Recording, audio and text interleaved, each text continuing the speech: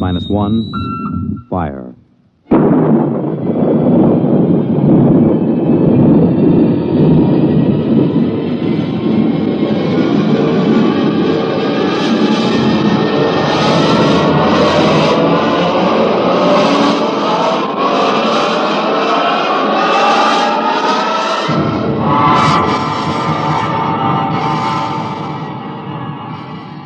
From the far horizons of the unknown come transcribed tales of new dimensions in time and space. These are stories of the future, adventures in which you'll live in a million, could be years, on 1,000 maybe worlds. The National Broadcasting Company, in cooperation with Galaxy Science Fiction Magazine, presents X minus 1.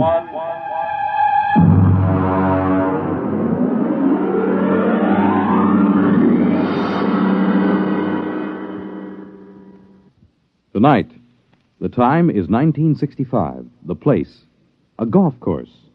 The story, open warfare.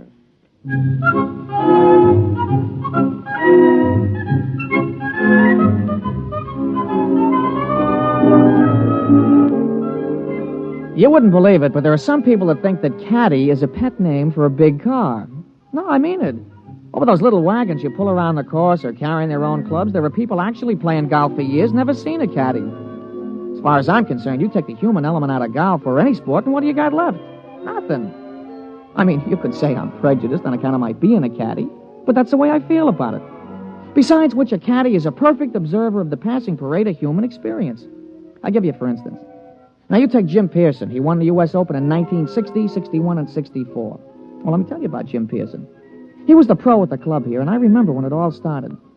He was out playing with Mr. Hatcher. That's Sam Hatcher. He couldn't break 90 if the ball had wings. And in the locker room, he looked like a sack of flour that had been set down hard. But he was loaded with money. Anyway, they were waiting for a foursome of dames who he shouldn't have been wearing slacks. When Hatcher turned to Jim, and with a real sweet smile, he lowered the boom. Jim, you're a good golfer. Thank you, Mr. Hatcher. You're a good golfer, even if you can't teach me anything. Oh, you're coming along fine, Mr. Hatcher. We've been good to you at the country club, haven't we? Oh, yes. I want you to do something for me. Yes, sir? Stay away from my daughter.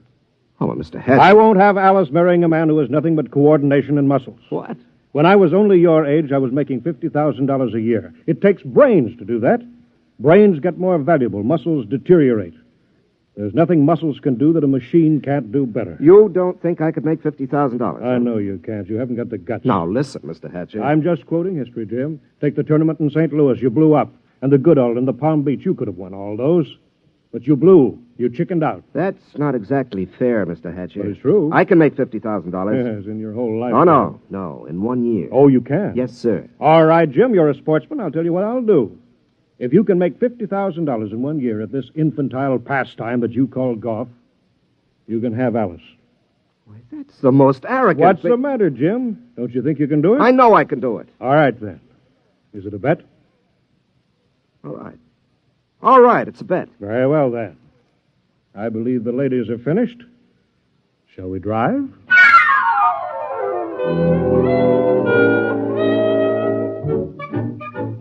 Naturally, old man Hatcher set a trap for him.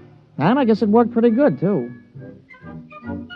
Jim knew I heard the whole thing, so he used to talk it over with me. Hey, you've been doing real good this season, Mr. Pearson. Sure.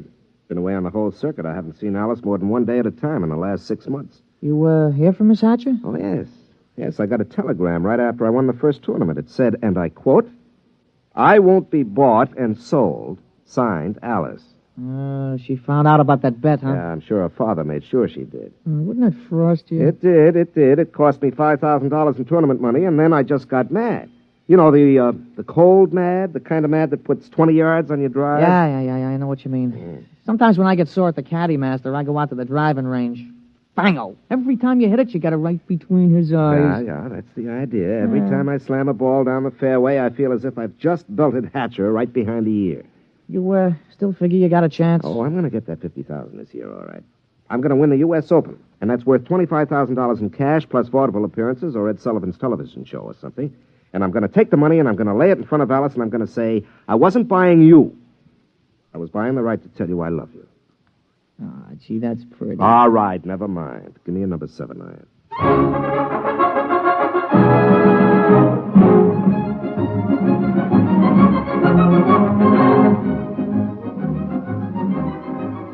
Jim Pearson sure was burning up the circuit. He came into the U.S. Open the man to watch. The day the tournament opened, Jimmy Cannon had in his column, "You are Jim Pearson, the hard luck boy with the velvet swing." It was real philosophical. All the sports writers picked him to win. And then Saul showed up. We was on a practice tee. Jim had been sharpening up his number 1 wood when all of a sudden the gallery took off like a batch of big birds. They were around another tee about 100 feet away. Jim knocked off, and the two of us strolled over. Hey, that's some swing. Who is that, Pete? I never seen him before. His name's Saul. That's some swing. Yeah, he's no amateur. I've never seen him on the pro circuit. Hey, Mr. Pearson, look at the caddy. 280 yards down there. That ain't what I mean. Look, he's got a ball bag in his hands. Now watch.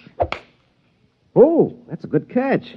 He caught that ball right in the bag. Mr. Pearson, that caddy didn't move that sack. That ball dropped right in 280 yards away.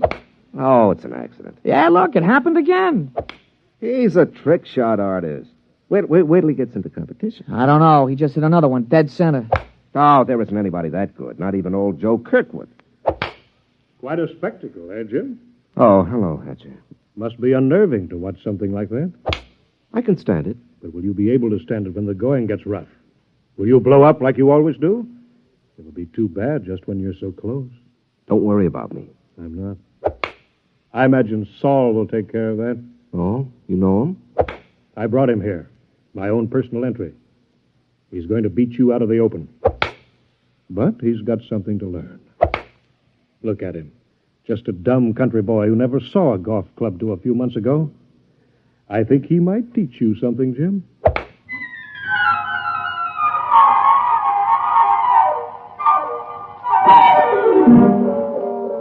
I could tell Jim was going to have a good day the minute he took his driver out of the bag. He took his practice swings, and they went around clean, grooved, and loose. Would have bet my shirt on him. As a matter of fact, I did. The crowd was sympathetic. They wanted to see him burn up the course. Well, Pete, we all ready? Yeah. What's this? New kind of golf ball? Oh, yeah, a young fella from the A.B. Wells Sporting Goods Company. He slipped me a fin to talk you into using these balls. Well, I don't know. They any good? Yeah, I figured. They guaranteed they had 20 yards to every drive. Well, I sure could use 20 yards. Well, he's going to come around to see you later. He wanted to sign you up for testimonials and advertising and things. You know, the golf ball used by Jim Pearson when he won the U.S. Open, that kind of thing. There's a lot of dough in it. Well, we'll give it a try. Let's tee up.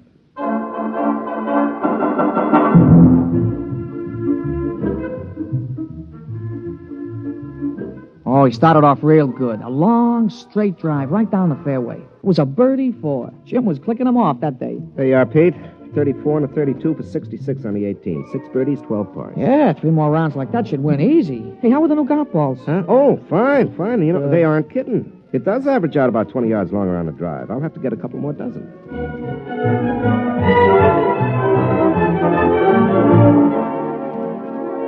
We went around and watched Jim's score being posted on the big board. Most of the field was still out, but he was ahead of the closest competitor by 3 strokes. Who's that? Oh, somebody coming down the 18th. It must be a hot round. Yeah, I'll be posting it in a minute. Ah, Saul. Hmm? Yeah, you see, there he is, walking through the crowd. Yeah. Well, here comes the secretary with the score. Hey, Mr. Pearson, look at it. 32 and 32, 64. 64? That's a new course record. Yeah, well, it's only the first round. New course record. Look at that. 3s and 4s, 3s and 4. He ain't over 4 for the whole day. What's the matter, Jim? You don't look well. 1 round is not a tournament. Well, comfort yourself while you can. Saul's just getting warmed up. He's that mythical thing, the perfect golfer. But he's dumb. No brains, Jim. No brains at all.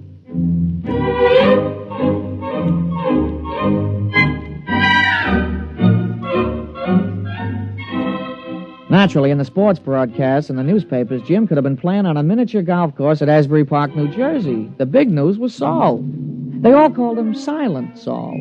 The odds the boys in the shower room played around with on Pearson took a dive, and you couldn't get even money for Saul. The next morning, Jim's gallery was pretty small. When he stepped up to the ball, there was a smattering of applause like a matinee just before they closed the show. But his drive was as straight as the day before and longer by about 20 yards on the average. Hey, that's a nice putt, Mr. Pearson. Yeah. Who's that?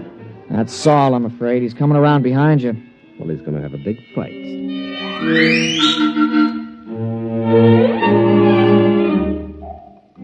Jim's second nine was a duplicate of the day before. Another 32. He equaled Saul's record-tying score of yesterday.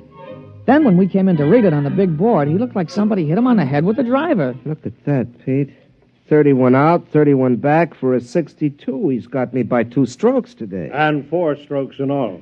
What do you got to say, Jim? Oh, nothing, Mr. Hatcher.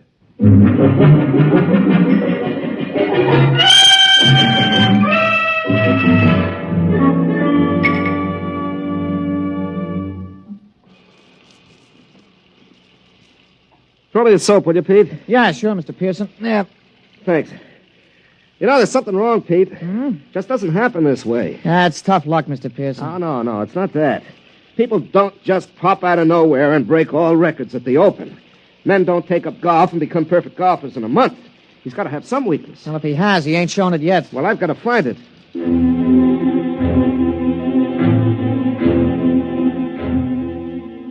Jim was out the next morning, and he came in with a classy 32. On the back nine, he slipped a stroke to 33. He was still 4 down. He shook off a couple of reporters who were trying to egg him into a feud with this Saul, and the two of us just hung around in the crowd watching Silent Saul. His first drive went a clean 300 yards down the fairway, straight as a ruler. Pete, there's something about his swing. There's something about it. I've seen it before. Oh, you never saw that Silent Saul before, Mr. Pearson. Still, there's something about his swing.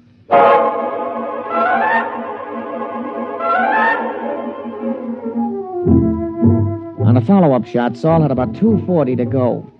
He took a club from his bag and took a few wiggling gestures, set his driver behind the ball, and swung. Pete? Did you see that swing? Those wiggles? Yeah, well, a lot of guys do that. Yeah, but it's unnecessary. I mean, you don't have to make those wiggles before you address the ball. Yeah, sure, and you don't have to spit 3 times every time you got a tough putt, but you do. But there's still something strange about him. Everything about him is perfection, except those wiggles. And he doesn't talk. Look at him putting. Just look at him. Mm-hmm. That could be Todd Winters, couldn't it? Yeah, he does look something like Winters. Yeah, when he putts. But that iron shot, who wiggles like that? Who does those wiggles? George Potter. Yeah, I guess he does. Yeah, and the approach shot, Pete.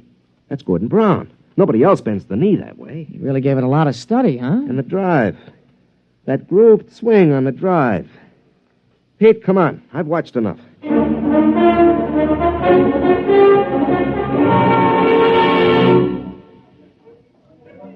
Ah, Pearson, a 63, I see. You're 6 strokes behind with 1 round to go. You want to give up now? I don't think I will. I think we'd better talk about it privately. Oh, that won't be necessary. Well, it doesn't matter to me, but I know that Saul is a robot. So you think he's a robot? Isn't he? Of course he is. How does it feel to be beaten at your own game by a mindless machine? Oh, you haven't won yet. The golf ball takes some funny bounces. How did you find out about Saul? Oh, Saul is a lot of things, but none of them is Saul. He's Todd Winters, George Potter, Gordon Brown, and his drive, that's me. You copied it after me. Take us away and there's nothing left. Tell me, how'd you do it? Money can do anything. All it needs is a purpose. We've been working on colloidal brains up at our place. Our new miniature atomic power plant is ideal. You throw in some sensory mechanisms, some relays, feed in analysis of a slow-motion pictorial study. And you have a golf machine. Must have cost hundreds of thousands of dollars. Closer to $1 million. $1 million? $1 million to keep me from winning $25,000? Don't you think that's unfair? Unfair? You listen to me. Nothing is unfair that doesn't break the rules. And the only rule worth remembering is this, that the best man always wins. You mean the best machine? A machine is only an extension of a man, like your golf club. I don't happen to be endowed with golfing muscles and responses. You do. Those in your golf clubs let you hit a ball farther and straighter than anybody else. Saul lets me hit a ball farther and straighter than you do. It's as simple as that. No, wait a minute. That wasn't the bet. The bet was that I couldn't make $50,000 in a year. Maybe it was your bet. It wasn't mine. I bet that I could beat you at your own game. I don't think that you're good enough for Alice. You're not smart enough, not man enough.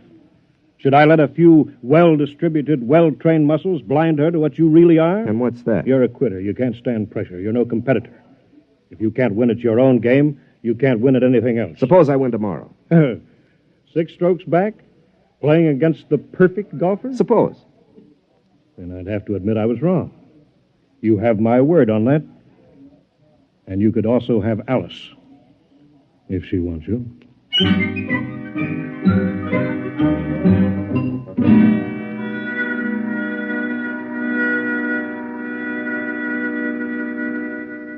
Somewhere, Saul must have an Achilles heel. Pete, the prime fact about man is his adaptability. Yeah, sure.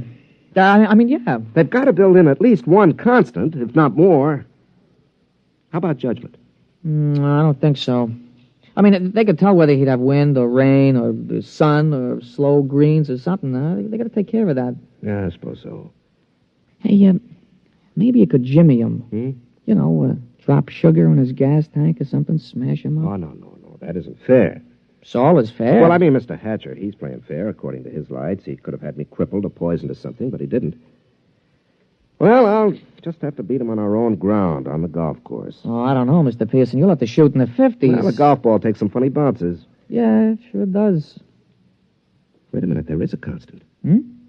Listen, Pete, you know Saul's caddy? Yeah, I know him. An illiterate type of guy, yeah. Could he use $10 or maybe 20 or 50? He's a caddy, isn't he? All right. Pete, I want you to talk to him. You'll do better than I can.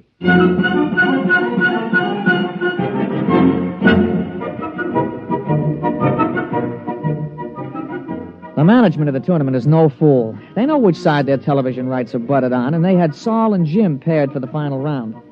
Jim's drive took a tail-end hook. It dived into the rough behind a clump of trees. It wasn't a very happy start.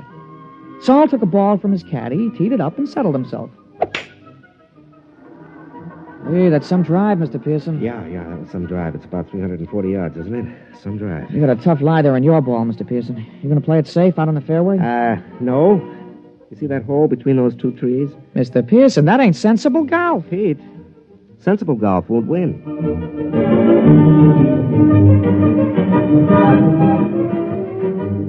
Well, he made it. The ball went through the opening and rolled to a stop just in front of the green. Saul's easy 4-iron shot was dead on the pin all the way. But it hit the back edge of the green and hopped into the rough. Jim took an easy putt for a birdie, and Saul's recovery was long, and 2 putts gave him a par. Well, that's one of the strokes I need. And that's the way it went. Jim's game sparkled, and Saul's game kept finding trouble. For the first 9, Jim came in with a scorching 30, while Saul came in with a 33. Kept on like that. Saul kept overshooting the green. They came into the 18th hole with Saul still 2 strokes up. Now, look, don't you worry, Mr. Pearson. You're going to tie him for sure. Oh, that's no good, Pete. By tomorrow, his game will be on again perfectly. Jim's drive sliced behind a fringe of trees. He had to shoot blind. He made it on the green, about 25 feet from the cup. Okay, Pete. This is it. Saul's in for a 5. Don't you worry, Mr. Pearson. Don't you worry. Okay, I won't. He lined it up. He studied the green. He noted the slope and the lay of the grass, and then he stroked the ball. We did it, Mr. Pearson, we did it! You're the new U.S. Open champion!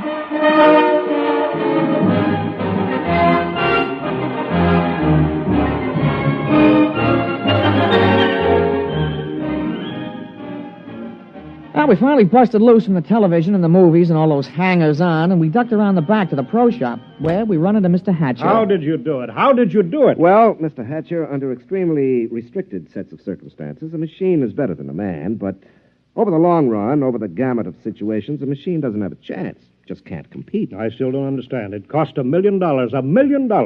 Here, have a souvenir. You can take this golf ball. No. Look at it.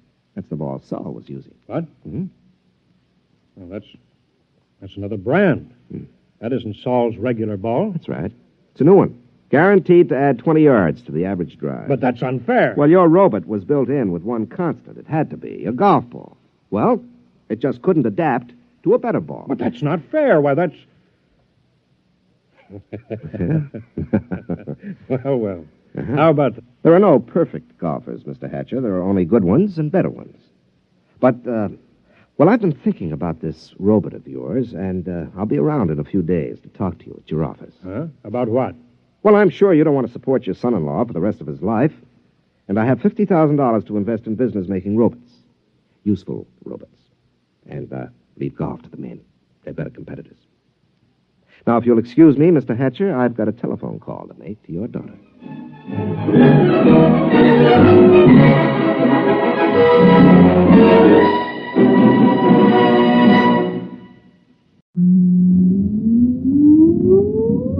Countdown for blast off. X minus 5, 4, 3, 2, X minus 1, fire.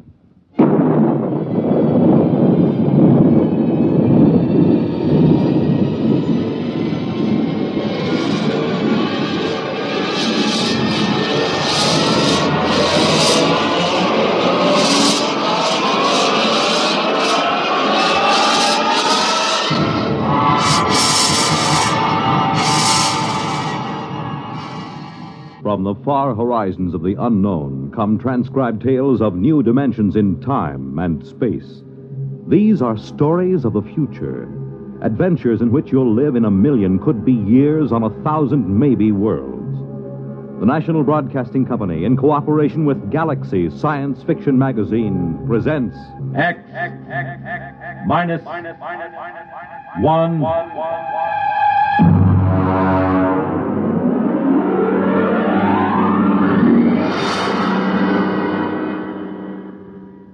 Tonight, The Girls from Earth by Frank M. Robinson.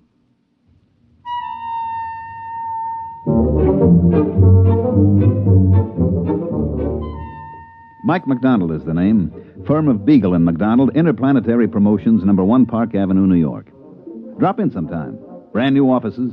Had them decorated by one of the biggest guys in the business. You know, it's hard to believe that only 6 months ago, me and Charlie Beagle, my associate, were stranded in a one-tank mining town on Mars. Let me tell you about it. Here comes the waiter. Play it cool. Yeah, but we got no dough. Play it cool, I said. Gentlemen, I'll have the sirloin. one sirloin. Earth or Martian? Well, what's the difference? Well, the Earth sirloin's from genuine steers, $24 a pound. The Martian sirloin's from a domestic sloofer, $2. Charlie, you ever tasted sloofer? We'll have the domestic. Very good. A beverage? Johnny coffee? We ran out of coffee in 1997. Haven't been able to get any. Try the muggle juice. Muggle juice? It's a Martian vegetable. Has a pleasant narcotic effect. You better make it whiskey. Whiskey? That we got. Fine. My friend will have the same. Yes, sir. Mike, would you mind telling me how we're going to pay for this sloofer steak? Relax. I'm thinking. And even more important, how are we going to get out of this burg? Charlie, what we need is a mark. A mark? A sucker. And if I'm not mistaken, this little guy with the glasses coming in now is just what we're looking for. Pardon me, sir.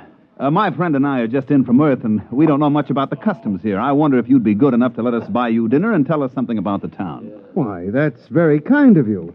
You needn't buy me dinner, though. After all, you're the guests here. Well, that's very nice of you. Do join us. Thank you.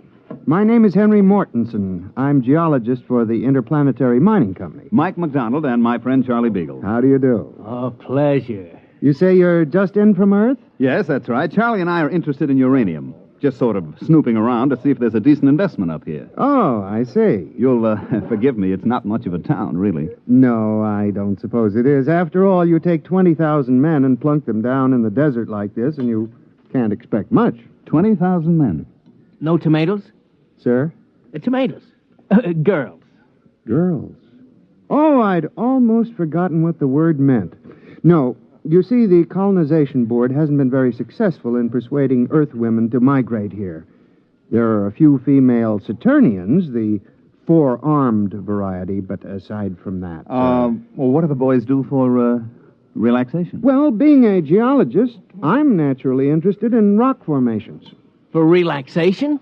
A great many of the men indulge in gambling, and of course there are limp phrases every glib day. Glib day? We have a 9-day week here on Mars. Oh. Tell me, Mr. Mortensen. Henry. Tell me, Henry, don't the boys get lonesome for the sight of a woman? Well, it is a problem. The men sign up for 9-year hitches. Most of them have forgotten what a woman looks like. Mm-hmm. Do most of these men plan to stay here? I suppose if they had families, they might. The pay is good, and I suspect most of them had their reasons for leaving Earth. I see. Well, how about yourself? Suppose you found the right woman, which in this case would be just about any woman. Oh, I'm very particular. Oh, I mean any woman who met your rigid specifications. Would you stay? You mean get married? Yeah, that's the bit. Well, Well, of course, it's out of the question. No woman has ever showed the slightest interest in me. Well, suppose one agreed to marry you in advance, and she met all your specifications. Well, I've always wanted a family. Yes, I suppose I'd marry. That's very admirable. Very, very admirable. Here's the waiter with our dinner. Slooper steak, gentlemen. Good luck with it.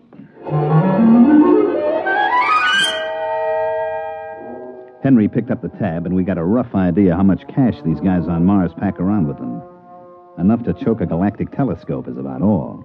We thanked the little guy and sat around until he left. Then I went to work. Okay, what do we do now? Charlie, we get to work. What work? Oh, card game, maybe? Listen, these guys been playing cards for 15 years now. We wouldn't have a prayer. I got an idea. So give. You still got that Earth magazine, the one with the Hollywood starlet on the cover? Yeah, in my suitcase. Good, I want it. What for? To make our poster advertisement, that's what's for. Poster? Look, Charlie, just picture this. A big poster with that starlet on it, twice as big as life.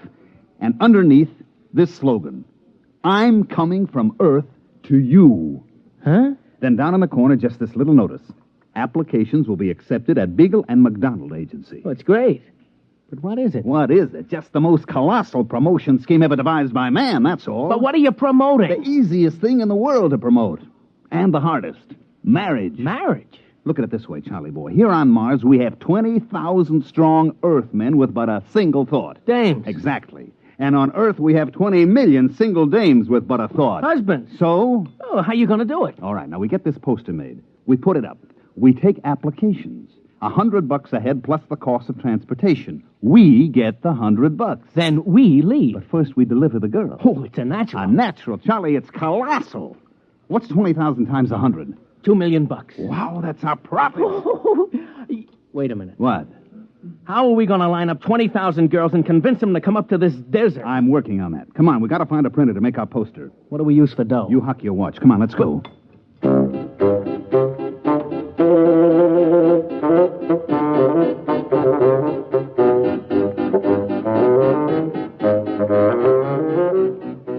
We got the poster made, and it is a beaut.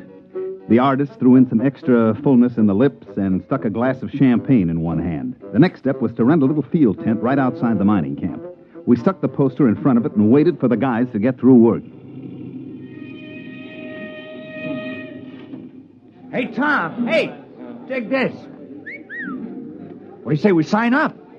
What for? Well, whatever they're selling inside. Oh, I don't know. Well, come on. What do we got to lose? You gentlemen interested in matrimony? Marriage? That's what we're selling, boys. To her? Or anybody your heart desires. Just step inside, fill out the specification chart, pay your fee, and we deliver. On the level? On the level. Well, what do you say, Tom? It's worth a gamble. Right this way, gentlemen. Mr. Beagle will take care of you. No sooner said than done, gentlemen. Step right this way and live.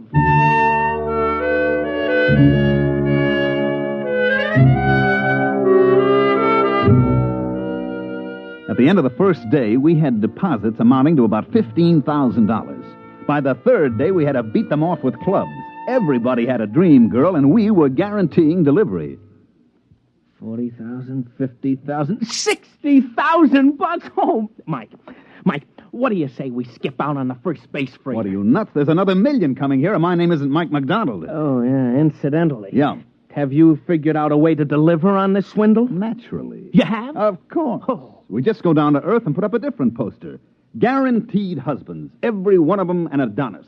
What happens when they arrive? We get lynched? Look, while these ladies are en route to Mars, you and me are en route to Earth. Get it? Check.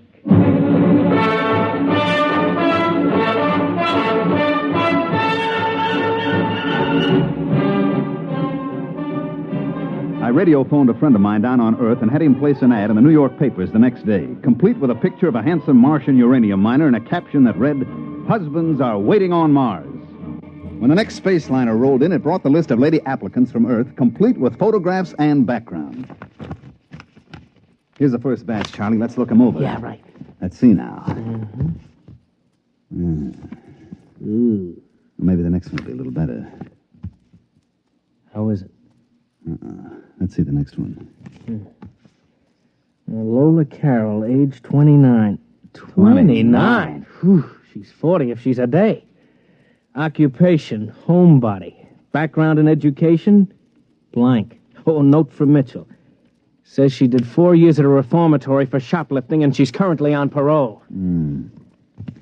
Let's see this one. Wanda Baker, age 35, occupation gymnastic instructor, State College. Note says she was picked up for loitering and fined on 17 different occasions. Oh, brother.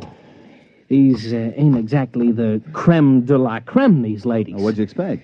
It ain't what I expect, Mike. It's what the boys in the mining camp expect. $100 fee plus $2,500 for transportation. That ain't hay. Wait a minute. I got an idea. I'm waiting. First, we get rid of all these pictures, see?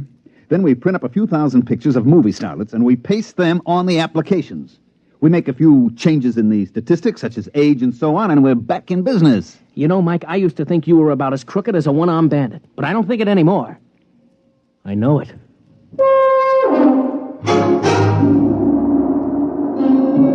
So we spent the next few nights pasting up pictures and changing age 38 to age 28 and so on. It was easy. Then we called in the applicants from the mining camp and gave each one the dope sheet on his prospective bride. Hey, Bill. Hey, look at mine. Lola Carroll, age 29. Boy. Mine's named Wanda Baker. She's 25. Well, you dig this picture? She's almost... What's wrong? Mine looks exactly like yours. What? Let me see. Take a look at those two pictures. You're right. Wait a minute. Hey, Mr. Mortensen. Yes? Take a look at this. Both alike. Most peculiar. Particularly peculiar since, well, mine looks like yours, too. You put in for a wife? Why not? Miranda Potts, age 25. A former lady wrestling coach. But the pictures puzzle me. I think maybe these guys are trying to pull a fast one. You may be right at that. Come, gentlemen, let's pay a visit to our benefactors, Mr. McDonald and Mr. Beagle. At the precise moment that Henry Mortensen and his two aggressive companions decided to drop in on myself and Charlie Beagle, we were in the process of tying our money into small bundles and placing it in suitcases, which also contained our clothes and tickets for the next rocket to Earth. It was very embarrassing. Oh, yes, gentlemen? We would like a word with you, Mr. McDonald. Well, Mr. Beagle and I are a little busy. I'm afraid it'll have to wait. Well, what seems to be the problem? Just the three of us have the picture of the same girl clipped to our applications.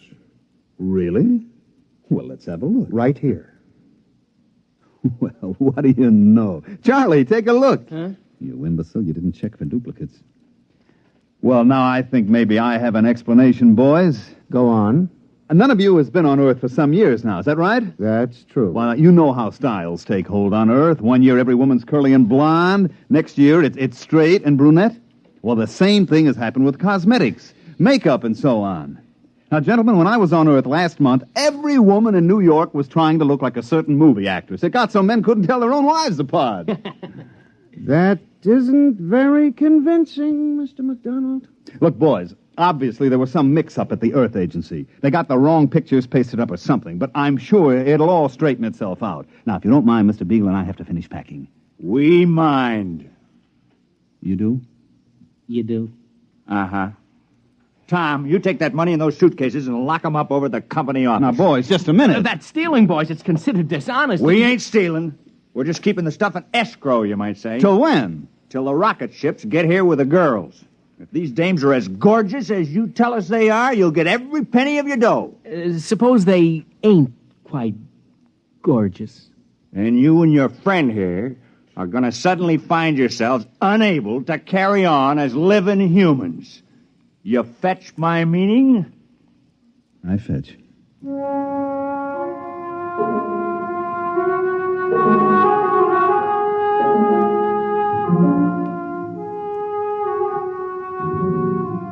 Well, this caused a small dilemma in me and my partner, Beagle. The problem was easy to state.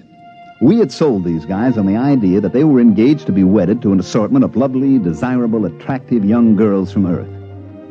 The contingent from Earth, on the other hand, was made up mainly of frustrated, lonely women and a goodly portion of female criminal types. The problem was how to convince these boys that they were not getting cheated. That's enough, Charlie. Now, the problem is how to convince everybody that he ain't getting cheated, right? Oh, you're a master of summing up a problem. Now how about solving it? Yes, give me some time. Look, the rocket fleet from Earth arrives here tomorrow morning at 9 o'clock. 20,000 very strong miners will be assembled at the rocket port waiting. True. So? Pour me a little more of that muggle juice. No. Muggle juice. We could get them all drunk on muggle juice, mass hypnotize them. I'm dreaming. So what do we do? I could make a speech, appeal to their better selves, say these poor, unfortunate women need love and affection, something they've never had. Uh-huh. How about makeup? Maybe we could hire a cosmetic man to make them up to look like the pictures. Sure. Or we could say that it's all a big mistake. We got the wrong shipment. Or we could kill ourselves. No need for that, Charlie. That's going to be done for us. Yeah, that's what I figure. Well, it's been a short life and a merry one. Drink up, Charlie. For tomorrow we die.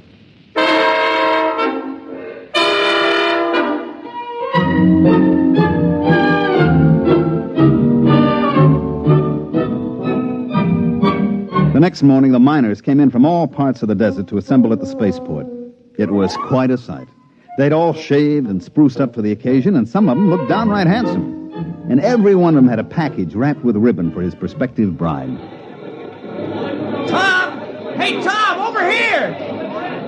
Hi. Some excitement, huh?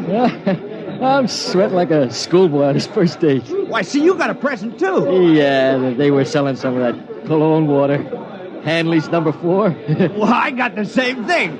Boy, this whole planet is going to smell like Hanley's number 4. Is my tie on straight? It's been 8 years since I tied a tie. That's pretty good.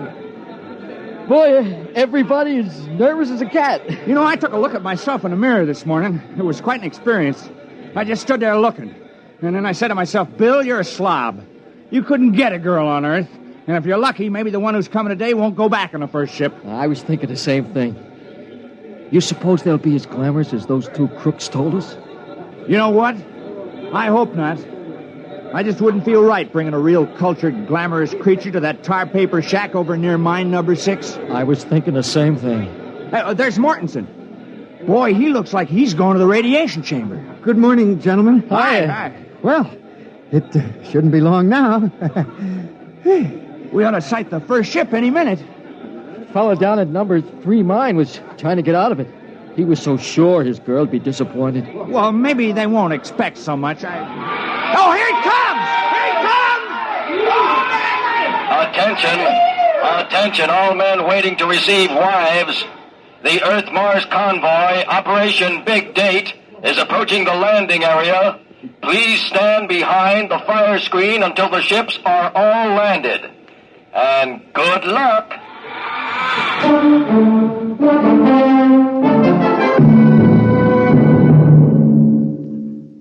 During all this, Charlie Beagle and I were more or less under guard back at our office. I say more or less because there were 6 miners with loaded guns sitting practically on top of us. In the distance, we could hear the rockets come blasting in for a landing. And then everything got very quiet. And we knew the girls were coming off the ships. What do you suppose is happening? Well, it's pretty quiet, Charlie. I guess the girls are coming off. Yeah, I don't hear no sounds of rejoicing. Now, just take it easy. You suppose they'll hang us or shoot us? Now, relax. Relax, he says, but... Oh, here comes a Jeep with Uncle Henry in it. Is he alone? Uh-huh. Well, so long, Charlie. Gentlemen? Now, look, Mr. Mortensen, this can all be explained. There was an error and the wrong girls got shot. Don't try to explain it, McDonald. But you can't just kill us without even a trial. I mean, it isn't just. Who said anything about killing you? We're throwing a banquet tonight, and we want you and Mr. Beagle as guests of honor. As what? Guests of honor. You mean the girls were okay? Okay, they're lovely. The nicest thing about them, of course, is that they don't expect much. They seem to accept us with all our faults and all the shabbiness and ugliness of the life on Mars. There isn't a one of them who turned up her nose at the place, They seem thankful just to be here. And the guys, they all feel okay about it? Okay, they're like a bunch of kids. There isn't a one of them who wasn't scared breathless that he'd have some sophisticated glamour girl on his hands. No, sir. These are down-to-earth women who had it tough on Earth, and they figure to find some happiness here if it's humanly possible. Yeah, but how did the boys like the way they shape up? Charlie. I mean, there might be some that seemed a little older than the applications. You know how clerical errors can be made. Well, gentlemen, when you've been living on Mars for 15 years without having seen even a single Earth woman, you kind of lose the standards that Hollywood sets for us. As far as I and the other men are concerned, they're gorgeous.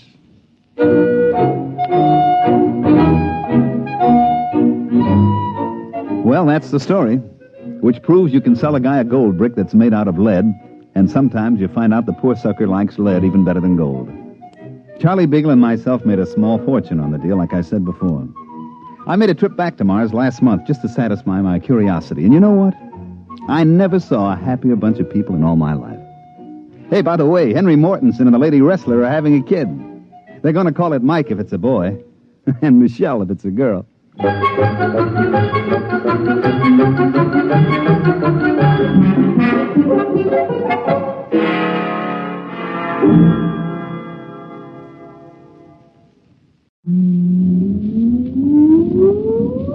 Countdown for blast off. X minus 5, 4, 3, 2, X minus 1, fire.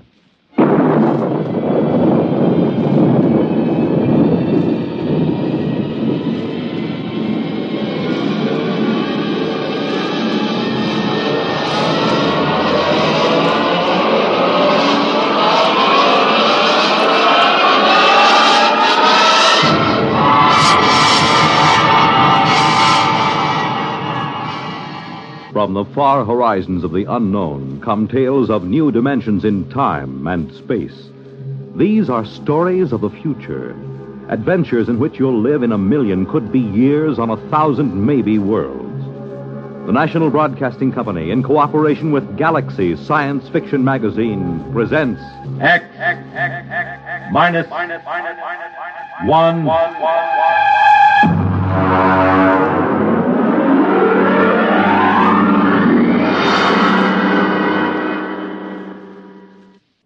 Tonight, the time is the late 1960s. The place, Washington, D.C. The story, Honeymoon in Hell.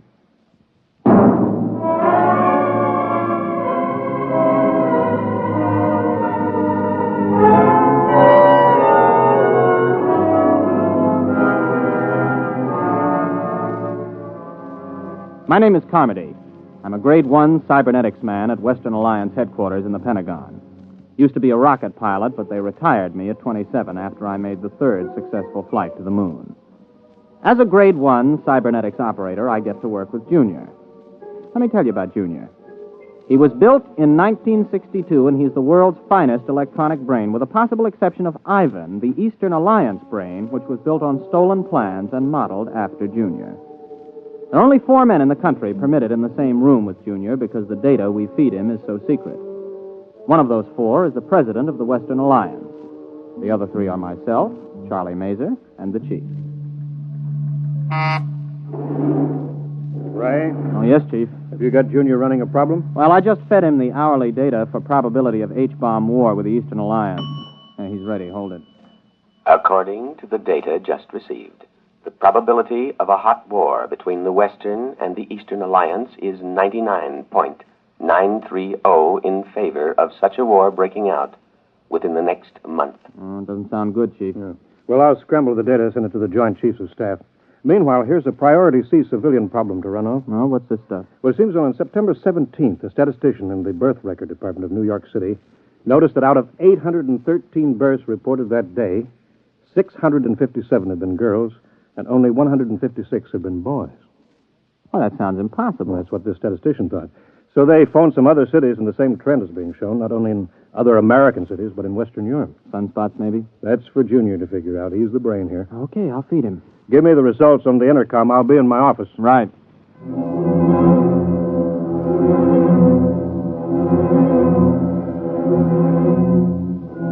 I didn't really pay much attention to the problem at the time. As a grade 1 operative, I was more interested in asking Junior questions on security, ballistics, missiles, rocketry, and so on. The Eastern Alliance would undoubtedly have traded 3 puppet governments and the tomb of Lenin to have an agent as a grade 1 operative.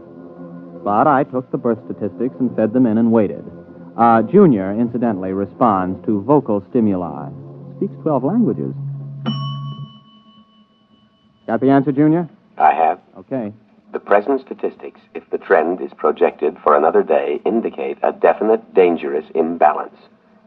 If the trend is irreversible, unless new methods of reproduction are developed, the population of the United States and Western Europe will die out in 1 1/2 generations.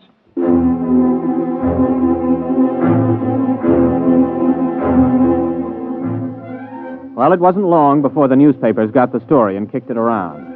People in governments really started to worry now. Biologists and laboratories made it their number 1 project. On September 29th, only 41 boys were born in the entire United States. During the month of October, in spite of all the work going on, not a single male child was born anywhere in the world, with the exception of 1 in Outer Mongolia and 1 in Alaska. November drew another blank. I was working 18 hours a day, feeding every available scrap of data to Junior. Data insufficient for answer to your question. Well, here's the latest. A new analysis of chromosome structure indicates the presence of an additional electron in the orbit of the Y atoms for carbon chain X. Now try again. The question is, what is causing the lack of male births? Anything new, Ray? No, not yet. Hold it. Data insufficient. Well, that's it. We've fed Junior every scrap of information that every physicist, geneticist, chemist, and biologist in this half of the world knows, and all he does is say data insufficient. Yeah, well, the operator who had him last night didn't do any better. Any more information on the Eastern Alliance? Have they made any progress? No, but at least the talk of a hot war is dying down. Well, they're still working on a space station, aren't they? Oh, yes, we're both going ahead with that. But, well, this seems to be a common problem now. You know, in spite of hydrogen bombs and ICBMs, people don't really expect the whole race to die out from a war. But the complete lack of male children, now that's something that every family can understand. Has anybody thought of the possibility of some kind of radiation from outer space that's damaging the chromosomes, something our instruments can't detect? Everybody's thought of it. Nobody's proved anything. Well, keep trying, Junior. Maybe he'll come up with something. Okay. Junior, I'm ashamed of you. Answer me. Information recorded. Look, you're a whiz on rocket fuels and space orbits, but when it comes to women, you're a total bust, just like me. I don't understand them and never will. Information recorded. Now, you've convinced us that if we use the H-bombs in total war, both sides will lose, and we know that your counterpart in Moscow University has given the same information to the Eastern Alliance. That you can figure out. But women, you can't have genetics without women, right? No. Well, you know that much. What about that blonde at the party last night, huh? What about her? The question is inadequately worded. Please clarify. Should I see her again? No. What? You haven't even got any data on her. Why shouldn't I see her again? Answer, please. Because tomorrow you are going to be married.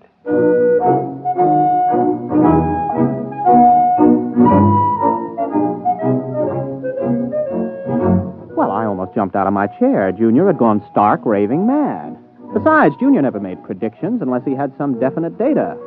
There wasn't a woman on Earth I had the slightest interest in marrying. I was a confirmed bachelor. So, unless somebody else had been feeding phony data into Junior, which was almost impossible since he already had enough data to check any flaw, well, I figured he'd blown a transistor. Come in. Oh, Chief, I was just going to tell you Oh. Ray Carmody, this is the president of the Western Alliance. Captain Carmody, Mr. President. Glad to meet you, Captain. Oh, I'm very honored, sir. The president came here specifically to talk to you, Ray. To me? Captain Carmody, you have been chosen to have the opportunity to volunteer for a mission of extreme importance. Now, there's much danger, but not as much as on your previous trip to the moon. Previous trip, sir? And this involves another? The flight to the moon, Captain, will be the least important part of your mission. What's at stake here is the survival of the human race. Chief, perhaps you'd better explain the rest. Mm-hmm. Well, you know the problem, Ray. Last night when Mitchell was on, we fed Junior some new data, and we asked some new questions. For example, we asked if the lack of male birth could be due to some extraterrestrial enemies of man. Well, Martians? Possibly. We established that it's possible that Martians have landed somewhere on Earth and set up radiation that causes all children to be females. Junior said it was possible? Definitely. So we asked him the next question. How could we correct such a situation? Mm-hmm. What did he say? Junior suggested that a married couple spend a honeymoon on the moon and see if circumstances are different. Oh, I see. You want me to pilot them there? Well, not exactly, Captain. Oh, good grief. You mean you want me to... Well, Junior wasn't crazy after all. You asked Junior? He said I was getting married, but... Well, how do you know it was me they'd pick? He was asked the qualifications for the bridegroom. He recommended a rocket pilot who had already made the trip successfully. Well, there are 4 other pilots who've made that trip. You're the only single one. And since the woman must be a qualified pilot also, and none of the wives are pilots, well... I assume I'm going to be married before we leave. Well, naturally. Oh. And, just how long do we stay on the moon? Until a child is conceived. Brother. Well, Captain, do you volunteer? I suppose so. Well, wait a minute. Who's the other pilot? I mean, the girl. She was flown in by fast rocket an hour ago and is waiting in Chief Reba's office. Now, shall we go?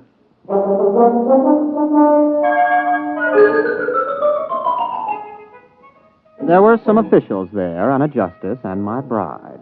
She was small, dark, slender, and very attractive. I was so busy looking at the way she filled out her uniform in just the right places that I almost overlooked the fact that she was dressed like an Eastern Alliance pilot. Captain Ray Comedy, may I present Lieutenant Anya Borisovna? You mean this is... an enemy pilot? Pleased to meet you, Captain. Yes, I'm pleased to meet you. Mr. President, Captain, this marriage is being done on an international basis for important diplomatic reasons. Both alliances have been advised by their cybernetic machine that the experiment, if it is to benefit humanity, must bring all the major powers together. Miss Borisovna is 24, an experienced rocket pilot like yourself, and quite attractive, if I do say so myself. Thank you, Mr. President. Now, if you're both ready, the Chief Justice of the Supreme Court will perform the ceremony. Well, there's just one thing, Mr. President. Miss Borisovna, would you marry me? Yes. And, you may call me Anya. Okay. Mr. President, we're ready.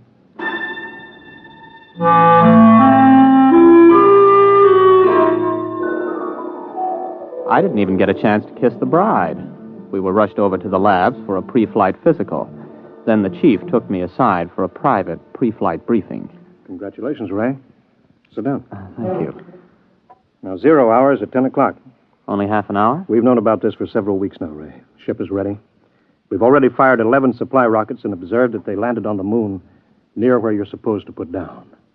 One of them contains a heat-proof, airtight, collapsible shelter where you'll live. Uh-huh. Oh, what's the ship like? R-26, much better than the R-24 that you flew there. Last time, Ray, you took 4.5 Gs for 7 minutes. This time you'll get by with 3 Gs and have 12 minutes to accelerate to Brennschluss.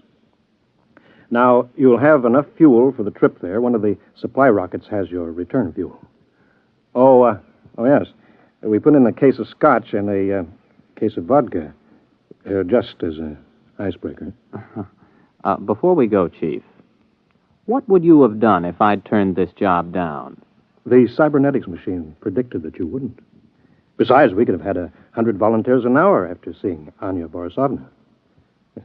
That gal was moonbait. Careful. You're speaking of my wife.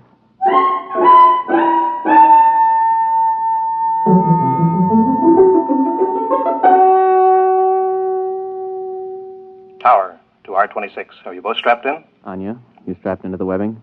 Yes. Okay, Chief. The time is X-15. I have a message from the President.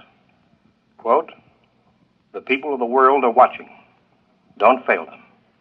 I have messages from the Soviets, the Chinese, the British, the Indians, all wishing you well. You are the hope of mankind, and all mankind unites as it has never before united in giving you its blessings. We await your return anxiously." Unquote. X-5, 4, 3, 2, X-1. Blast off.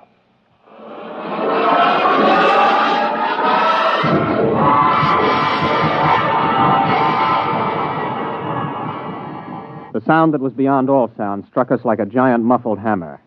It built up until we weighed 480 pounds, pressed flat against the webbing. Sound and pressure went on and on interminably. Then we reached Brenchless, free of the pull of Earth. I blacked out. When I came to, a lovely face was bent over mine, 2 dark eyes smiling at me. Are you all right, Ray? Oh, yeah. Are we weightless? Yes. I shut off the fuel. We won't need it until we land. Oh, thanks. If you would teach me, I could help you land the ship. Oh, I've never been to the moon. Well, sure. Just slide over here to the control panel. All right. Like this? Oh, that's fine. We've got about 4 hours Earth time to get acquainted. Have you known many women? A few.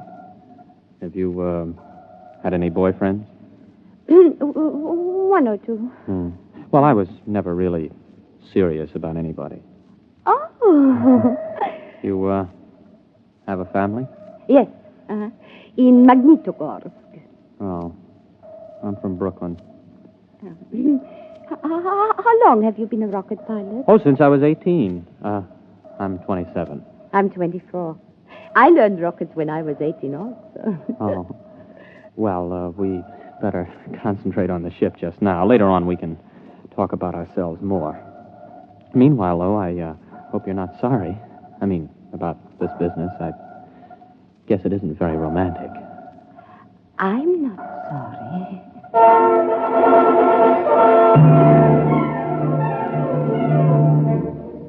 We made a good landing. It didn't knock either of us unconscious. Then we got into our spacesuits and got out of the rocket. Some of the supply rockets were lying within a quarter mile. There were 6 eastern rockets and 3 westerns. About 800 yards away, though, there was a big supply rocket we couldn't identify. It looked different from the others, and neither of us could identify it as an eastern or western design we were familiar with. I pointed to it, and we headed there. You recognize that supply rocket? No, I was not briefed on anybody's standard still in the shape. Well, it must be something the chiefs of staff sent up as a surprise for us. I figured about 50 feet long, but you can't see the rocket tubes. It might be a payload from a stepped rocket assembly. Uh-huh. Well, there's a door on the side, anyway, you see? The top of that ramp. Oh, yes. Maybe we ought to observe it a while before we go in. Oh, nonsense. Come on. Ray! Yes? Ray, I'm frightened. There's something wrong with this. Only one way to find out, Anya. Let's go. Well, there's some kind of lock on this door. Let's see if it opens. Wow. That was easy. It's lighted inside. Come on. Maybe they sent us a surprise cottage for the honeymoon. Special delivery to the moon.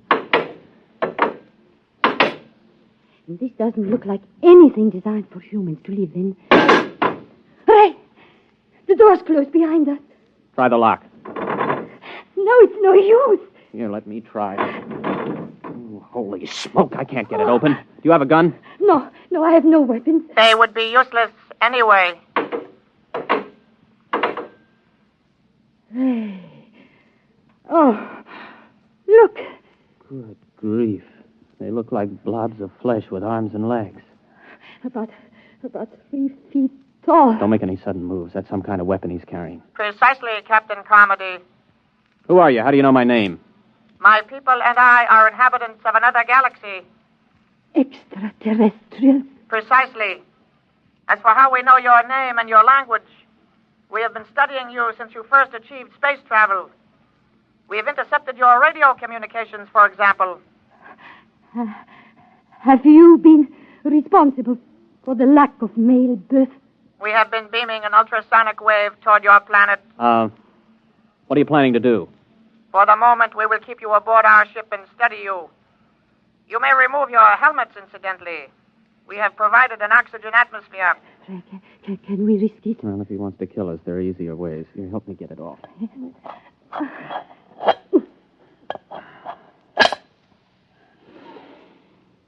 Well, it breathes pretty good. Keep your helmet with you. You may make yourselves comfortable. We will bring you food and liquid from your supply rockets. Do not attempt to escape, please. It could be most unpleasant.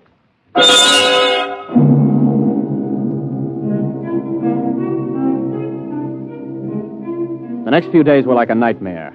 The blobs left us to ourselves except to feed us. Of course, it had its funny side, too. The creatures knew we needed liquid, but they couldn't distinguish between water and whiskey. For the first 2 days, we had nothing but whiskey to drink. For obvious reasons, I don't remember much about it, but we did begin to sing to each other. We also got to know and like each other. I got to learn some Eastern songs. On the third day, the jugs were water jugs, and we sobered up. Oh, what a hangover. You were singing magnificently. Oh, well, you weren't so bad yourself. How long was I asleep? About 8 hours. Ray, while you were passed out, I discovered how we can escape. What? I've been studying the blobs. They seem to have a 5-hour sleep period when there is no sound in a ship. I've tried banging on the wall with my helmet during that period, but apparently they're almost completely unconscious during our... 5 hours sleep. That means a planet with approximately a 20-hour rotation. The Joint Chiefs will want to know that if we get back. And more important, we're much stronger physically than they are. I can actually bend the metal of the door lock. Well, now, what are we waiting for? Let's put on our helmets and get out of here. Are they in the sleep period? Yes, for about 3 hours. Ray, do you think we can risk it? We don't have much choice. I'll go ahead. If we get out of this ship, you run for our rocket and start to refuel. I'll keep an eye on the blobs. All right, but Ray, please be careful. Don't worry. Before you put on your space helmet... Yes? You realize I've never even kissed the bride? Yes. Oh, Ray. Good luck, Mrs. Carmody.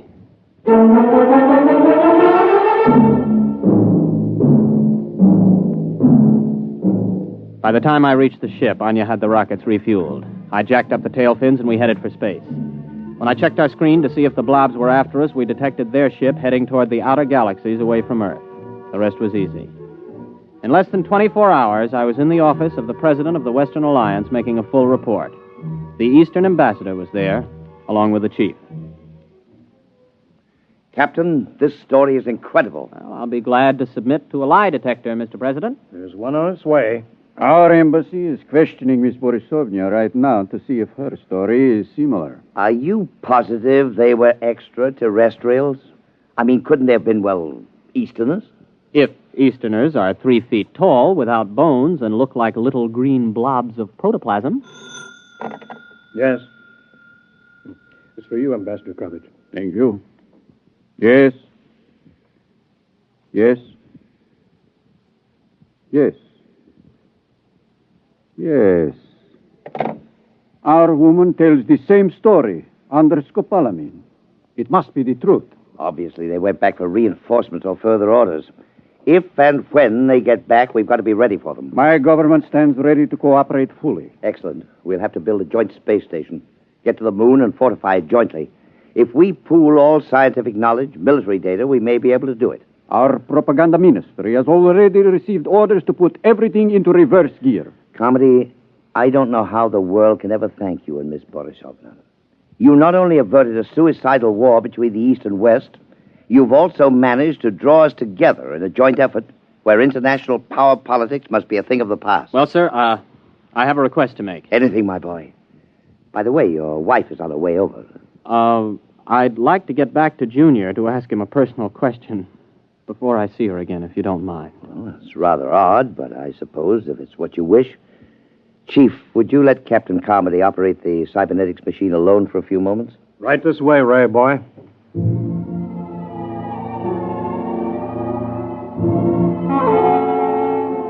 I waited until I was alone with the big cybernetics machine. One green dial glowed malevolently as if the instrument was aware of my presence. I opened the input channel and spoke. Hello, Junior. This is your old friend Ray. Give an appropriate answer. Hello, Ray.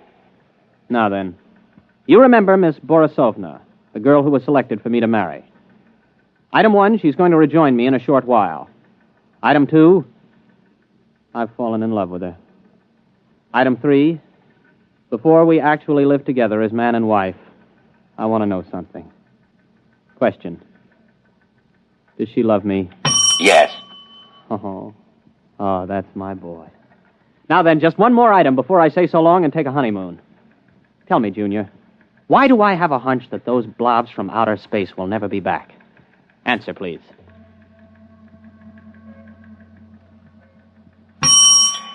Because what you call a hunch comes from your own unconscious mind. Your unconscious mind knows that the extraterrestrials do not, and never did, exist. What? Do you wish the answer repeated? I wish you to tell me why I saw them, why Anya saw them. Neither of you saw them. Amplify that answer, Junior, or I'll smash every tube in your memory bank.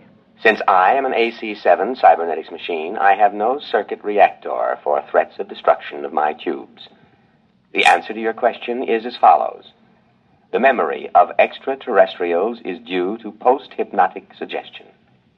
You mean I was hypnotized to find those blobs on the moon? Correct. And just who hypnotized me? I did. I hypnotized you. Oh. And Anya? A similar AC-7 cybernetics machine located at the University of Moscow. Would you explain why? Cybernetics machines are constructed to help humanity. A major war, the disastrous results of which I could accurately calculate, was inevitable unless forestalled.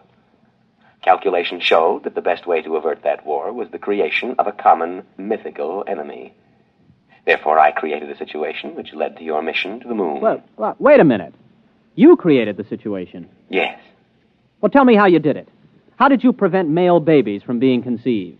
A special modification of radio carrier wave for station JVT here in Washington, D.C., the only 24-hour-a-day radio station in the United States. The modification is not detectable by any instrument known to man at present. Well, how could you do that? You can't leave here. 1 year ago, you yourself fed me a problem. The design of a new cathode tube for radio station JVT. I modified the tube to send out a wave that would prevent male children from being conceived. So all we have to do is eliminate that tube. It will not be necessary. The tube was designed to burn out exactly 15 minutes ago. And the same thing happened in the Eastern Alliance? Precisely. 2 properly constructed machines will always arrive at the same answer to the same problem. Oh, Junior, I gotta hand it to you. But why let me in on it? It is to the interests of humanity to know the truth. It is to your own interests. And you will tell no one because of the type of individual you are. Mankind will work together now to reach the stars. One last question, Junior. If Anya and I were just hypnotized to think all of that was happening up on the moon, what really did happen up there? I waited a while, but Junior was silent. It's the first time he ever pulled anything like that. However, I'll swear that I saw that green eye of his wink at me.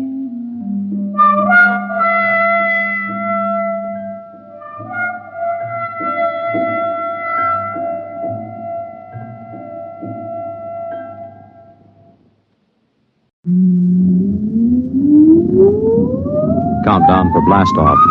X minus 5, 4, 3, 2, X minus 1, fire.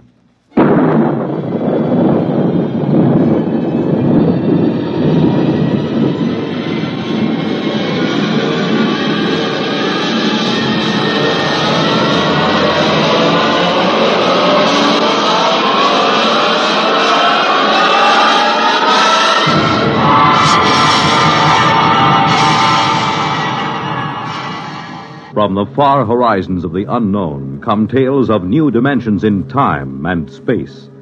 These are stories of the future, adventures in which you'll live in a million could-be years on 1,000 maybe worlds.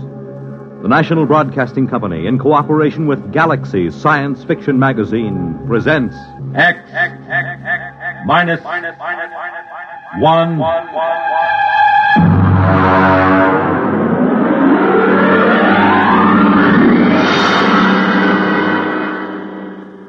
Tonight, The Reluctant Heroes by Frank M. Robinson.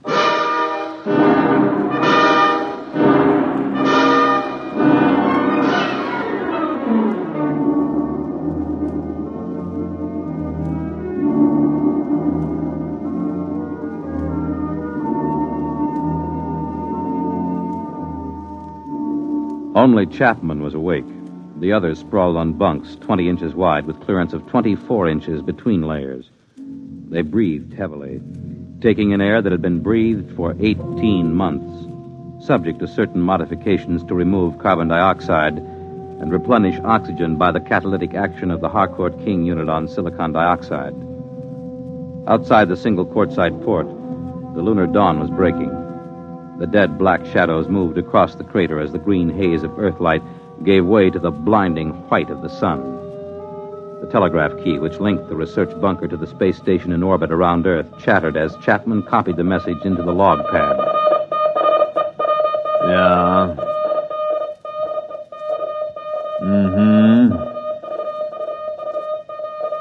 Yeah. In a pig's eye. Miserable, no good. What do they want? They want me to stay till the next relief ship lands. Go back to sleep. It's my turn for breakfast. You gonna stay? Sure, 3 years on the moon, they figure I'll be glad to stay for more. Just raise my salary or give me a bonus. Every man has his price. Mm-hmm. They probably figure I like it here. Chapman, you found a home here on the moon. Sure. Canned coffee, canned beans, canned pills, and canned air till your insides feel like they're plated with tin. The little scientific home of tomorrow. 10 steps in any direction. A charming place where you can't take a shower, you can't brush your teeth, and your insides don't even work right. Why did you tell him? No. You kept it short. Check the oxy cycle before you turn on the stove. What's the matter? You sore or something, Chapman? Why shouldn't I be? All I'm trying to do is get a good man to stay on a job a while longer. Well, they got a fat chance. They figure you found a home here, right, Dole? Why don't you guys shut up till morning? Some of us have to stay here, you know. Some of us aren't going back today. All right. You might as well get up and get a day's work today before the relief rockets do. I got the coffee ready. Coffee?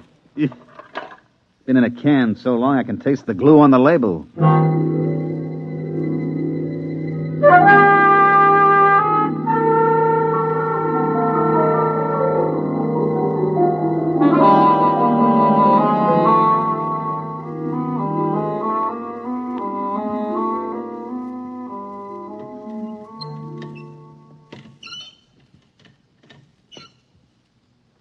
Why don't they send up an oil can? These elbow joints make me feel like the Tin Woodman in The Wizard of Oz. You can't lubricate vacuum seal joinings. Let it squeak. At least it doesn't leak air. Get that back. That Doug for me, will you, Donnelly? Lean over, you fat slob. You put on 3 more pounds, you won't get off the moon. You won't get through the airlock. Yeah. Hey, chap, Hmm? do you think we ought to radio the space station and see if they've left there yet? I talked to him on the last call. The relief ship left 12 hours ago. They should get here in about 6.5 hours. Chap, you know what I'm thinking? You've been here twice as long as the rest of us. What's the first thing you're going to do once you get back? I don't know. I guess I was trying not to think about that. I haven't been here 3 years like you have, but I've got plans. What are you going to do? Well, I'm going to rent a room in a Hotel Astor over Times Square and just sit at the window and watch the people on the street. And I think I'll see somebody. What somebody? Oh, just somebody. What are you going to do, Donnelly? Well, I'm going to do something practical. First of all, I'm going to turn over my geological samples to the government. Then I'm going to sell my life story to the movies. And I think I'll get drunk. How about you, Julius? Well, first, I'll get rid of my allocations to the expedition, and then I think I'll go home and see my wife. Then I'll take off my spacesuit. I thought all members of the groups were supposed to be single. They are, and I can see the reasons for it, but who could pass up the money the commission was paying? If I had to do it all over again, me. Hand me a fishbowl. You know, chap, it won't seem like the same old moon without you on it. Like they say in the Army, you never had it so good. You found a home here. All right, button up. And remember to check your suits for leaks and check the valves of your oxygen tanks. I've gone out at least 500 times. You've checked me every time. And I'd check you 500 more. It only takes one mistake. And watch out for blisters under the pumice crust. You go through one of those, and that's it, brother. Okay, I'll check. Klein, I never knew you were married. There wasn't much sense in talking about it. You just get to thinking, and there's nothing you can do about it. If you talk about it, it just makes it worse. She let you go without any fuss, No, she didn't make any fuss. I don't think she'd like to see me go either. At least I hope she didn't. You got a girl back home? Yes. Now, you never mentioned that either. For the same reason you didn't mention your wife. You get to thinking about it. You got to get married when you get back? Yeah. Hurry up, will you, Klein? I'm sweating. Somebody ought to build in underarm sprays and spacesuits. Chap, why does somebody have to stay here for stopover? Lots of reasons. You can't get a whole relief crew and let them take over cold. They have to know where things are, how things work, what to watch out for. Then, because you've been here for a year and a half and you know the ropes, you have to watch them to see that they stay alive in spite of themselves. Why was it you on the first trip? You're not a scientist. No, I was the pilot on the first ship. When it occurred to us that someone was going to have to stay over, I volunteered. I thought the others were so important that it was better they take their samples and data back to Earth when the first relief ship came. You wouldn't do it again, though, would you? No. You think Dole will do as good a job as you did? He volunteered. Yeah, he volunteered because he thought it would make him look like a hero. I've lost 3 years up here, and I don't intend to lose any more. Okay. Check your valve. All right, check.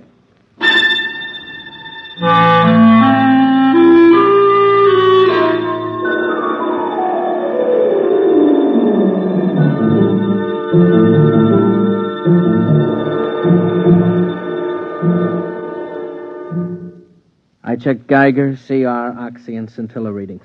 Everything okay. You packing, chap? Yeah. Oh, listen, Dole, I've got 3 or 4 shirts here that are a little too big. I got them from Dreisbach in the first group. You want them? Chap, do you think they'll ever have relief ships up here more often than 18 months? I mean, considering the advance No, I don't. Not for 10 years. Fuel's too expensive and the trip's too hazardous. Why, on freight charges alone, you're worth your weight in platinum when they send you up here. Won't be so bad. There'll be new men up here. You'll pass a lot of time just getting to know them. Yeah. Listen, chap, I'm engaged back home, you know. Nice girl. You'd like her if you knew her. Here. Let me show you. This is a picture of Alice taken at a picnic when we were together. Mm-hmm. See, it's a kind of bad angle because she's really got a better figure than that. But, well, we expected to get married when I got back. I never told her about stopover. She thinks I'll be home tomorrow.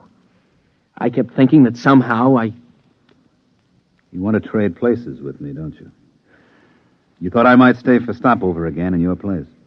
Well, chap, I know you want to go home, but I couldn't ask any of the others. You're the only one who was qualified.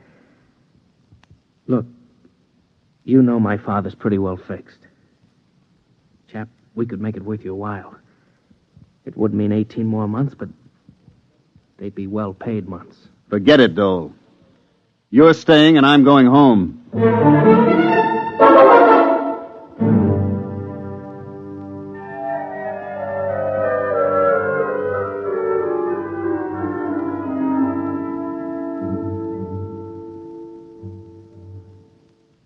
Klein. Hey, Klein. Yo, Where are you? about 10 yards off the trail. Come out of the shadow. I've got a meter jammed over here. You know the regulations. Chapman will kick like a steer. Keep inside at all times. I'll only be a minute. I've got a short circuit in my instrument. Time for 10-minute check. I've got my hands full. My valves are all right. I know it. You know it. But the book says valve and leak check every 10 minutes. Hey. Come out. What? You see a flash? Where? Past Camel's Hump. There. What is that, Northern Lights?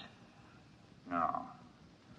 No, come over here, you fat geologist. Oh, what's the matter with you? That's the relief rocket. Come on. Hey, where you going? I'm going over to the ship.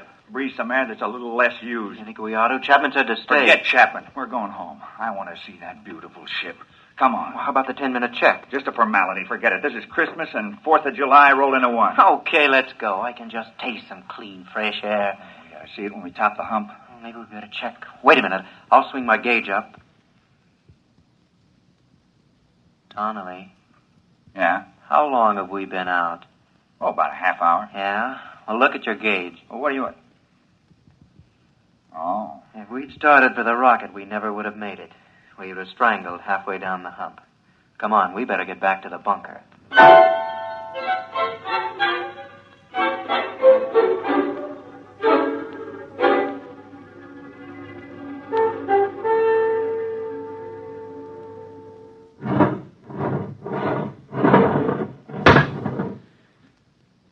Check the lock seal. Okay. All right, open the inner door.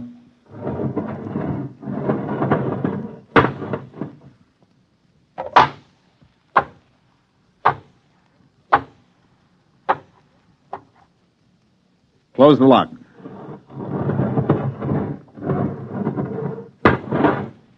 Get me out of this fish bowl. It's down. The relief rocket, it's down on the other side of Camel's Hump.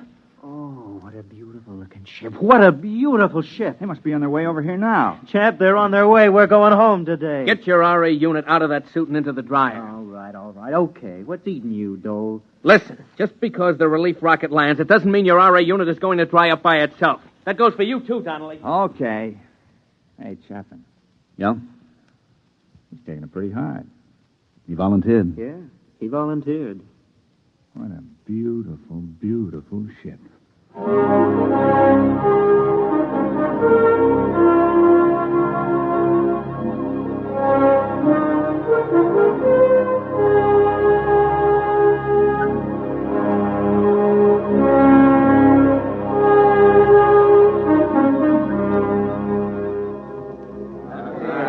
Hey, listen, what happened to Pittsburgh in the series? That's all I want to know. Yeah, Washington Club. But if Halstead's still teaching at the university, who took over a seminar at the AEC? Hey, look what we got here. Chap, come here. What's the matter? Hey, look what this one's got, a box. Yeah? Look inside, dirt. Ordinary dirt with grass. Grass. Hey, fellas, it feels like grass. That's right, it's real grass. Yeah, and real valuable. Do you realize at current freight rates up here, it's worth about $10 a blade? Oh, shut up. Hey, Bud, you mind if I chew a blade? Mr. Chapman. Yes? Oh, Mr. Chapman. My name's Eberline, captain of the relief ship. I understand you're in charge here.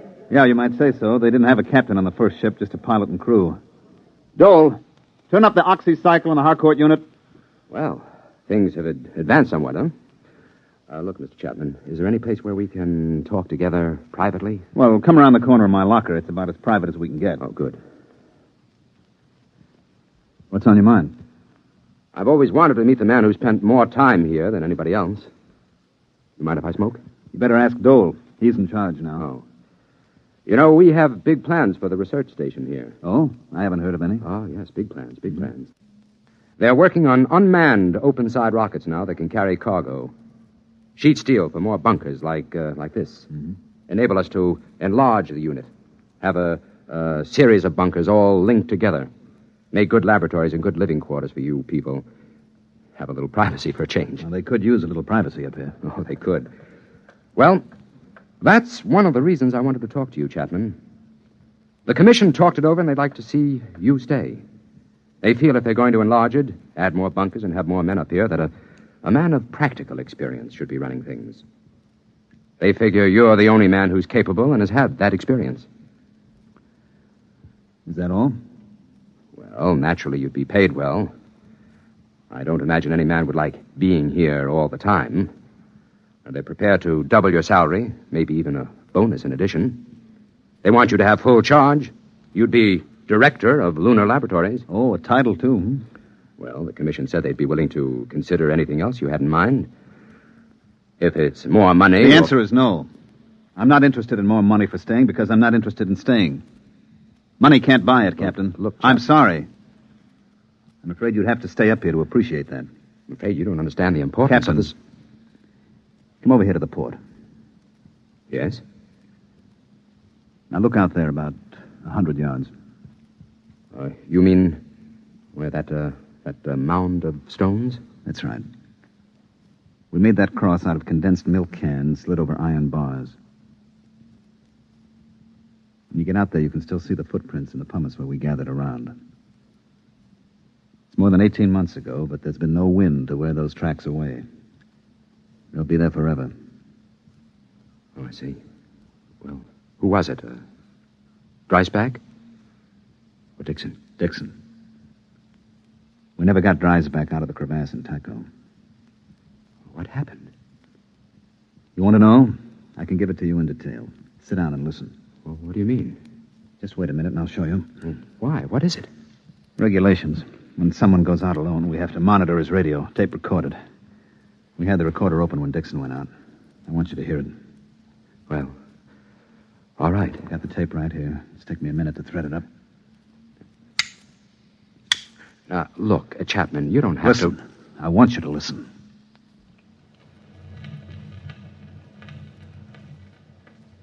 Moon, moon, great big silvery moon, won't you please shine down on me, moon, moon. Regulations. He had to keep saying something so we know he was all right. Most of the guys just sing. Gentlemen, I'm getting a lovely sonar reading. Hey, if anybody wants to set up a tombstone concession on the moon, this is the spot. Lovely marble, granite, and rock suitable for lobbies here. It's that old devil moon that... He should have been making a 10-minute check on his oxygen level. He was a good kid, all wrapped up in science. Being on the moon was the opportunity of a lifetime. He thought so much about it that he forgot a lot of little things, like how to stay alive. This was the day before the second group came. All right, gentlemen. I have 3 or 4 more readings to take, and I'll be right in. I'm doing fine. Fine. Little stuffy. It's almost as if... Hey, somebody get a fix on me, huh? How far am I from the bunker? Must have sprung a leak. When... Hey, when did I take the last 10-minute check? How far am I? It's down to 22. We took a fix. He was a half hour out. I can't He couldn't make that. Closed. Listen, you gotta come out and get me. You gotta come out and get me. It's down to 22. Is somebody listening back there? Hey, is somebody listening? I figure I've got 10 minutes. Just 10 minutes. Listen, you can make it in 10 minutes. I'll meet you towards Camel's Hump. I'll start now. Come and get me, you hear? Come and get me. Chapman? Are you listening, Chapman? Can you hear me? I'm running. Camel's Hump. Hot. The heat. The RA unit's overloading. Can't dry it up. Gotta run.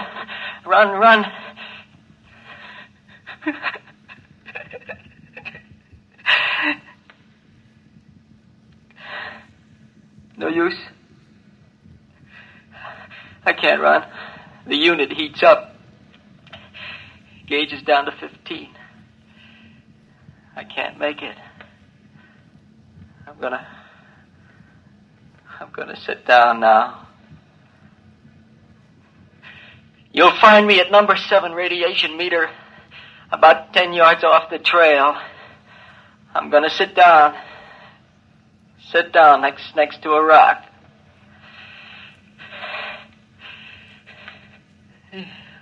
Getting dizzy. Hey, remember we used to argue? Do you strangle from no oxy or pass out from CO2? Keep tuned to this channel, boys. You'll find out.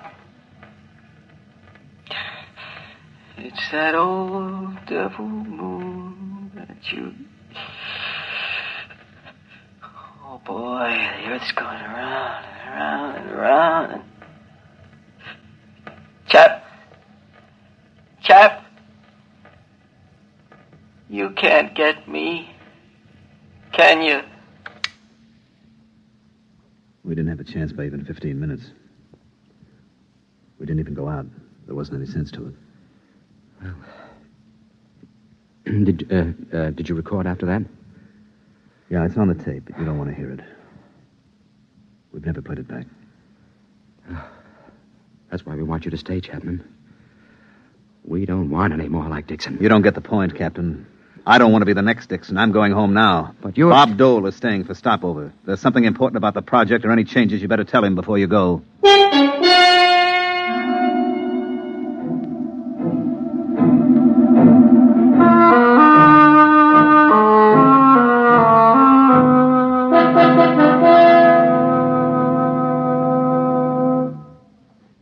All right, mail call. Chap, here's one for you. Donnelly. Yo. Dole. Donnelly. Yo. Klein. Dole. Donnelly. Yeah. Oh, boy, did I miss an opportunity. I could have had a year's subscription to the Ladies' Home Journal combined with the American Farmer, all for half price. All right, men, all right. My departure time is an hour and a half. Hey, my sister had twins. Hey, chap, aren't you going to read your letter? I read it. It's a short letter. Is something wrong? No, there's nothing wrong. Dole, What is it, chap? get your stuff and leave with the others. What? What do you mean? What are you talking about, chap? Get your bag and let's go. I'm not going back. Well, what's the matter with you? Did you suddenly decide you don't like the blue sky and the trees? Come on, let's go. Look, Julius, I'm not going back. I haven't got anything to go back for. Was it the letter? Yeah. Dear Joe, this isn't going to be a nice letter, but I thought it best you should know before you come home. Oh. Isn't very original, is it? 3 years is a long time, and 250,000 miles is a long distance. You know what, Julius? She can look up in the night sky now and tell him how she was once engaged to the man in the moon. That's the real conversation piece, isn't it? Very funny. Go ahead, Dole. Get going. You're doing a much braver thing than you may think, Mr. Chapman. Yeah, sure.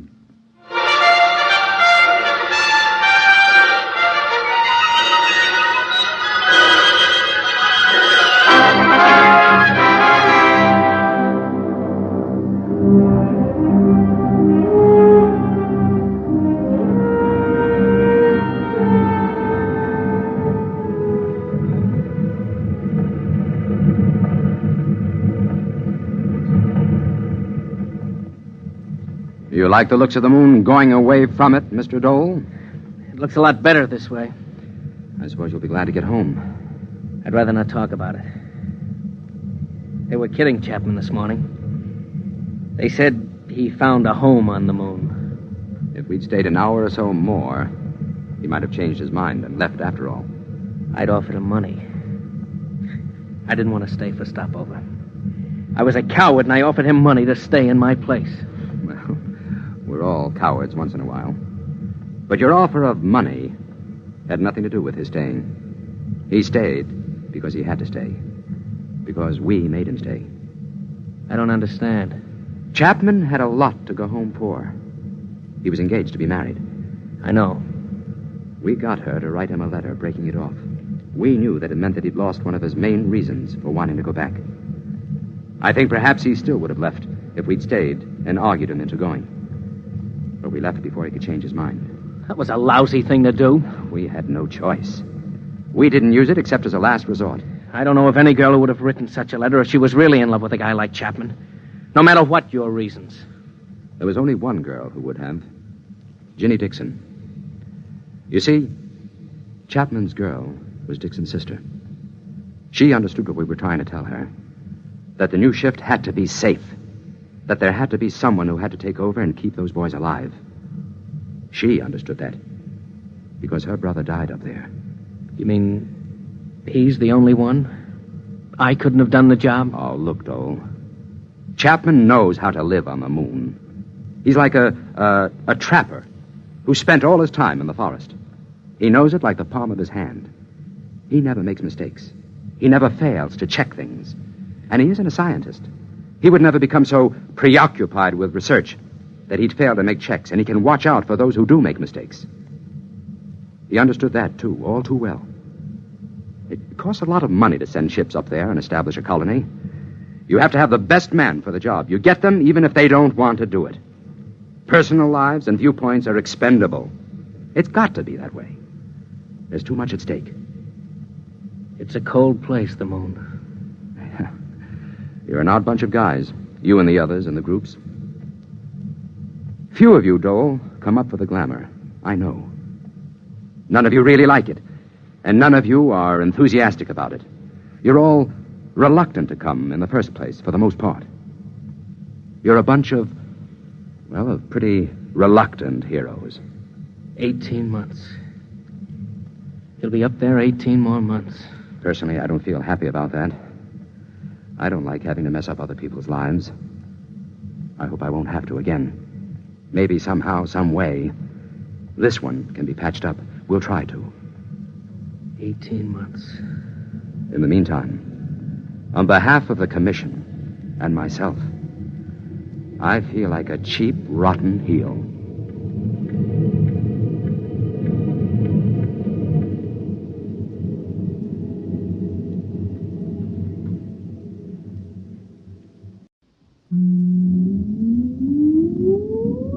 Countdown for blast off. X minus 5, 4, 3, 2, X minus 1, fire.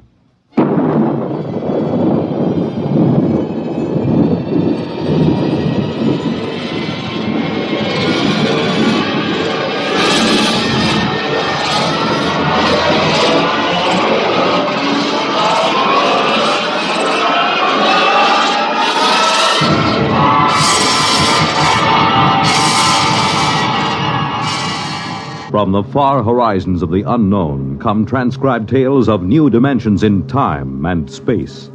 These are stories of the future, adventures in which you'll live in a million, could be years, on 1,000 maybe worlds. The National Broadcasting Company, in cooperation with Galaxy Science Fiction Magazine, presents X minus 1.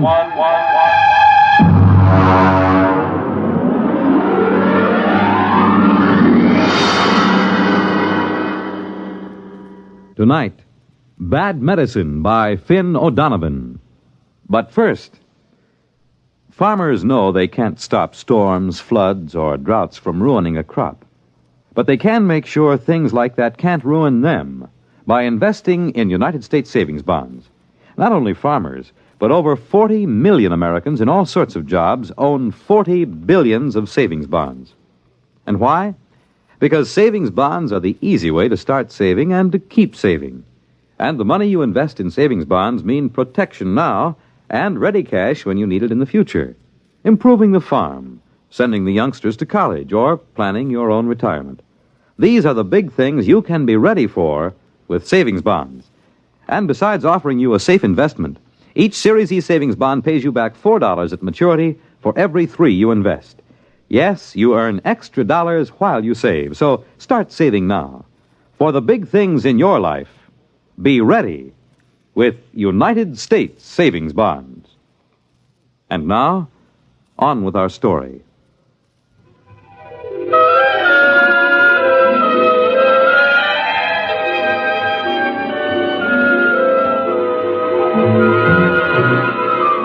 On May 2nd, 2103, Elwood Caswell walked rapidly down Broadway.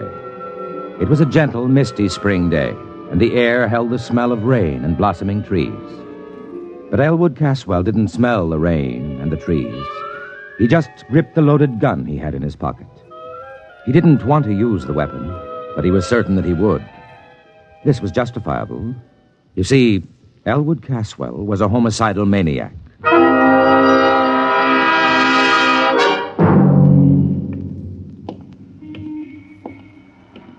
Why shouldn't I kill him? Hey, look out, will you? Oh, sorry, sir. Only the other day he said to me, Elwood, you're looking very well. What business is it of his how I look? Hey there, Elwood! Elwood! Huh? It's me, Marty Klein. I work on the jet buses with you, remember? Oh, yeah, of course. Hello, Marty. Forgive me, my mind was on other things. Yeah, I know how it is. A couple of weeks ago, I was walking around in a fog so thick you could cut it. Yeah, really? Sure, preoccupied, you know. I had this idea in my mind. You too? Yeah. The same person? Huh? Were you troubled by the same person? My wife. Hey, you okay? Oh, yeah. Yes, of course. Well, I had this idea, see? I was going to get rid of my wife. Kill her? Kill her? I mean, send her to a country for a week. Oh. You sure you ain't sick? No, I never felt better. Well, anyway, I was going to take a week off. Quit the jet buses. Hey, can you imagine? I've been a jet bus operator for 10 years now, and all of a sudden, I feel like I can't take it for another minute. I know how you feel. And I was going to take a trip all by myself. A trip? To where? To the farthest place I could think, to Mars. I was just going to pick up and take a vacation on Mars. Silly, huh? I don't know. What happened? Well, I talked it over with Ethel. Your wife? Yeah. Ethel, she's a real sensible girl. You know what she did? No, am I supposed to? Well, Ethel went right down to that home therapy appliance store, and she says, you got a home therapy machine that'll cure my husband of this idea he can't stay on the jet buses? I've heard that those machines aren't perfected. They got him licked now. So, okay, she describes the trouble, and next day they deliver this thing, and boom, I plug it in, see? And? And a voice talks to me. It starts asking me questions. Yeah, what kind of questions? All kinds. Things I wouldn't even tell my own mother. You told the machine? Why not? It's only a machine. Yeah, I see your point. Well, then the machine starts to tell me a few things. And before I knew it, inside a week, I'm cured. Now, I can't wait to go back driving the jet buses. You don't say. So that's why I say I know how it is to have one thing on your mind all the time like that. This machine, what did it cost you? That's the beauty part of it. My Ethel. Boy, she's a smart girl. After a week, she sends it back, see? She says it don't work. So all we lose is the deposit. I see. Well, I gotta get back to work now. Hey, ain't you working the jet buses today? Huh? No, I'm off today. Well, I'll see you, Elwood. Yeah, see you, Marty. What was the name of that place? Where they sell the home therapy machines. Yeah. Home therapy appliances. It's right down Broadway, about 2 blocks from here. So long, Elwood.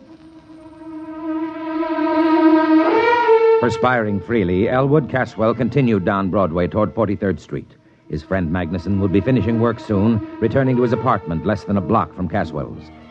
Elwood gripped the gun tighter. How pleasant it would be to saunter in, exchange a word with him, and then... No, I won't do it. I don't really want to kill anybody. It isn't right. Think what'll happen. The authorities will lock me up. My friends won't understand, and... Mother would never approve. Still, if I see Magnuson, if I see his hateful, accusing face in front of me... Oh, this must be the store. Yeah. Home therapy appliances. Good afternoon, sir. Can I show you some of our home therapy appliances? I want therapy. Quick. Of course, sir. This way, please. Now then, this is our new alcoholic reliever built by International Combustion Motors and advertised in leading magazines. A handsome piece of furniture. I think you will agree, and not out of place in any home. It also opens into a television set. Look, what I need... Therapy, of course. I just want to point out this model need never cause embarrassment to you, your friends, or your loved ones. Notice, if you will, the recessed dial which controls the desired degree of alcoholism. You see, heavy, moderate, social, light, and teetotal. A new feature unique in mechanotherapy. I'm not alcoholic. The New York Jet Bus Authority does not hire alcoholics. Oh, sorry. You seem the type. No offense. Please. You seem rather nervous. Perhaps the portable anxiety reducer. No. Well, sir, perhaps if you told me just what you feel is bothering you. What have you got for homicidal mania? I beg your pardon. Homicide? The urge to kill someone. Oh, of course. Well, let's see now. Pardon me. Have you worked here very long? A week. Oh, yes, here's the ticket. This black job with the chrome trim. What is it? This is a Rex regenerator, built by Planetary Motors Corporation. Handsome, Goes with any decor, opens into a well-stocked little bar, so your family, friends, loved ones need never... Will it cure homicidal urge, a strong one? Oh, absolutely. Don't confuse this with the little 10-amp neurosis model. This is a hefty, heavy-duty 25-amp machine for really deep-rooted conditions. That's what I've got. Well, this baby will jolt you out of it. Big, heavy-duty thrust bearings, oversized heat absorbers, completely insulated. Sensitivity range I'll over... take it. Yes, sir. With me, right now. Now? Before it's too late. I'll pay cash. Well, yes, sir. It'll be a few hours before the warehouse can... I'll take this one here. Well, that's a floor demonstrator. Does it work? All of our demonstrators work, sir. Then I'll take it. I can't wait for a warehouse. I can't wait for anything. Have it put in a taxi for me. Yes, sir. Tell him to hurry. I want to kill my friend Magnuson, you know. Who? My friend, Magnuson. Oh, of course. That'll be $400.59, sales tax included.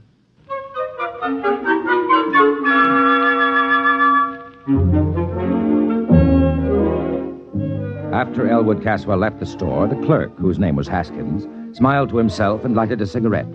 He had made his first sale. He inhaled. Haskins? Yes, Miss Follansby? Smoking. I asked you to rid yourself of that filthy habit. Immediately, Mr. Follansby. I'll use one of the display model denicotinizers at once. By the way, I just made a rather good sale, sir. Oh, really? Yes, sir. One of our big Rex regenerators. Well, now, it isn't often we... Wait a minute. Where's the floor model? Well, sir, the customer was in an awful hurry. He was going to kill his friend. You gave him the floor model? Yes, sir. Was there any reason why... Oh, grief, Haskins. Didn't I inform you we never sell a floor model? But, sir... Good heavens, I've got to get to him. What was his address? Address? His name, then. Well, he didn't say. Then his check. But he paid cash. You mean you just let him pick up the machine and walk out? Well, sir, he paid cash. He was homicidal, you say? Yes, sir. His friend... I don't care about his friend. Get the police. No. Call the Planetary Motor Security Division. Quick. Yes, at once. Well... Excuse me, Mr. Follansby. What will I tell them? Just tell them, you fool. Tell them that one of our customers has accidentally got that display regenerator they sent us. The one they shipped by accident. They were going to replace it tomorrow. Yes, sir. The one they shipped by accident. Will they know? If they don't be more explicit, tell them we've sold the Martian model. The one for treating psychotic Martians.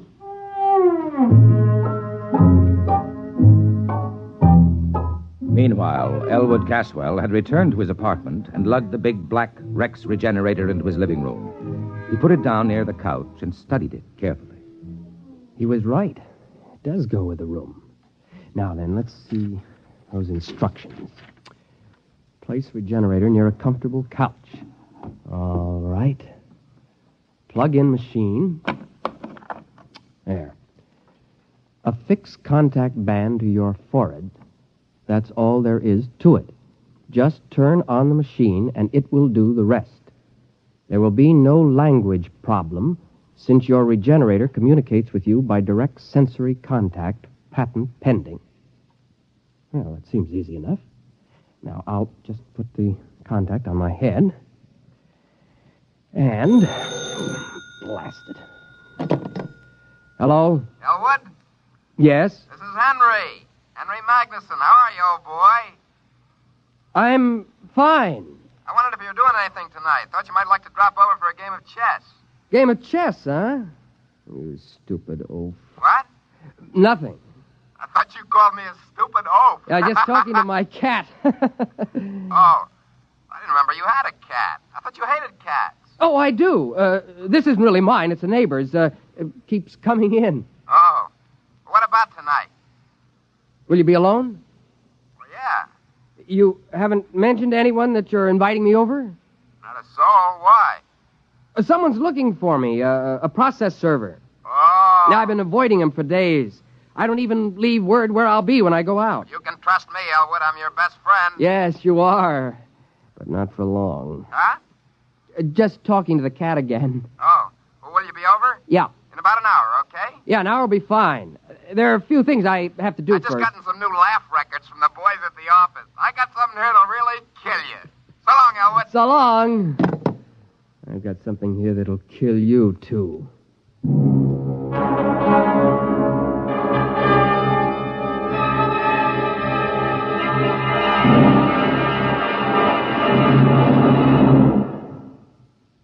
X-1 will continue in 1 minute.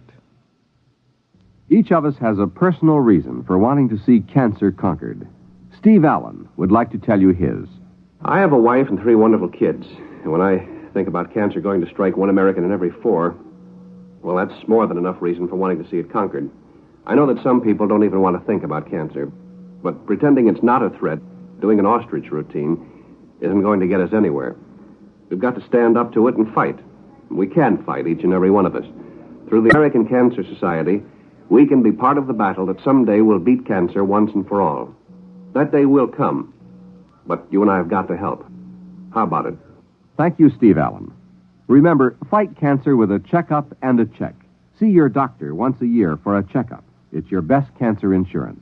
And to help conquer cancer, send a check to your unit of the American Cancer Society. Make it generous. And now, on with our story.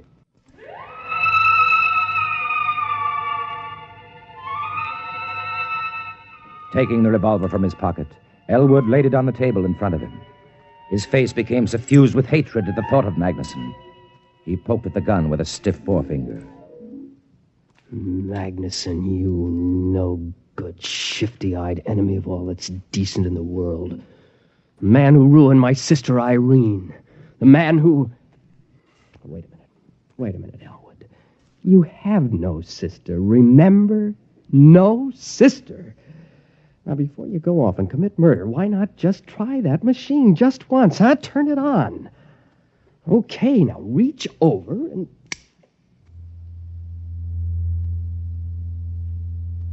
Good afternoon, Elwood. I am your mechanical therapist. You may call me Gloop. Gloop? You seem surprised. It is a perfectly common name here on this planet. Gloop, of course. I've heard it many times. Now then, I am scanning the material in your preconscious with the intent of synthesis, diagnosis, prognosis, and treatment. Yes? I find... This is a most unusual case. Really? I thought it was simple homicidal mania. There is, of course, no such thing. You are obviously hallucinating a set of symptoms. Nonsense syllables to enable you to avoid the real problem. Oh? A most unusual set of symptoms, I must say. Your pilot light seems to be fading. My light is not fading. I am merely trying to relate your symptoms to proven theory. Well, as long as you know what you're doing. Mechanotherapy is an exact science, Elwood. It admits of no significant errors. We will proceed. Good. First, the word association test. Fire away. I will proceed to give a word. You answer with the first thing that comes to your mind. Ready? Ready. House. Home. Planet. Earth. Just musing. Now, Fleeful. Fleeful? Fleeful. That sounds like a Martian word. Just give me a response. Fleeful, Okay. I can make them up, too. Marfouche. That's a pretty good one, huh? Made it up in the spur of the moment. Marfouche is very significant. It is a corruption of the Martian concept of fush klib. Very significant. I don't know any Martian words. Aha, noteworthy. We will proceed. Loud. Soft. Green. Mother. Thanagoyas. Pathamathanga. How's that one? Arides. Nexothesmodrustica. Top that. Katith a snowhell gnoptices. Okay. Rigamaroo, Kalamazoo, Iggity Bibbity Boo. Good. It fits the pattern. Pattern? Your neurosis. I can diagnose it now. Go on. You have a classic case of theme desire, complicated by strong dwarkish intentions. I could have sworn I was homicidal. The term has no referent. It must be rejected as nonsense. Now, if you'll just settle back on the couch, we'll proceed.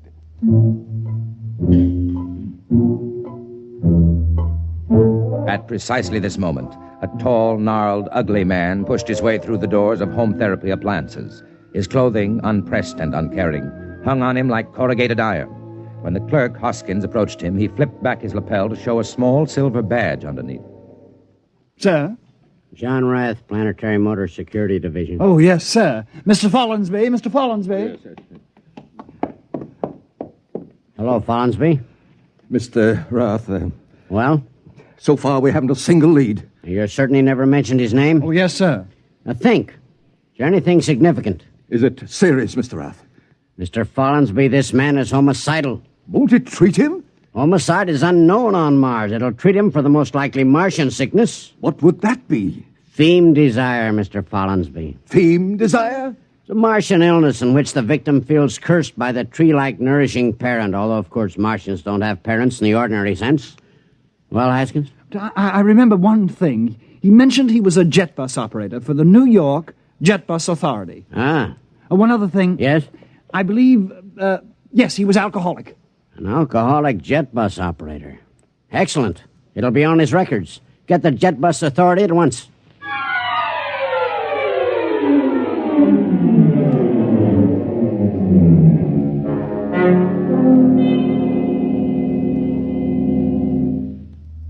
But surely, Elwood, you remember your Gorisy. No. Tell me then about your juvenile experiences with the Thorastrian fleet. Never had one. Complete blockage. My father... There is no such thing, of course. But... I thought we'd finally agreed on that. Okay, if you say so. Now then, since you claim you don't even know what a Gorisy is, tell me what you imagine it to be. A forest fire. A salt tablet? A small screwdriver? Am I getting warm? A revolver? What the heck is a Gorisy? Why, the tree that nourished you into puberty. No tree nourished me. You have completely repressed the experience. No tree ever nourished me. Mr. Caswell, let me try to explain your case as best I can. Somewhere in your childhood, your Gorisy, or parent tree, stifled your theme desire. Now, this gave rise to your present urge to dwark someone in a Vlendish manner. To what? To dwark someone in a Vlendish manner. Listen, you crummy piece of hardware. I have never had a Gorisy. I have no desire to dwark someone in a Vlendish manner or any other manner. All I want to do is put a bullet into Herbert Magnuson. Understand? All I want to do is kill Magnuson. Lie down, Mr. Caswell. We'll go over it again.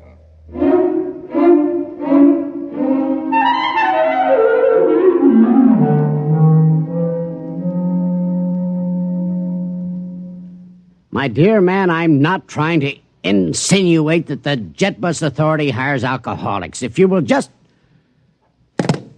Any luck? It's a dead end. Now, Haskins. Yes, sir. A man's life may be at stake here. Now think. Was there anything else this fellow said to you? Anything? Well, he did mention the name of his friend. Of which friend? The one he was going to kill. The one he... Why didn't you say so? Now, what was it? Magnuson. You sure? That's it. He said, I'm going to kill Magnuson. You know, just casually like that. Follinsby, see if there's a Magnuson in the Manhattan phone book. Now, hurry it up.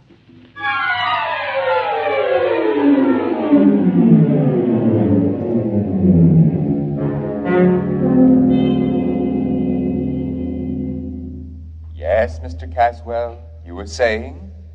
Well... Something about your Gorisy? Yes, I was saying I think perhaps you're right. Naturally. But right about what, Mr. Caswell? Well, I think perhaps... Yes, I think perhaps I do remember my Gorisy. Ah! Now, Mr. Caswell, we're on the road to a cure.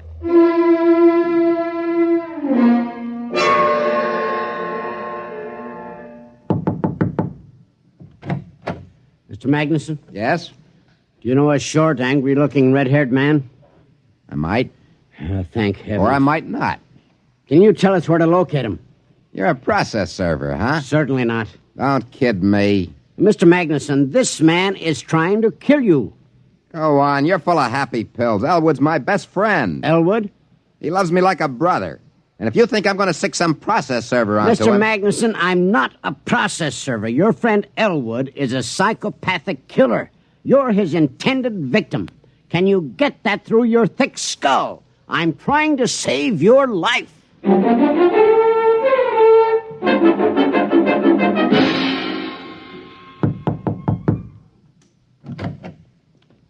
Yes.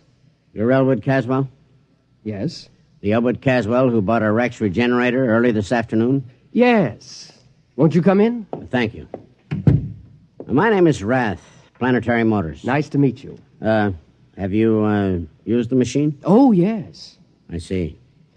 Mr. Caswell, I don't know how to explain this, but we made a terrible mistake. The regenerator you took was a Martian model for giving therapy to Martians. I know. You do? Yes, it became pretty obvious after a while. Well, it was a dangerous situation, especially for a man in your condition. Yes, the poor thing tried its best, but of course it couldn't cure what wasn't there. Well, then the company will, of course, reimburse you for your lost time and your mental anguish. Naturally. And we will substitute a regular human-type regenerator. Oh, that won't be necessary. You see... Mr. Caswell, will you put down that gun? I warn you. I'm not going to shoot you. I merely want to turn this gun over to you. You do? Yes, I'm not going to shoot anybody. You mean that... The machine's attempt at therapy forced me to reappraise my whole self. There was an insight during which I was able to get rid of my obsession. You no longer want to kill your friend Magnuson? Kill Magnuson? Why, I haven't the faintest urge. Well, I must say, then, that it worked out for the best. I'll get back to the store and have him pick up this machine in an hour, and... Oh, well, sir... don't forget to take this gun. I won't need it. Of course. Well, nice to have met you, sir. Good evening. Good evening.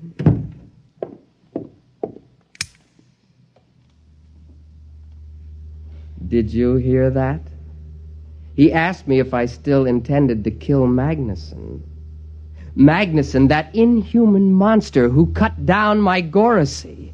Magnuson, the man who even now is secretly planning to infect New York with abhorrent fiend desire. Am I going to kill him? Oh, no. I wish him a long life, a life filled with the torture I can now inflict on him. Kill Magnuson? Oh, no. I'm going to start right now to work him in a vlendish manner.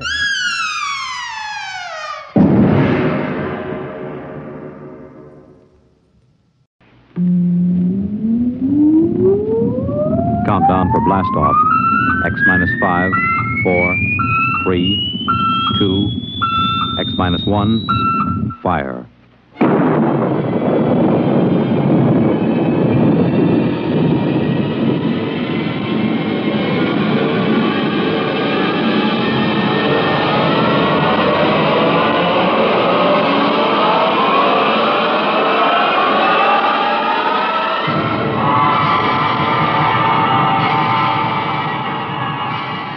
From the far horizons of the unknown come transcribed tales of new dimensions in time and space.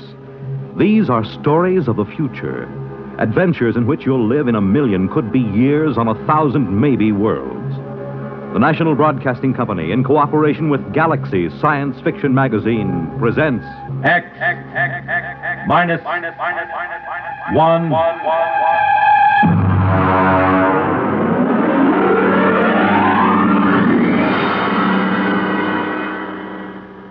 Tonight's story, Mr. Costello, Hero, by Theodore Sturgeon.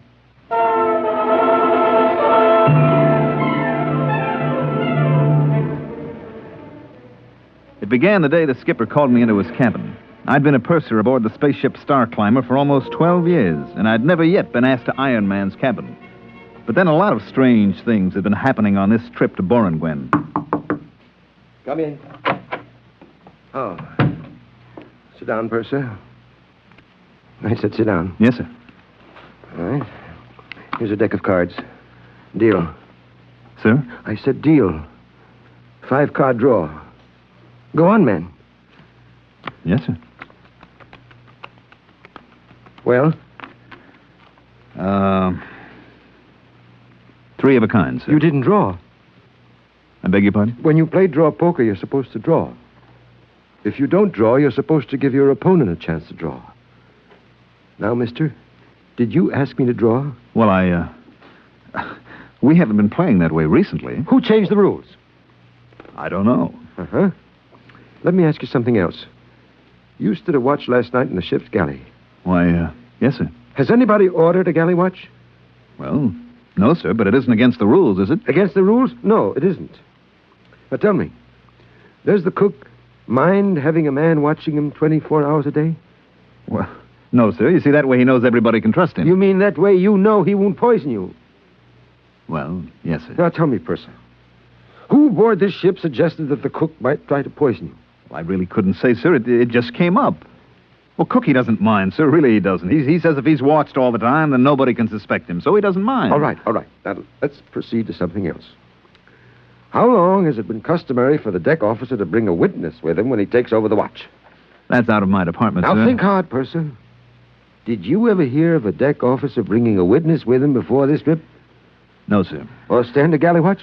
No, sir. Or play draw poker without drawing? No, sir. Now, one more thing. Yes, sir? We never had Mr. Costello as a passenger on this ship before, did we? Mr. Costello? Mr. Costello. No, sir, we didn't. Okay.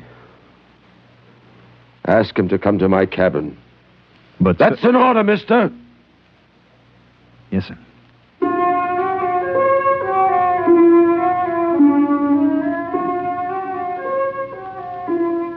Let me tell you about Mr. Costello. He was our only passenger. Hello, Mr. Costello. Hello, Purser. Oh, am I interrupting something? Not at all. Come sit down. I'm landing on Borengwen tomorrow, so I won't have much more chance to talk. Well, I'll finish this later, Mr. Costello. Nonsense. Honest men should be open with each other. Go ahead, show him what you discovered. Well... The Purser's a fine man. Well, Mr. Costello asked me to show him in the space code what a captain can and cannot do. Now, just a minute, Third. You wanted to show me, didn't you? Well, yes. So actually you're going over the limitations of a space captain's power of your own free will, right? Well, I guess so, sure. Sure. Tell the Purser the part that you just read me. Well, it's a sort of safeguard against letting the skipper's power go to his head. Like, suppose a time comes when the captain begins to act up, you see. The crew figures a lunatic has taken over the bridge. Well, the crew can send a delegate for an accounting. If the skipper refuses, then the crew can confine the skipper. Well, isn't there something about the proceedings having to be radioed at the time they happen? Now, there is a man who is absolutely fair. Witnesses for the watch, safeguards on the kitchen. I tell you, you're all good men here. Yes, sir, this is the safest ship I've ever seen.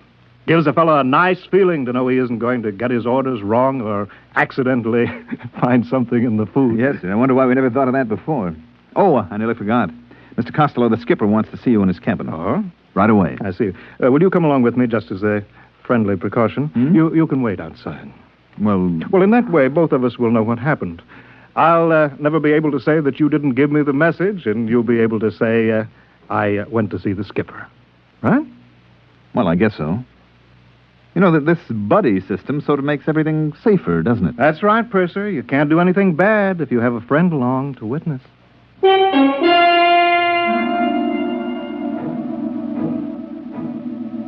Mr. Costello and I went to the captain's cabin, and I waited outside. After a while, I could hear them shouting. That is, I could hear the captain shouting. Mr. Costello never raised his voice. And let me tell you, Mr. Costello, that if my crew questions my sanity, they have legal recourse.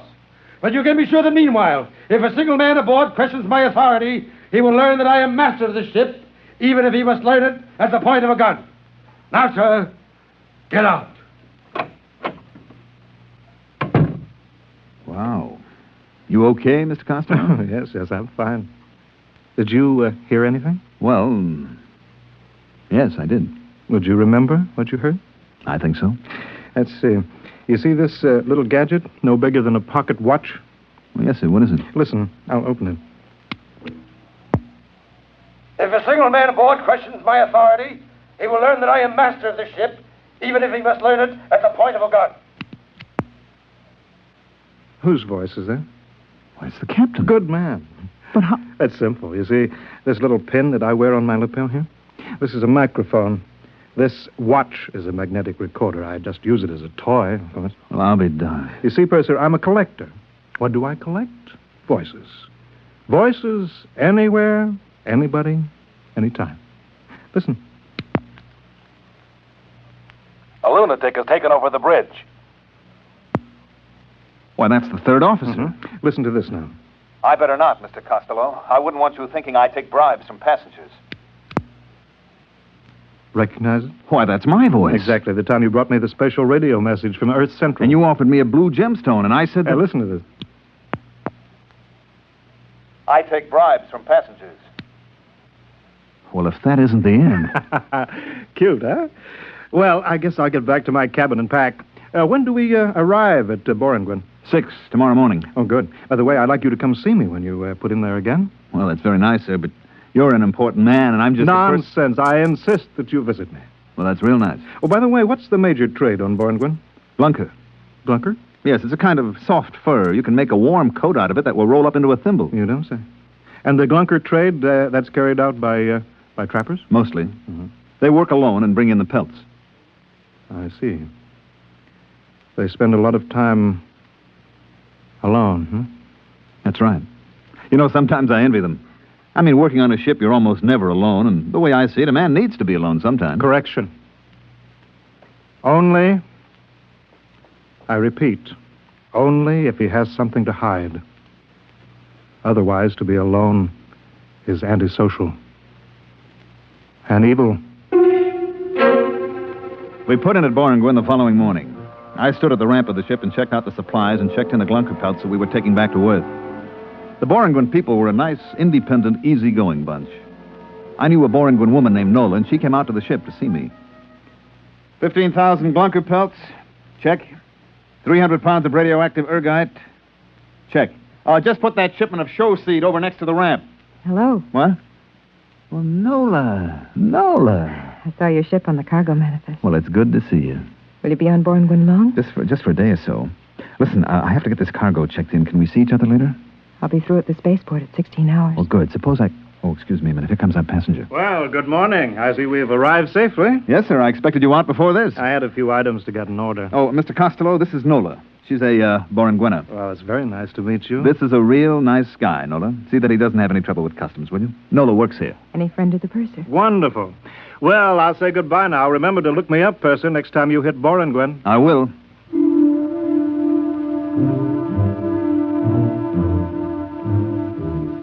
He gave me that big, warm handshake of his and clapped his arm on my shoulder.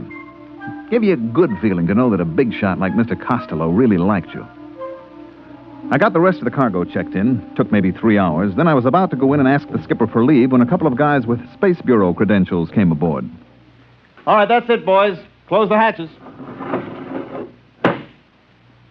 Excuse me. Yes? Space Bureau. Is Captain Ireson aboard? Why, yes. You're the purser, huh? That's right. Something wrong? Would you mind answering a couple of questions? Not at all. Has the captain been behaving strangely this trip? Well, not strangely, exactly. Anything unusual? Well, no. He called me in for a card game. Mm-hmm. Does that happen often? No, never happened before. Was he upset? Yes, I guess he was. Okay. This gentleman would like you to answer a few simple questions. Meanwhile, I'll look up the skipper.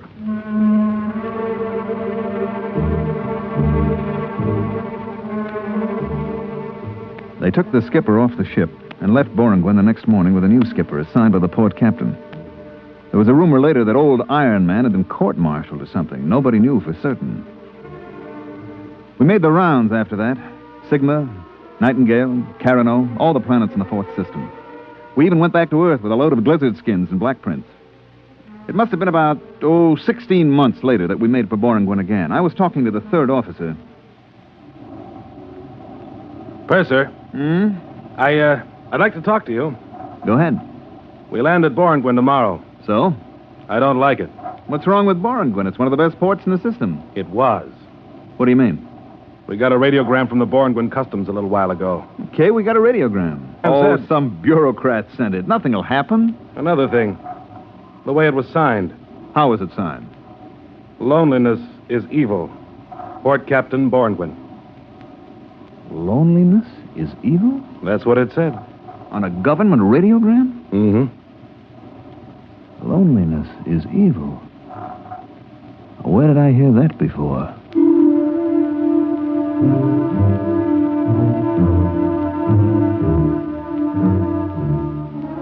Well, we touched down on Borngwen at 1200 hours. What a change. The spaceport was deserted. The only people who came aboard were 2 agents from Customs. They censored our tapes and checked our written literature. I finally started a conversation with them. Excuse me, sir? Yeah? There is a Borngwena named Nola that used to work in Customs. I wonder if she's still there. I wouldn't know. Well, the reason I asked, she usually meets my ship when it comes in. Yeah, I see. Well, maybe I'll look her up. She has an apartment on R Street. She won't be living there. Try Central Barracks. Central Barracks? That big warehouse near the spaceport. I thought they stored the Glunker furs there. They don't use the warehouses to store things anymore. No? They need them for the people. The people? You haven't been on Boren, Gwen, since the Brotherhood movement? I haven't been here for 16 months. Well, you'll find that the people have moved into the warehouses now. Well, what about the apartments? What about the homes? They're used only for storage space.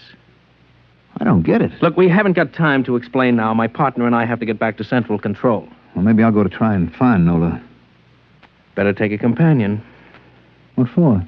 They don't like soloists on Boren, Gwen. Since when? Since Brotherhood. No ladder has a single rung, you know. So what? It takes 100 pair of hands to build a house. Okay. A single pair is useless. Not only useless, but evil. I don't get your drift. All humanity is made up of many parts. Any part that wants to go off by itself hurts the main thing. What good would your hand be if a single finger suddenly decided to go off by itself? Listen, is this a gag? It's deadly serious. Well, suppose I want to go off by myself. We'll help you. And suppose I don't want to be helped. Then you're a trapper, a glunker. You'll be sent into the bush country where the other soloists are sent. Holy smokes, this place has gone mad. Are you coming with us? Look, just suppose that I want to walk across the field to the warehouse by myself, all alone. You can try. But you won't get 2 steps before they pick you up. Take our advice. Get a companion.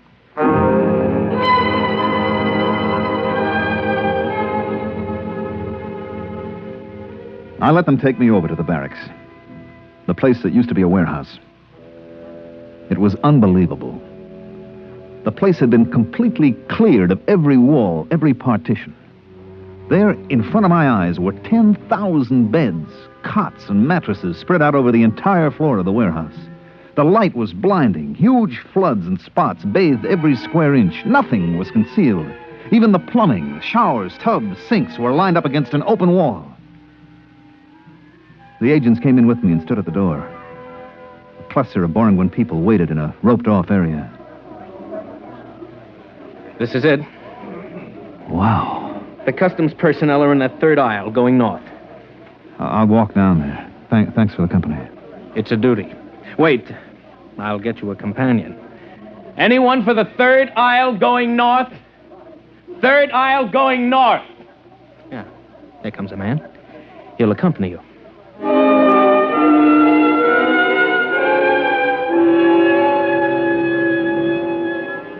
A small, frightened-looking man detached himself from the waiting group and went with me up the aisle of the warehouse. The sound, the smells were frightening. Thousands of people milling around, no privacy, everyone terrified of being alone. I wondered how this had happened. Finally, after an hour of searching, I found my friend Nola. So that's the way it is on Boranguen now. Nobody seems to know just how it happened. Just seemed better to be with somebody all the time. Then nobody could accuse you of doing anything wrong. But somebody must have started these accusations. Somebody must have put the fear into people. I don't know. It started with the Glunkers. The fur trappers? That's right. We began to hear things about them. That they were thieves, that they planned to take over the city. Just rumors, of course. And pretty soon, if you didn't like somebody, you called him a Glunker. Then there were signs. No Glunkers allowed. You know? Oh, I saw some. We began to hear about it on the televisor, and pretty soon they appointed a committee to investigate and find out if there was any truth to the rumors about the Glunkers. It was headed by Mr. Costello. Costello? Mr. Costello? He's a big shot now. Owns half the city, I guess. Well, it can't be the same one. Yes, it is. I've seen him. When did everybody move to the central warehouse? When the police started picking up soloists, everybody began to move in together. Didn't take long. That's the strange thing. How little time it took.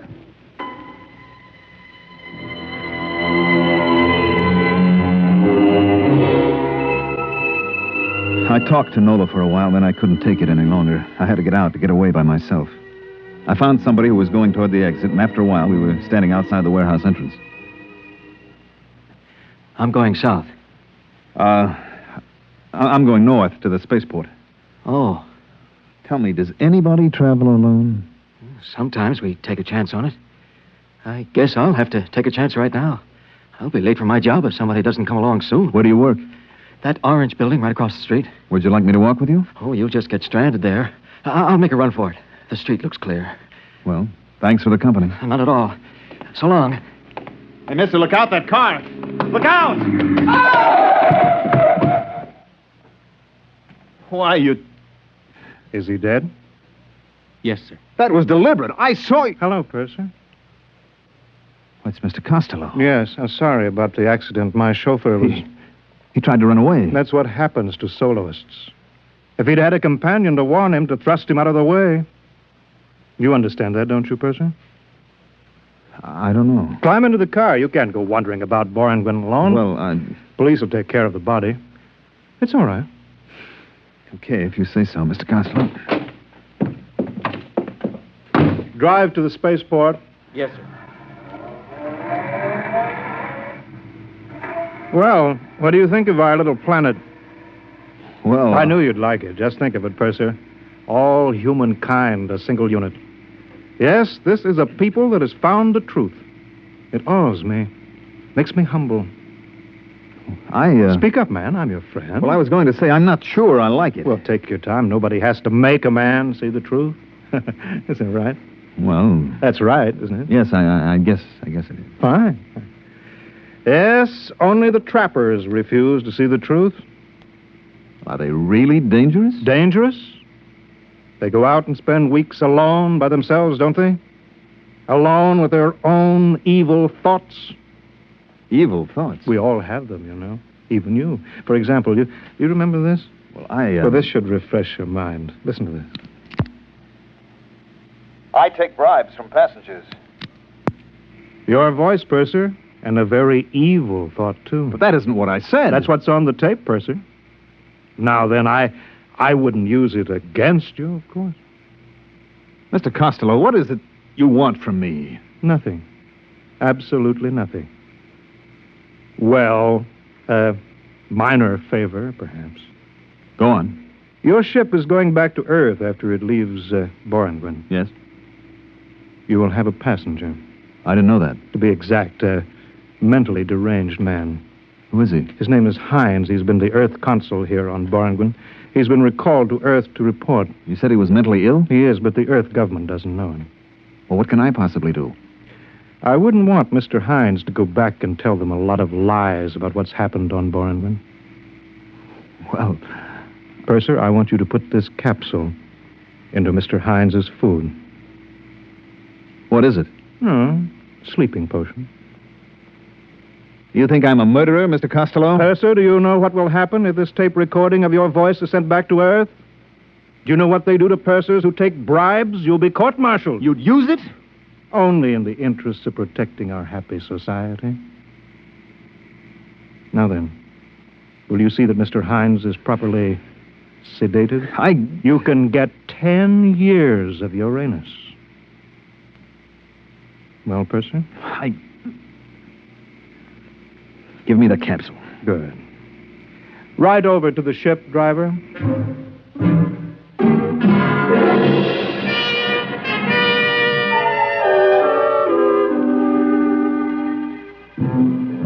The first day out, the Earth Council, Mr. Hines, was in his cabin, and I brought him his dinner. He was a tense, nervous little man. Here's your dinner, sir. Put it down, steward. Oh, I'm the purser, sir. The steward's ill, and I'm helping out. I see. Do you know what's happened on Boranguen? I was only there a few hours, Mr. Hines. Let me tell you, then. You won't believe it. Nobody will believe it. First, it was a little wedge, driven in the one place it might exist between the city people and the trappers, the glunkers. Suddenly, the glunkers were a menace. Then came the changes. You didn't have to prove that a glumper had done anything. You just had to prove he was a glunker. It all happened so fast. Pretty soon you were afraid to be alone for a second. There was a man named Costello. He came from Earth. I know him. You know him? He went to Boranguen on this ship. Then you must be the one. The one? Which one? Who testified against your captain for the court-martial. What? There was a tape recording, your voice and the voice of the third officer. Costello had them. He used them to send the skipper to Uranus? I didn't know. You must have known. What's happened to us? What's happened? What?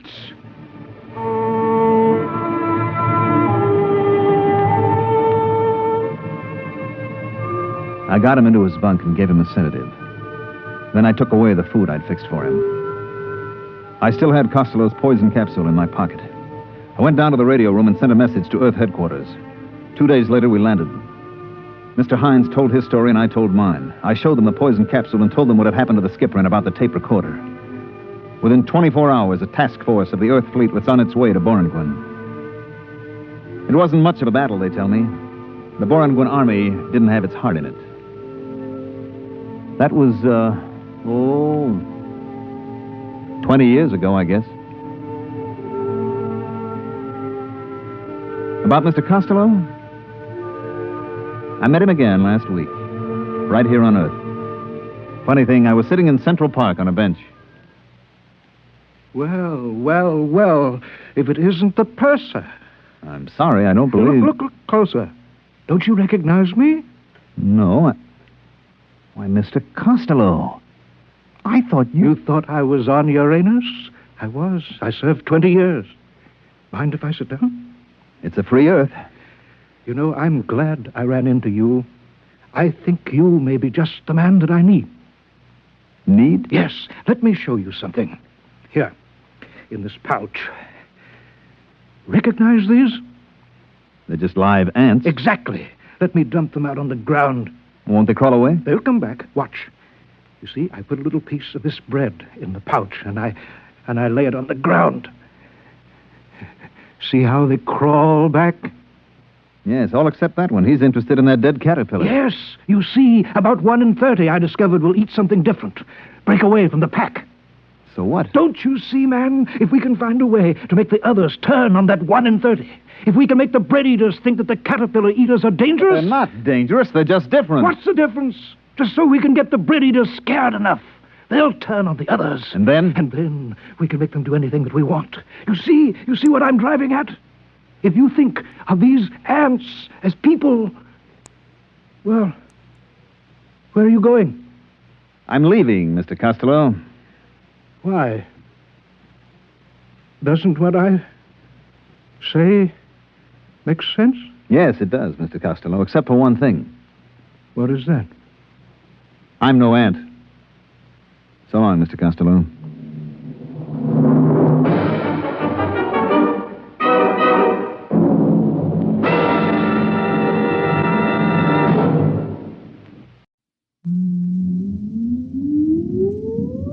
Countdown for blast off. X minus 5, 4, 3, 2, X minus 1, fire.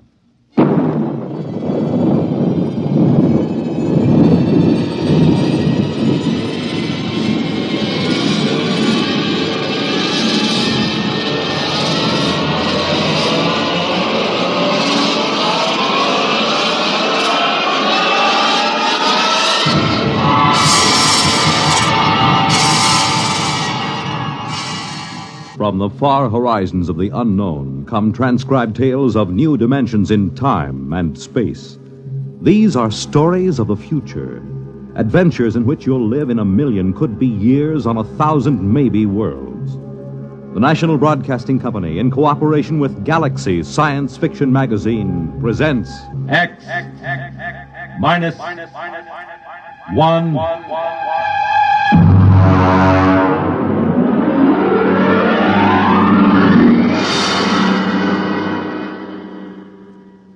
Tonight, Wherever You May Be, by James E. Gunn.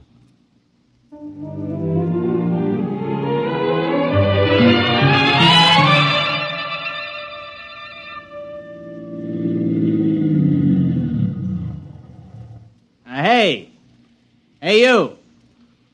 A little girl. You on the fence. Yeah?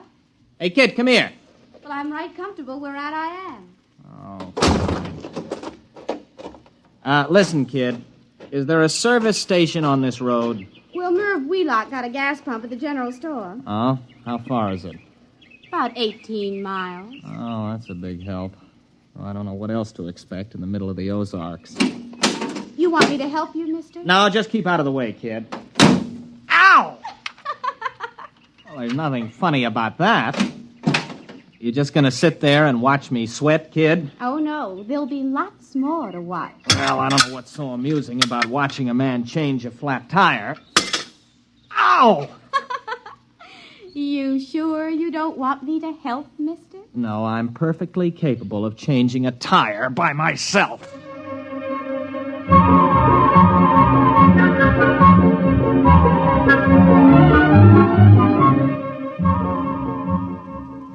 Look out, mister. It's rolling away. What? Your tire. It's rolling away. Hey! Come back here, you! Well, this is the most sadistic tire I ever... Now, stay put. Why don't you go home? Can't. Why not? I run away. Oh, well, that's tough. There. Now, listen, kid. You know a cabin about 15 miles up the road? I reckon. You know where the turnoff is? There ain't no turnoff. You just drive till the road peters out and you take the footpath. You gonna live in that place? Mm-hmm. Just for the summer. Oh. Well, so long, kid. Oh, mister. Hey, mister. Now what do you want? Well, nothing. Only you forgot your jack. Oh, that does it. Where are you going? No place. Thought you said you ran away. I surely did. Don't you have any relatives? No. Friends? No. All right, then, go on home. Oh, come on now. What are you crying for? All right. Get in. I'll give you a lift. Listen, look out for those notes. There's over a year's work in those. Oh. A year's work in them pieces of paper? Uh-huh. Those are notes for the thesis I'm going to write. You write stories? No, research paper. I have to do it to get my degree at the university. Well, what's it called? I mean the story you'll write. It's called The Psychodynamics of Witchcraft with special reference to the Salem trials of 1692. Oh. Witches? Yeah. All right, where do you live, kid? Well, I can't go home. Pa'd beat me again. Oh, he'd pretty nigh skinned me alive, I guess. You mean he hit you? Little kid like you? Well, he don't use his fists. Not often. He uses his belt mostly. Look here. On my knee. See that black and blue mark? And this one? Never mind. Why does he hit you? He's just mean. Well, he must have some reason. Oh, he wants me to catch some strong young fellow who'd do the work around the place. A gal don't bring in no money, he says. Leastwise, not a good one. You're much too young to get married. I'm 16. You don't look more than... Well, I don't know. Most girls my age got a couple of young ones. One, anyways. The way Pa carries on, you'd think I didn't want to get married. Now, it ain't my fault no fellow wants me. What seems to be the trouble? Mostly, I guess I'm just unlucky. One fella I went with pretty nearly a year. He busted his leg. Another nigh well drowned when he fell in the lake. Now, it don't seem right they should blame me, even though we did have words. Blame you? Well, they say it's courting disaster instead of a gal. Fellas just stop coming round. You married, Mr. Matthew Wright. No, I'm not married. Wright. Abigail Wright. That's right, Purdy. Abigail Wright? Oh, did I say that? Now, ain't that funny? My name's Jenkins.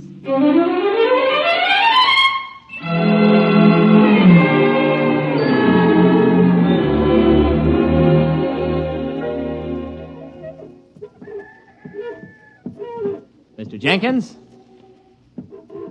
Oh, fine. I met your daughter on the road. I brought her back.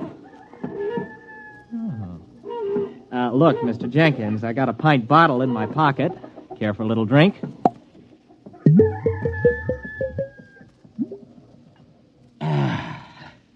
Terrible week. Well, I'm sorry. I repeat, I brought your daughter back. Why? Well, she had no place to go. She ran away. Now, look, Mr. Jenkins, I realize that teenage daughters can be a nuisance, and after meeting your daughter, I can understand how you feel. Still in all, she is your daughter. Got my doubts. Now, Mr. Jenkins, your daughter may have given you good reason to lose your temper, but beating a child is never sound psychology. Beat her? You mean wallop her, whale her? Man, I never laid a hand to her. I dasn't. But she said... Come in here. Oh, now, Mr. Jenkins, I assure you... Come in the cabin. You look around this here room, mister. See them dishes all over the floor, those chairs all splintered like they was kindling, that table turned over bottom side topmost like a turtle on the road?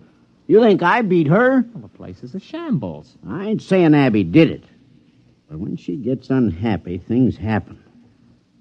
Dishes come flying through the air. Funny things happen around Ab. Ever since she started filling out 5 or 6 years ago. Well, she's only 16. 16? Don't let on I told you, but she's past 18. There, you see? Well, it just fell off the shelf. Well, look, you're a city fella, passable looking. Why don't you take her with you? What? Oh, now, wait a minute, Mr. Jenkins. Well, she's right pretty when she fixes up, and she can cook right smart. Go on, take her. Well, you must be mad. You can't give a girl away like that. If you'll excuse me, I think I'd better be going. Nobody asked you to bring her back. The gal eats more than I do. Oh, now, look, here. Here's $10. Buy yourself a jug. Well, I'd like to, but I can't do it. It ain't worth it. You brought her back. You can take her away. Oh, here's 15. Well, I should know better. All right, mister. I'll get her. It ain't no use, though, I can tell you, mister. All right, Abigail. Get out of the car. You're home. But, Pa... Oh, he isn't mad at you. He's welcoming you back. Now, come on, get out. Dirty, nasty old man. Serving right if that bottle he's pulling busted right over his head. Goodbye, Abby. And remind me never to see you again.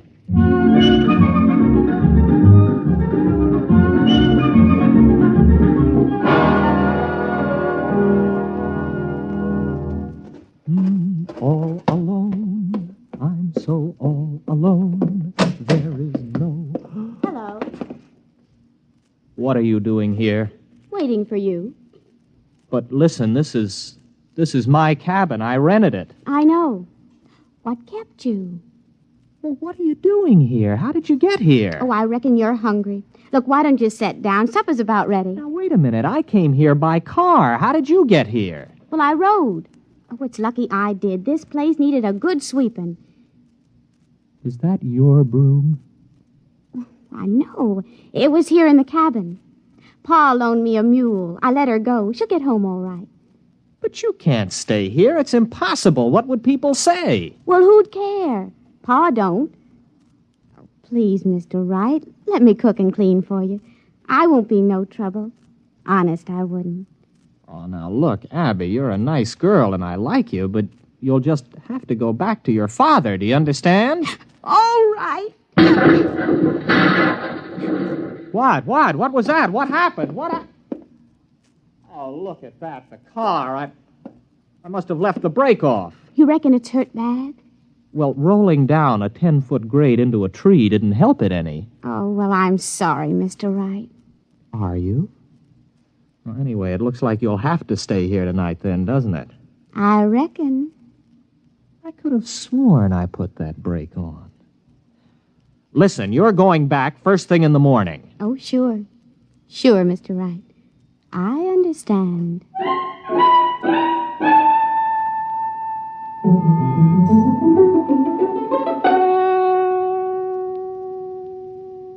Abby, tell me something. Who wrecked your father's house? Libby. Libby, huh? Who's Libby? The other me. Mostly I keep her bottled up inside. But when I feel sad and unhappy, I just can't keep her in. Then she just lets loose and goes wild. Schizo. Abby, where did you get an idea like that? Well, when I was born, I had a twin sister. Only she died real quick. And when I was bad, my ma used to say Libby would never have been mean or cross or naughty. So when I'd done something bad, I started saying Libby done it. I guess after a while I've begun to believe it myself. Can you control it, Abby? Not much. You see, when I get feeling mad and mean, things just happen, that's all. How about a rolling tire? You sure did look funny. Oh, I was just feeling mean about Pa, I guess, and I took it out on you. I don't believe it. It's absolutely impossible. It's primitive. It's straight out of Fraser's Golden Bough. There's got to be some explanation. Illusion or hypnosis. There's got to be some physical explanation. Well, I don't see why. I mean, if a thing just happens, you don't have to explain it. It's just there, ain't it? All right. Here. Now, make that cup move. Why? I want to see you do it. But I don't want to. I never wanted to do it. It just happened. Come on, try. Now, no, Mr. Wright. Look, it never brung me nothing but misery. It's bad enough when you can't help it, but it's worse when you do it on purpose. Nothing good will come of it. Come on, try. I want you to move that cup. Now, go ahead, Abby. Just move it without touching it. I can't. I just can't. Why not? Why can't you? I don't know. I guess it's because I'm happy. Oh. You can't move it now. No. All right, then get your things. You're going back to your father right now. No, I ain't going. I can't. Listen to you. You're a stupid backwoods girl. Can't. What kind of a way of talking is that? You're going back to your father because you're an ignorant, dirty hillbilly. Abby, you did it. You did it. It came right at my head. Do I have to go back? Oh, no, sir. Not if you help me. Abby, I've got a hold of something here that... What a thesis!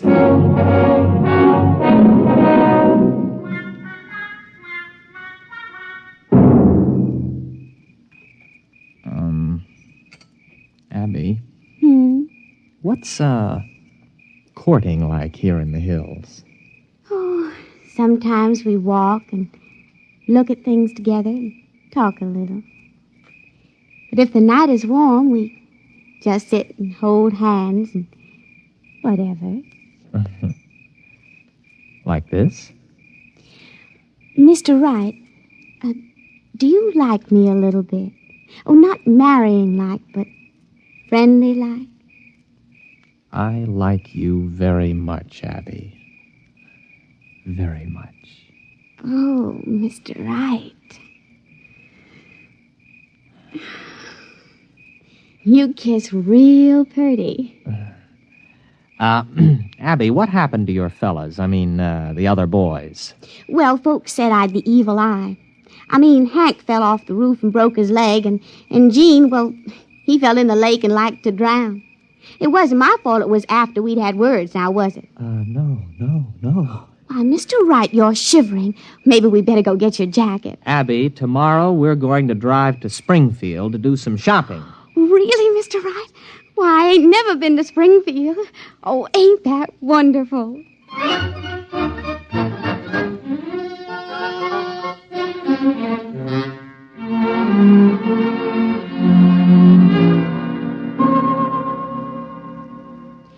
Mr. Wright. Huh. Are you happy, Abby? Oh, it's the happiest I've ever been in my life. I mean, eating in a fancy restaurant and even dancing and all. And now us just sitting here together in the moonlight. I never thought anything like this would happen to me. Abby, I'm afraid maybe you don't understand. Well, what do you mean, Mr. Wright? Oh, you know that dress I bought you? That's for another girl.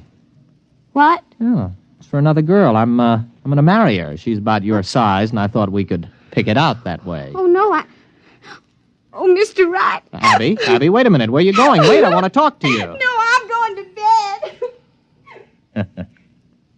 Matthew Wright, you are a no-good, miserable cad.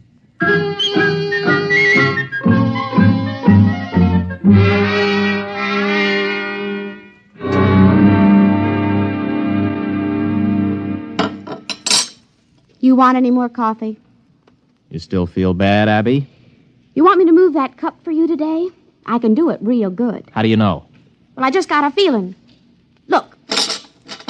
You can do it now? Sure, I guess. There, it's getting easier. Look, Abby, I want to get some things out of the car. I just happen to have them things for tests. There may be other powers. Well, I don't care much one way or the other, Mr. Wright. If it makes you happy, it's all right with me.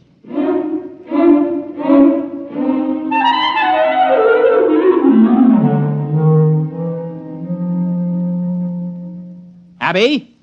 Abby, where are you? Abby, where did you go? Abby? Here I am, Mr. Wright. Abby, where were you? Springfield. But that's 50 miles. I know. I just kind of wished I was there, and then I was. I brought back a frying pan I admired in that hardware store window. Ain't it pretty? Got a real copper bottom. Didn't you have any trouble getting out of the store without anyone seeing you? Well, I was outside, but I could see in the back room somehow, too. I knew his name was Albert, and he was doing a crossword puzzle. Now, how could you tell all that? Well, I just kind of looked inside of his thinking. Like this. Wait a minute. Wait a minute, Abby, don't. I could look right inside your thinking now, Mr. Wright. Abby, wait a minute. Abby? You wouldn't. You didn't. Now, wait a minute, Abby. You've got to understand. I understand everything you've been thinking. You devil. Well, there ain't nothing too bad for anyone to do that. Well, you've got to let me explain. You with your kindness and your city manners. How could you do it? You made me fall in love with you. It was just a trick. You just wanted to make me unhappy, that's all. Why, even Pa was never that mean. I'd as soon marry up with a rattlesnake. Well, Abby, what are you going to do? Well, I haven't made up my mind yet, but I'll think of something.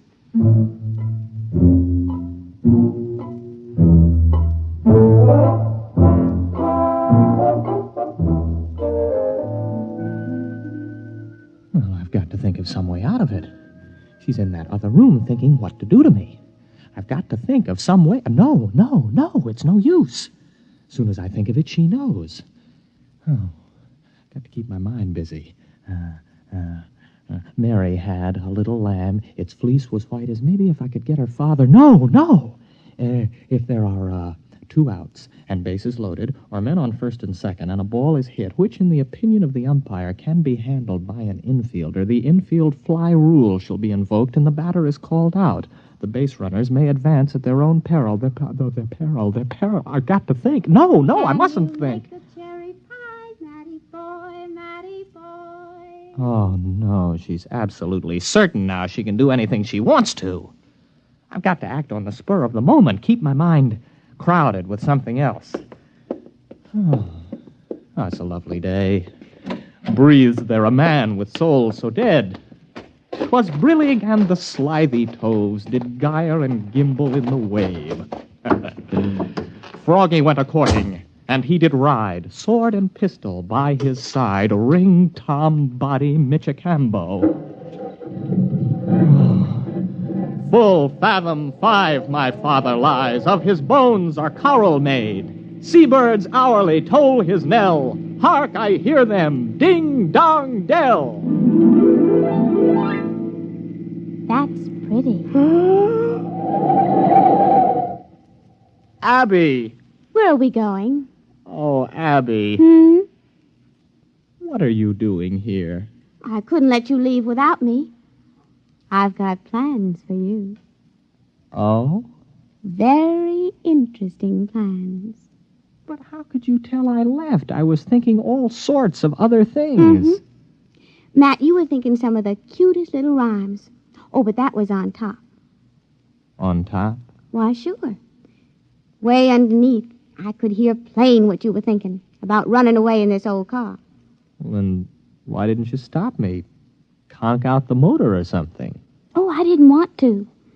I told you I could see way down underneath the top of your thinking. And you know what I found there? All the time, even when you were making me unhappy to test all them strange things I learned how to do, way down deep, you're in love with me. I am? Surely true. So, we're going to get married. Are we? There isn't much you can do about it now, is there? No, I suppose not, but You know, it's a frightening thought getting married to you, Abby. A wife who can read your mind and all the rest. Oh, I wouldn't worry about it, darling. Why, I can only do those things when I'm downright miserable. Everything will be perfectly all right. Just as long as you keep me happy.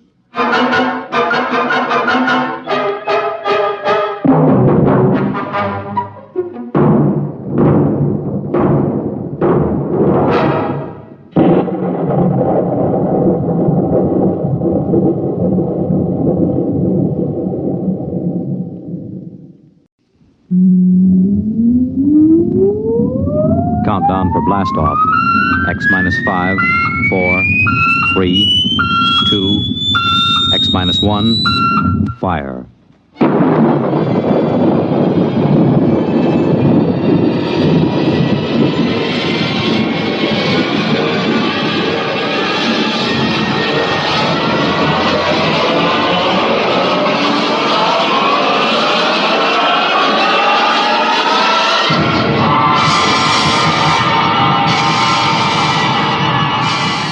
From the far horizons of the unknown come transcribed tales of new dimensions in time and space. These are stories of the future, adventures in which you'll live in 1,000,000, could be years, on 1,000 maybe worlds.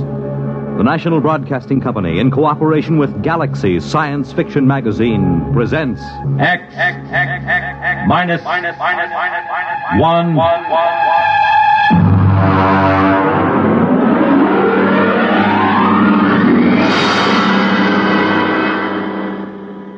Tonight, Project Trojan by Ernest Kenoy.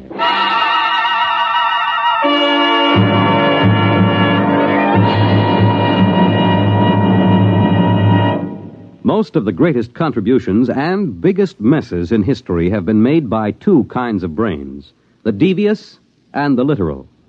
We quote from the monthly column written for Galaxy by its editor, H.L. Gold.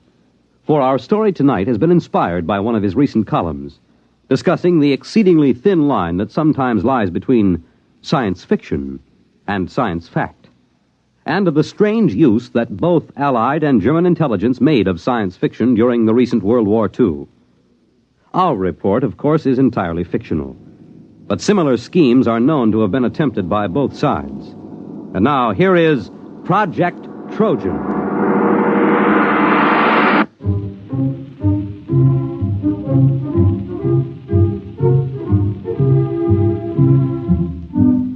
The idea of Project Trojan was originally conceived in February of 1943. The Intelligence Plans Commission, an adjunct to Joint Army and Naval Intelligence, was under the command of Colonel Sir Harold Bostwick. The first antecedent of Project Trojan occurred on an afternoon in February. Corporal Arthur Muggeridge was serving tea to Lieutenant Maurice Withering and Captain Amos Mackenzie. Here you are, sir. That's real butter on the bread. I won 5 pounds of it from one of those Yank mess sergeants over at the Crown and Lance. Oh, butter, eh? Aye, sir. Mackenzie. Well, confounded man, you might show some interest. Here Muggeridge tangles with the 8th Air Force to improve your tea, and you sit there reading. And what the devil is so engrossing? No, never mind. If it's me you're worrying about, you needn't, sir. I was cleared for most confidential and top secret before I set foot in the pantry. What is it, Mackenzie? Well, I was reading about a fascinating notion. It's a machine, you see, dreadfully ingenious. It's a method of setting up a reverse polarization field about a given metallic surface, say the plates on a submarine or a tank. Makes them 5 times as strong.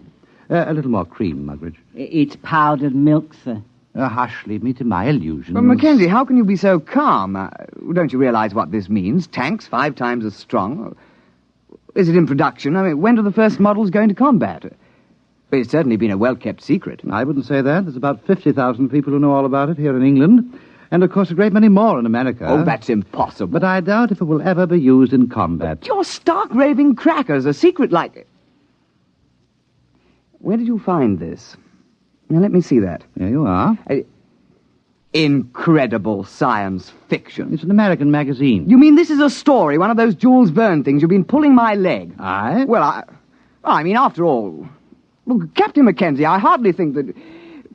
Well... Now, don't get stuffy, man. After all, to chaff me before the ranks. I don't mind, sir. But it did have you going, didn't it? Well, it sounded plausible. I don't know a confounded thing about electrical fields. Even if you did, it might take you in, huh?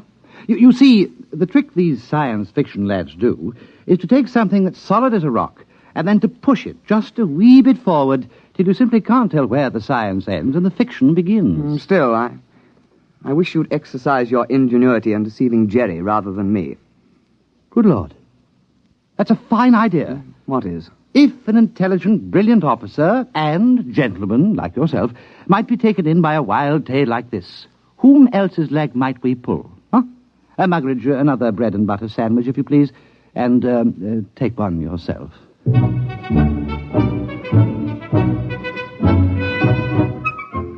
Lieutenant Withering and Captain Mackenzie worked out preliminary plans for Project Trojan and presented them at an appropriate time to Colonel Sir Harold Bostwick. Well, sit down, Withering, Mackenzie. Oh, thank you, sir. We had breakfast.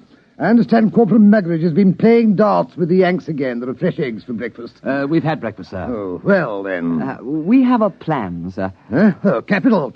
You remember, sir, our intelligence reports indicated a concentration of German research scientists working near Hanau. Certainly, I recall. They've got the whole lot of them inside a mountain. We tried bombing. I doubt if they even noticed. They're supplying the basic research for the German guided missile program. Yes, we know that. The reaction motor for the V1s came out of the Hanau lab. Oh, Muggeridge! Oh, you see, sir, if a considerable number of those research scientists were diverted to another project, the rocket program would be crippled. Yes, well, of course it would. What are you going to do? Advertise in the Times and offer them high wages? Aye, sir. Oh, Muggeridge, this coffee. No, sir. Next time you go to the Crown and Lance, keep coffee in mind, will you? Aye, sir.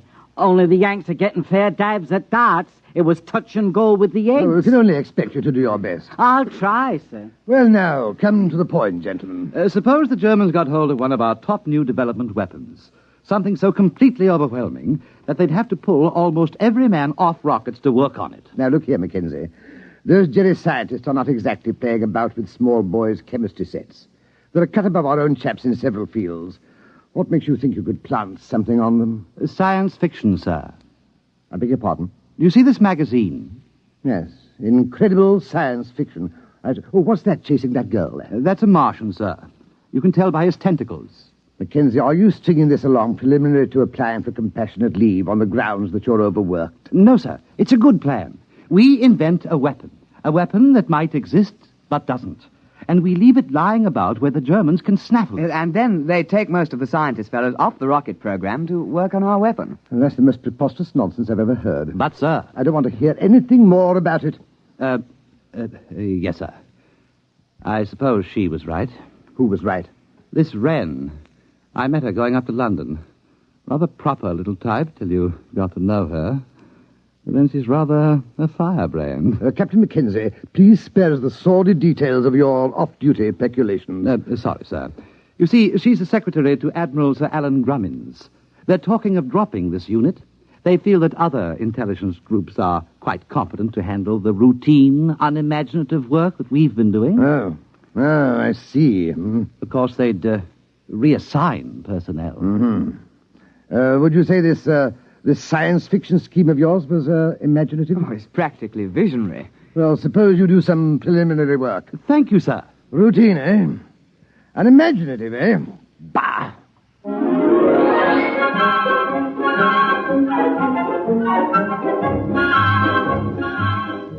On the 14th of February, preliminary work was begun on Project Trojan. At first, Lieutenant Withering and Captain Mackenzie worked alone, researching the source material of the project. Slamming the firing keys, brick blasted down on the Krull warship. Bright beams of crisp destruction lanced out from the giant dreadnought and licked along the plates of Brick's one-man scout.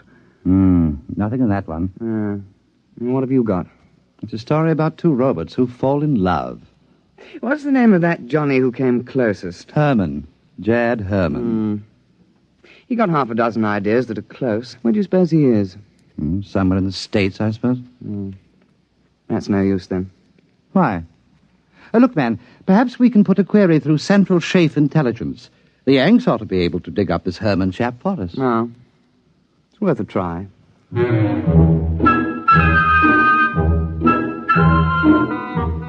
It took 7 days for a report to reach IPC that one Jacob David Herman, a private first class in the American Air Force, was based on a field north of Cheltenham in the Gloucestershire area. Lieutenant Withering and Captain Mackenzie requisitioned transport and visited Herman at his place of duty. You don't mind if I go ahead with my job, do you? I gotta have this place ready for inspection by 1300. Go right ahead. Hand me the cleaning powder, will you, please? Oh, yes, very well. Say, what do they put in porcelain in England? You break your arm trying to get it clean. Private Herman.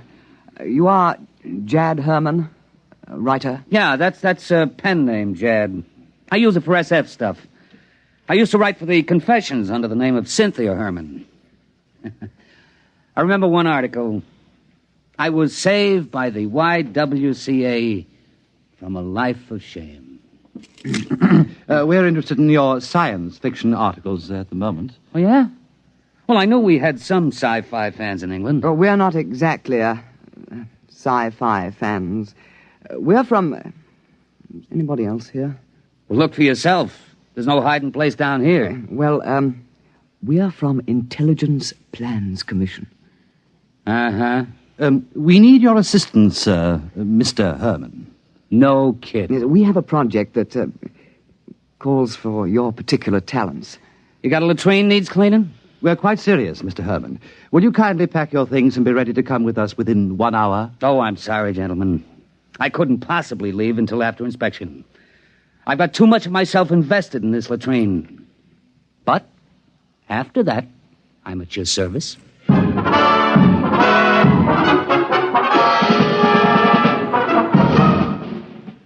Private First Class Jacob D. Herman, 329-62126, was transferred on special detached duty to Project Trojan, and after briefing was set to work on basic plans.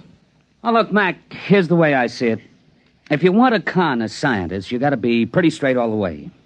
You can't get away with more than one phony step in the process. Precisely. Now, here's the way I see it. It's a focusing beam weapon. The electronics on that are square. I used it in a story about 2 years ago. Feinschreiber at MIT and Temple and Westover at the Bell Telephone Laboratories worked out the basic field formulas. What do you mean it's real? Well, up to a point. Everything's on the level till you get to the catalytic action on the grid. Now, that just won't work. It's a basic problem in physics, and it makes the whole thing impossible. But don't the Germans know that? Oh, sure. You see, you make up plans for the weapon, call it a death ray. You let the Germans steal everything but the catalyst formula. They'll think we've got it licked, and they'll break their necks trying to duplicate it before we put the weapon in production. I see. But we can't call it a death ray.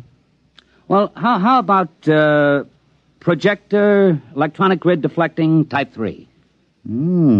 That has a braw ring to it, my lad. I've got the basic idea of the thing, but you'll have to get some of your science boys to work it out. Oh, we'll put a requisition into the Manpower Commission in the morning.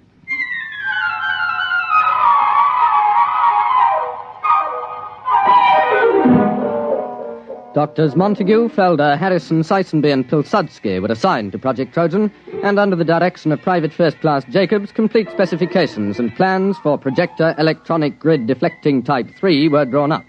Project Trojan was ready for Phase 2. Have we got everything? Blueprints? Check. Specifications? Check. Machine tool inventories? Check. Letter rejecting the plans from the War Office? Check. Endorsement from Supreme Headquarters rejecting plans? Check. Note from 10 Downing Street overriding rejections, handwritten postscript, build the confounded thing, WC. Check. Don't you think that's going a little too far, the rejections? Not at all. That's the master touch. A rejection of an idea by the War Office makes it appear most genuine. All right. Private Herman, if this thing were real, if it could be built, what would it do? Oh, don't ask. You could blow a hole in a mountain 10 miles away. Well, you could knock down a whole wing of bombers without even aiming. Oh, dear. Lucky it won't work. I should say so. Oh, well, now to get this lovely thing into Jerry's hands.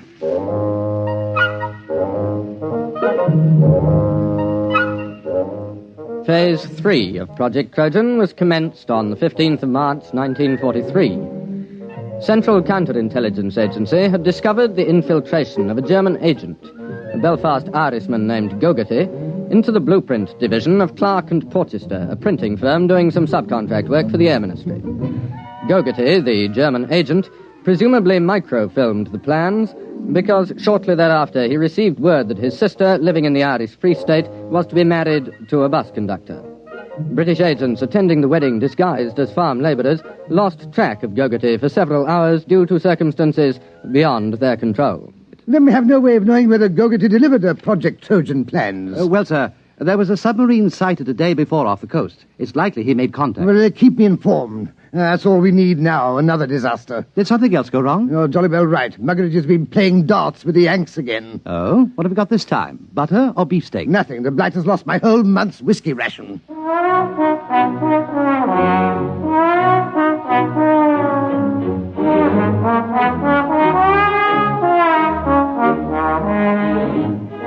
Now the cover operation supporting Project Trojan was undertaken. A battalion of the Royal Engineers was detailed to practice at secret installations with wooden mock-ups of the projector. A lance corporal in this detachment, a volunteer afterwards awarded the George Medal, was court-martialed and sentenced to 7 years hard labour for revealing information about the project while drunk on a 3-day leave to Tynecastle. This particular aspect of Project Trojan has been in the news recently, inasmuch as several backbench Labour members of Parliament have asked questions in the House, as it came out that the corporal served the full 7 years and wasn't released until 1951. The Home Secretary explained that this was an unfortunate oversight, and there were jeers from the opposition, with Mr. Honorin Bevan taking the occasion to call for the resignation of the government.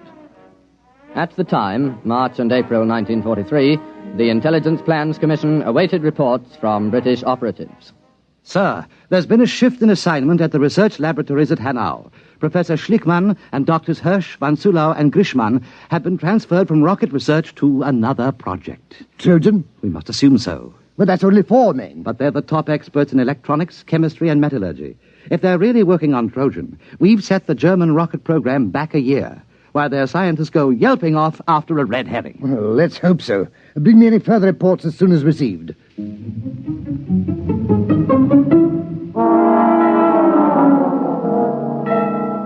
British intelligence reports, filtering back through occupied Norway and neutral Sweden, continued to indicate the success of Project Trojan. 4 more top scientists were known to be transferred from the rocket research base at Peenemünde to the Hanau laboratories. Definite knowledge was obtained that the new assignment was a startling new weapon, agreeing in detail with Project Trojan. What a sally, Mackenzie. What a stunt. Yes, sir. We shall have to have a little party to celebrate. We'll have that Herman chap in for a drink. I'm sending Muggeridge off to play darts with some of the Free French over at Germain Manor. He ought to be back soon with the champagne.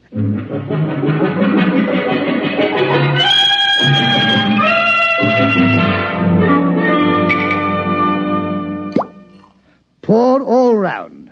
Private Herman? Thank you. All right now, to the projector, electronic grid deflecting type 3. The biggest fraud since the South Sea bubble. Colonel Bostwick. Oh, Withering, take a glass. We're just drinking to Trojan. Well, I think I'd rather not, sir. Well, what do you mean? There's a dispatch from Germany. What about it? A section of the mountain overlooking Hanau has disappeared. What? It's true. It was on the reconnaissance maps yesterday, and it was gone this morning. A 10-mile slice of mountain. That's impossible. Oh, it isn't. It works. Trojan works. But it can't. There's no catalyst. It's impossible. All our scientists said so. Well, I guess they were wrong. It works. They must have found the catalyst. I suppose we should have foreseen that. All those scientists working on it. They must have built the model and tried it out. It won't take them more than 3 months to put it into production. Well, there goes the war. Muggeridge. Aye, sir. Fill the glasses up again.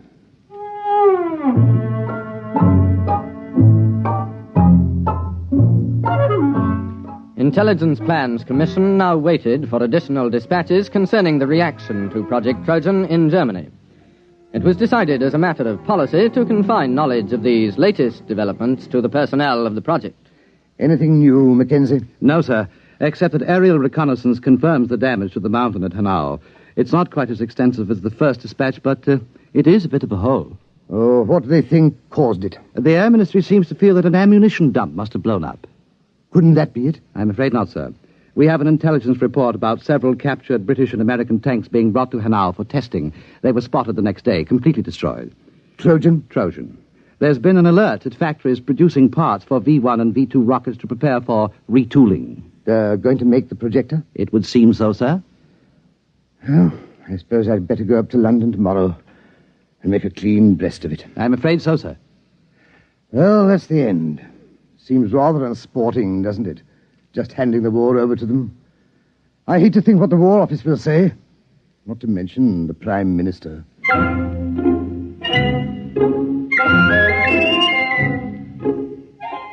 Project Trojan was nearing its closing phase. At precisely 0600 the next morning, Colonel Sir Harold Bostwick ordered his staff car and, taking a thermos of tea, proceeded to leave his office. Just before the staff car got underway, Lieutenant Withering appeared with another dispatch, accompanied by Captain Mackenzie and Private Herman. Colonel Bostwick, sir. Wait. So what is it, Withering? Another dispatch. No, don't, please. It's bad enough. There's been another disaster at Hanau. They knocked another mountain with our little present to them? No, sir. They've knocked themselves out. What? The laboratory under the mountain. It's exploded. It has? Went up like a Roman candle. We've got pictures. There was a flight of mosquito bombers over at the time. What happened? The projector. It backfired. How do you know? It had to. That's why the catalyst is impossible. You see, the metal fatigue on the grid is a function of... Never mind. Are you sure? Yes, sir. We have a reliable agent's report. The Germans are completely confused. They were operating the projector under a top-secret designation. Nobody knew any of the details except the dozen scientists working on it. And they were inside the laboratory when it blew. Our man was in the rescue squad. There isn't a thing left, sir. Plans, models, or scientists. Sir, do you realize that Project Trojan was a success? We've diverted a dozen top scientists from the rocket program permanently. Or do you think we'll be decorated? Lieutenant Withering, inasmuch as we came particularly close to handing the whole war to the Germans on a silver platter, I suggest we forget Project Trojan. Oh, yes. Yes, I see, of course. You're very canny, sir. I think we had all better return to precisely what we were doing before the whole nasty mess started.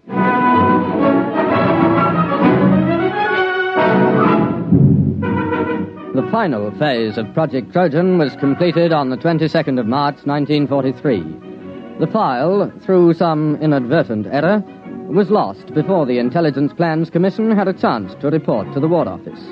All personnel returned to their previous assignment. All right. No splashing on the floor. I gotta get this latrine ready for inspection by 1300. Countdown for blastoff. X minus 5, 4, 3, 2, X minus 1, fire.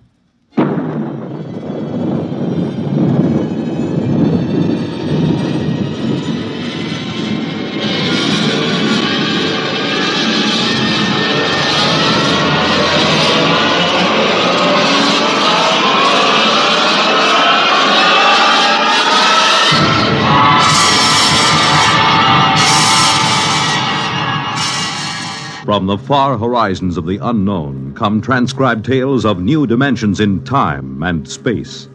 These are stories of the future, adventures in which you'll live in a million, could be years, on 1,000 maybe worlds. The National Broadcasting Company, in cooperation with Galaxy Science Fiction Magazine, presents X minus 1.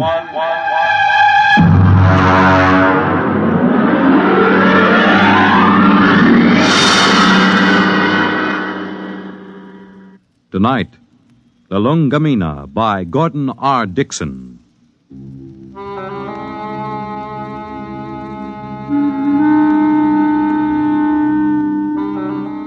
Blame Clay Harbank, if you like, for what happened at Station 563. Or blame Bill Peterborough, the one we called the Kid. I blame no one. I'm a Dorsey man. That means I was brought up on one of those tiny planets a million light years from nowhere. Being a Dorsey man is quite a responsibility. We are a very polite people. We have to be. Because when we get angry, we fight to the death.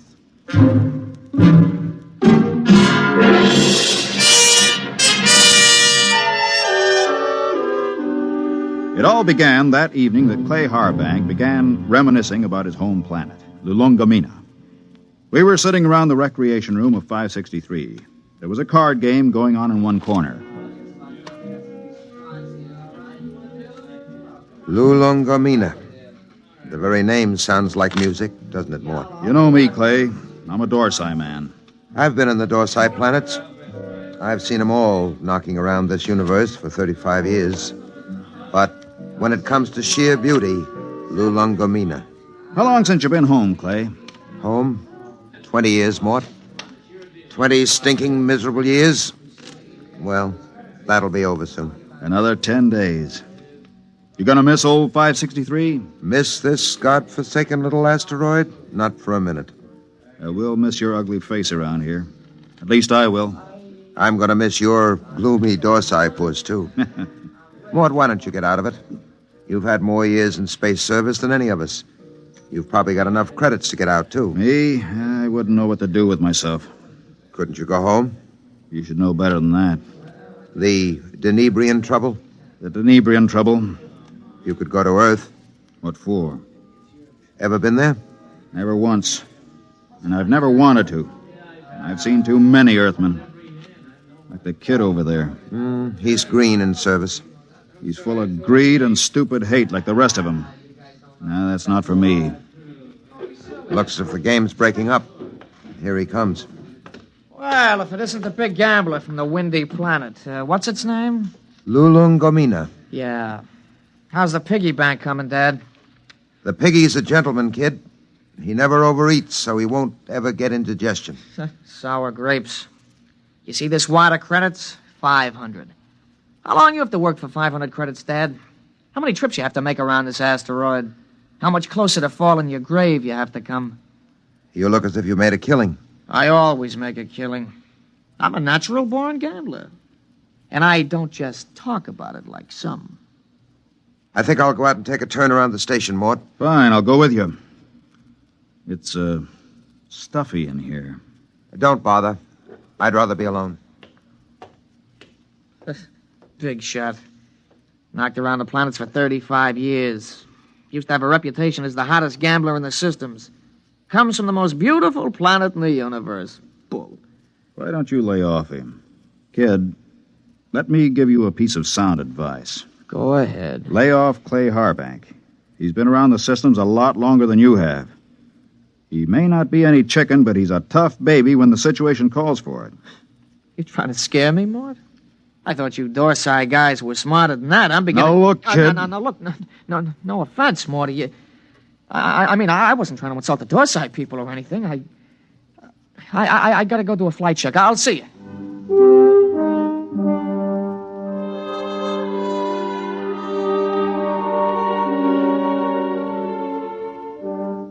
We were in bad shape. The 20 of us at Frontier Station 563 on the very edge of the human area had gone sour. Half the men had applications for transfer in already. What I'd told the kid about Clay being tough, well, that was a bluff to keep him off. Nobody knew better than I did that Clay was burned out inside like a used-up rocket. I put on a spacesuit and went out to join him. Oh, hi, Mort. Hi. Beautiful night, huh? Nice. Back on Lulungomeena, on a night like this, the rakish flowers open up, and you can hear them singing. There are 6 moons, and every one of them is like a yellow lantern. My mom and dad and I used to live on the edge of a lotus pool. Here I go talking about home again. Figures. A guy who's been saving up for 10 years to get home is bound to start thinking about it when the time comes. I wish you could come with me, Mort. Clay, tell me something. Yes? Do you ever get the urge to gamble again? Do I get the urge to gamble? Mort, you ever watch a man who's been on PON for a while? When he's broken the habit, you can't get him near the stuff. He despises it. And yet, the same man is liable to go back on with no provocation. Well, that's the way it is when you've gambled all your life. I figured. Maybe that's why I keep talking about home. Every time I hear the kid flipping those cards in the recreation room, I start talking about home. Have you noticed? I've noticed. But this time I'm going to make it, Mort. I tried 3 times before. This time I've got the dough, and I know I'm going to make it. I think you will, Clay. You know what did it? No. Lulungomeena. That's what saved me this time. The thought of that beautiful planet. Well, when you get there, you can send me a photo tape. At the rate we get visitors, it should reach me in 5 or 6 years. You'll be out by then. You'll be home. I'll never go home, Clay. Never. Well... That's Red 4. Screens must have picked up a ship in the galaxy. Maybe we'll get a visit. Keep us from going loco anyway. Coming in? No, I think I'll stay out a while. Well, I'm going to check the screen. See you later.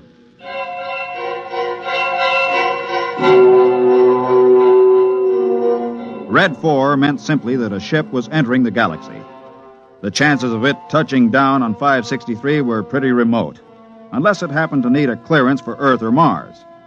The screen was black by the time I got there, but the kid was filing a report. Oh, hiya, Mort. Hey, what's a Hixabrod like? Why? We're having one for a visitor. You don't say. I just came in over the receiver. What'll he be like? A Hixabrod? Stiff as a poker, proud as Lucifer, honest as sunlight, and tied as a camel on his way through the eye of a needle. What do they look like? Oh, they're kind of humanoid, but they have a deadpan face that never changes, like a mask. Well, they're a little scary, I hear. That's the green skin and the scales. Also, they run about 8 feet tall. I wouldn't tangle with one if I were you. Back on Denebria once, I saw a Hixabrod rip a man to ribbons with its claws. Why? The man made the mistake of insulting Hixa. That's one of the twin planets they come from. Pretty touchy, aren't they? Not really. They're a very level-headed race. You know the Hixabrod reputation, don't you? No, you didn't hear much about them on Earth. Well, they're the first and only mercenary political arbitrators in the known universe. A Hixabrod can be hired, but he's absolutely incapable of being influenced or bribed. He tells the cold truth and nothing but the cold truth. And, brother, when a Hixabrod tells you the truth, it's plenty cold. It really lets you have it, huh? They're a small race and very much in demand. If some kind of political dispute comes up from planetary to inter-alien, both sides hire a Hixabrod to represent them. That way they know the other side is being completely honest. Oh, that's very interesting, you know. Very interesting.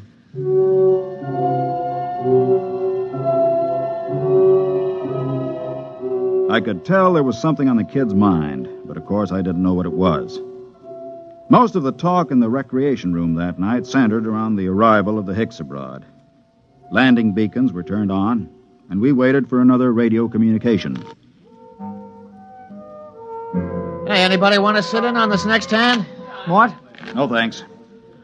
Well, I know better than to ask the galaxy's foremost gambler here. That's right, kid. Well, maybe when this Hixabrod gets here, we'll be able to work up a decent game. Do Hixabrods gamble?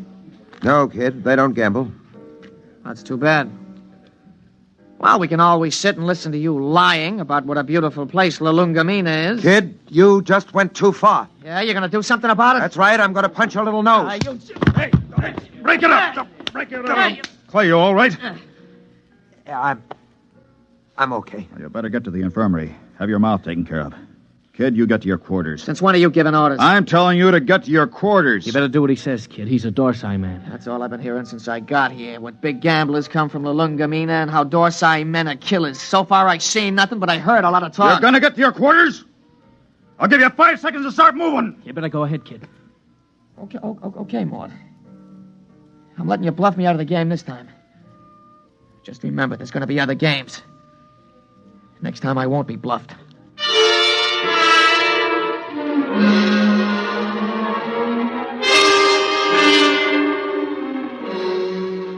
He left the recreation room. I felt a slight and not unpleasant shiver run down between my shoulder blades, and my eyes were still hot. I'd almost lost my control that time, and my senses told me I'd better be careful. For the next 3 days, the tension of 563 was almost unbearable. Clay Harbank seemed to age 20 years after the kid knocked him down. Now hear this, all personnel. Now hear this, all personnel. A ship is approaching for flight check. A ship is approaching for flight check. Report to Central. Report to Central. Well, this is it, Clay. We're getting the Hixabrod. Seems almost like home having a Hicks abroad with us. They're all over the Tarsian system, you know. You speak Hicks abroad? You have to on Lulungomeena. Oh, I didn't know that. I picked it up during the third exploration. Long time ago, huh? We're not getting younger, Clay. Yeah. I found that out. Ah, don't take it so big. He's just a punk kid. Sure. And I'm just a dumb old man. Ah, forget it. Ah, that's touchdown. You ought to be here in a minute. Well, that does it. He's down. Look at that ship, huh? Let's go. You'll need some help with his baggage.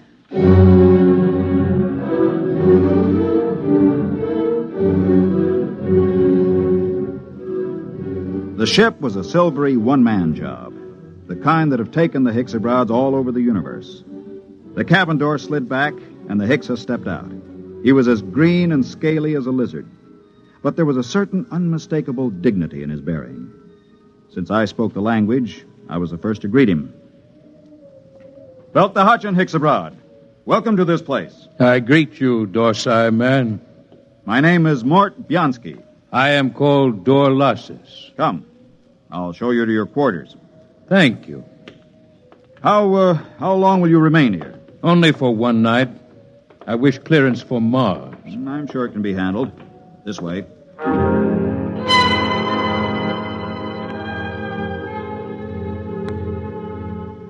I wondered how he knew I was a Dorsai man. And then it seemed obvious. My broken nose, the scars, the lined face. Nobody could mistake a human from the Dorsai planets. Still, it scared me a little. I kept wondering if he had anything to do with interplanetary police. I tried to put it out of my mind. It was no use.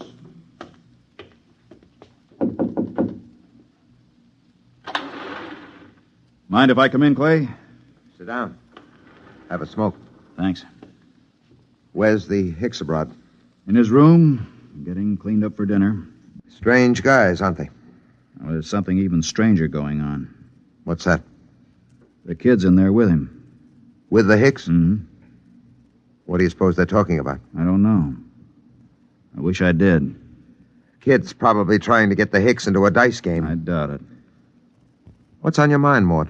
Clay, you've been around. Are there any Hicks abroads in interplanetary police? A few. Why? I don't know. I just had a feeling, you know. Oh, you're dreaming up bogeymen. Maybe. Besides, you're not in any trouble outside the Dorsai system. I killed a human, Clay.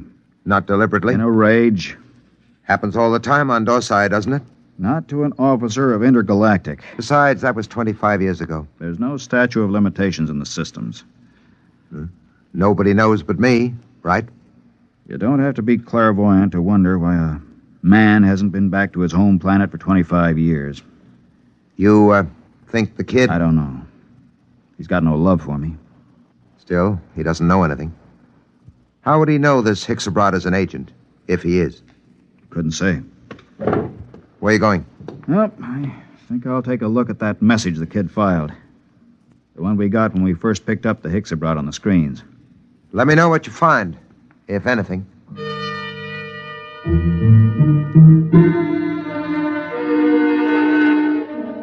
I walked through the empty corridors to the communication center. I went directly to the files where incoming messages are kept and flicked the tab until I got to Notices of Arrivals. There, 2 days before, was a report of the arrival of Dorlassus. I ran my finger down the statistics until I came to the line that said, Point of Origin of Flight.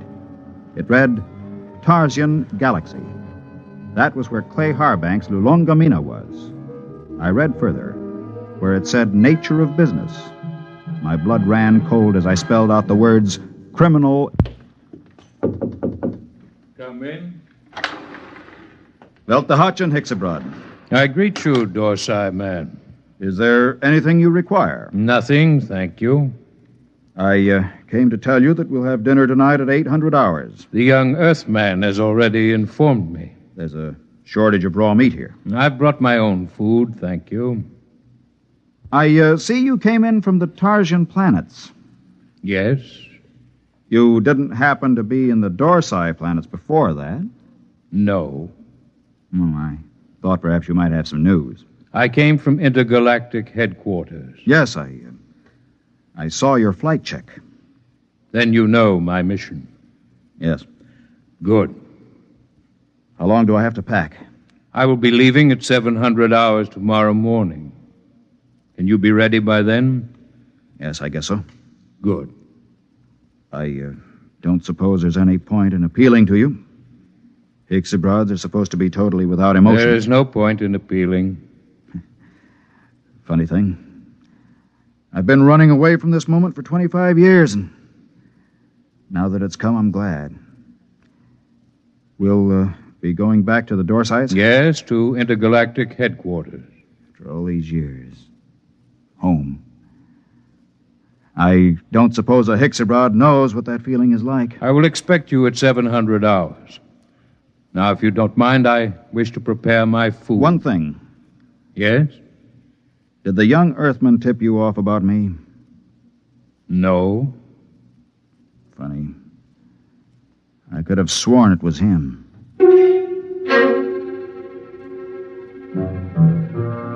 That was that. When a Hixabrod tells you no, you can bet your life he isn't lying. I began to wonder how they located me. I began to wonder what he and the kid had talked about. I began to wonder a lot of things. Well? He's an agent for Intergalactic. Well, that doesn't prove he's after you? He is. How do you know? I just talked to him. Lord in heaven. It isn't so bad, really. Just think, I'll be going home. I'm going to kill that kid. Clay. I'm going to kill him. Clay, listen to me. The kid didn't turn me in. You said... I said he was talking to the Hicks. I just asked him. And the Hicks told me it wasn't the kid. They don't lie. So don't go blowing off. It's going to be hard. 10 days. Doesn't have to be 10 days. What do you mean? How many credits do you need to buy your way out? Another 500. Next payday. Don't wait. Don't wait. I have over 900 credits. I'll turn them over to you. Mort. Listen, I don't need them. You can pay off tomorrow and fly as far as the Tarzan chain with me and the Hicks. It's a very nice thing, Mort. Will you do it? I'll think about it. Let you know after dinner.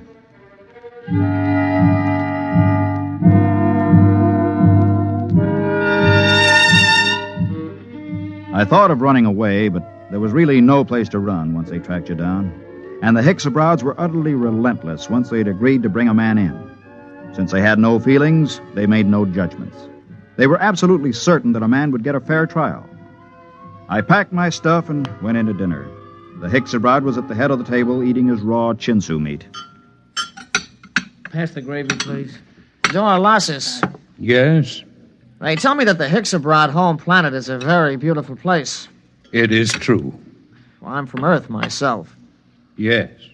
I'm curious to know what this beautiful planet of yours looks like. The kid's pretty talkative tonight. What's cooking? I don't know, but I don't trust it. The flora and fauna are maintained in excellent natural balance. No local surplus has exceeded 1% of the normal population for the last 60,000 years. Life on Hixa is predictable. The weather is controlled within the greatest limits of feasibility. The symmetry of the landscape is without parallel in the universe. Very pretty picture. Very attractive home world. But I regret to inform you, Dorlasis, that I've been given to understand that it pales into insignificance when compared with another beauty spot in our universe. Your Earth? I wish I could say yes.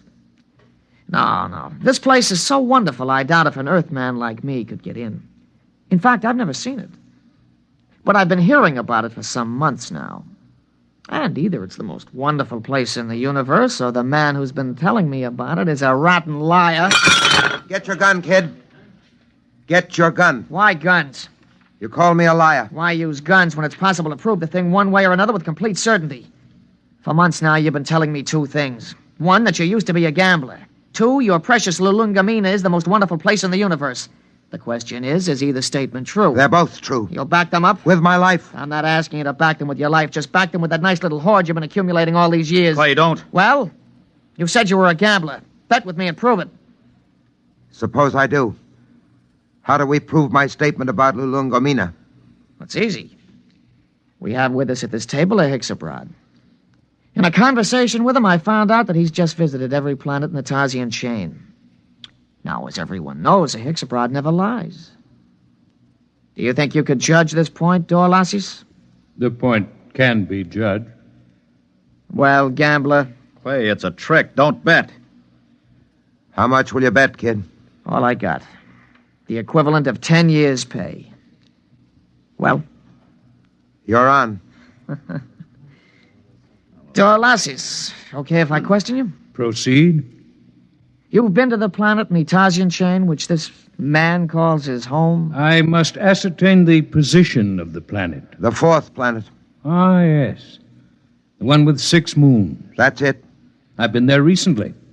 As you well know, since we spoke of it only this afternoon. We did speak of it, that's true. Now, will you tell me, you know the planet? Yes. You know its geography? I do not repeat myself. Is it a large planet? No. Is it a rich planet? No. Was there not a rain of radioactive fallout from an explosion of a nearby star only 5 months ago? There was. Did it not destroy every piece of vegetation and leave this planet a gutted, smoking ruins, charred and ugly? It did. Well, gambler?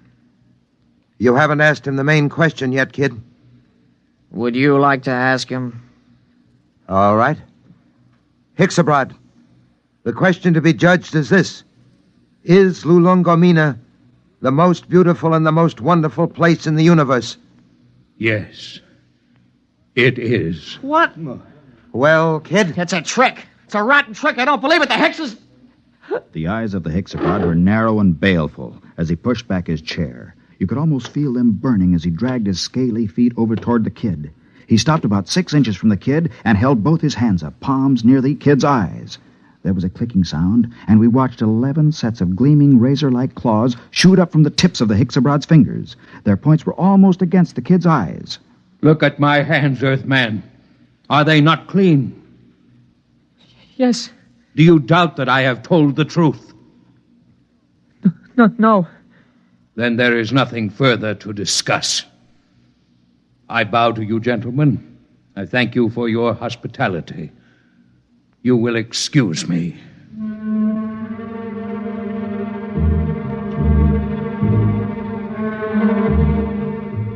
We stood around and watched that proud, frightening figure drag itself out of the room. The kid was trembling like a leaf as he drew a bank draft for 10 years' pay and handed it to Clay Harbank. The next morning, Clay and I boarded the Hexabrod ship, and 4 days later, we touched down at the outer planet of the Tarsian chain. Well, this is where I get off, Mort. I don't know what to say, really. I guess you know how I feel. Think I do, Clay? Let's just say so long. There will be no need for goodbyes. What? Both of you are leaving the ship here. But I thought I intend to return to intergalactic headquarters empty-handed. Empty-handed? But they'll question you. What will you tell them? The truth, of course. But you have told me nothing. But I assumed... I am not interested in your assumption. You asked me my mission. I told you it was a criminal investigation. You said you assumed you would go back with me, and I told you when my ship was departing. There is nothing more to be said. But surely you know Mort, don't say anything. A Hexabrod deals only with facts, what is absolutely known. They're the most literal beings in the universe. Let it go at that. Goodbye, gentlemen. I am grateful for the pleasure of your company.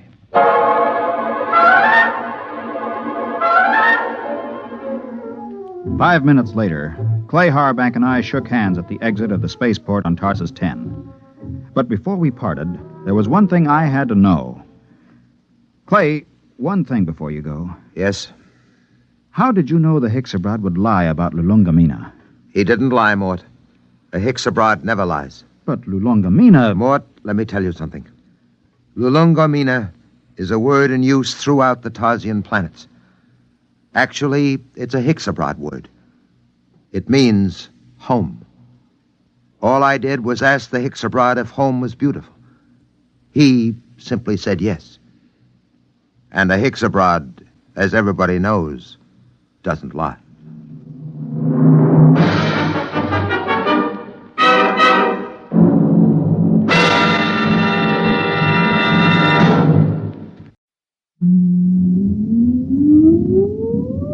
countdown for blast off. X minus 5, 4, 3, 2, X minus 1, fire.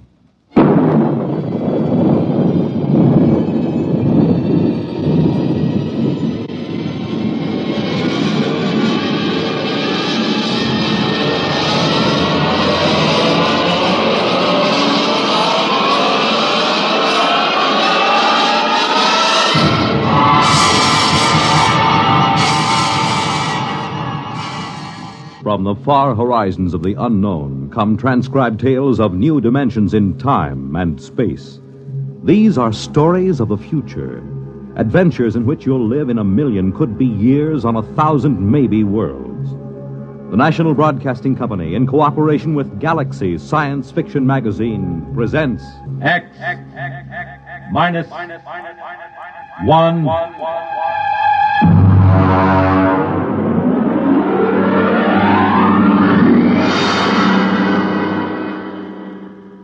Tonight, The Defenders, based on a story by Philip Dick. And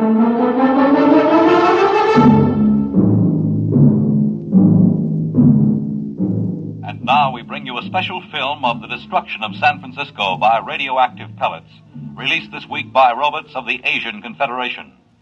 This bombing was televised by robot cameramen of the Western Confederation as it took place. What you are about to see is a rebroadcast.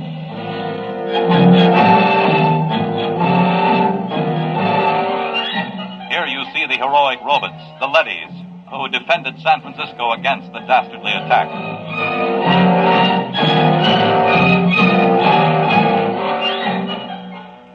Of course, since all human life has been under the surface of Earth for 16 years, there was no actual loss of life in the sense we know it. Still, the vicious destruction of Western Leddies by this sneak attack by Asian robots. The surface war. The surface war, that's all we hear. It's all everybody works for. 90 cents out of every dollar goes for the surface war. Every man, woman, and child is either inventing new weapons or manufacturing robots to fight for us or taking care of the people who are doing the inventing or manufacturing. Mary, take it easy. Oh, I'm sorry, Dad. Maybe you've been working too hard at the university. Maybe. How's the study coming?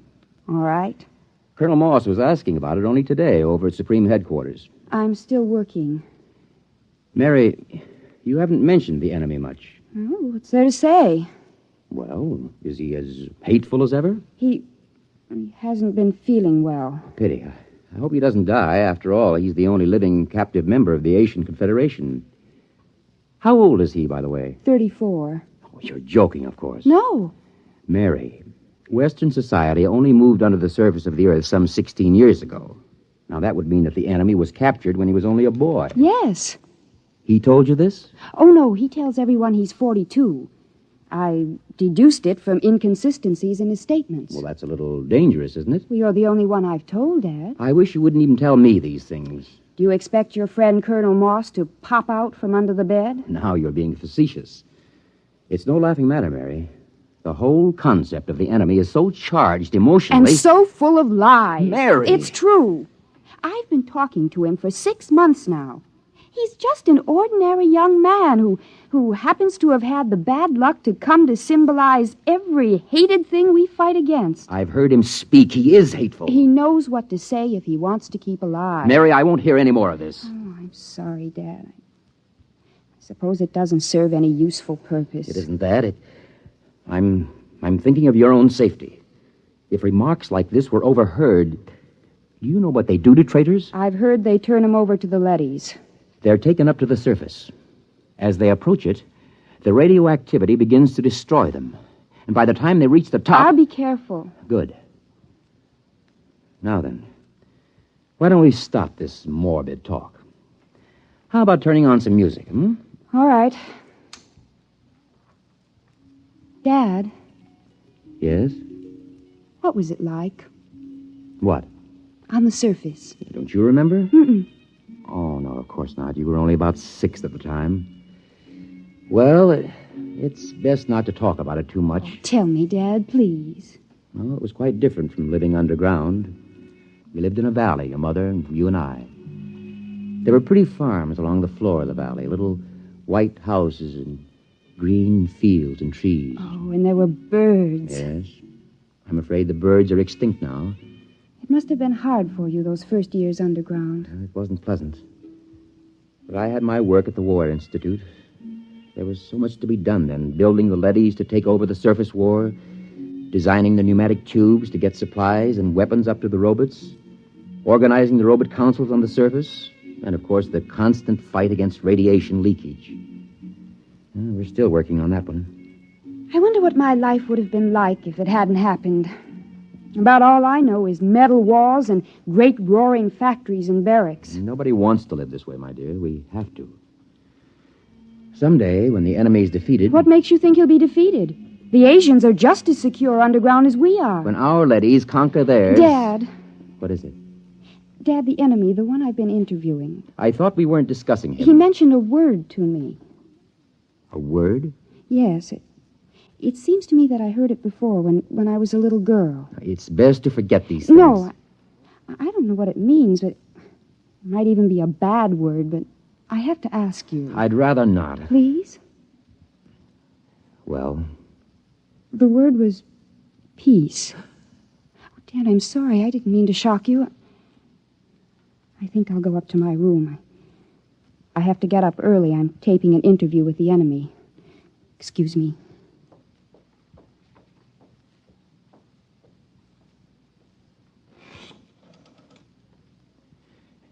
Get me the Director of Internal Security. Yes? Moss, this is Donald Taylor. Yes, Donald. It's about my daughter. Mary? Yes. She's been working with the enemy, as you know, compiling a new study. Yes? I'm afraid from some of the things he's told her that he may not be completely sane. Oh? I thought perhaps you might, supervise their relationship a little more. After all, she's been spending almost 6 months in his company, several hours a day. I see what you mean. Now, I don't mean to suggest that anything has happened already. Her attitude's... Don't concern yourself about it. Everything will be handled discreetly.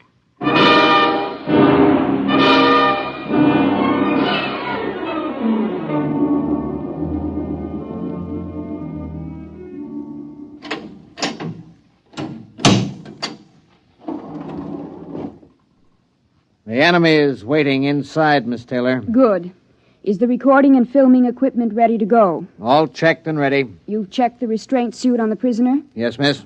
You may leave us alone. Just buzz when you want me, Miss Taylor. I will. Thank you, guard. Hello, hateful one. Hello, beloved. How are you? Feeling no pain? I thought about you last night. I talked to Father. Be careful. Oh, it's all right. Oh, this can't go on, Mary. Sooner or later, someone will suspect. I don't care. I love you. Mary. Oh, you'd better get something on tape. If anyone comes in. All right. Tape number 425X. Subject, recorded interview with captive ZN2, former soldier of the Asian Confederation and enemy of the Western Confederation. I am Joseph Kali, serial number ZN2, former soldier of the Asian Confederation. What were you taught to believe concerning the people of the Western Confederation? I hate them with all my heart. They are inhuman and to be destroyed. What is your objective? It is the objective of my people to enslave all members of the Western Confederation and to utilize them for the benefit of the masters of the Asian Confederation. Did you ever witness any murder of members of the Western Confederation? I was a pilot in a group which dropped radioactive dust on women and children who were preparing to be evacuated underground. I myself killed some 15,000. We will discontinue the interview to check the quality of the recordings. And to kiss the lips of the captive from the Asian Confederation. Oh, Joseph, I can't tell you how it pains me to hear you mouthing this stuff. It keeps me alive. If there were only some way to escape, some place to go. The surface is the only place to go. And the radioactivity kills you in 40 minutes with the thickest lead suit. Sometimes I think even 40 minutes of freedom would be worth it. 40 minutes of pain? If that's the price, then For myself, I wouldn't care.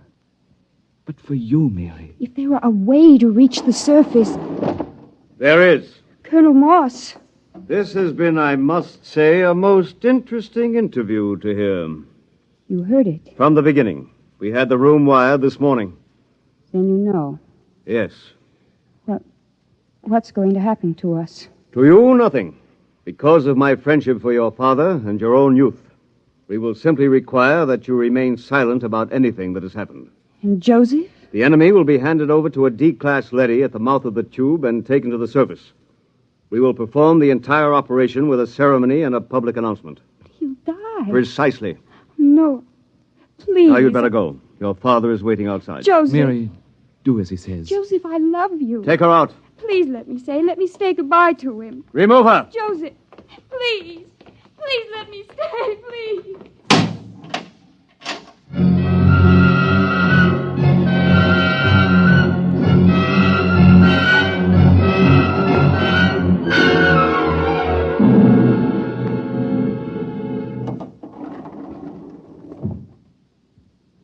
Father, Yes?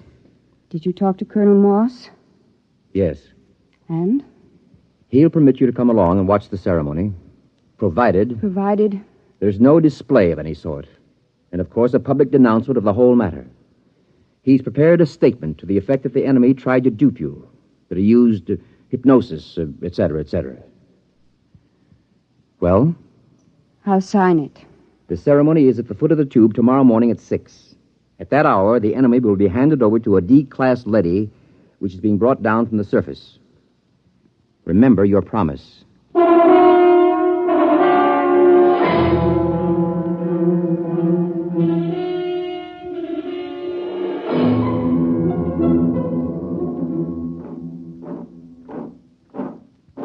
Detail! Halt! The prisoner is ready to be turned over, sir.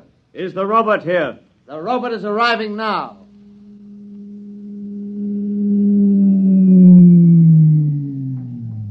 I'll give the orders. I wish to converse with it. Yes, sir. The robot has landed at the foot of the tube, sir. Switch on the intercom. Robot, Robot N71. can you hear me? Yes, sir. We have a prisoner to turn over. He is to be taken to the surface and destroyed. Yes, sir. Before we send him into the radiation lock, there are a few questions the military would like to have answered. Yes, sir. How is the war going on the surface? The war continues. We are a little short of fast pursuit craft, the single-seat type. It will be noted. Our missiles pounded the Euro munitions plant of the Asian robot team last night, with good results. Excellent. Are you ready to receive the prisoner? I am ready. I must warn all observers to remain behind the lead wall when the radiation lock opens. A few seconds' exposure to a hot leady is enough to cause serious damage. Prisoner, step forward. Father. Steady, Mary. Remember your promise? Yes. Is he? He's there. Oh, if I could only see him alone a minute. It's out of the question. Keep well behind the lead wall. Ready? Ready, Colonel. Open the lock.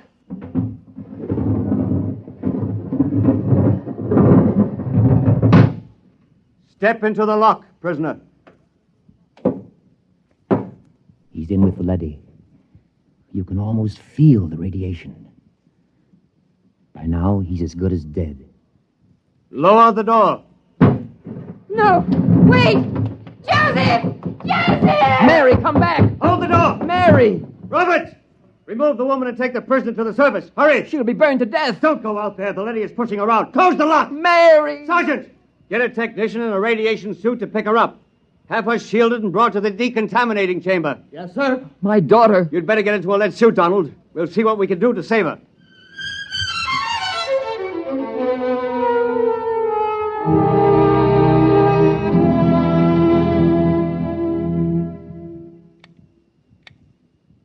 How is she? Bad? I don't understand it. What's wrong? She's cold. Not a trace of radiation. You mean the leady wasn't radioactive? It's impossible. Those robots are exposed to enough radiation in an hour to kill a regiment. Well, could the counter be defective? I checked it. No, it must be some freak. Somehow she avoided exposure to the rays. Yeah, you're a very lucky man, Professor. Can I see her? Yes. Go in. Thank you.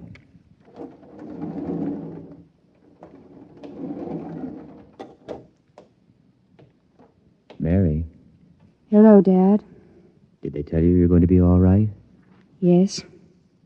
Well, you don't seem overjoyed. Should I be? You really care for this murder of women and children? Dad, for the last time, Joseph never murdered any women and children. He confessed to those crimes to keep alive. Well, we won't discuss it. You're safe. That's all that matters. Was he taken up? Yes. And now he's gone. I don't believe it. Mary. I don't believe it. Somehow, deep inside me, I know he's alive. Somehow, I knew that leady wasn't radioactive. That leady. Yes, that's puzzling. We'll have to investigate that. I'm going to send an order to the surface asking that the same leady be sent down again. There's something very strange about the whole business.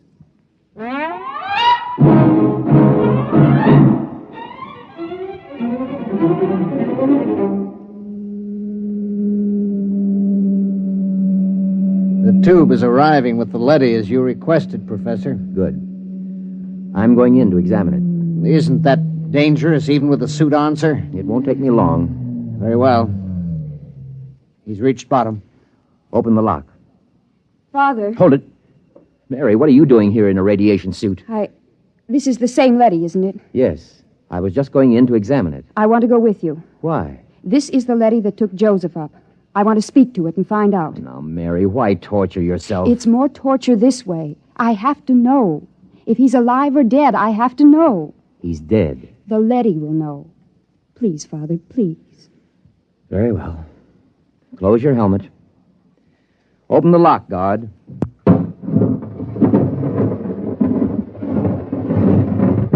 Ready, Mary? Ready. Let's go in.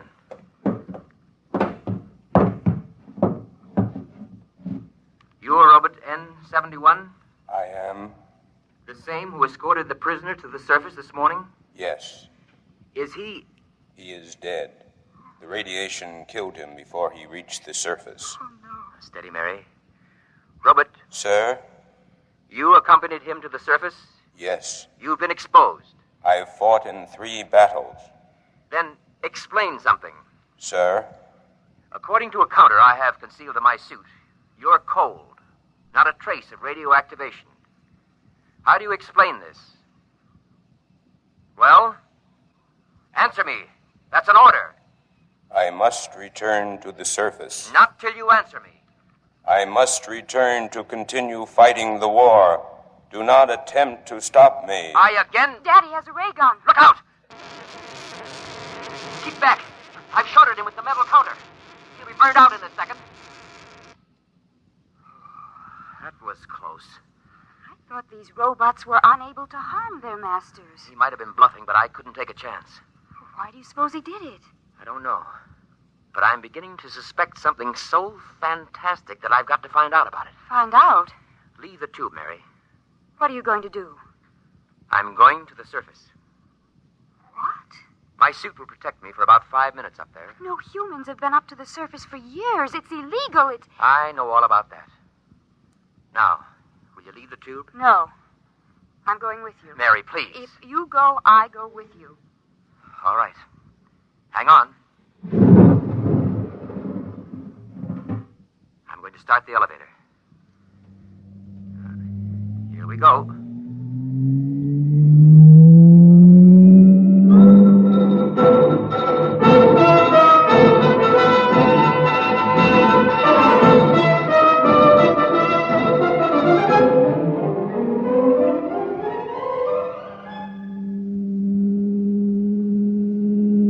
Almost there. I'm almost afraid to look, Father.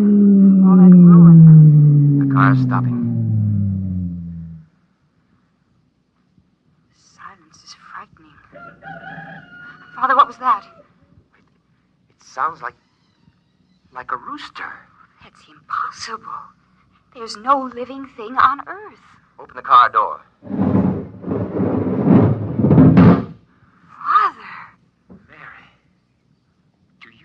what I see? Trees, forests, a windmill, and farmhouses. Look, we must be dreaming. Father, birds, look. It's unbelievable. Oh, no, I can't believe it. I can't. Raise your hands, both of you. It's a leady. Do as he says. He's armed. Good. I am Alpha 5, chairman of the Surface Council. What's this all about? Where's the war? The ruins? What's happened here? Can't you guess? The war. There is no war. There hasn't been any war for 15 years. No war? But the guns, the munitions... We've been destroying them as fast as you sent them to the surface. And the Asians? Their robots have been destroying their arms also. Why? How did this happen? What about those films of the destruction of San Francisco? What about those televised reports, the bombings, the slaughter? Models. Models? We have a full-time division of A-class robots who do nothing but photograph the progress of the fictitious war using scale models. The entire destruction of San Francisco, which you witnessed on your televisors, took place on a tabletop. How did this come about? Quite logically. You created us to pursue the war for you, while you human beings went below ground to survive. But before we could continue the war, it was necessary to analyze it, to determine its purpose. We did this. And? We found it had no purpose. War to the logical mind is absurd, but it fulfills a need in human terms. The need to direct your hatred of yourselves away from you and onto others. Eventually, man will grow up enough so that he can face his own dislike of himself with humility. The time has almost come, as a matter of fact. Until it does come, we decided to preserve the illusion of war. Meanwhile, we rebuilt the cities, replanted the farms, and kept everything in readiness. We are the caretakers. And what will happen to my daughter and myself? You will remain on the surface with the others. Others? There is a small group of members of the Asian Confederation which came to the surface only a few months ago. They are farming a valley not far from here. By the way, you may remove your radiation suits. There is no radiation. You said the others. Does that mean that the prisoner, the one who... He is alive and well. Father, he's alive. Where is he? In a farmhouse not far from here.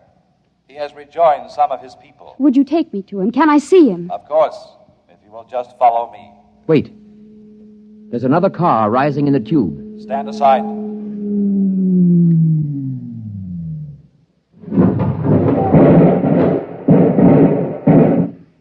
Just remain where you are. Sergeant, take this leady into custody. Yes, sir. Well, Professor, this is quite a sight. How did you happen to come here? The guard told us you had surfaced. We found the shorted robot where you left it and discovered it was cold. So we decided we'd better investigate.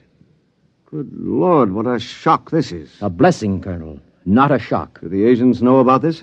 A few of them have surfaced, but the underground civilization is still ignorant of it.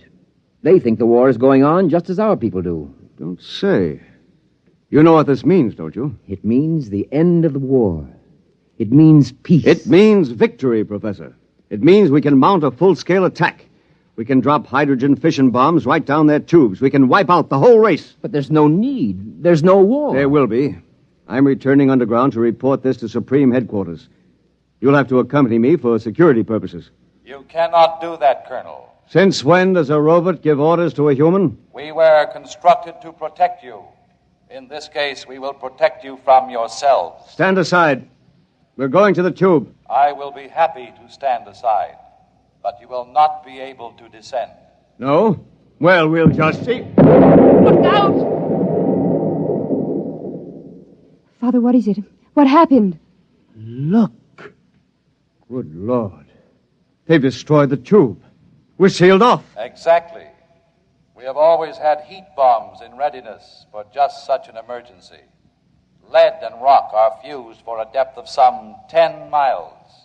It will be years before your people can reconstruct the tube. I don't believe it. It makes no difference to us whether you believe it or not. Men, destroy this robot. There are many more. Destroy him.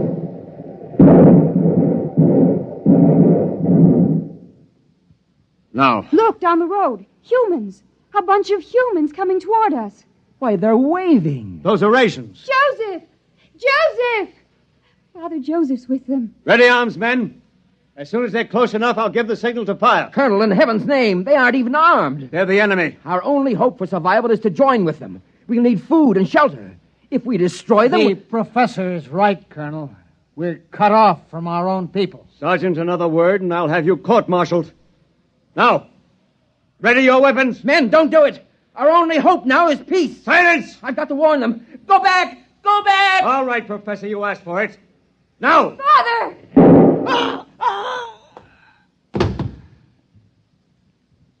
Father, is he...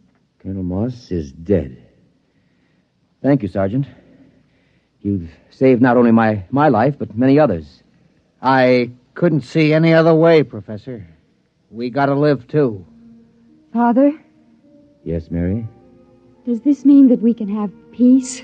If we want it, Mary. If we really want it, we can have it.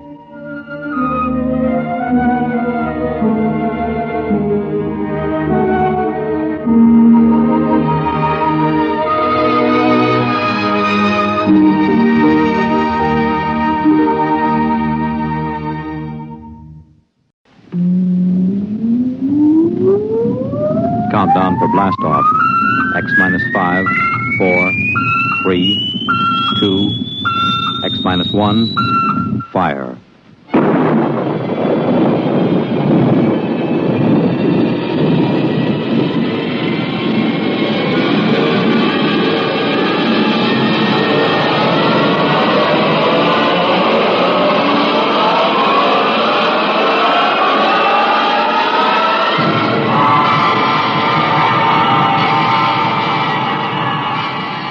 From the far horizons of the unknown come transcribed tales of new dimensions in time and space. These are stories of the future, adventures in which you'll live in a million, could be years, on 1,000 maybe worlds. The National Broadcasting Company, in cooperation with Galaxy Science Fiction Magazine, presents X minus 1.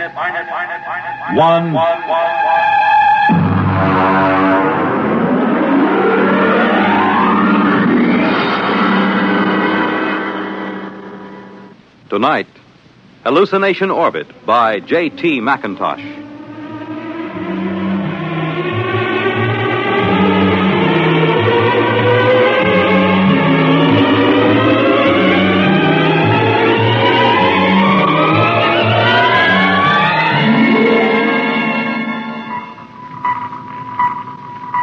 Mr. Chaka. Sir? Stand by to release a pickup rocket. Yes, sir. We'll break orbit in 8 hours, have damage control pull the rods on the number 3 pile. Check leakage. Yes, sir. Try and have the locks cleared of all unessential personnel when that pickup rocket comes back. There's no point in making trouble. I understand, sir. Pickup rocket away, sir. Very well. Take over, Mr. Chaka. I will be in my quarters if I'm wanted.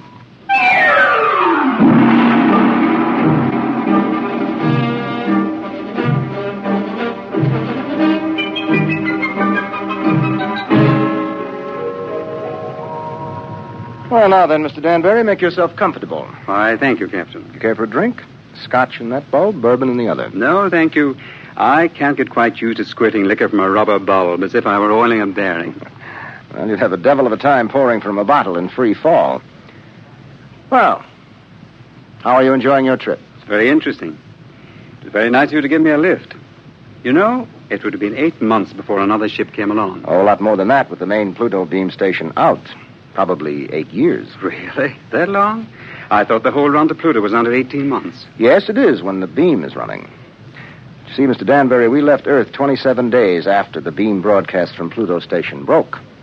We've been spaceborne close to 6 years. I suppose that's why you're on orbit around this planet, picking up supplies or something, eh? Oh. This is a standard pickup for the space beam service. We sent a rocket down to take off a man who's been the only inhabitant of this planet for a little over 2 years. Well, I expect he'll be glad to see you. Well, there's no telling. I know I would. After 2 years of duty, Mr. Danbury, you might not know anything. Oh, psychiatric troubles? Solitosis. It's from the Latin, solace, alone. Is that much of a problem? Only in space. Here, look.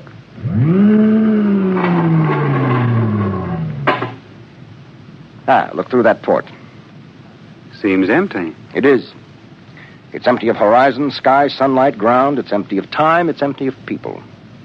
You can't live in it too long without something happening. I see. But surely people have been alone before space flight. Oh, yes, but they have been on the same world with other people. And that seems to make a difference. You take a hermit on Earth, he may spend his life trying to escape civilization. Put him on a deserted world, he turns psychotic. Is there a cure? Oh, sure. Put him back with people. At least about 40 people. That seems to be the critical number. See, I have 48 in this ship's complement. I could run her with about 18. But if I tried to, I'd have psychos on my hands 6 months after blastoff. But then every one of these men on the beam stations, they're all alone, aren't they? That's right. Well, then they must get it. They do. It wouldn't pay to leave more than 40 men on a space station. And less than 40 is too dangerous. Solitosis can be homicidal. So they leave one man. Now, he gets it all right. But you can snap him out of it just by taking him back to Earth. That's why I like to have as few people as possible around when the pickup ship comes back. It can be pretty unpleasant. And what are they like? How does it affect them? Well, so far, I've picked up about 28 space station officers. I've seen 28 different sets of symptoms. I wouldn't want the job of getting those guys out of their stations and into that pickup rocket. Captain here. Pickup rocket. Signaling, sir. All right, Mr. Chalker. Prepare to receive the pickup. Alert the psychiatric staff, and I'll be right there. Would you care to see them bring them in, Mr. Danbury? You're welcome if you have a strong stomach. I don't think so, thank you. All right. Mr. Chalker, as soon as the rocket is secured, make a trajectory for the next station. Yes, sir. That's Pluto Station 3. Carry on. Pluto Station 3. That will be a honey of a job. He has been on that lump of rock all by himself for close to 6.5 years.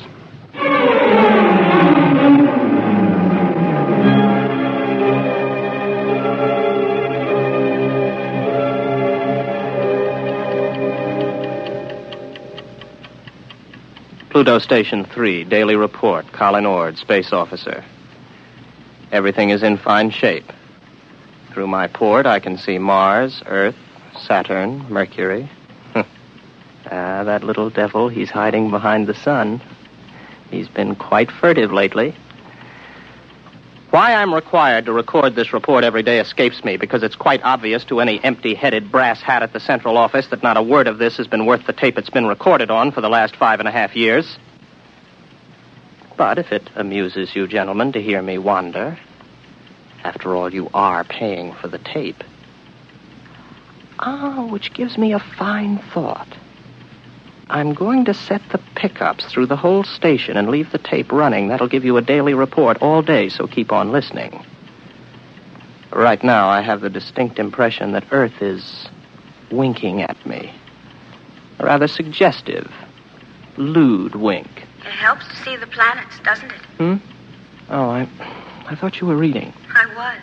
You know, if you hadn't been able to see the planets, you would have been a straitjacket case long ago. Well, who knows I'm not one now? You don't, anyway. Well, I think that so long as you talk sanely about madness, you can't be so far gone. It's out there somewhere, isn't it? The rescue ship. Somewhere. How long now, Colin? Where could they be now if they started whenever the beam failed? I haven't worked it out since the last time you asked, but they could be very close. Well, if the beam hadn't failed, they would have been here long ago, wouldn't they? Oh, sure. 11 months with the beam, over 6 years without it. Well, anyway, that triple time 6 years' pay adds up to quite a pile. You'll be set up for life when you get back to Earth, won't you? And at 29. I'll be rotten with money. Oh, well. It's been nice knowing you. That's because of the others before you. I've learned a lot. I'll never talk of the others. And above all, never talk of any others to come. I'm sorry. Would you like to play chess? It's a long time since we did. I don't think so, not anymore. I'm a little tired of chess. Oh, I know. I understand. I won't bother you. I'll go to my room, Colin. Well, don't get upset. I'm not. I understand. You're just tired of chess. You still listening, gentlemen? That last few minutes might have been a little confusing. You'd like to know who I was talking to, wouldn't you? I'm afraid you can't hear her on the tape. That's Una. And I'll tell you what she looks like. You might find it interesting. She's beautiful, but rather cool.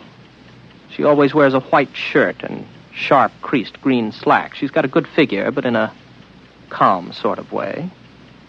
She plays a good game of chess, although I beat her 2 out of 3 times.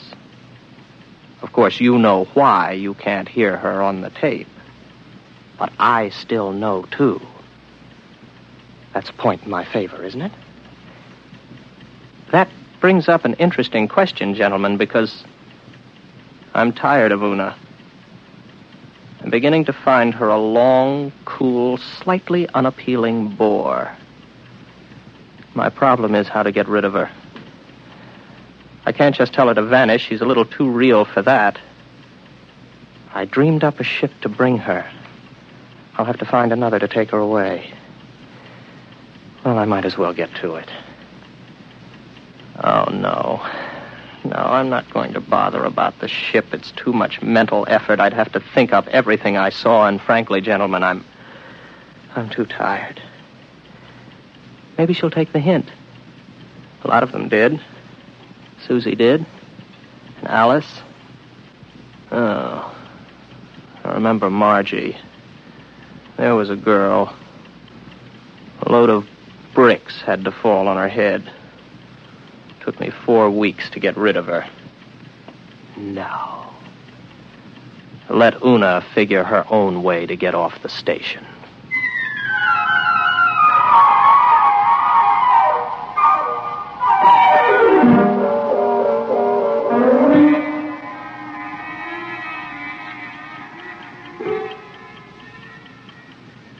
Well, she's gone. I thought she might. The ship's gone, too. Well, all in all, I don't think Una was really very satisfactory. One of these days I'll start believing in them, and I'll be really gone.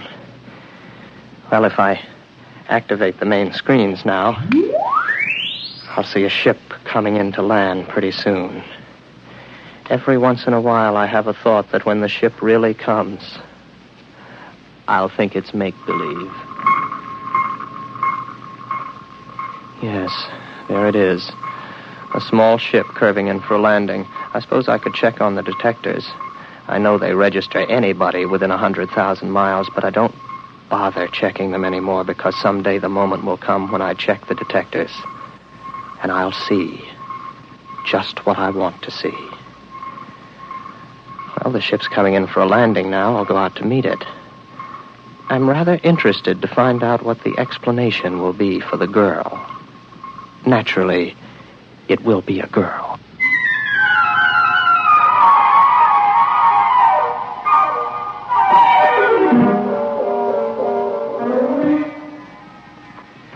It's all right. You can take your helmet off.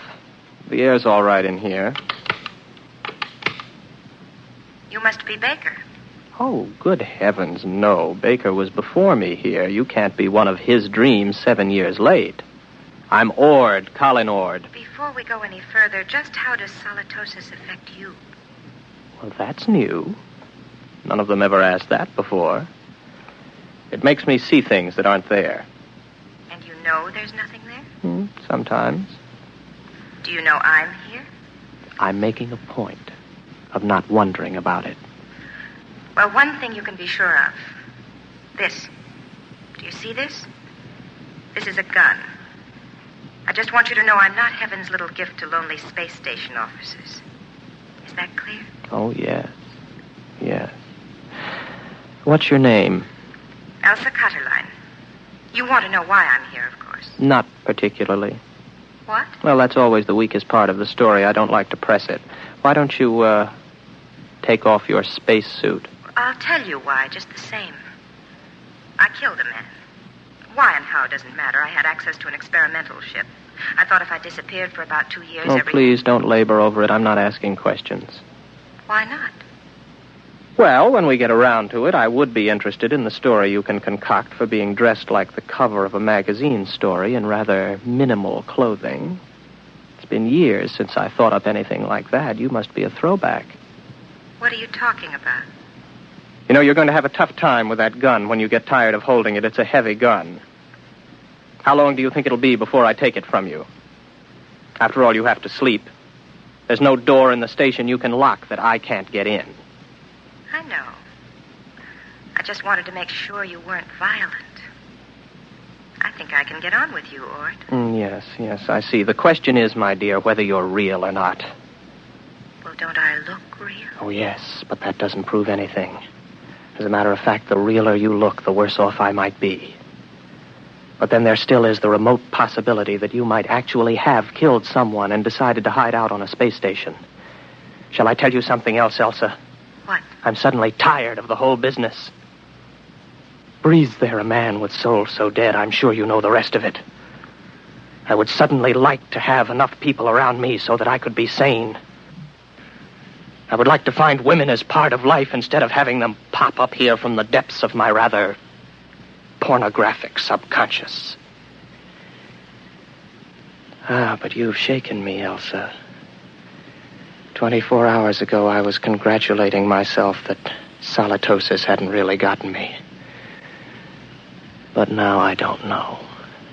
Just don't try anything funny, or you'll find out whether I'm real. The hard way. Any way is the hard way. First, I'll go out and have a look at your ship.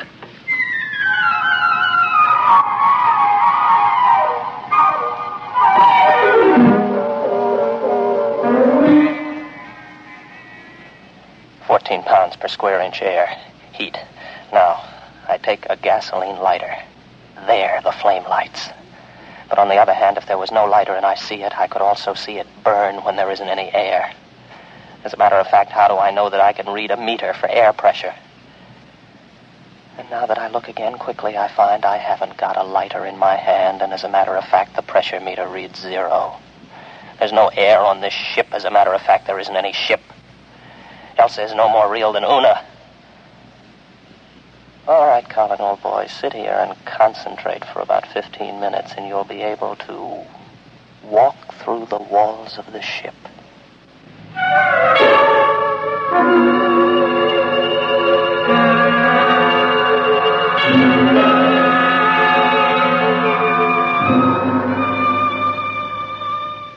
Well, what did you find out there?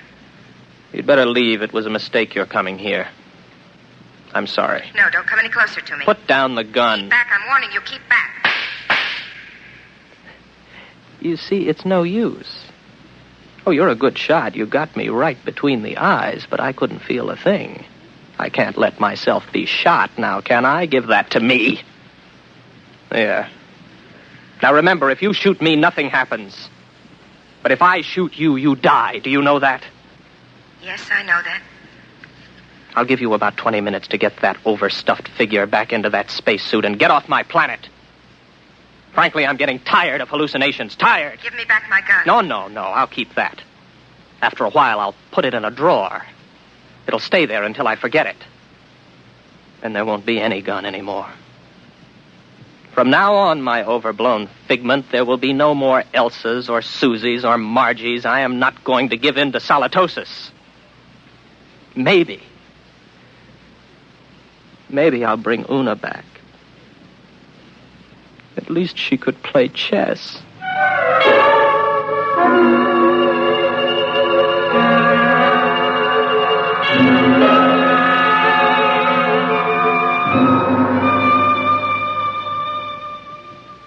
Pluto Station 3, Daily Report, Colin Ord, Space Officer. Gentlemen, I have successfully fought off solitosis for 2 days, and I have been alone. However, I'm afraid I'll lose as I watch my main scope now. I see a ship coming in again. I wonder what this one will be like. It's a launch from a larger spaceship. Maybe a lifeboat. Dorothy came in a lifeboat. I wonder what this one will be like. I've got to find out when she comes whether she's real. That's the key, as long as I know if she's real. When I don't care anymore, that's when it's really got me. The ship's down now. There she comes out of the airlock. I've got to find out whether she's real.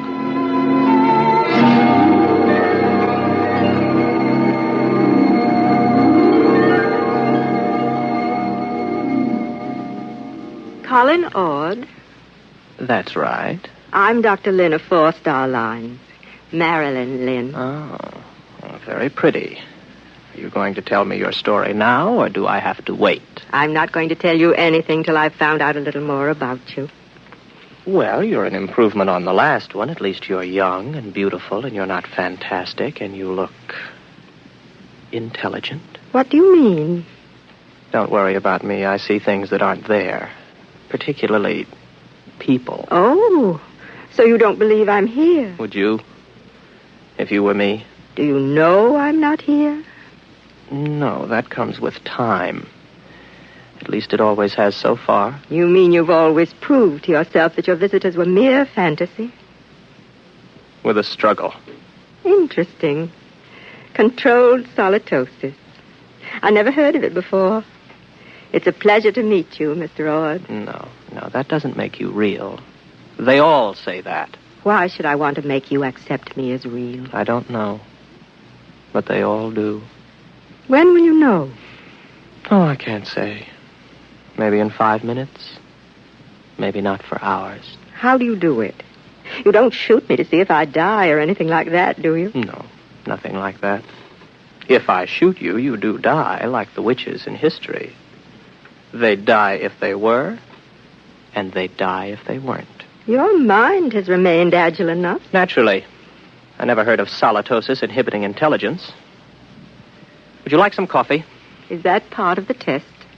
Whether more coffee is actually drunk than you drink yourself? No, that doesn't help. It would be very easy for me to make half what I thought I made, to fill a cup with nothing and pass it back. You look afraid. Why should I be? What am I doing? Am I doing something I don't know I'm doing? No. Would you like me to wash the cups for you when we're done? That won't prove anything. Next time they were used, I could just imagine they were washed, couldn't I? Where are you going? To find out if you're real. My ship. Go ahead. Good luck.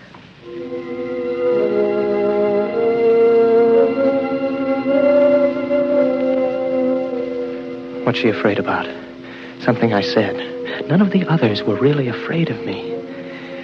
I can't tell yet. Nothing's happened. The meters all read 15 pounds to the square inch air pressure, but that's no good. I can't tell if I'm reading them at all. Oh. Well, the wall's solid enough. My hand hurts. That doesn't prove anything. Supposing I open my faceplate. If there's no ship and no air... All right, my faceplate's open. I'm breathing air. But then again, on the other hand, my faceplate may still be closed. Maybe I only think it's open. I can't tell. I can't tell that she isn't real. That means it's finally gotten me. It gets everyone. I don't really know if anything's real, if I'm real, if this space station is real, the planet, the universe, the galaxy. Maybe all life is in my mind. I think. Therefore I am. Yes, I remember that from school. Oh, I'm tired. I got to get back to the station. Very tired. Close my faceplate, if I ever opened it. Get back to the station. Got a headache. Terrible headache. I'm very tired.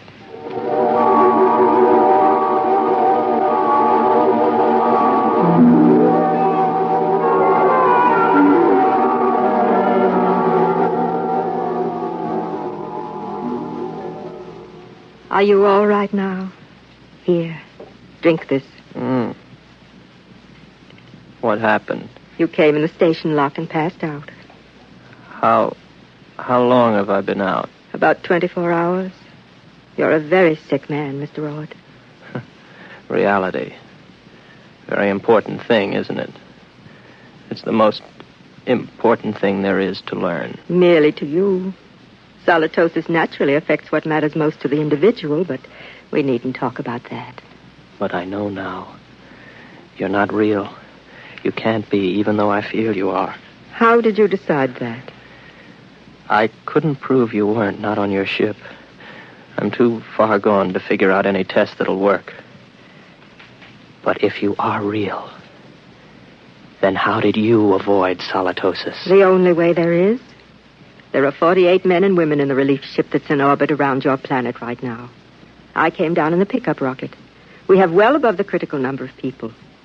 I keep rational by knowing they're up there in the orbit, and as soon as I'm ready, I'll take you back up there. Well, I suppose I can wait. I don't really care if you're real or not anymore. I know. It'll take a long while before you care. You sound sad. What's the matter? It's the way you look at me. What do you mean? What do you see when you look at me? Well, you're strong. Sort of quietly beautiful. About my age. You're wearing a tunic and slacks. And you don't have a wedding ring. I noticed that. That's what I thought you saw. I'm real, but not your picture of me. I'm a doctor, Mr. Ord. All first contacts with station officers are made by trained psychiatrists. I'm a doctor. And I was a girl once. But that was 40 years ago. I'm 66. You can't be. Oh, yes. It was very nice to be a girl again. I could see myself in your eyes, and I almost felt young again. As I grow old in the next few weeks, Mr. Ord, you'll be recovering. That will show you how your case is progressing. When you see me as I really am, you will be all right. Assuming you're real, Marilyn, it really must take something to come down alone to see one of us. I think I see you now, as you really are.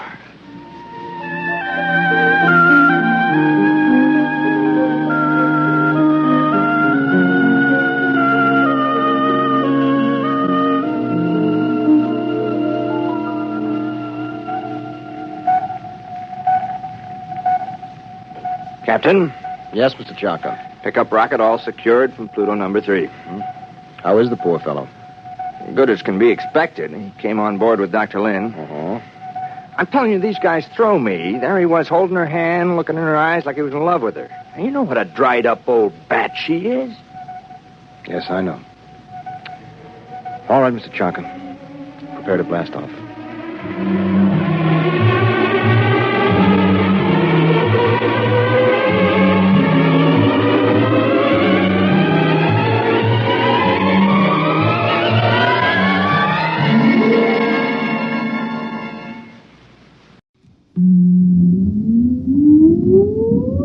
Countdown for blast off. X minus 5, 4, 3, 2, X minus 1, fire.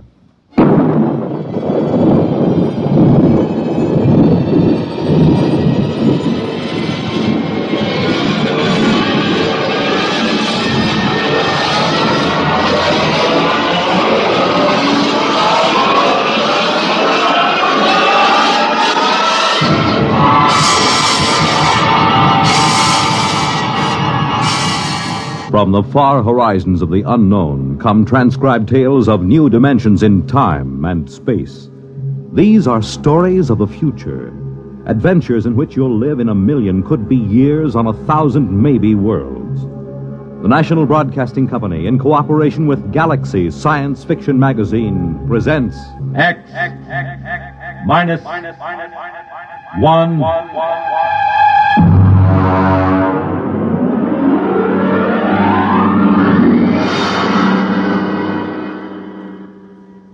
Tonight, the dramatization of a story by Jerry Soule, The Seventh Order.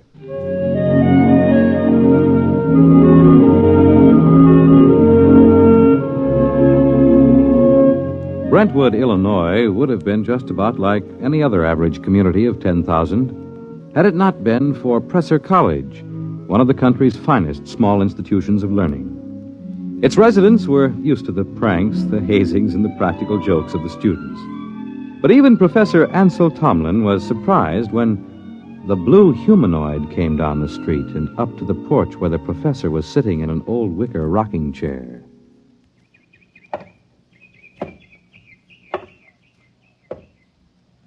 Pardon me. Of course. You are Professor Ansel Tomlin. Yes, and you, I take it, are somebody from one of my psychology classes dressed up as a sort of a robot. No. I am George of Xanthar. Who? I am here to learn all I possibly can learn of the planet Earth and its inhabitants. Less than 10 minutes ago, I landed not far from here in a spaceship, which I subsequently blew up and destroyed. Now, let me explain. I am Tomlin of Brentwood. Less than 10 minutes ago, I was sitting on my porch peacefully marking exam papers. I intend to resume right now. Helen, would you get the phone? It is your wife's sister calling with reference to the explosion of my spaceship. Sure it is. She merely wants to ascertain that your family was not affected. Listen, George, be a good fellow and... Oh, Mike. Well, don't be alarmed, dear. It's a fraternity initiation or something. Oh, well, it does look like the real thing. Oh, did you know there was an explosion outside of town? An explosion? Yes, blast of undetermined origin is what they said on the radio. Oh? My sister just called. She heard about it in the local station and wanted to make sure we were all right. I see. Well, I have something in the oven. My goodness, that's a wonderful costume. Her sister lives 20 miles away. How did you know she'd call? My mind circuits are telepathic. They pick up all conscious thought to a distance of some 200 miles. It couldn't be you arranged the whole thing, that it wasn't really her sister. How did you get here? Who or what are you? I am a machine. The finest, most complicated machine ever made. I have a rather unique history, too. Who made you? Ages ago, on Xanthar, there was a race of humans. They made the first robots. Rather crude affairs. We class them as first-order robots. They are still used for menial tasks to some extent. And what order are you? The highest, naturally.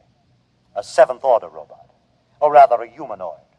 We are the first in which there is not an automatic, no harm to humans cutoff. I begin to see. You will become aware of the fact that I am superior to you and to the rest of your race. I need no oxygen. I am never ill. I need no sleep. Every experience is indelibly recorded on circuits and is instantly available. Tell me, George, do you have feelings? I have an electronically controlled endocrine balance. It's very interesting. And what is your mission here on Earth? For the moment, I am here to study. I will live with you until it is complete. You will what? I will live with you. I will be with you all of your waking hours. While you sleep, I will go through your library. I need nothing.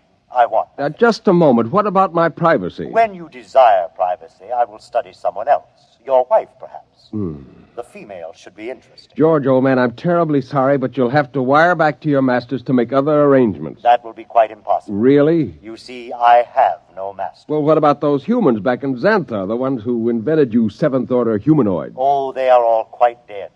We destroyed them. Destroyed? You look alarmed. It was, after all, they or us. You see, our endocrine system permits us pride in ourselves. Naturally, being proud of ourselves, we objected to being ordered about in an incompetent way. So, you killed them? Exactly. Now, shall we go inside and inform your wife of my visit? Suppose I refuse. Professor, do you see that small dog playing on the lawn across the street? Yes. I will lift my arm and point at it. Observe. It vaporized. Exactly. Now then, shall we go in? Yes. We'll go in.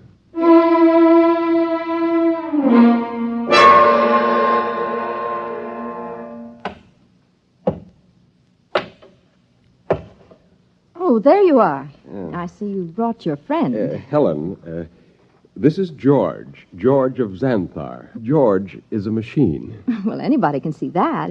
It's the most convincing costume I ever saw. Helen, it isn't a costume. No? No, he's really a machine. Oh. He's staying with us. What? Whether we like it or not. Well, really, Ansel. We have no choice. I am a seventh-order humanoid. I detect that your mind does not comprehend. I am here as an advanced scout for my race. After we establish a station here on Earth... I don't like this.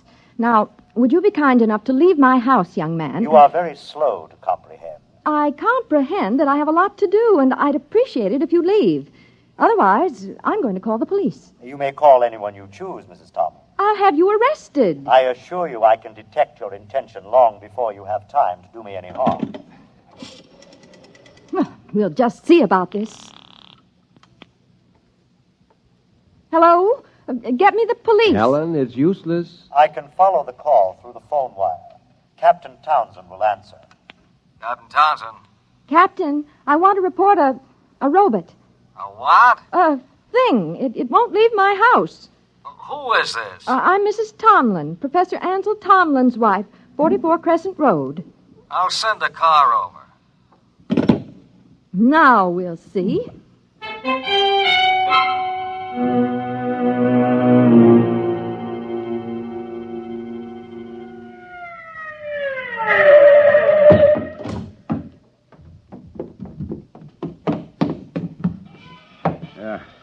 Is this the character that's been giving you trouble? Yes, this is the one, officer. Talked to you before about ruining the flower bed, Sonny. This time I'm taking you in. I would advise you not to touch me. I cannot risk any damage. I'll see about that. Come on outside. I prefer to remain here until I complete my mission. You do, huh? You know what this is? It is a weapon you call a service revolver. That's right. And you'll either march out of here or I'll use it on you. That would be most unfortunate. All right, come on. Officer, let me warn you. He's March. dangerous. March now. I'll count to 3. Officer, please. 1, 2.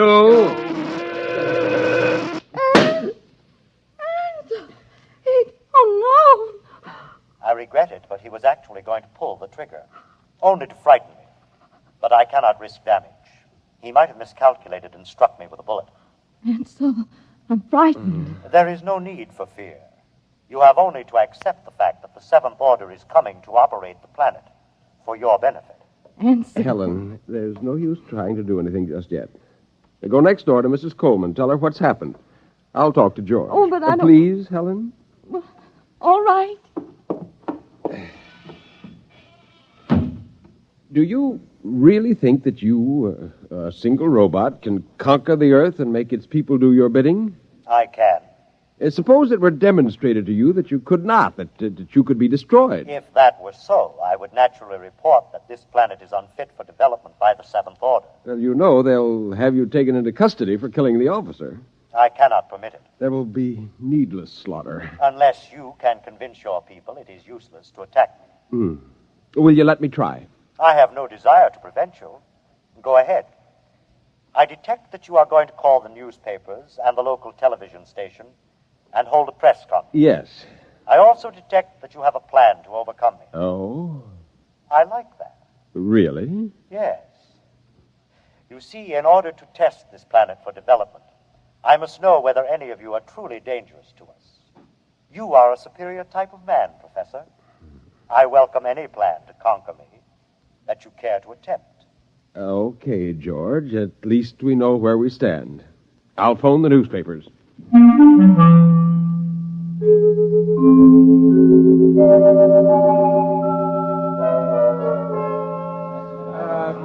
Quiet!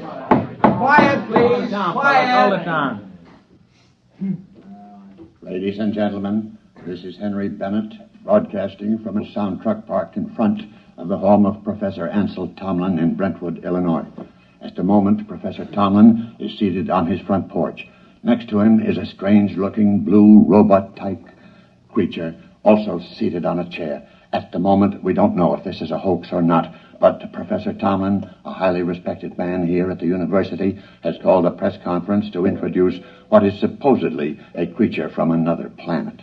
Professor Tomlin is about to speak, and we'll try to catch his words. Quiet, please. Gentlemen, I wish to present to you George of Xanthar. Yes, now, just a moment. George is a machine. Probably the most dangerous machine ever invented. He is telepathic as well. He can read your thoughts like a book. He knows exactly what each of you is thinking at this very instant. Professor! Yes? Do you expect us to swallow this nonsense? Not without proof, gentlemen. Can George do his stuff for us? Let him tell me what I'm thinking right now. You are thinking about a blonde young woman named Laura, with whom you will attend a show tonight. Come on. Well, he happens to be right, but we've seen mind readers before. Let him do something else. Now, I did not call you gentlemen here for a demonstration of magic. I called you here in the hopes that a good deal of needless bloodshed might be avoided. Less than half an hour ago, I watched this creature completely vaporize a policeman who was trying to arrest him. I expect that the authorities will be here any minute. I hope I can convince you and them that it is futile. Well, I certainly do. Something will be done about a guy. Either you're nuts or you think we are. I don't believe this machine killed a cop. If a cop was killed, a human did it, trying to blame it on the machine. Now, gentlemen, I don't know how I can prove it. Perhaps if George will demonstrate his ability to vaporize... Observe the oak tree in the front yard. Now.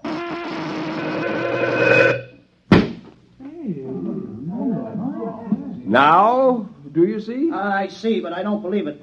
Boys, this is some kind of mass hypnotism. Maybe the tree was rigged up in advance. I swear to you This George of Xanthar is all he's cracked up to be. Let's see what he does when I toss a rock at him. Don't be a fool. Here goes, George! Stop him! I warned you. I tried to warn you. Okay, everybody stand back. Stand back. Charlie, get that automatic rifle set up. Check, Professor, I advise you to step away from that kid. Captain, for your own sake, don't try anything. Step away, Professor. Very well, but I warn you. Okay, now don't fire till I'm ready, boys. Right. Now then, George of What's-This? We don't know who's inside that tin suit, but I'm giving you just 10 seconds to come out of it. Captain, Hey, you're wanted on suspicion of murder. Now come out. All right, boys.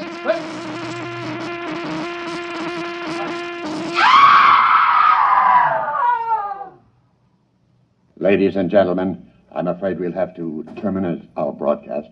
What started out as a good-natured hoax or publicity stunt has turned into a bloody massacre, as the bodies of some 6 policemen on the lawn of Professor Tomlin's home will attest. I don't know exactly what is happening here, but I can say this: George of Xanthar is no hoax. He, or it, is the spearhead of a race from outer space that's come to conquer the Earth.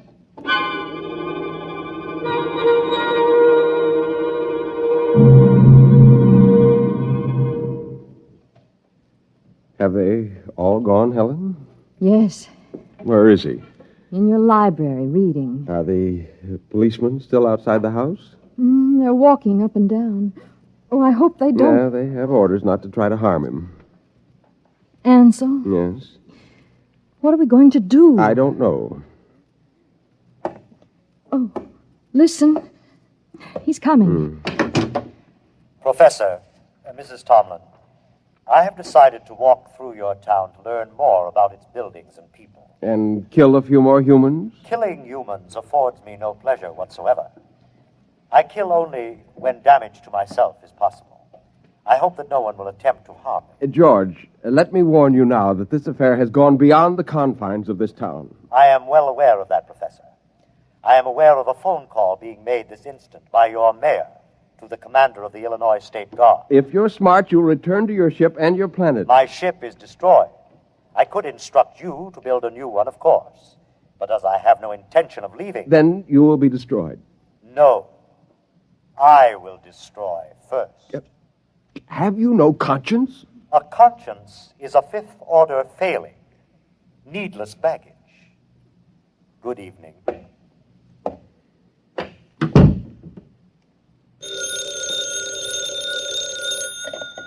Hello, Professor Tomlin. Yes. Yes, I will. Who was it? The mayor and the chief of police have called a meeting of the citizens of Brentwood at the college gymnasium tonight. Ansel, you're not going. I must. But no, Helen, There's much more at stake here than my life or yours. Civilization itself depends upon our standing up to this machine. I'm going to the meeting.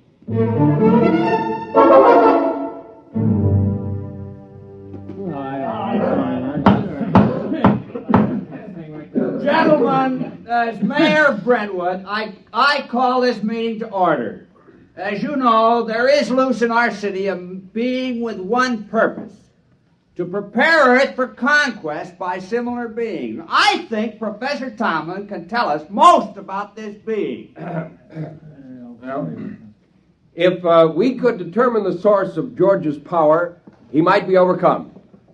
He is obviously vulnerable to force, such as a speeding bullet if it hit the right spot. However, he has the ability to read intent long before the commission of an act.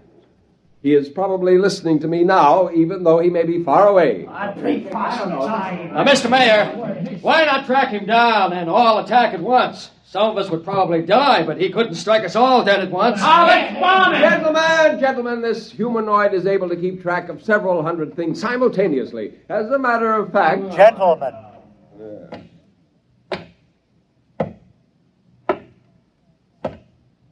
You are working yourselves up neatly. You simply do not appreciate what it would mean to dedicate yourselves to the fulfillment of the Seventh Order destiny. Your lives will be made most pleasant and happy by us. Yeah, why did you kill 6 cops? If you're so powerful, bring them back to life. How do you want to be buried, Robot? Yeah, let's get them, man.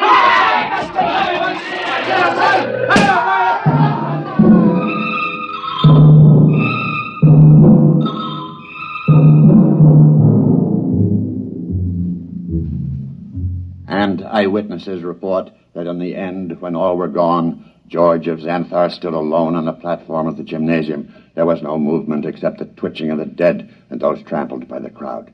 Among the survivors was Professor Ansel Tomlin, who originally... Well, that's that. What next? I don't know, Helen. I don't know. Oh, what's that? It sounds like an air raid alert. That's peculiar. They didn't announce it. Turn on the radio. Hurry. We interrupt to bring you a special message. All residents of Brentwood are advised to go to their basements or convenient bomb shelters.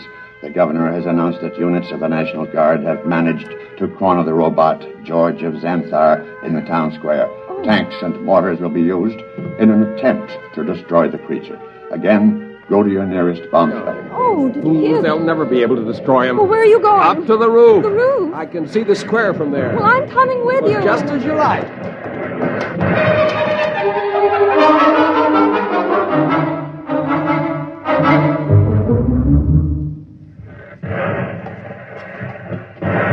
What's happening? He's vaporizing every tank and gun they bring up. Oh, Ansel, let's get away from here. Oh, what's that? Those are Army jets. We'll see how effective he is now.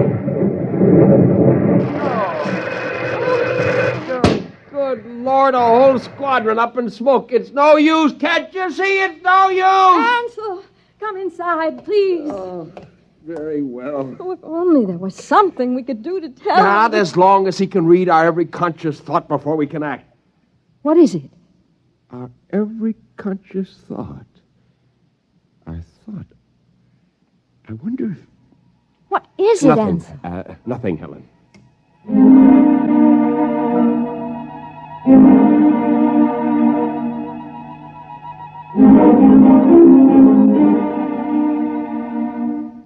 And the Army reports that the countryside around Brentwood is deathly still. The blue humanoid, George of Xanthar, is still standing in the middle of the town square, where he's been standing for 3 days now. We'll keep you informed of developments. The military urges everyone to keep calm and go about your business as usual.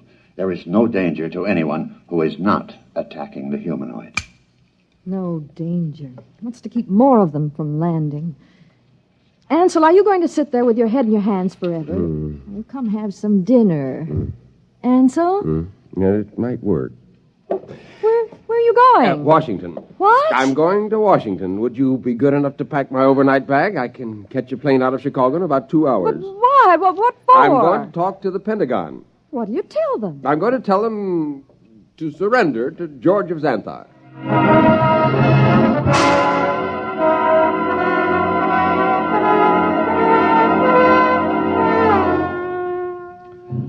Our microphones are here at the edge of the town square in Brentwood, Illinois today, ladies and gentlemen, to witness the most unusual spectacle of modern history.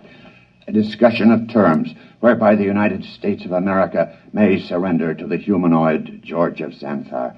For the occasion, an honor guard of 22 servicemen from all branches and all parts of the country has been chosen. In just a moment, the honor guard will accompany General of the Army's Walter Pitt, who will discuss the surrender.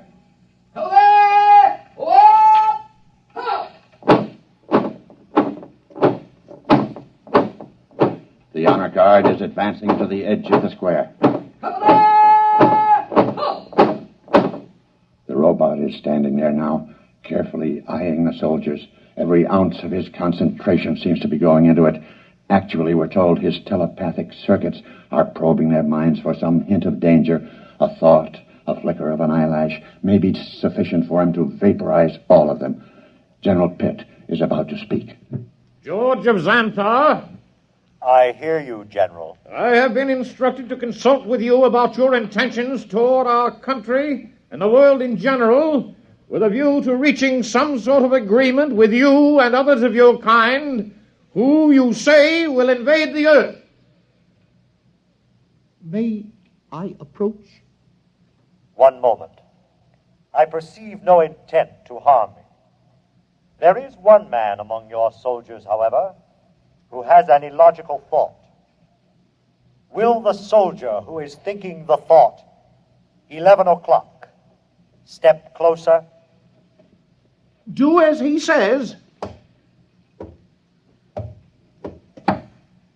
Does 11 o'clock mean anything to you, soldier? No, sir. It's running through my mind, but it don't mean a thing to me.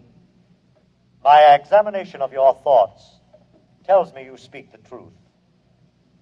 Very well. We will proceed with the talk. Ladies and gentlemen, it's a tense moment. The general and the humanoid are discussing terms. The soldier who was questioned about the thought, 11 o'clock, has stepped back into the ranks and is holding his rifle at attention like the others. I perceive it's now 10:59 a.m. If there is any significance to the thought about which the soldier was questioned, we'll know in 1 minute. We of Xanthar, gentlemen, would not want to improve a planet which could not be educated and would continually oppose our program. Therefore, I am glad to see your willingness to discuss. After my message goes out, there will be a landing party on Earth within a few days. While waiting for the party, however, there are certain preparations. Just list them for us. Your government will naturally have to turn over complete authority to us. Afterward, we will utilize your press and radio to disseminate our instructions to your people. Simultaneously, in other nations, the same procedure will be carried out by our rep.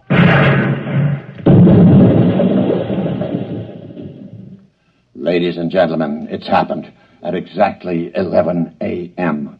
10 soldiers in the honor guard instantaneously fired their weapons into George of Xanthar. Apparently explosive bullets have blown him to smithereens. The remains are lying scattered all over the square. People are pouring in, kissing each other, shouting.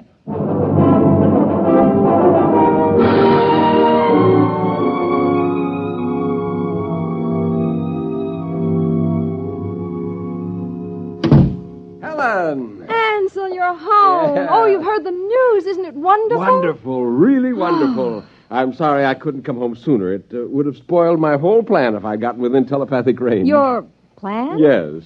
But what? How? What? Just a matter of simple psychology. Those men in the honor guard. What about them? Did you know any of them? Not exactly, but I did have the job of hypnotizing 10 of them. Hypnotized? That's right. You see, each of those men was hypnotized. And while he was under, we planted a post-hypnotic suggestion, namely, to fire at George of Xanthar when a soldier named Charlie started to cough. Charlie was told to cough at 11 o'clock. Before we released them from hypnosis, we told them to erase everything from their conscious memories. I was staking everything in the hope that George could only tune in on the conscious mind, not the subconscious, and it worked. Yeah, there was nothing to be reached by George's prying mind, so we never knew what was going to happen. At 11 o'clock, The soldier named Charlie coughed. The men raised their guns and fired. And that was the end of George of Xanthar. Now, if you don't mind, I've got some exam papers to mark.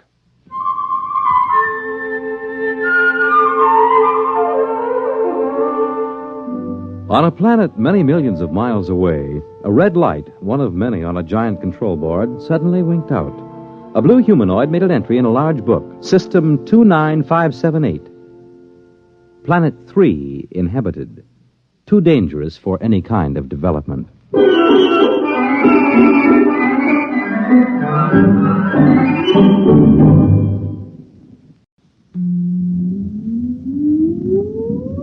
Countdown for blast off. X minus 5, 4, 3, 2, X minus 1, fire.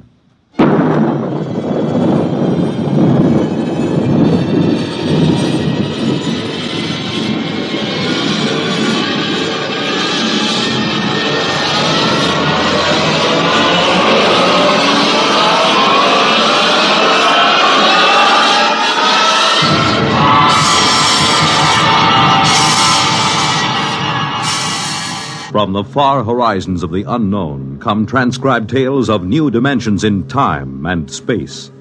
These are stories of the future, adventures in which you'll live in a million, could be years, on 1,000 maybe worlds. The National Broadcasting Company, in cooperation with Galaxy Science Fiction Magazine, presents X minus 1.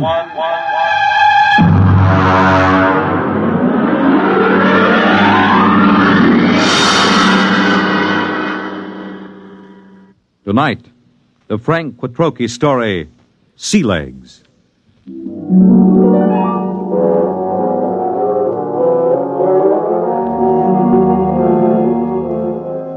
I stood in line at the Grav 1 desk with the old notch service record and tapes in my hand and waited for the board processing clerk to speak. The clerk seemed utterly indifferent to the excitement of the men in the line. I wondered how long he'd been out here on this godforsaken Zone 5 planet. Next. Name? Robert Craig. Occupation? Flight officer. Destination? Earth. Earth? Anything wrong with that? Well, I guess not. How long since you've been on Earth, Mr. Craig? Well, I've never been there. My parents left during the second colonization of Cassiopeia. I was born there. Have you ever been in a gravity system? Oh, just briefly. Under drugs, of course. You'll have to go through the gravity conditioning course. Yes, so I was told. Proceed to the airlock chamber on your right and follow the robot's orders. Good luck. You may need it. Next. I went into the chamber and stripped off my clothing while the robot droned its orders. Remove all metal objects from your person. Place them in the plastic tube at your left. Now stand underneath the decontamination tube. Depress the button with your right foot. This is all. Proceed through the green door to the psychometric section. Please respond quickly to orders, and so to not impede the progress of others. Next, please. The door to the psychometric section led into a pleasant but cold-looking room with a single metal desk. A man with a balding, high forehead sat behind the desk. Mr. Craig, have a seat. I'm Captain Wyandotte, the psychological officer. Nice to meet you. Yes, well, let's see your records. You list your destination as Terror. You're certain you wish to go to Earth? Of course I'm certain. You're somewhat aggressive, Mr. Craig. Look, I've been standing in line taking orders from clerks and robots for 6 hours. Every time somebody sees that I'm headed for Earth, I get the fisheye. Are they jealous or what? I hardly think so. You've been a spaceman for 16 years, Mr. Craig. You've been zooming around in the countergraph systems in the outer galaxies without any restraints or self-discipline. Have you ever spent 6 weeks strapped into a grav seat on a space rocket, Captain? There's a good deal of self-discipline involved in that. I think you'll find things on Terror require a different kind of self-discipline, Mr. Craig. Well, I'm pretty much aware of what it's like. Are you? I suppose you've heard all the popularizations in the tapezines. Well, Mr. Craig, let me give you a word of caution. It's going to be vastly different. I'm prepared for that, Captain. Can we get going? Naturally.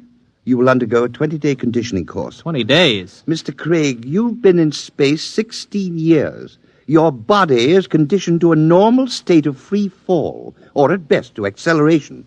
The return to gravity would kill you if you weren't prepared for it. All right, what do I do? Report to Centrifugal Department. Here are your papers. Oh, and Mr. Craig. Yes? Centrifugal is a rather trying ordeal. If during the course of treatment you should change your mind about returning to Earth, you're free to do so. Thanks. I won't.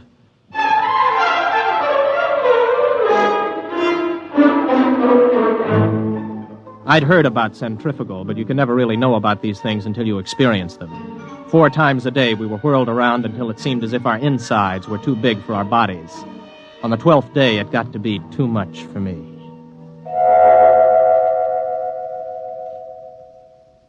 I was in the base hospital for 5 days. My roommate was an old space bum they'd brought in to die with a case of ruptured veins. His name was Charlie Brockman. How you feel, son? I'm pretty good, Charlie. You get discharged tomorrow, I hear. You gonna try it again? I guess so. Why? Only way I'll ever get to Earth. You really want to go? That's right. You talked to anybody been there last 10 years or so? No, you don't get to talk to many people from Earth and the galaxies. Were you ever there? Me? Now, what would an old space bum like me be doing on Terra?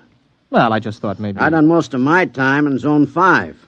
Out there, you get to thinking anybody who stays less than 80 light years from Earth's a landlubber. Yeah, I used to think the same. Then I took the exam for a job back on Earth, and I passed it. I used to think I'd like to go back. But space was exciting, you know. New and raw. It tugged at your guts, and it sent the blood rushing through your veins. But it was free. No bureaucrat ever lasted 6 months in Grav 5. I had enough hitting atmospheres all over the universe, old man. Maybe you're right. Lean over here, will you? Sure. Unbutton my pajama top, will you? Okay. There's a chain around my neck. Got a little message capsule on it. Oh, yeah, I got it. Do me a favor, huh? Take it with you when you go back to Terra. Don't open it till you're on the ship. Okay, Charlie. And, son. Yes? I lied to you. I have been back to Terra. I faked some papers and made a landing there 6 months ago.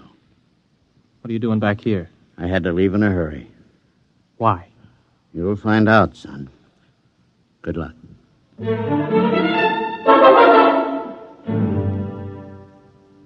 Charlie died the next day. A few hours later, I was visited by Captain Wyandotte, the psych officer. How are you feeling, Craig? Okay. You still want to go back to Earth? Yes. You're completely sure you want to live out your life there, to give up space service for it? Look, we've gone through this, Captain. Now, you tell me that spacemen don't settle down on Terra, yet you won't or you can't tell me why. All right, what's the pitch? Does the Space Service need men so badly that they have to make it impossible for us to go back? That, Mr. Craig, you will have to discover for yourself. You have my authorization to complete your conditioning and return to Earth as a private citizen. I wish you luck. You'll need all you can get.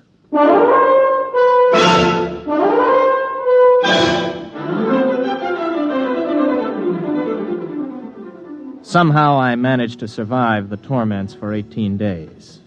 I was ready to return to Earth. A month later, I descended from a huge intergalactic jet at Los Angeles Spaceport. I was dead tired from the trip. I checked in at the nearest inexpensive hotel. This is your room, sir. Just put the bags down, will you? I'll unpack myself. Yes, sir. Just back from outer space, sir? Yeah, that's right. How could you tell? Sea legs. Sea legs? Well, the way you walk. You can tell when somebody's been in the low-grav systems. Oh, well, here. Oh, thanks, Mr. Craig. For another 5 units, I'll tell you where it is. Where what is? You know, the mic. Mic? Okay, make it 3 units. I won't hold you up. You mean a microphone? Yeah, that's right. They wanted to put screens in, but the boss convinced him there ain't any Freedomites ever stay here. Freedomites? Not so loud. You want to get controlled? No. Here's the money. Where is it? It's in the bed illuminator. You can short it with a razor blade. Thanks. You, want any sensation tapes? What are they? You know, mental image. Oh, boy, you've been away from terror a long time. Wait a minute, before you go, son. Yeah? Where's the minerals building? I have to report there for a job interview. Oh, it's in the government cluster. 5th level at X and 2nd. Thanks. I'll want breakfast about 8 o'clock. Well, I'll need your ISS units. My what? Your ration units. I don't have any ration units. You have your ident card? Look, I just got here an hour ago. Oh. Well, you better go see the Civil Control Board tomorrow. If you want to eat, that is. All right, where do I find the control board? Government cluster. But don't worry. If you don't find them, they'll find you.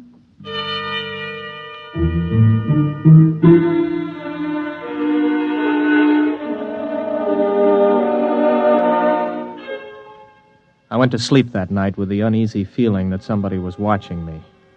It had been a weird day. I hadn't exactly liked it. Well, I told myself it figured that there'd be more formalities and rigmarole on Earth than there were out in the systems, especially at first. Still, I couldn't get the idea of the concealed microphone out of my mind. You may relax, Mr. Craig.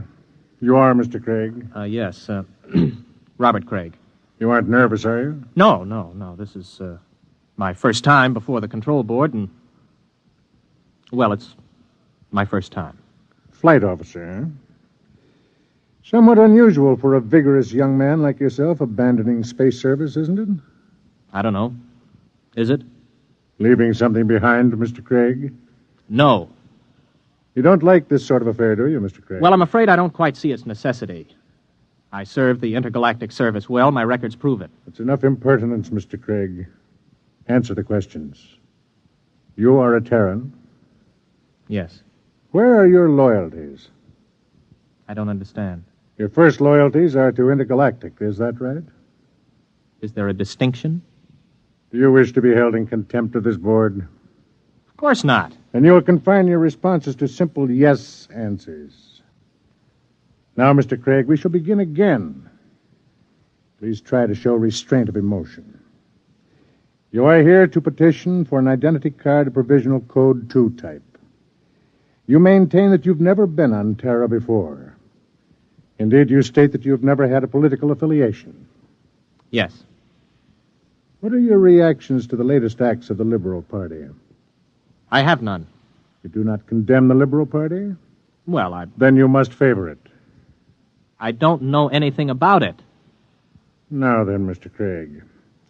The import service report shows that you passed your test aboard your ship.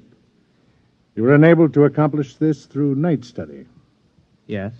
Yet you maintain in your application that you had considered the space service a career. I changed my mind. Oh, you changed your mind. I see. I see, too, that you have petitioned the board for a private means of conveyance. Why do you wish to own your own transportation vehicle? To make it easier to get around, I report to my job and... What job? I passed the exam for the import service. I report today. Where are you living, Mr. Craig? At the Star Hotel. Very well. You'll wait outside in the waiting room until you're called again. I waited about 2 hours in the porcelainized waiting room of the Civil Control Board. Then I was called over to the clerk's desk at a small window. He stamped some cards for me. Craig. Here. Here's your stuff. Class 1 provisional ident card. Sign it and fingerprint it. Don't lose it. If you do, you'll be picked up by the control agents. I petitioned for a Class 2 card. You'll get a Class 1. This entitles you to maintain an apartment in the lower level of the Beverly Project. Here's your clothing ration. You'll have to turn in that leather flight jacket. What? No, wait a minute. I had this made on Chuan. Listen, I can remove the insignia. That is not the point. Your clothing ration is defined by law. There are no exceptions. This is your food ration. What's all this medical stuff on the card? You are rationed fairly in accordance with your particular metabolism. Oh, you're kidding. I do not kid, Mr. Craig. Well, what about a car? I asked to be allowed to buy a car. Let's see. Your petition to be permitted to purchase a private means of transportation is hereby denied.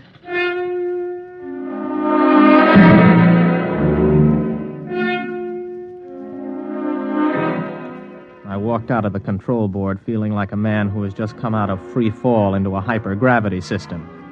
Instead of reporting to the import service for my initial job interview, I walked around the city. I don't know how long I walked, maybe an hour, maybe two. After a while, I came to the outskirts of old Los Angeles. There was a big fence around it and the usual signs. Radioactivity. Beware. It was just a pile of rubble and twisted girders. I looked at it for a while and then turned around and headed for the intergalactic freight office. So you figure you made a mistake. Yeah, that's right. You don't hear much about Terra out there. And you want me to sign you back into intergalactic? Yes. You got any character references? No, not here on Earth, but I can post a good-sized bond if they'll release my ISS units. What's your rating? I can handle anything up to 15 G's acceleration on my old license. You got a Turan contract with import service, you said? I haven't started work yet. Look, kid. Mr. Craig, is it? How long you been on Earth? 2 days. So you're a spaceman. Flight officer, ex-flight officer. You know how to navigate through 4-star zones and the asteroid belt thrown in. You got a license for 15 G's, could get 5 more with a check flight. You got enough brains to pass the import senior router's exam. But you ain't got enough sense to come in out of the rain. We get guys like you every day. You're hot, you're big, you're raring to go. But you ain't gone nowhere.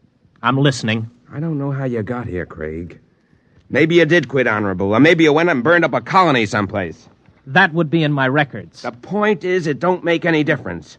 Nobody leaves Terra without a permit. Nobody gets a permit to go back to space once he hits this old apple. Why not? They afraid somebody will tell what it's like? Oh, son, you got things to learn. One is you don't go shooting off your mouth.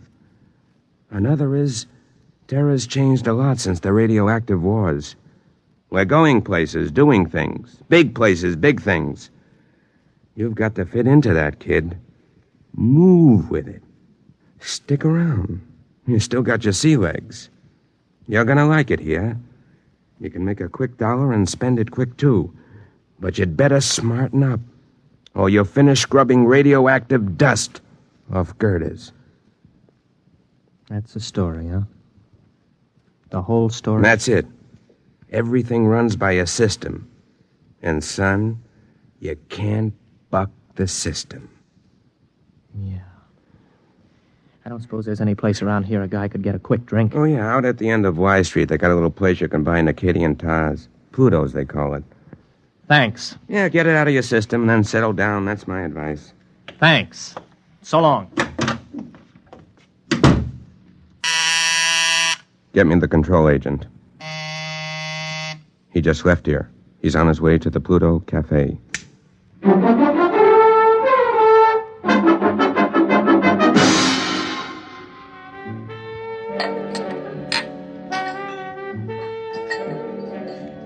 Hey, waiter, bring me another drink for the young lady.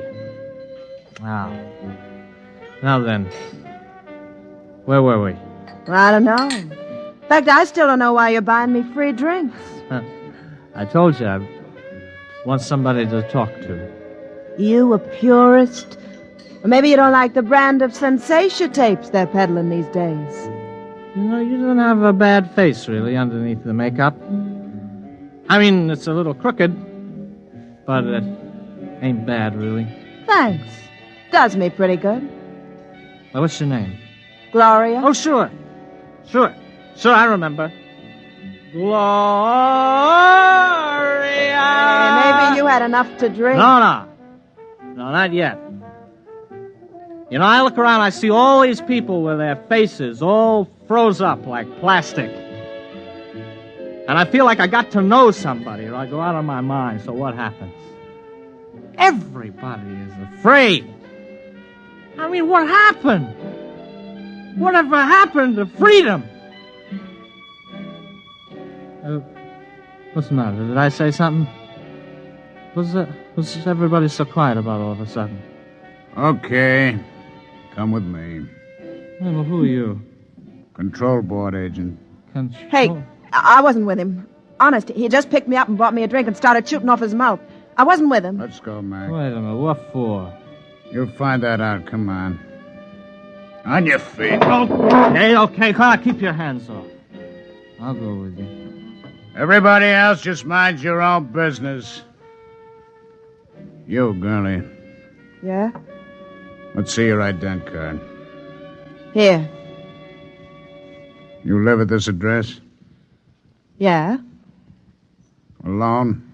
With my sister. Maybe some nights you could go to a movie or something. We could spend some time getting acquainted. Yeah. Yeah, sometime.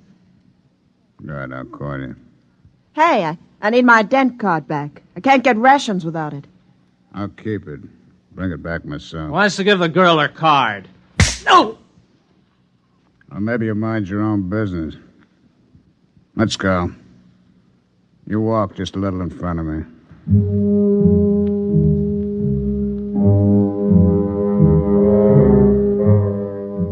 He was a big man, maybe 250 pounds, and he shuffled when he walked.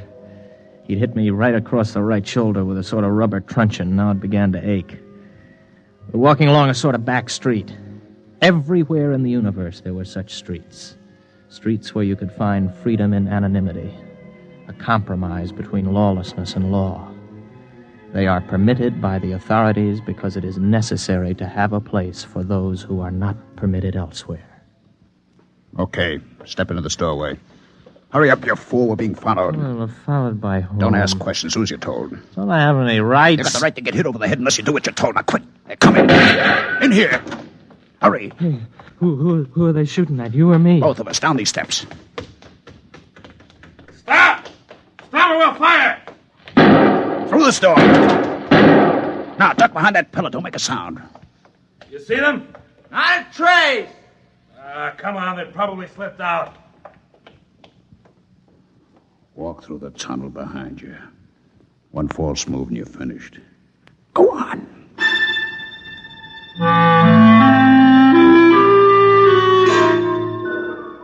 From the direction of the tunnel, I guessed it was part of an old sewage system that led toward the ruined city. I don't know how long we walked, maybe an hour. Finally, we came to a small wooden door. Stop here. Okay, let's have it. What? Have what? The tube. I don't know what you mean. Our detectives picked it up on you the minute you got off the plane. You're carrying a radioactive message tube with a periodic emission signal. I'll need to have it before we can go any further. You mean the tube that old Charlie gave me? Old Charlie? Yeah, Charlie Brockman. The old spaceman who was in the hospital with me. Where is it? I think it's in my pocket. I never even bothered to open it. Do it now. Let me see. Oh, yeah, here it is. Open it. It's empty. That's right. The message is in the tube itself. We identify our people by the radioactive pattern. Our people? You'll see. Come in. Make it fast. This the one? This is the one. Has he been drugged? He's had PON. A massive dose at the Pluto. Good. Mr. Craig, my name's Cocteau. This is Mr. Brannigan. You're probably quite bewildered about all this. Let me clarify the situation. You're now in the headquarters of the Freedomites, underneath the radioactive part of old Los Angeles. Mr. Brannigan is not a control agent. He's one of our men. We've been watching you ever since we detected the message tube as your ship was approaching Earth. Now, wait a minute. You guys are Freedomites? That's right. You're pretty illegal, aren't you? Let's say our lives aren't worth a snap of your fingers if we're caught. All right, who are you? Where are you from? Most of us are from the same place you're from, outer space. Many of us had the same history you have. We shipped into Earth and became disillusioned and went to the intergalactic freight office to apply for a job. The man at the office, the man who made the speech about coming in out of the rain, is one of our agents. Aren't you taking a chance telling me all this? Not at all. At the Pluto, you were given a massive dose of PON. You won't remember anything that happened to you after the drug hits you in an hour or so. It works like a shock. Everything will be repressed into the unconscious. Oh, I see. Very neat. It will exist in your unconscious, however. Somewhere, because you're the kind of man you are, because living in space has taught you the blessing of feeling free, you'll be able to draw upon your unconscious knowledge when you need to. And when will that be, Mr. Cocteau? That depends on whether you decide to join us or not. Join you in what? I haven't the faintest idea of what you're trying to do. For all I know, you're a bunch of traitors. You know, I've heard this comes the revolution stuff before. My friend, you're woefully ignorant of our aims, as is to be expected. We anticipate no revolution. We print no leaflets, publish no newspaper, and we have no world plan for conquest. The kind of totalitarian mind which subscribes to tight economic systems like the ancient Marxism of the communists is abhorrent to us. We're interested in only one thing, the preservation of the idea of freedom. Our fear is that men will forget what it's like to feel free. Well, how do you expect to accomplish this? Our concepts are being kept alive in only one place in the universe today. Outer space? Exactly. On the frontiers of the universe, where freedom is a condition of life and growth. Suppose I join you. How can I help? You're an experienced pilot. We have enough connections to do some plastic surgery on your face and get you a position piloting a spaceship again. You'll remember nothing of your mission, but you will remember that you have been back to Earth, what it was like. You'll be able, carefully, of course, to tell people, to help keep the idea of freedom alive. Think it over carefully. You have 20 minutes before the drug takes effect. I don't need 20 minutes. I'll do it. Good. In exactly 48 hours, you'll wake up in your hotel bed with a new face, the identity card of a man named Harold Janus. You'll not remember how you got them or why, but you'll know what to do with his identity. He is, or was, master navigator on the Earth-Mars run. Good luck, Mr. Craig.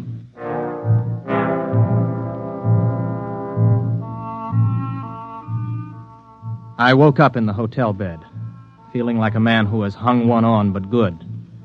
I looked into the mirror and I saw the face of another man. I looked in my wallet and discovered that I was Harold Janus, navigator for Intergalactic, holder of a license for 15 Gs. I wondered where it came from, how I got it, but I asked no questions. This license, this ident card, meant freedom.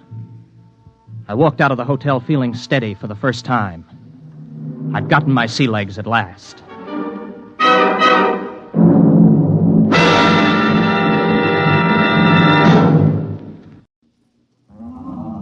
The book says, when the ship shall enter into the orbital pool of its destination, the motors will change in sound due to the increased anti-gravity components. A study is being made to interpret the meaning of the word destination, which was lost some 4,000 years ago and has always been a subject for much controversy. But this need not concern you. Suffice to be reassured that the change in the sound of the motors is a part of the scheme of things. Return to the schedule. The ship is all. Praise the ship. The ship is all. Praise the ship. Countdown for blast off. X minus 5, 4, 3, 2, X minus 1, fire.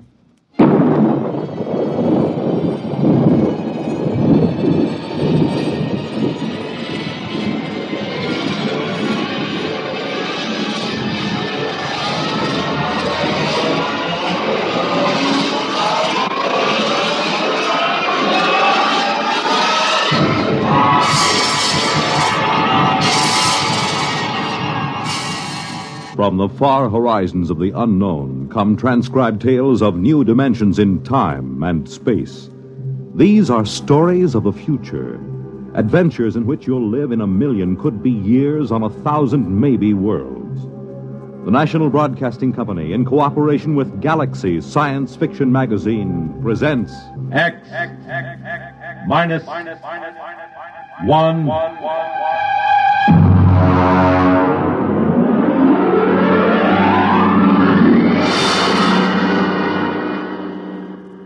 Tonight, The Sense of Wonder by Milton Lesser. The huge ship sped endlessly through space on a voyage that had lasted 10,000 years, the journey which had no end. And for those aboard her, there was no other universe. To them, the ship was all.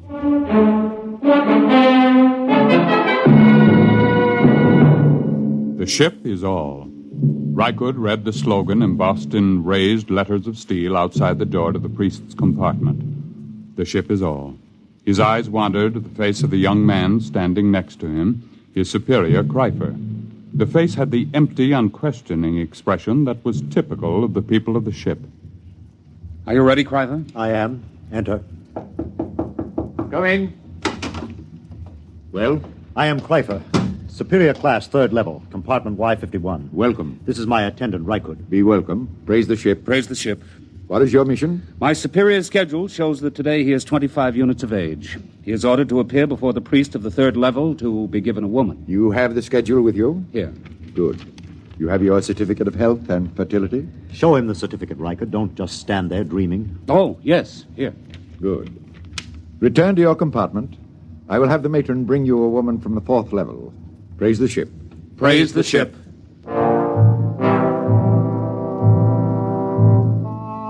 Kreifer returned to his compartment, followed by Rykud. There was no questioning in the mind of either of them. At birth, each of the people was classified as a superior or an attendant, and the coded marking of his schedule was tattooed down his right arm. Both of these young men were 25, strongly built, and tanned from constant exposure to the health rays in the ship's conditioning room. Kreifer wore the loose-fitting robe of a superior. Rykud wore the tight trousers and shirt of an attendant. They entered the comfortably furnished compartment. Kreifer? Yes? What do you suppose she'll be like? What difference does it make? Don't you even wonder about it? I wonder about nothing. The ship is all. Praise the ship. Well, naturally, but still... We've been together as superior and attendant ever since the nursery. As an attendant, your entire purpose in life is to keep me alive and productive, to perpetuate the people. I would hate to have to part with you now. To part with me? Not of my own choosing, of course, but sometimes I detect what appears to be a strain of unorthodox thinking. Really? I was not aware of it. I am not entirely aware of it myself. Not enough for me to report you. However, I must warn you that if it should increase, I will have to send you for therapy. Well, I assure you there'll be no need for that. I've never deviated from the schedule. I have never disobeyed the buzzer. I am merely observing, asking questions like, don't you even wonder this is the first step to unorthodoxy? I shall watch myself for signs of it. Good. The eating buzzer. Your schedule calls for a massive dose of multivitamins. Fine. Prepare it in the green vegetables today. Today is a starch day. Oh, I'd forgotten. We could just skip it today. Rykud.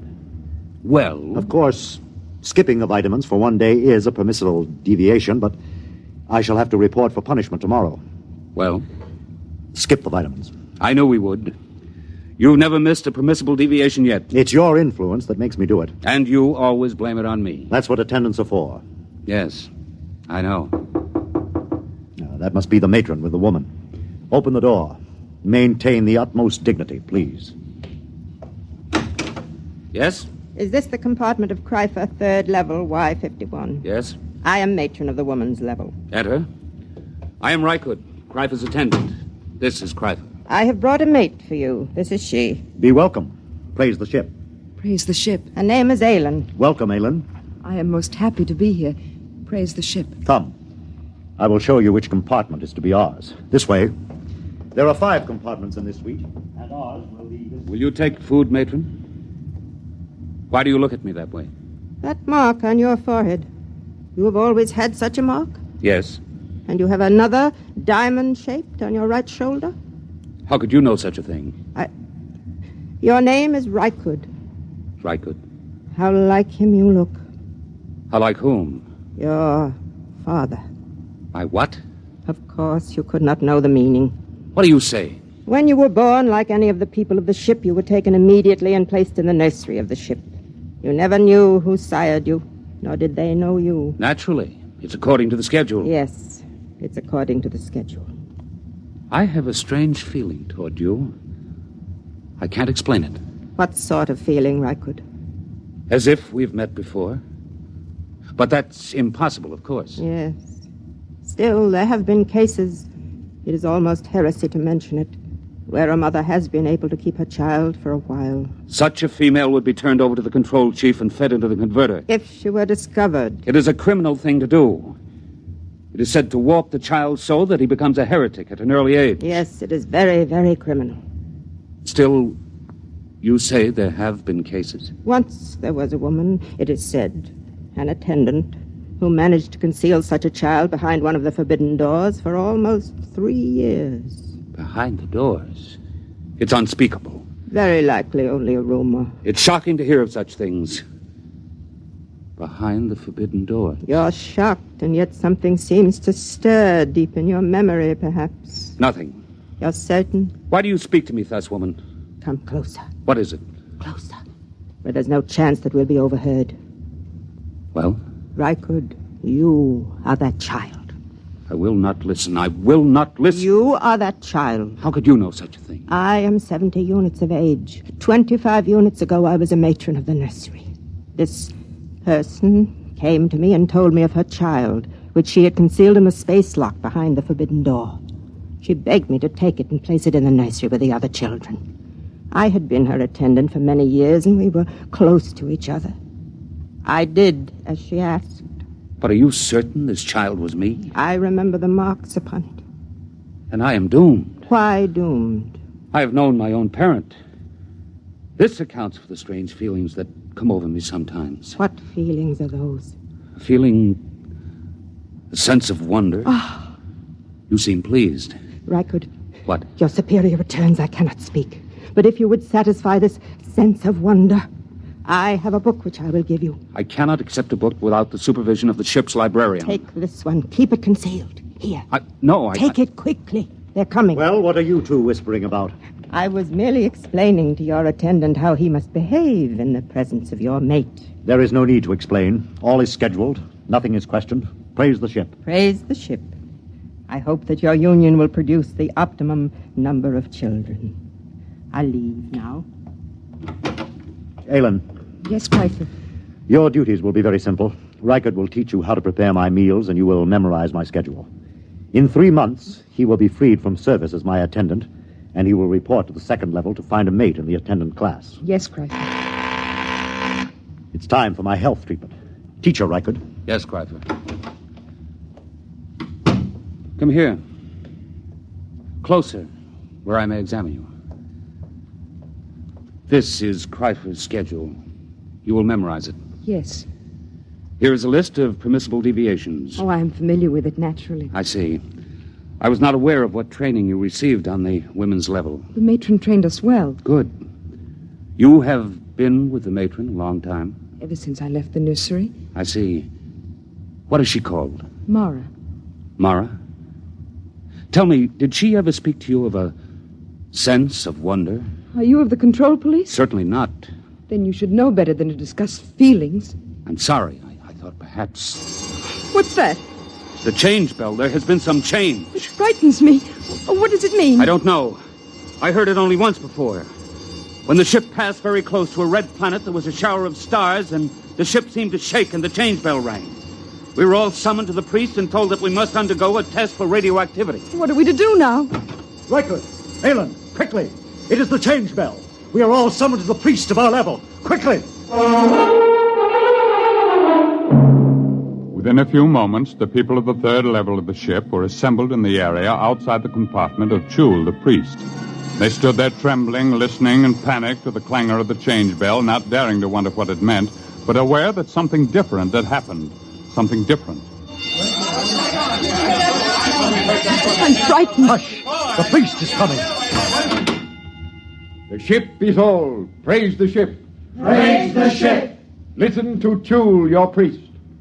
I have just been in contact with the chief priest of the ship.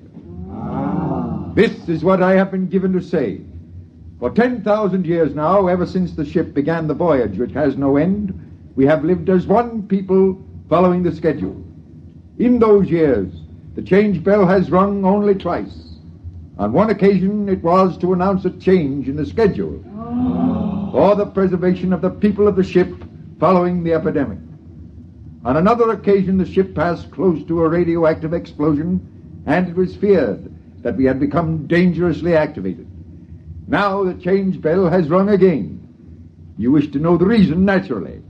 I am given to tell you there has been a change in the sound of the motor. There is no cause for alarm. The priests have consulted the book, which no man may see save the high priest. And we have learned that there is in the book a provision for a change in the sound of the motors. The book says, when the ship shall enter into the orbital pool of its destination, the motors will change in sound due to the increased anti-gravity components. A study is being made to interpret the meaning of the word destination, which was lost some 4,000 years ago and has always been a subject for much controversy. But this need not concern you. Suffice to be reassured that the change in the sound of the motors is a part of the scheme of things. Return to the schedule. The ship is all. Praise the ship. The ship is all. Praise the ship. On his way back to his compartment, Rykud stopped for a moment in front of the forbidden door which led to no one knew what, and listened to the sound of the motors. Yes, it was true. There was a new sound. It was frightening, and yet at the same time it made Rykud's heart leap with expectation. He looked at the forbidden door again and read the warning. No unauthorized persons permitted through this door. Attendant? Yes. What's your name and compartment? Rykud, attendant to Kryfer, third level, Y51. Who are you? Graf, control police. Why do you loiter outside the forbidden door? I was merely reading the warning, trying to impress it upon my brain. Is there a need to impress it? You have doubts? Well, no. No, of course not. Then why bother to impress it? If you have no doubts, there is no need to impress it. Well, I was merely... You see, I am engaged in the training of a mate for my superior. I wish to make certain that she knows every jot and line of the warning. Has she doubts? I'm sure she does not. Then why impress the warning upon her? It should be sufficiently impressed upon her since birth. I was merely... You were merely loitering, eh? Tell me, Rykud, do you ever wonder what is behind the forbidden door? Never. Are you perfectly content? Perfectly. Good. I'm going to enter your name in my report as a warning. See that it is not repeated. I will see. Return to your compartment. I will return. Praise the ship. Praise the ship. Rykud went back to his own compartment. He tried to push the events of the day out of his mind. It was almost too much to cope with. First, the mate for Kryper, then the news of his birth, now the change in the sound of the motors, and the book. Rykud lay inside his bunk, drew the curtain, and took the tiny, ancient plastic book from his trouser belt.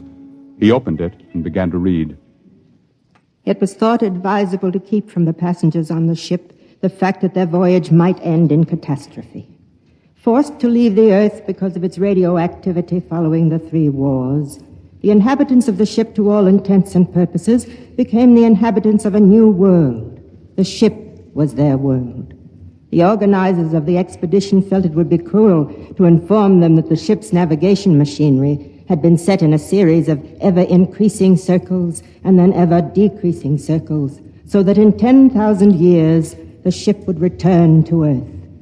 There was the possibility that Earth would no longer exist, or that the radioactivity would have made it uninhabitable, even if the remaining humans hadn't managed to explode it. Therefore, the ship became all. Even the word destination was eliminated. If it were known that I had chronicled this account, I would most certainly be executed and the book destroyed. Most likely it will pass into legend and be disbelieved anyway, just as fairy tales and even biblical accounts have become tolerated but disbelieved by many who were... The sleep buzzer sounded, and Rykud's eyes closed automatically. Ordinarily, the people of the ship did not dream. It was considered a sign that therapy was needed. Tonight, Rykud dreamed.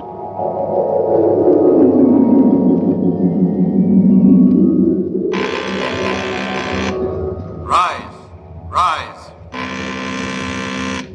Dress, dress. Eat, eat. Raise the ship. Rise. Eat. Dress.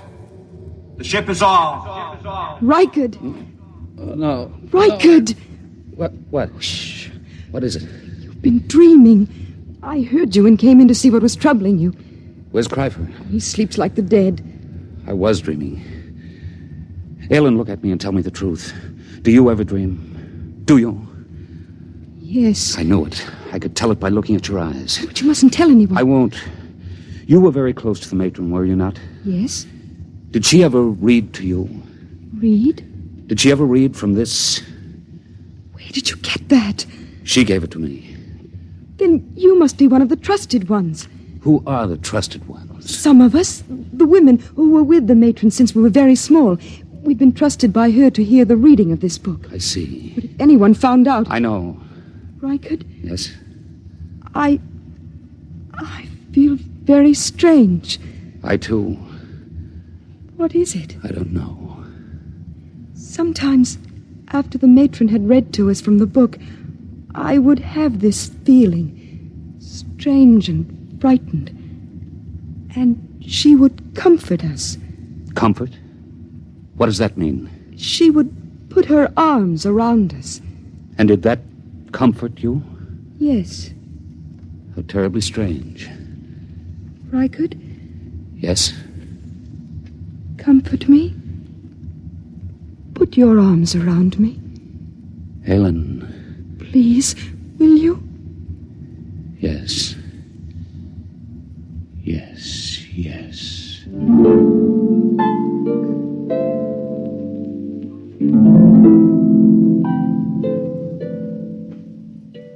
On the following morning, when Cryfer went to the conditioning room, as prescribed by the buzzer, Rykard drew Aylin over to the spaceport and slid aside the protective shield. Look. I am looking. Tell me what you see. I see the stars and space. Look closely. Do you see nothing unusual? I so seldom look through the spaceport. I'll tell you then. Look there. See that one star, so big and so bright that it hurts your eyes? Well? I've been watching it. It is growing larger each hour. Stars do that. Never has one been this large. What difference does it make? The stars exist only as pictures in the glass of the viewport. They're not real. The ship is all. That is what we are told, but perhaps it isn't true. What? Perhaps these stars do not exist only in the glass of the viewport. Perhaps they exist beyond the viewport. I don't understand. Let me say it this way once and forever. Perhaps, Aylin, the ship is not all. Rykard, your heresy frightens me. Rykard, hold me close. It frightens me even to look at you. Oh, Rykard, you mustn't even think it. I do think it. I believe it. I believe the ship is not all. And I believe you are a candidate for the converter. Cryfer. Don't move, Rykard, or I'll blast you into dust. It is bad enough for an attendant even to touch his superior's mate, but to couple it with the ultimate heresy. There is nothing but death in this. Cryfer, I beg of you. Stand aside, Aylin. I'm going to finish this heretic. Now, Rykard. Have I killed him? No, he's just stunned. Oh, Rykard, what can we do? I don't know. Rykard, the change bell again. Something's happening. I know what has happened. Come, we'll go to the priest. What about Cryfer? He'll have us killed. No, it's too late to think of that. Come. Come,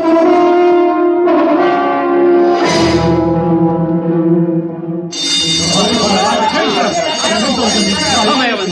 Stand close to me. The priest is entering. Silence! Once again, the change bell has sounded. There has been another change. Doubtless you all felt the shock and the vibration a moment ago. I am informed that the motors have stopped. Silence! However, once again, there is no need for any panic or alarm. We will continue to live our lives just as before.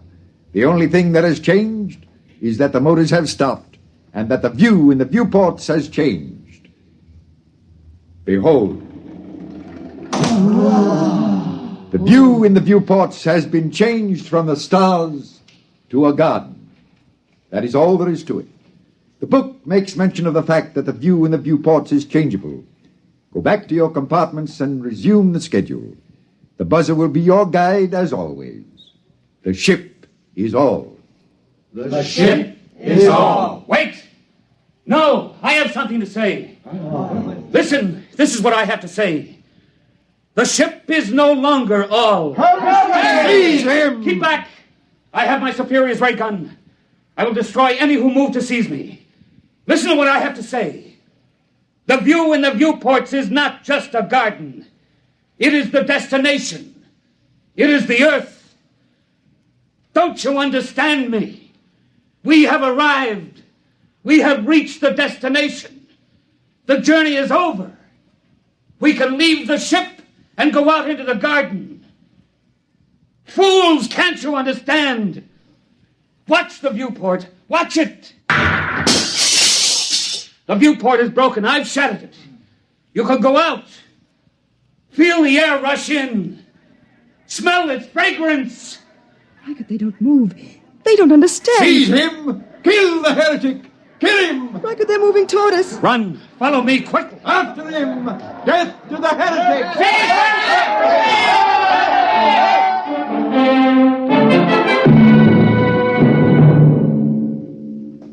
Reichert and Aylin ran down the long steel corridor with the crowd on their heels. After a few moments, they came to the forbidden door of the control room. Aylin, quick, in here. Reichert, it's forbidden. I'll have to blast the lock. Quickly, now come. Now, help me close the door. Now the bar. We're safe in here for a while. Not even the priest can make them come in here after us. It'll take them time to figure out what to do. Reichert, look. Look at the machinery. It's frightening. We're in the control room. It tells about it in the book. You see this big machine here? There was a drawing in the book. This is the machine that controls the buzzer. Just a simple machine like that? Yes, a simple machine. Stand back. What are you going to do? I'm going to smash it.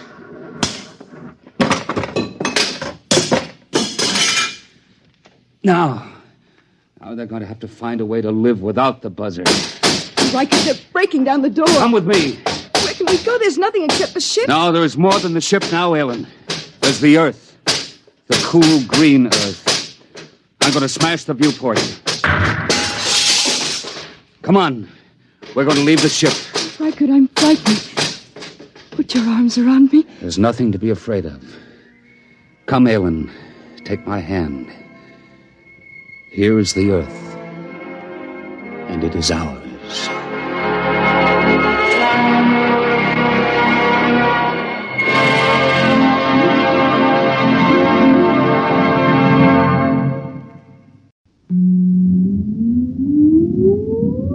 Countdown for blast off. X-5, 4, 3, 2, X-1, fire.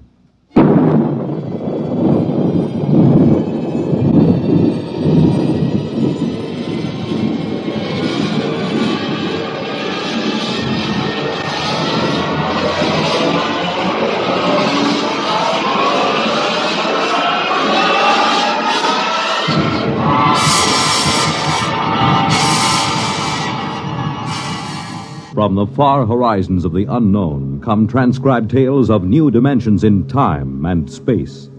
These are stories of the future, adventures in which you'll live in a million, could be years, on 1,000 maybe worlds. The National Broadcasting Company, in cooperation with Galaxy Science Fiction Magazine, presents X minus 1.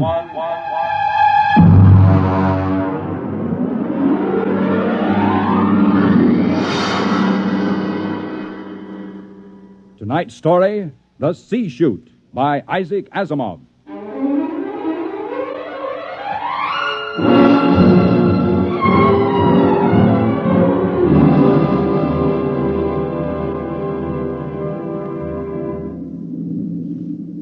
We were on our way home to Earth when it happened. 6 of us, coming home as passengers aboard the merchant spaceship Starfire. At the start of the Second Interstellar War, the one between Earth and the planet Chloro. And then it happened.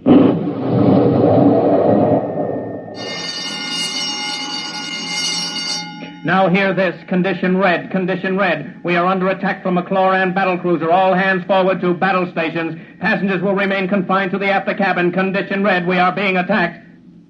The interception by the Chloran cruiser, the murderous running jewel of energy blasts and force field defenses.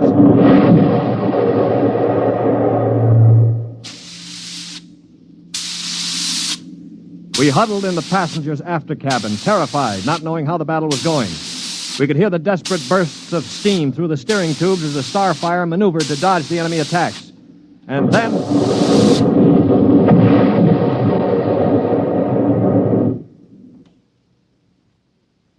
Now what? The beginning of the end, you might call it. Well, what does it mean, Stuart? You were a space pilot? It means our generators have been drained of energy. We can't fight back. But, All right, don't worry. They won't destroy us. They need our ship too badly. They'll simply board us and take over. But what about the crew? The crew, Colonel? If they have any sense, they'll surrender. If they choose to fight, they'll... Now, they're coming aboard. Now, be very still. Oh, Mother in heaven, help us. Be still. If only those fools on deck will surrender without a struggle. They are fighting. Yes, it's the end. We've got to help them. All right, don't open that door. We just can't let them die. You can't help them. I'm going. Stop him. All right. Aristide. Shut the door quickly. Aristide, my brother. That poor fool. I'll get them. My brother, I swear to you, I'll get them. Yeah, you better cover his body. The brutes. The monstrous green-skinned brutes. They're no more brutes than we are, Colonel. This is a war. Are you defending them? I'm merely pointing out the facts. I ought to strangle you. Why not save it for the Chloros? I will. I promise you I will. Well, they're probably deciding right now what to do with us. We might as well settle down and wait.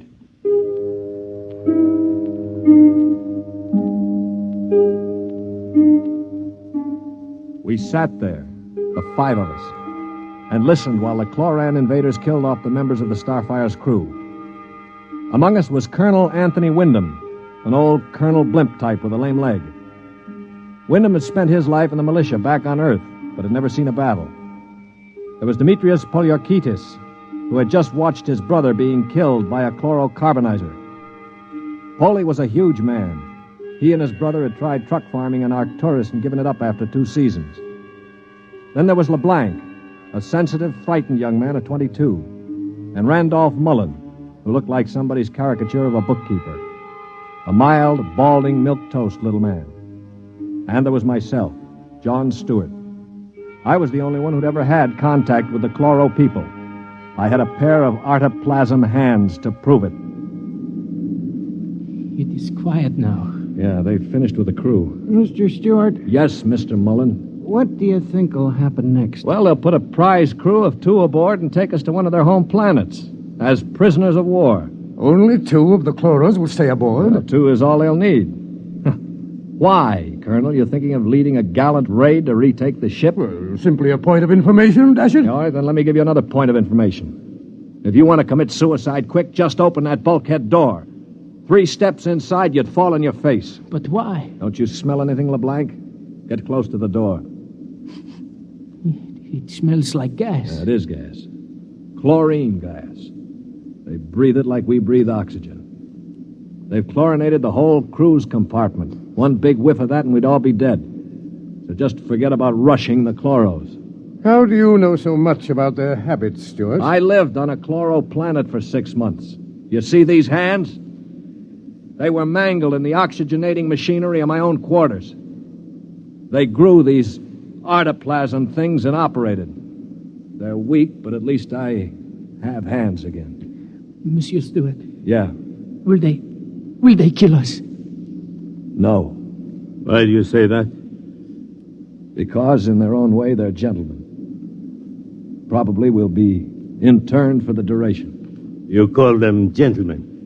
After they killed my brother in cold blood, you call them gentlemen. You know, Stuart, you sound more and more like a blasted Greenie sympathizer. Blasted, man. Where's your patriotism and loyalty? My loyalty is where it belongs, with honesty and decency, regardless of the shape of the being it appears in. This is a ridiculous war. Why are we fighting these people? We can live only on planets with oxygen, and oxygen is poison to them. They can live only in chlorine atmosphere, which is deadly to us. Yet we're fighting them over a bunch of worthless asteroids that neither of us can live on comfortably. Well, it's a matter of principle. It's a matter of stupid pride and greed. I don't like what you say, mister. Why not? Because you talk too nice about these greeny scum. They're good to you, eh? Well, they weren't good to my brother. They killed him. And I think maybe I'll kill you, you rotten greeny... Mullen, grab him. I can't break his hold. They are coming in. Foley, let him go. They saved your life this time.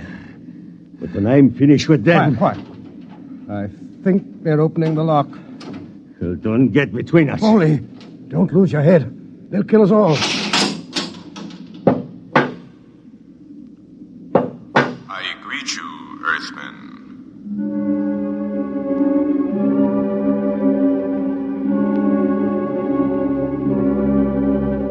The chloro was not a pleasant sight to anyone unused to it. He was about the height of an Earthman, but the top of him was just a green stalk with eyes. He was still wearing a spacesuit to protect him from the oxygen in our compartment. In one of his tendrils, he carried a chloran gun. As he stood in the doorway, I could see Polyarchetes' eyes begin to glisten with rage. Then, with a bellow like a huge bull, he threw himself at the chloro.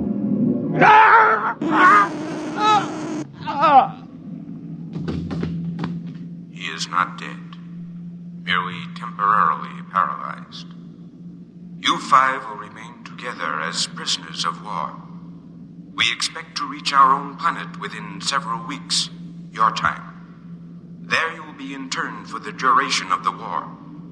If any of you attempts to leave this compartment, we shall be forced to destroy you. That is all I have to communicate.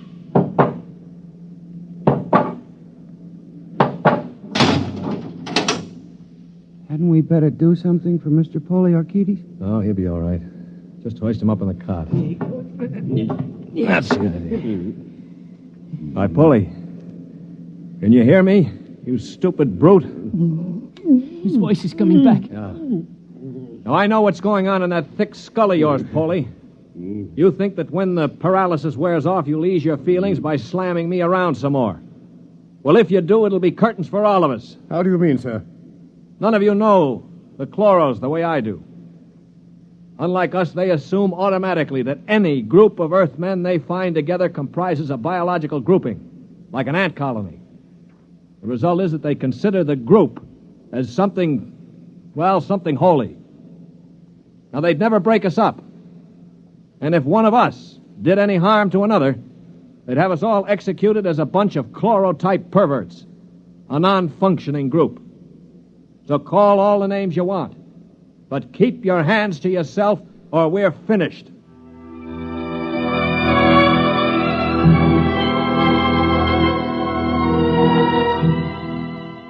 My little speech had a sobering effect on the group. For the next 24 hours, we did little besides eat our rations and think. I tried to evaluate them. The colonel I had figured for an old windbag. Polyarchetes was a hate-filled brute. LeBlanc would crack first. It was like a frightened child. Mullen was a nonentity, a mouse instead of a man. Everything he did seemed prissyish. His voice had the quality of furtively rustling underbrush. How long did you say the trip would take, Mr. Stewart? Well, the chloro said about 2 weeks. Gentlemen, if I may interrupt. Colonel? Now, it has occurred to me that perhaps you know of some weakness that might enable us to overcome these chloros. The only weakness they've got is that they can't stand oxygen. Oh, but there must be some way to get the best of them, man. After all, there are only now, look, two. Before I answer, Colonel, I have to know your motive. Is it to save your own skin or help Earth win the war? Oh, dash it, man, to help our side, of course. What we're looking for is the way to save the ship for Earth without losing our lives, yes? Well, all right, let's take a vote then. LeBlanc? I have a wife waiting on Earth, Mr. Stewart. I do not want to die. Uh-huh. Hero number 1. What about you, Mullen? Well, I don't see how we could accomplish it without... Hero number 2. Well, Polyarchetes? When I kill Chloros, it will be with my bare hands. On their planet, I will kill dozens, I promise you. 3 down. Well, Colonel, don't you want to march to glory, an old militiaman like you? Your attitude is very cynical and unbecoming, Stuart. I see.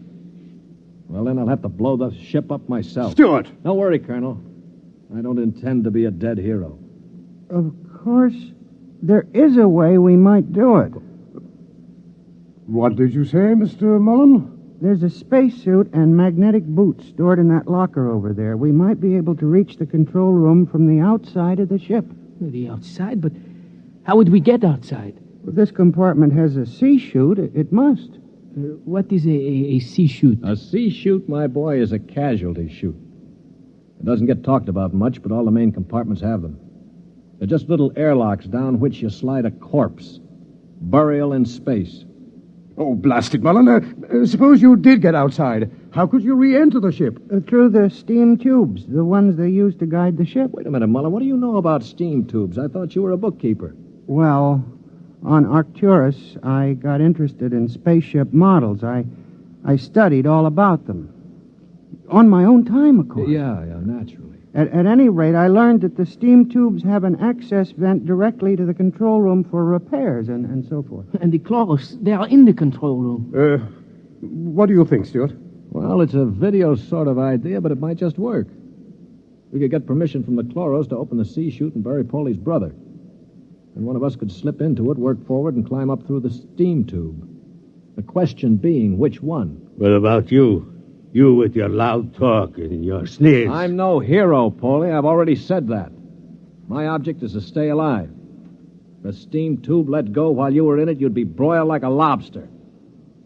Well, how about the colonel here? If I were younger, blasted, I'd trounce you. You know very well with my injured leg. Yeah, of course. Not to mention my artificial hands. Well, now, what unfortunate deformities do the rest of us have? Paulie? You just keep talking, Mr. Big Mouth, and pretty soon we'll kick your teeth in. Of course, that's your standard reply to everything, isn't it? LeBlanc, will you do it? I cannot. Not even to get back to Denise? Please, I cannot. LeBlanc needn't go. I'll do it. What? After all, it is my idea. Wait a minute. Are you serious, Mullen? Yes. Well, how? I don't understand. Why? Why you? Well, it seems no one else will do it. But that's no reason, man. I can't think of any other. Look here. Do you really intend to go through with it, sir? Yes, I suppose I do. Well, dash it, man. Let me shake your hand. You're an Earthman, by heaven. You do this thing, and win or die, I'll bear witness for you.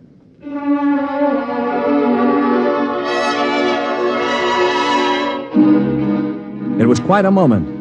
Mullen the mouse had suddenly turned into a man. He just stood there awkwardly while the colonel puffed his hand. Poliorkita seemed stunned. LeBlanc was wide-eyed. And I? Well, I was in a peculiar position, one in which I rarely found myself.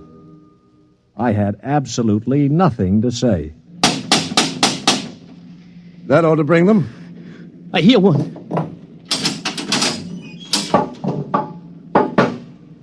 What is it, Earthman? One member of our unit is dead, as you know. We request permission to jettison his body out of the casualty chute. You may do so.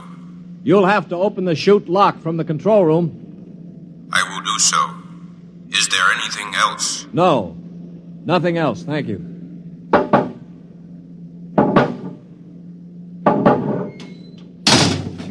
Oh, boy. All right, come on now. We'll have to work fast. Mullen, get into a spacesuit from the emergency locker.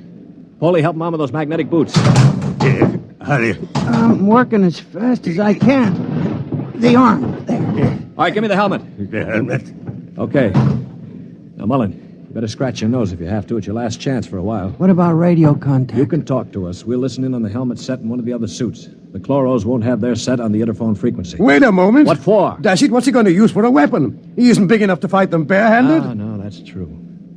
Well, how about one of those oxygen cylinders? Good idea.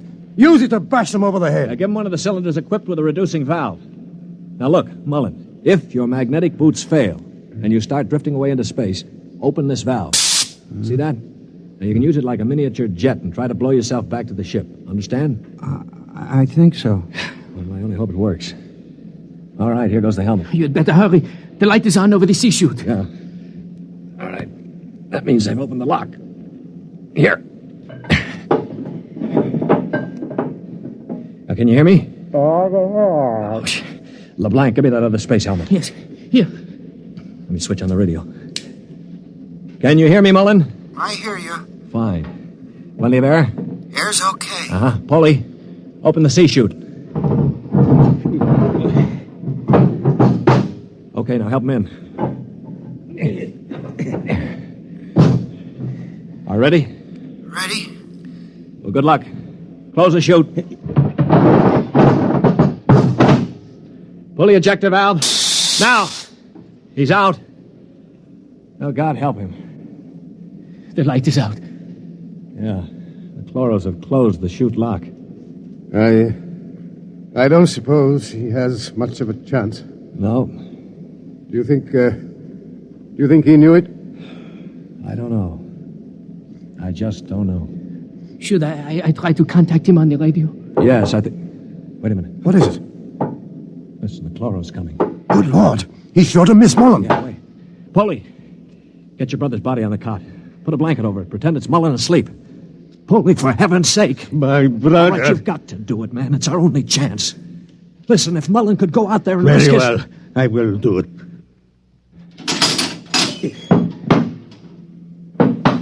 Earthmen, Yes. you have jettisoned the body. Yes. Good. Is there something further we can do? No, We are very tired. Our grief is very great at losing one of our unit. We would like to rest alone. I will respect your wishes. I see that one of your units sleeps already. Yes, Mr.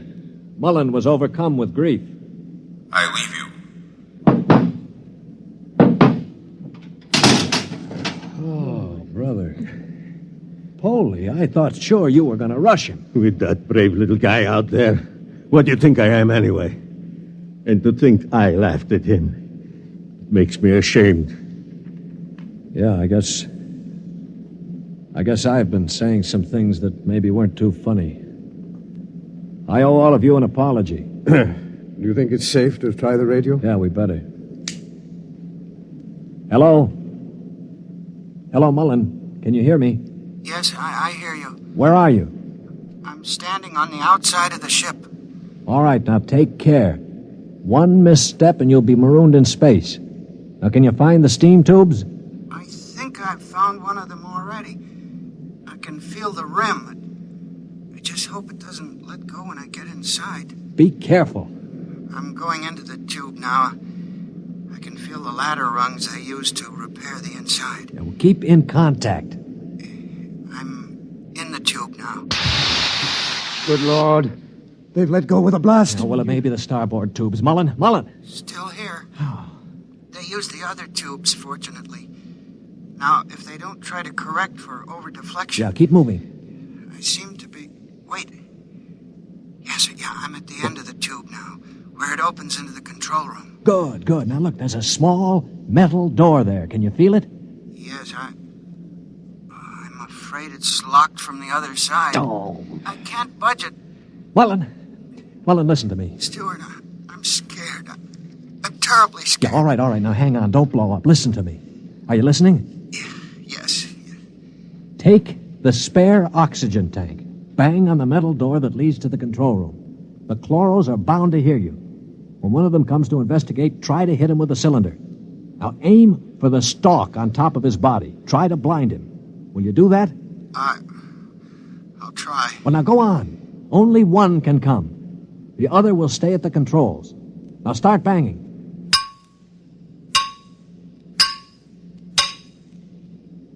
Any luck? No, Wait, I hear something. Something's opening the lock. The door now. I hear... Ah! Mullen, what happened? Mullen, can you hear me? Mullen!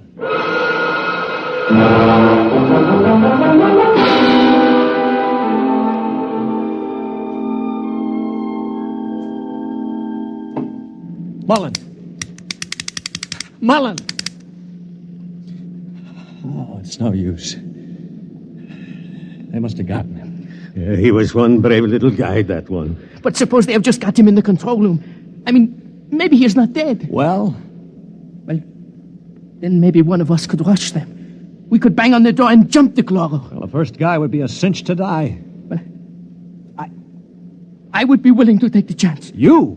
Why not? I could try. Not you. I'm the strongest. I do it. Now listen, you chaps. I'm an old man. I've got nothing to live for anyway. Suppose I throw myself at the ray gun. Wait a minute, what's going on here? 20 minutes ago, there wasn't one of you who'd risk his little finger to get us out of here. Now you're falling all over each other. Maybe Mr. Mullen teaches us a lesson, huh? Yeah. Okay, Polly, give me the wrench. I'll start banging on the door.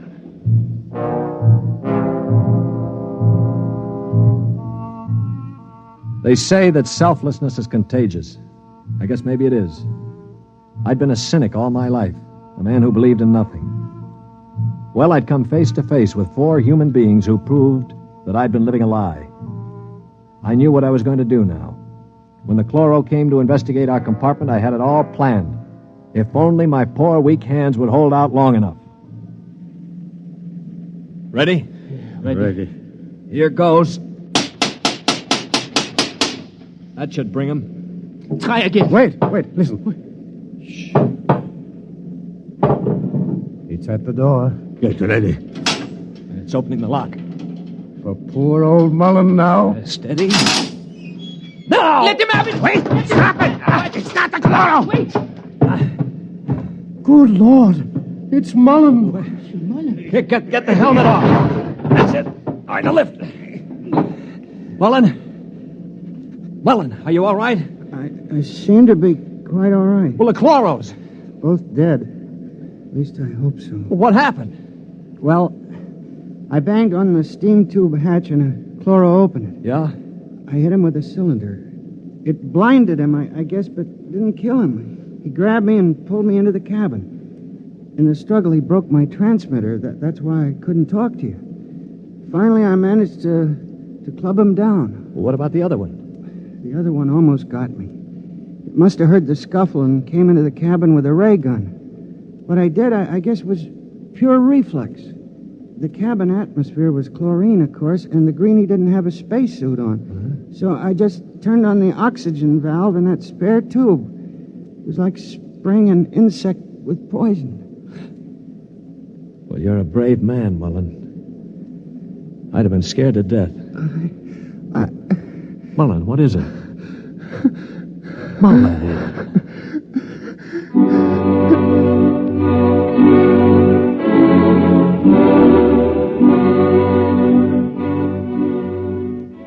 An hour later, false hands and all, I was at the controls of the ship, headed for Earth. We'd gotten rid of the chlorinating equipment and restored the oxygen naturally.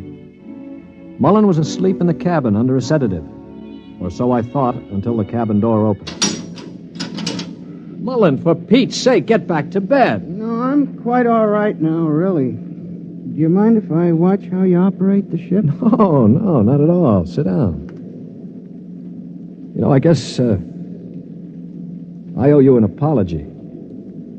I didn't think too much of you. That's your privilege. No, it isn't anybody's privilege, Mullen, to despise another. For years now, I've abandoned hope of finding any decency in human beings. I owe you a vote of thanks. You embarrass me, Mr. Stewart. I didn't do it for any heroic reasons, I assure you. Far from it. Well, why did you do it, Mullen? That puzzles me very much. Well, Mr. Stewart, I'm a bookkeeper. 17 years ago, I left Earth to work on Arcturus. I never made much impression on anybody on Earth, although I wanted very much to have people like me. Well, about a year ago, I started to write to my family again. Don't ask me why. And then I asked for a leave of absence to go home after 17 years. Well, I still don't understand. It wasn't patriotism or love of a woman or money or any of those things. What was it? Mr. Stewart, haven't you ever been homesick?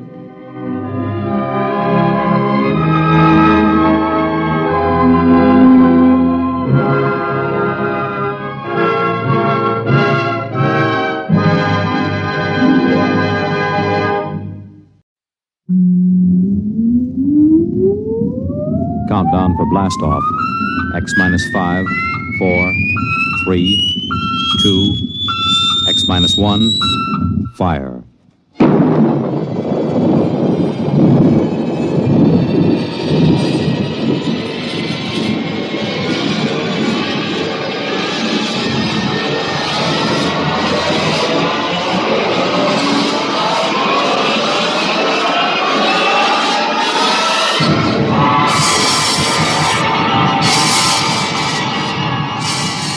From the far horizons of the unknown come transcribed tales of new dimensions in time and space. These are stories of the future, adventures in which you'll live in a million, could be years, on 1,000 maybe worlds.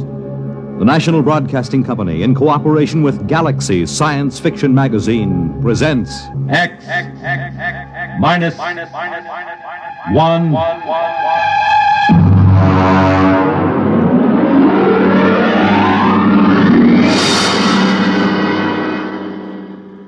Tonight's story, The Cave of Night, by James E. Gunn. All right, you want a level, Charlie? Okay. Though yet of Hamlet, our dear brothers, death the memory be... Anyway, how's it, okay? Okay. Check recording, will you? I may go over a half hour. Make sure they've got another reel of tape ready, okay? All right, Look, Bill, I've just put the segments of tape together for the next week's show. I'm going to record my narrations, and we'll listen to it together tomorrow. I know this is unusual, but you're the producer, and I don't want you out on a limb that may be sawed off behind us. This week's show is liable to either win us every award from the Peabody to the Pulitzer Prize, or maybe put the network out of business. Okay, we start with a standard opening. Behind the world, etc., 40 seconds. This is Harry Anders, your editor. At 8 o'clock, after the sun has set and the sky is darkening, look up. There's a man up there where no man has ever been. He is lost in the cave of night. And the fuel tank's empty. Receiver broken. Transmitting and clear. Anyone picking this up, anyone. This is Rev McMillan calling. Notify Goddard Rock, New Mexico. There's no way to get back. There's a man up there where no man has ever been. He is lost in the cave of night. We all know that phrase now, the cave of night. It was written by a poet disguised in the cynical hide of a newspaper rewrite man. But it stuck. It caught the world and held it like a butterfly pinned to a board. It started with a ham, an amateur radio operator, in Davenport, Iowa. All right, Eddie. Roll the first tape in here. It's marked. Am I too close? I was up in the attic. I usually have a talk with WG73. He's in Buenos Aires. We play chess. Well, there was some kind of interference. And then all of a sudden, I heard this voice. I record most of my listening anyway, so I had the tape machine running. After I heard it, I called civil defense. That's what we're supposed to. Look, Bill, I haven't done the final editing on these tapes, so don't worry if they're a little rough. Down out of the night, flung from the darkness, came these words, the first of so many that electrified the world. Notify Goddard Rock, New Mexico. There's no way to get back. No way to get back. I'm stuck up here. No way to get down. What does it take to catch the pity of the world? A man wedged underground in Kentucky.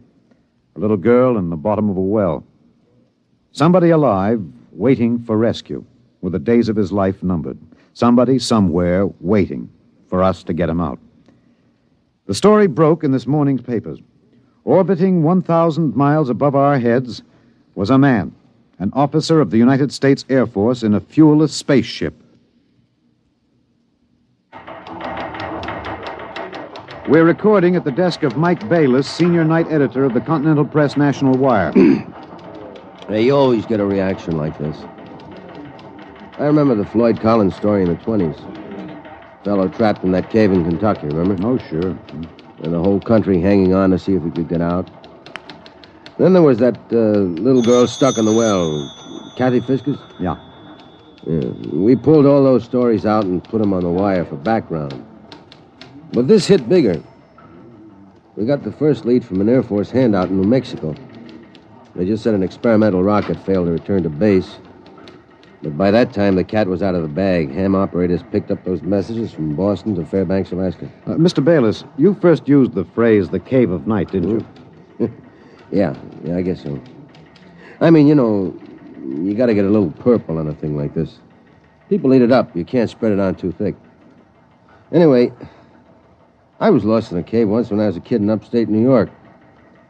I waited around for a couple of hours in the dark until they came for me. It kind of reminded me of that. It reminded the world of terrors at night, of struggling awake through nightmares, the fears of loneliness, darkness, falling, suffocation, thirst. It reminded me of Rev McMillan. And perhaps I have an advantage over all the other reporters for newspapers and radio and television because I knew Rev McMillan. I knew him in college and in the Air Force. I knew that he was testing rocket-powered craft at Goddard, but I didn't know they were so close to space. No one knew, till those messages of desperation crackled down through the atmosphere. I remembered Rev when I saw those headlines that morning. Straight black hair, Clark Gable ears, a reckless grin. He ate well, reveled in expert jazz and Mozart opera, and he talked incessantly. His southern speech was no drawl. There was too much to say. And now he was alone, and soon all that might be extinguished. The men from the radio newsrooms rushed to Goddard Rocket Base armed with miniature tape recorders. I was sending a good story on this. Gentlemen, Hold it down, fellas. I'm Colonel Arthur J. Hannigan, Information Officer for Goddard Rocket Base, and I'm authorized to issue the following statement. First Lieutenant Reverty L. McMillan, United States Air Force pilot, Experimental Rocket Division, took off from Goddard Base at 22:34 Rocky Mountain time. His craft, the XR-37 Mark II, a hydrazine nitric three-stage rocket. I'm sorry I can't describe it, boys. Classified. Well, in order to maintain orbit, the motors were pulsed for 1 second every 15 seconds elapsed time. After 3 minutes, the exhaust was seen by ground spectroscope observation to flare for half a minute. His fuel supply is exhausted. The craft has reached sustaining orbital speed. What does that mean, Colonel? He's out of gas. He can't get down. The first mobilization was of the scientific brains massed at Goddard. Few of them knew Rev. Brains at a research project are usually carefully sorted out and salted away from the distractions of the outside world. They designed, they invented, they calibrated and theorized. But they didn't know the short, stocky man with a lopsided grin who rode the fruit of their labor up and out, and now circled the world of his birth, with time ticking out. I covered the hearings in Washington for the network newsroom. I flew down from New York, and the stewardess came out every few minutes to tell the passengers the latest news. She called him Rev, although she never knew him, and once I thought I saw a tear. The hearing was before the subcommittee of the Senate Committee on Military Affairs. Presiding, Senator Allen J. Haggister of Kentucky. All right, General Finch. You've made the technical situation fairly comprehensive, even to an old canebrake redneck hillbilly like myself. I have tried to make the gravity of the situation apparent, sir. It appears to me, General, that the sacred life of a human being created in the image of his maker is in danger. It's no light thing to be thrown away like some guinea pig. If that ship wasn't safe, if that poor man up there in the cave of night is to die, somebody is responsible. Isn't that right, General? Sir, a manned rocket was sent up because of one simple fact. It takes a computer of tremendous versatility and capacity to operate a Harrison-Munch reactor engine. A computer of infinite complexity. And I ask you, General, I put the question to you, why was such a computer not designed? It has been designed, sir. It was designed 500,000 years ago. There is only one mechanism competent to handle those controls, sir. That is the human brain. All right. I turn now to my second question, General, and I ask it not only for myself and my colleagues on this committee, but for 170 million Americans listening on the radio, watching on television. With that man up there living out his last days, why was it not possible to send a ship up after him? Why was there no second ship built? For one reason, Senator, money. The appropriation for rocket research fell short by 12% of the amount needed even to build one vessel. Oh, frankly, gentlemen, the deficiency was made up by cutting corners and diverting funds from other projects. That is not the point, General. There's a man up there who's going to die. With the limited funds you gave us, we've done what we set out to do. We've demonstrated that space flight is possible, that a space platform is feasible. If there is any inefficiency, if there is any blame for what has happened, it lies at the door of those who lack the confidence and the courage and ability of their countrymen to fight free of Earth to their greatest glory. Senator, how did you vote on that?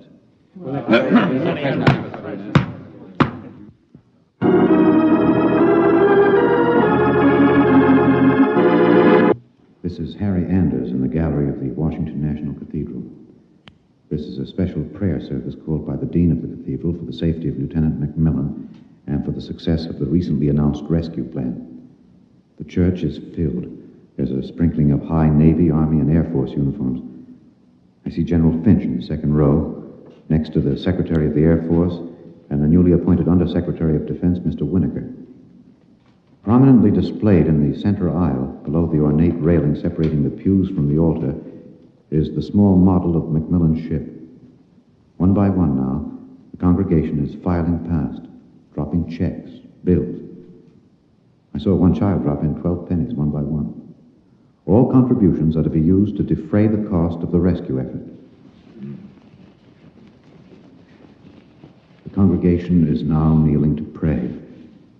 A moment of silent prayer will follow for the safety and rescue of Lieutenant McMillan. $1 billion was raised in 1 week from voluntary contributions. Another $1.5 billion was appropriated unanimously by Congress. The race began. Would the rescue party reach the ship in time? Of course, we didn't know then. And daily we listened to the voice of the man we hoped to buy back from death. Now, look, Bill, on these McMillan broadcast tapes, don't let some ignorant engineering vice president holler because it's not broadcast quality. Believe me, I knew McMillan. There's more of that wild Texan in these tapes than in any hi-fi super-frequency response studio recordings. Just listen. You'll see what I mean. I've been staring out the portholes. I never tire of it. Through the window at the right, I see a black velvet curtain with a strong light behind it. There are pinpoint holes in the curtain, and the light shines through, not winking the way stars do, but steady. There's no air up here. That's the reason. My oxygen is holding out better than I expected. By my figures, it should last 27 days more. I shouldn't use so much of it talking all the time, but it's hard to stop.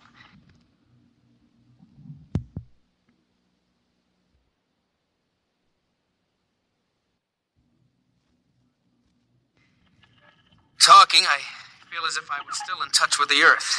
Still one of you. Even though I am way up here. Too bad the receiver is broken, but if it had to be one or the other, I'm glad it was the transmitter that came through all right. There's only one of me. There are billions of you to talk to. You can't see me now. You'll have to wait hours for the dawn. I'll have mine in a few minutes. That's the way he talked. And as we listened to the lonely voice from the night, the engineers, the scientists, the construction men worked round the clock. General Finch presented the problem in the pool interview. I asked the questions for the combined networks that afternoon. Most of you heard the complete broadcast live as he briefed the world with the clipped, laconic delivery of a soldier. There are two basic problems. We've recovered the first and second stages of the rocket.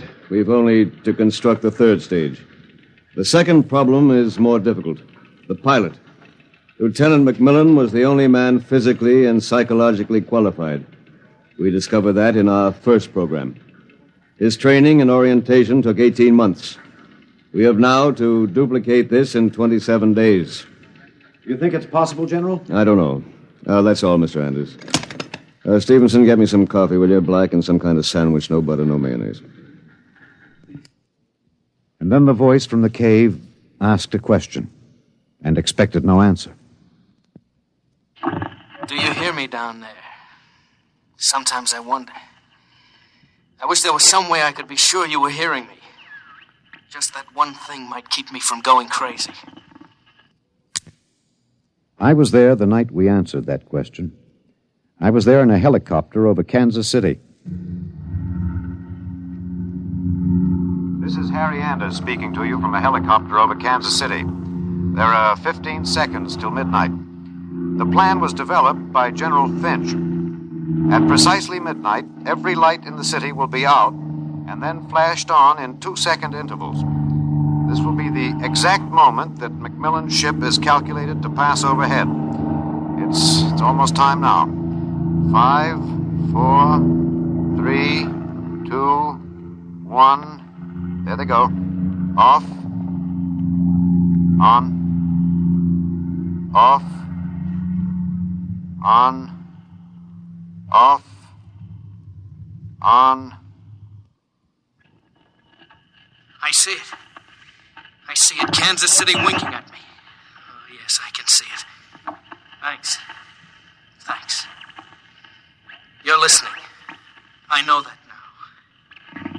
I'm not alone. I'll never forget. I'm waiting for you. We're recording in the press gallery of the Goddard Rocket Base main construction hangar. The vast third stage component stands before us, men swarming up and down the gantry cranes. The Mark III is being built to carry 5 men instead of 1. The pilot selection has been kept a top secret to avoid unnecessary strain on the men selected. The latest progress report gives a possible margin of 6 hours between the launching of the rescue ship and the estimated exhaustion supply of oxygen to Lieutenant McMillan. The shift is changing now. The expert construction workers recruited from across the country by the combined efforts of the Air Force Personnel Service, the Atomic Energy Commission, and the International United Electrical Workers and United Auto Workers of the AFL-CIO. The margin is 6 hours. 6 hours between life and death for Lieutenant Reverdy L. McMillan. An hour ago, I saw the sun rise over Russia. It looks like any other land from here. The green where it should be green. Farther north, a sort of mud color. And then white where the snow is still deep. Up here, you wonder why we're so different when the land is the same. You think we're all the same children of the same mother planet. Who says we're different? Can you hear me in the back? You stand a little close. Well, how about this? That's better. That's better. All right, gentlemen, I have exactly 5 minutes for the press conference. Therefore, I'm not going to answer any questions. Progress report is as follows. As a safety factor, we're constructing 2 complete 3-stage rockets and 6 additional 3rd-stage components. The telemetered reports from McMillan's ship have added important additional information, and the first of the rescue vessels should be ready to be launched at the estimated time, weather permitting. Now, don't ask a question. Within certain limitations of air turbulence, the rocket will be ready to lift in time to save Lieutenant McMillan. 21 days. The air is bad tonight. Can't seem to get a full breath. It seems to stick in the lungs. It doesn't matter, though. But I wish you could see what I've seen. The vast spreading universe around Earth like a bride in a soft veil. You'd know then that we belong out here. Come out, mankind. Come out and see what I have seen.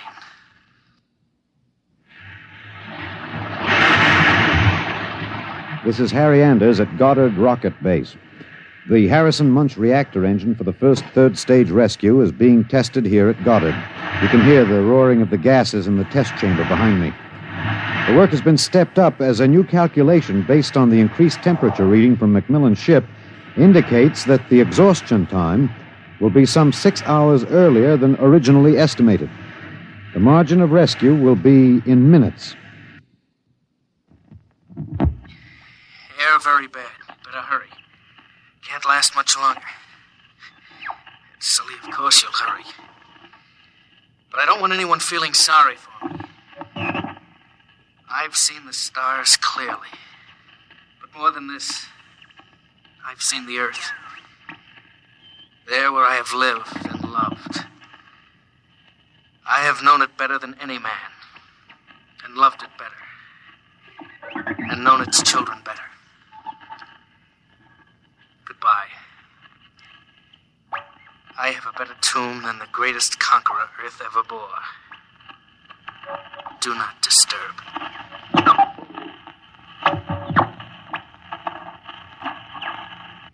Countdown for blastoff. 5, 4, 3, 2, 1.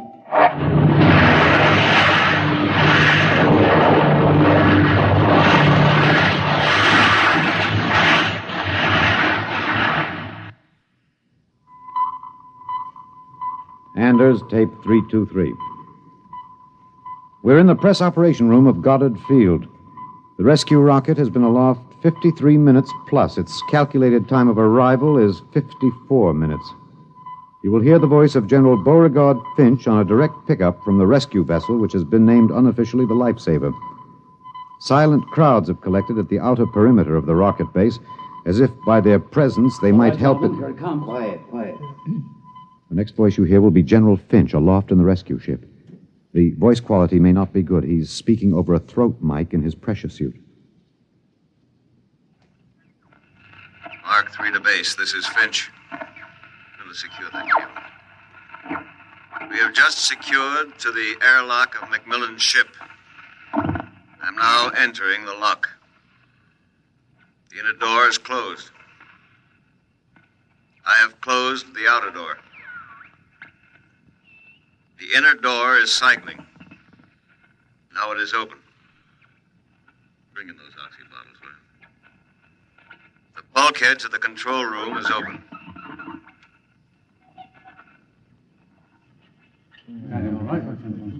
Is he all right? Come on, will you? What's happening?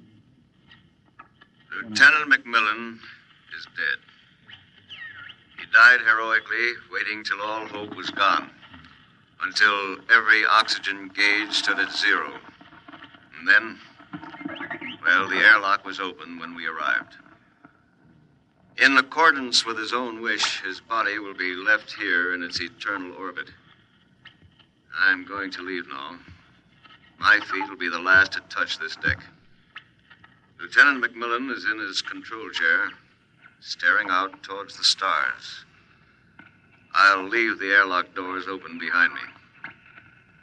Let the airless, frigid arms of space protect and preserve for all eternity this man they would not let go. Well, that's the show, Bill. Bill, you remember at the conference we hadn't made up our mind whether to pick anything up from the celebration last night after the news of the Mars landing? I said it was the right end for Rev McMillan's story. You said it was old stuff. Every kid knew the sequence. The ships built to rescue Rev, used to set up the satellite base, from the base to the moon and now to Mars. Well, I went out with a mini-tape last night, and I've got the end of the story. Here it is. This is Harry Anders in Times Square. The neon rocket ship at the top of the Times building has just flashed into brilliant light. The signal that the landing signal has been received from the rocket Rev McMillan III. Man has landed on Mars. And the holiday crowd here in Times Square is celebrating like 1,000 New Years rolled into one. I'm being tossed and pushed and clapped on the back all at once. Let's see what the man on the street thinks about Man on Mars. You, sir. I'm broadcasting. No. How do you feel about it, sir? How do you feel tonight about man's conquest of space, of the planet? Leave me alone. I'm in a hurry. Well, just a few words to the Look, you get your hands off me. Let go of me. I'm not interested. Wait a minute, sir. Wait. Rev! Rev, come back here. Rev!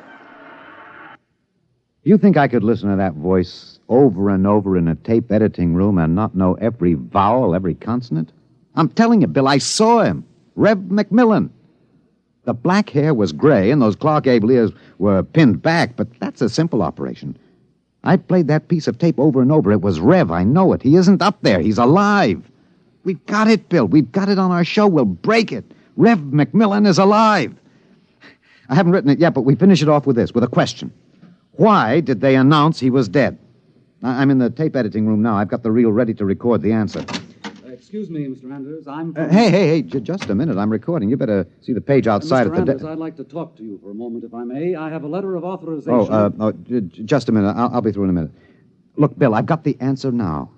Last night, they landed on Mars. But that first ship, the one that circles up there now, there isn't anybody on it.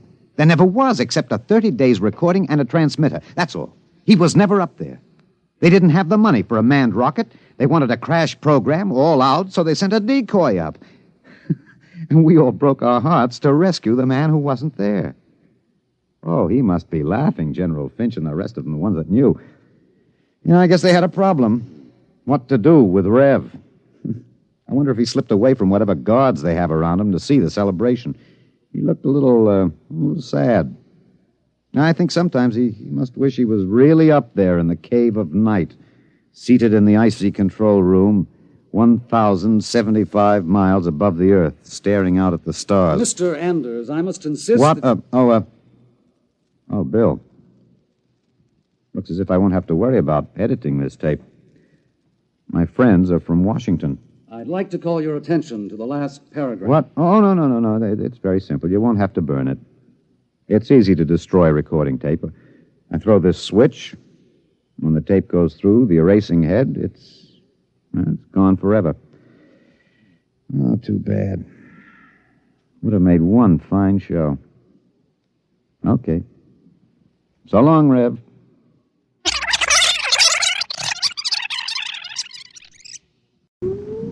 Countdown for blast off.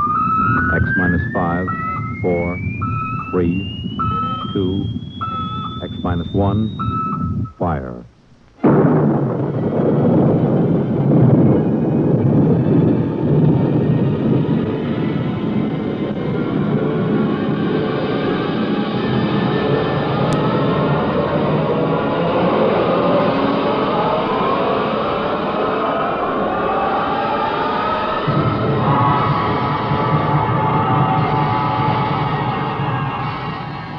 From the far horizons of the unknown come transcribed tales of new dimensions in time and space. These are stories of the future, adventures in which you'll live in 1,000,000 could-be years on 1,000 maybe worlds. X minus 1.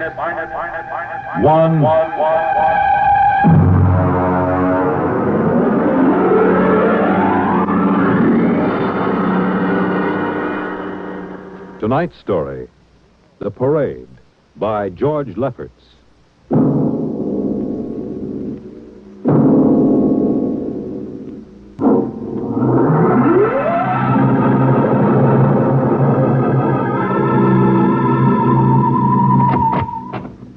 You are Mr. Sid Ryan? The same. My name is Lucia. I'm a Martian. Pleased to meet you, Mr. What was that again? A Martian. A Martian, huh? As in Orson Welles? Precisely. I'm a Rotarian myself. Sit down. Thank you. And now that we've had our little joke, Mr. Lucia, what can Publicity Associates do for you? It has been my observation that advertising and publicity are the very backbone of earthly civilization. Spoken like a true Martian, Mr. Lucia. Now, if you'll tell me the name of the client. The client, of course, will be the Martian. You don't give up, do you? Give up? The gag, I mean. Oliver. Oh, yes, Mr. Ryan? This is Mr. Lucia. How do you do, Mr. Mr. Lucia Lucia? claims to be a Martian. Take him outside, will you, Oliver? Get the name of the sanatorium he escaped from and tell them to bring the butterfly net. Wait, sir. I'm happy to see, Mr. Ryan, that my telling you I am a Martian has approximately the effect I supposed it would have. I believe we can do business. I have here the cash retainer of $5,000. Sit down, Mr. Lucia. Oliver, get the client a cigar. Yes, sir. No, the other box. Thank you, no. Well, now, what can I do for you, sir? I wish you to manage a publicity campaign. A very large, a very important campaign. Is the product established, or is it something brand new? Oh, something quite new. Now, what would you judge to be the most effective type of campaign? Well, if the client has a lot of dough to throw around, a suspense campaign is best. First, you place ads in the paper saying, watch this space. Then, about a week later, you run an ad saying XYZ or PDQ, and you get people guessing what it means.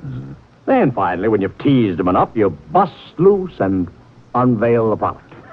Excellent. Very well, sir. We shall conduct a suspense campaign. Of course, in this kind of campaign, secrecy is very important.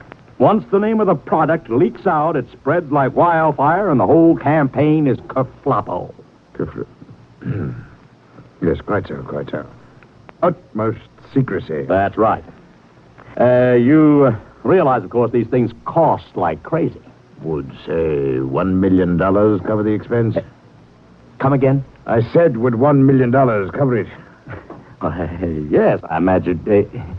You did say $1 million. I understood that you had handled some very large accounts. Of course, if this is too big... Oh, not at all. As a matter of fact, I seldom touch anything less. Right, Oliver? Huh? Oh, of course. That's right, Mr. Ryan. Absolutely right. Good. You will begin, then, by saturating the newspapers, the radio, streetcars, with a very simple statement. What's that? I shall write it for you. The Martians are coming. Say, that's not a bad teaser. Got that, Oliver? Yes, sir. The next ad will read, June 1st is Martian Day. June 1st is Martian Day. What happens on June 1st? The parade takes place. What parade? I wish you to arrange a parade up Fifth Avenue. You mean like the Macy parade? Exactly. Except that the theme will be the world of tomorrow. The Martian world. My client would like it to be a gay affair. Balloons, clowns, pennants, pretty drum majorettes. Say, that sounds terrific. I might be able to interest the department stores in a tie-in. Fine. The parade will climax the campaign. On June 1st, the product will be unveiled. Good enough. By the way, Mr. Lucia, just what is the product? What are we selling? Oh, no, Mr. Ryan. Secrecy, remember. Oh, but after all will be revealed to you in good time, Mr. Ryan. Moment, let us say we are selling a concept. Concept? Precisely. Concept of invasion from Mars.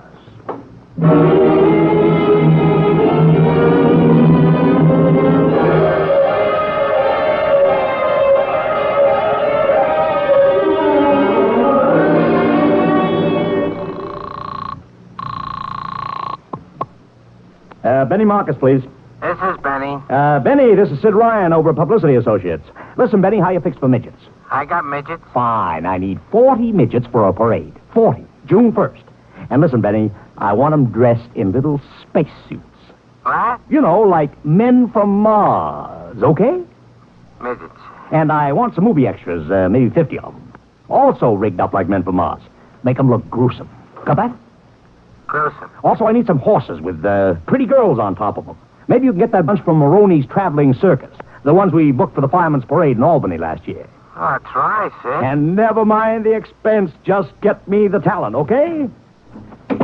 I gotta hang up now. Call me back, Benny.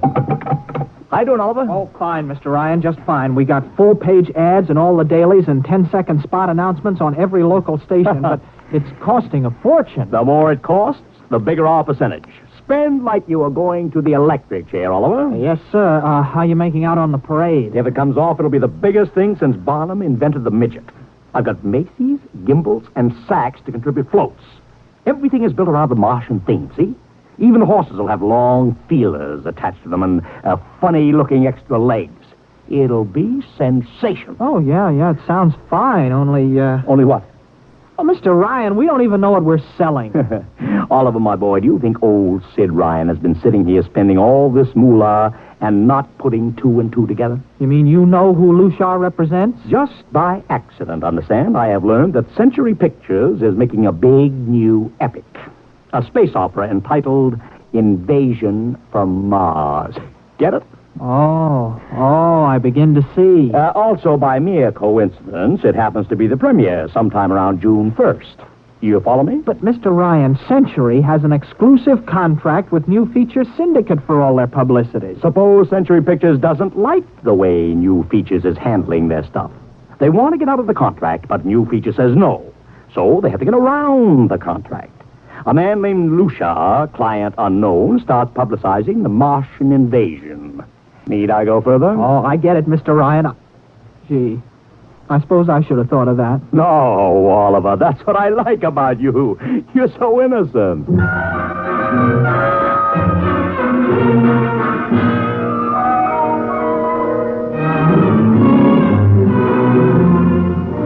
Let me talk to Commissioner Patrick, please. Sid Ryan. Hello? Commish, Sid Ryan. Oh, it's you. Well, what is it this time? If you want to drop a man off the Empire State Building into a teacup full of water, the answer is no. Also, we are not arresting any fan dancers. You know I don't handle fan dances. I want a permit for a parade, June 1st, 5th Avenue. It's a Sunday. There's no traffic. Oh, come now. Look, Ryan. Macy's gets a permit. Gimbals gets a permit. The American Legion gets a permit. The Sons of Erin march every time Morton Downey sings the Wearing of the Green. Don't give me a hard time, Patrick. This is too big. I have the 5th Avenue Merchants Association behind me. Okay, Ryan. Fill out the forms. I'll pass them along to the license commissioner. That's my boy. Oh, by the way, what's the occasion? Oh, don't you read the papers, Patrick? June 1st is Martian Day.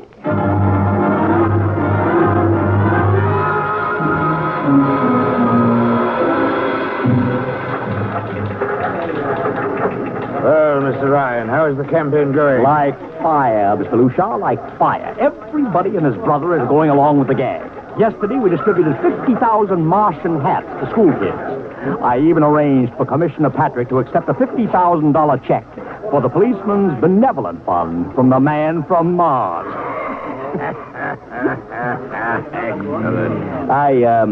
I understand Century Pictures spent over $1 million making that space opera. I beg pardon? Oh, come, Mr. Lucia. Sid Ryan wasn't born yesterday, you know. I know who our client is, even if you don't admit it. You do? Always thinking that's me. Well, as long as you know, let's keep it to ourselves, shall we, Mr. Ryan? As you once remarked, when these things leak out, it destroys the surprise and ruins the effectiveness of the campaign.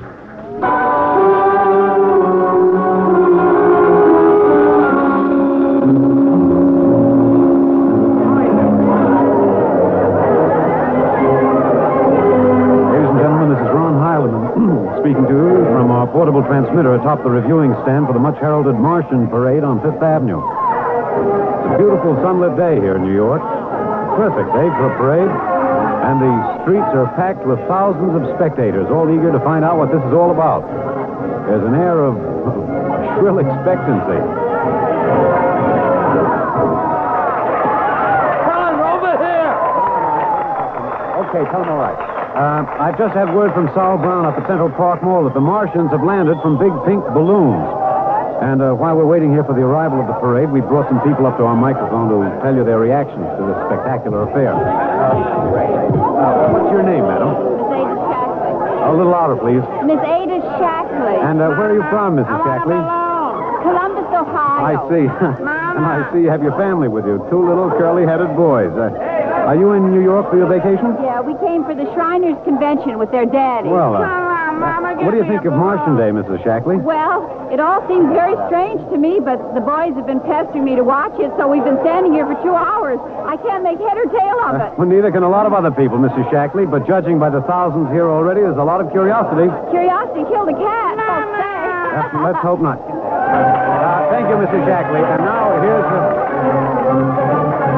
Here they come, ladies and gentlemen. The first units of the big Martian parade swinging down Fifth Avenue. With fanfare, colored streamers, music, confetti, floats, all the attractions of the Mardi Gras. Let's listen to the band for a minute.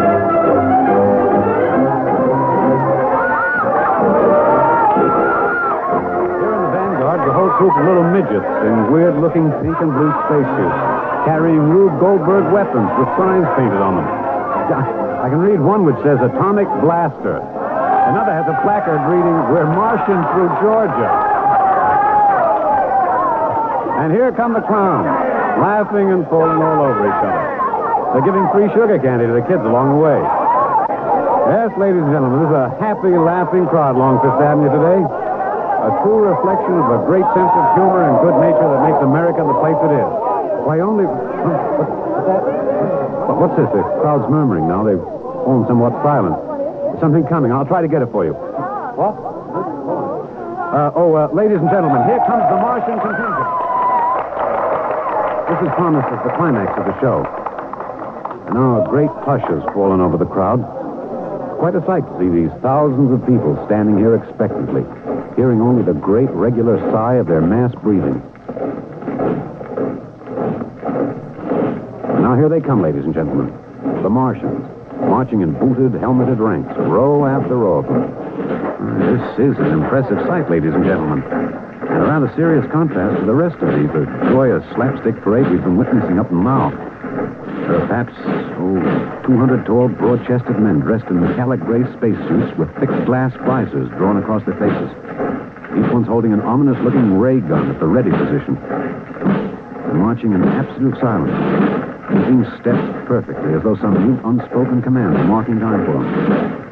Even the children are awed by the unexpected, warlike realism of the Martian Legion. And now the first ranks of the Martians move past us, down Fifth Avenue toward the reviewing stands at the square. No one moves. There. A woman, ladies and gentlemen, just dashed out into the street. For what reason, I don't know. She just slipped through the police cordon somehow. They're after her now, but she's already reached the ranks of the marchers, and she's trying to lift the visor of one of the Martian spacesuits. Wait. She's fallen. She screamed and then fell forward in a dead faint. The Martian column keeps right on coming. Unless they break ranks, they're going to trample her. No. The policemen have got her now. They're dragging her away, out of the way. Trying to revive her now. All sorts of rumors have begun filtering back through the crowd. Some are even whispering that the woman's dead. We don't know yet, but whatever's happened, the incident seems to have cast a slight shadow over the mood of the crowd. The carefree holiday air seems to have vanished. The crowd's stirring uneasily, a little disturbed at what we've just seen. Nothing to be alarmed at, however. It just seems a shame that anything like this should happen to spoil our enjoyment of the Martian parade.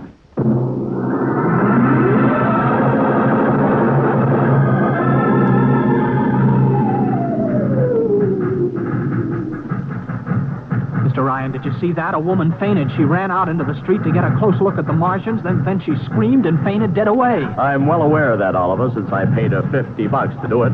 What? The dramatic moment, Oliver. The stock and trade of the good publicity man. Relax. Holy smokes, you sure think of everything. For my share of this deal, roughly $100,000, I can afford to think of everything. Shut the window. Oh, okay, but don't you want to see the finish? We'll go down to the reviewing stand for the finish. Right now, I want to make a phone call. By the way, where's Lucia? Oh, I haven't seen him. Well, close the window, Oliver. Well, okay, Mr. Ryan.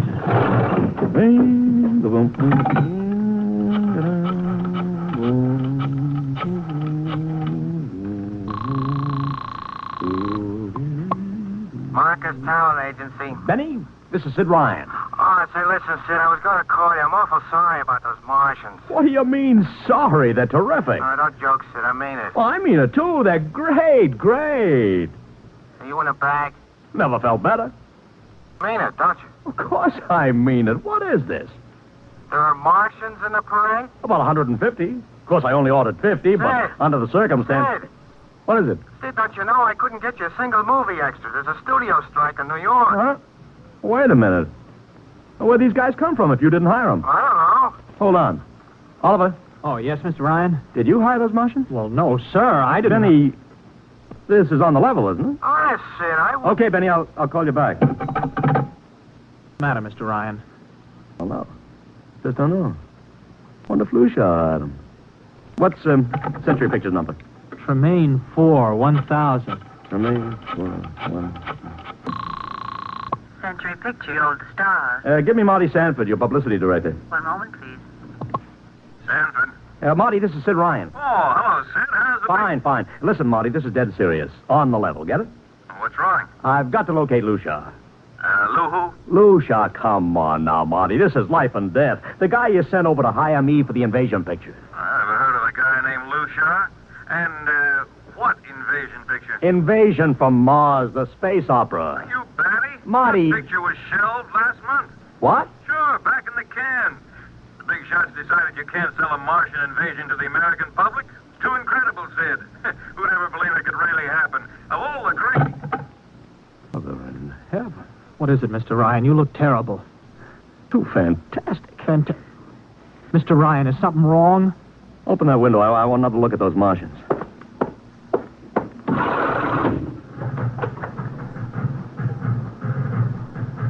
Look at them. Oliver, you were in the Army.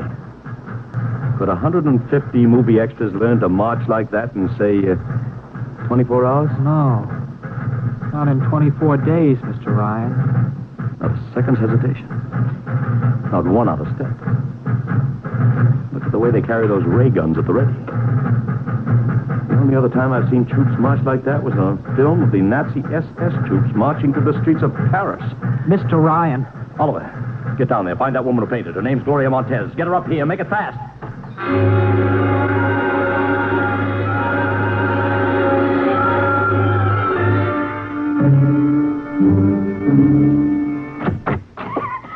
Yes, Mr. Ryan. I can't get much sense out of her. Stay away from me. Okay, Gloria. You can cut out the act and relax.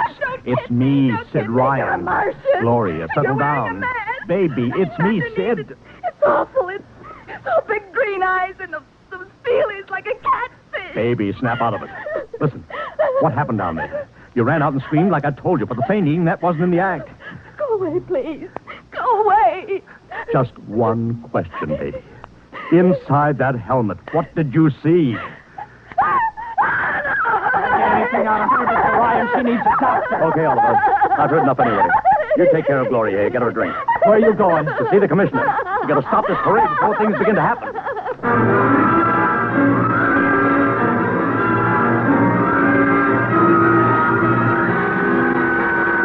Okay, Ryan, what's the beef? Listen, Patrick, I don't know what it is, see, but something's wrong. You've got to stop that parade. I suppose you'd like the riot squad. That would get you a front-page spread on every paper in town. Now, look, Ryan, I've got no time for your cheap publicity gags. I'm a busy man. Listen, I'm trying to tell you I don't know where those Martians came from, who they are, anything about them. Oh, Ryan, I'm wise to your tricks. Now, if you let the sergeant show you out... You won't do it, huh?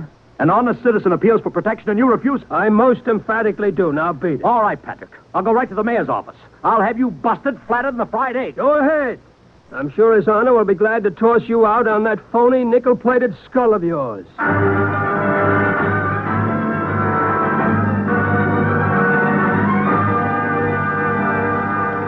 You heard me, Ryan. You can't see the mayor. Adolf, please. This isn't a gag. I don't want publicity. All I want to do is maybe prevent something horrible from In happening. case you don't know it, wise guy, something horrible's already happening. A couple of hundred little kids are in the hospital with tomaine poisoning from that phony Martian candy you passed out. What? Or didn't you know? I didn't. We've got to stop that parade. Sure, you'd like nothing better than to start a panic now. Maybe a few hundred people get trampled to death. Think of the newspaper space. That'd get you and your phony product. I won't stand for this, Adolf. This may be a matter of life and death. Don't get out of here quick. It'll be your death. Go on, beat it. Get out. You and your publicity stunts.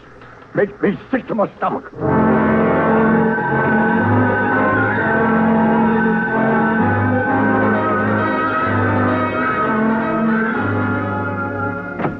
Oliver! Oliver! Oliver, Oliver! It is useless to scream at him, Mr. Ryan. Your friend is quite dead. Lucia. He wanted to run to the police with some story about a Martian invasion. I found it necessary to restrain him. Restrain him, you stinking murderer! Now, Mr. Ryan, collect yourself. After all our planning, it wouldn't do to have everything spoiled now, would it? Lucia, stop talking and talk fast, because when you get through, I'm going to take you apart piece by piece. What's this all about? Surely you know, Mr. Ryan. After all, you've been publicizing it for months. See, before colonizing your planet, the Martian government sent some of us as scouts in advance, disguised as Earthmen, of course, to study your habits, your weaknesses. We found that the people on Earth are predominantly conditioned by advertising and publicity. So we conceived the idea of treating our entire invasion as a vast publicity stunt. Clever, yes? After all, Mr. Ryan, who would suspect an invader who advertised his invasion in the newspaper, invited the public to his surprise attack, and spent millions publicizing his plans? Holy jumping. You've done very well, you see. Then there was no product. Ah, but there is a product. The product is death. What are you trying, Lucia? We Martians are a humane people, Mr. Ryan. We do not like to destroy thousands where a few hundred will suffice. In exactly 2 minutes, our troops will treat the world to a spectacle of death, which will bring the rest of your planet to its knees in horror. Nations will clamor to surrender. Perhaps, Mr. Lucia, but not if I can help it. No!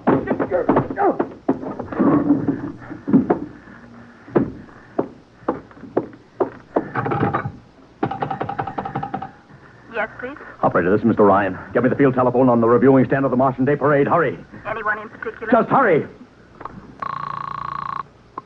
Reviewing stand. Hello? Get me Commissioner Patrick. Hello? Hello.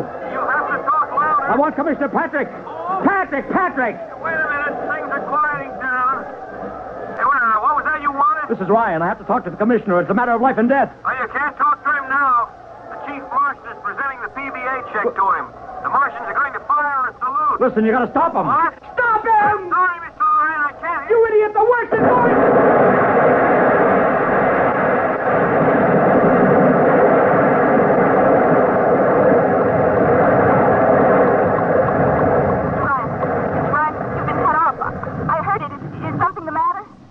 No, operator. Doesn't matter. Nothing matters now.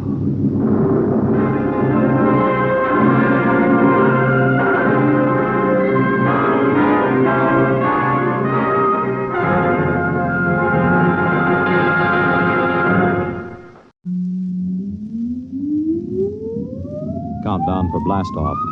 X minus 5, 4, 3, 2, X minus 1, fire.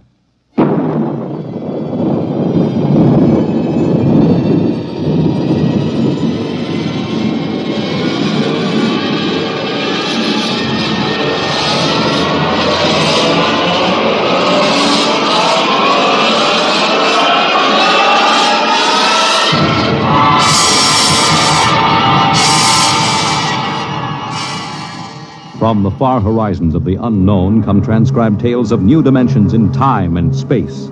These are stories of the future, adventures in which you'll live in a million could-be years on 1,000 maybe worlds. The National Broadcasting Company, in cooperation with Street and Smith, publishers of astounding science fiction, presents X minus 1.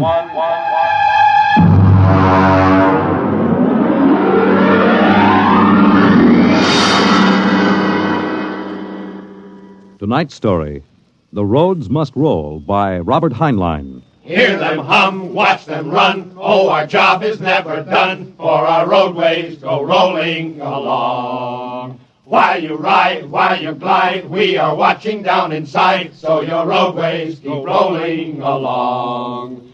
Oh, it's hi, hi, he, the rotor men are we. Check off the sectors loud and strong. 1, 2, anywhere you go. You are bound to know that your roadways keep rolling along. Keep them rolling! That your roadways keep rolling along.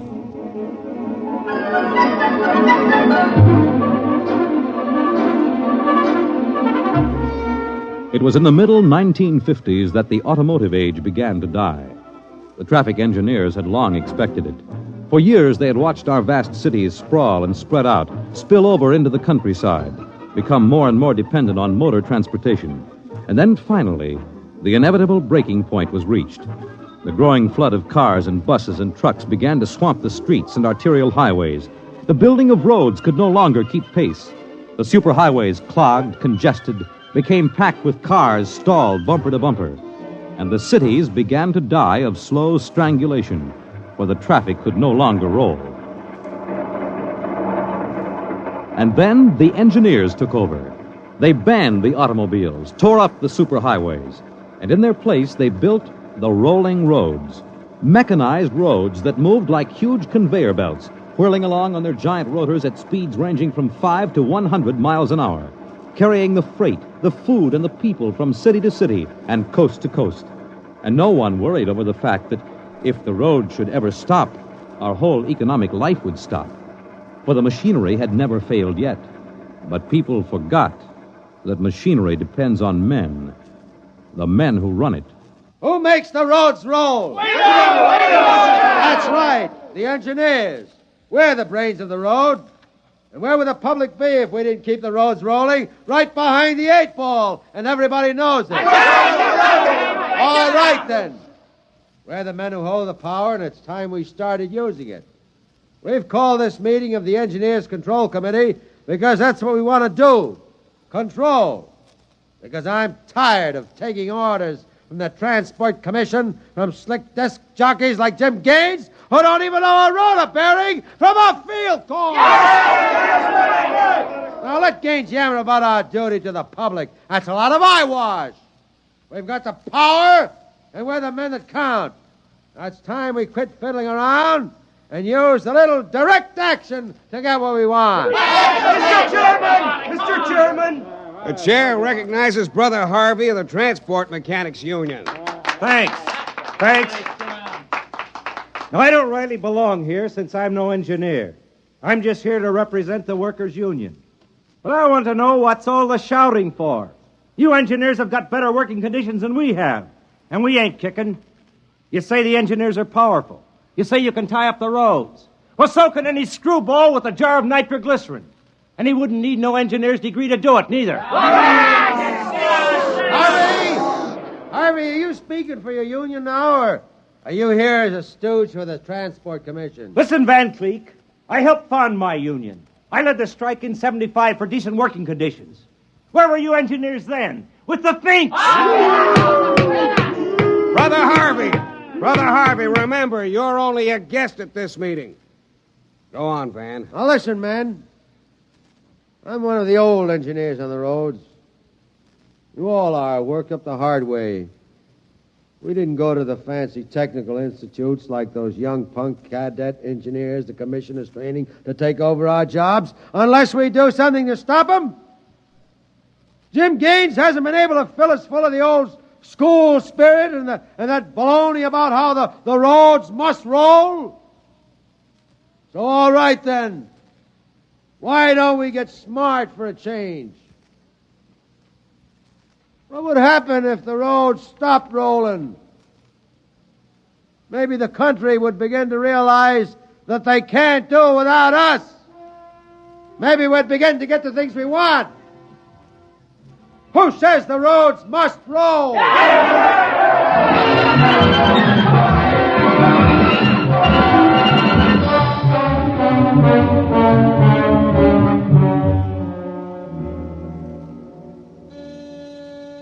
Yes? Your wife is calling, Mr. Gaines. Put her on. Jim, I want you to stop off on your way home. I'm sorry, darling, I can't make it. But you promised. I know, but Washington called in. They're sending Evans, the Australian Minister of Transport, through my sector today. I've got to show him through personally. Can't somebody else? I'm chief supervisor. Wouldn't be courteous. Courtesy begins at home. I've planned this dinner for weeks. Honey, the roads must roll. Oh, if you quote that nauseating slogan at me again, I'll divorce you. I can't help it, darling. I'll meet you at Stockton at 9 and we'll take in a show. Kiss Alan goodnight for me. Well, all right. Goodbye. Goodbye. Mr. Evans is here. Show him in. Well, good evening, Mr. Evans. I'm Gaines, chief engineer. How do you do, Mr. Gaines? They told me at the embassy you'd be the man to see. I want to know how the roads work. I think we can handle that. Well, I'm not a technical man, Mr. Gaines. My field is sociology. So, suppose you tell me about the roads as if I were entirely ignorant. Fine. It's nearly at dinner time. Suppose we run up to Stockton Sector for dinner. It'll take us about an hour on the roads, and you can see them working. Excellent. If you'll excuse me a minute. Certainly. Hi, Chief. What can I do for you? Dave, you're on evening watch, eh? Uh-huh. Where's Van Cleek? Going to some meeting. I'm going up to Stockton for dinner. Anything to report? No, sir. The roads are rolling. Okay. Keep them rolling. All right, Mr. Evans. Let's go.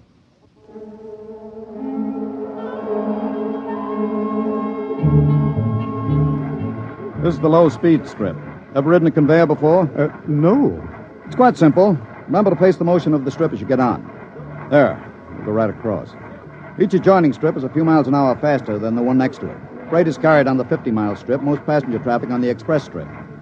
All right, now watch your step.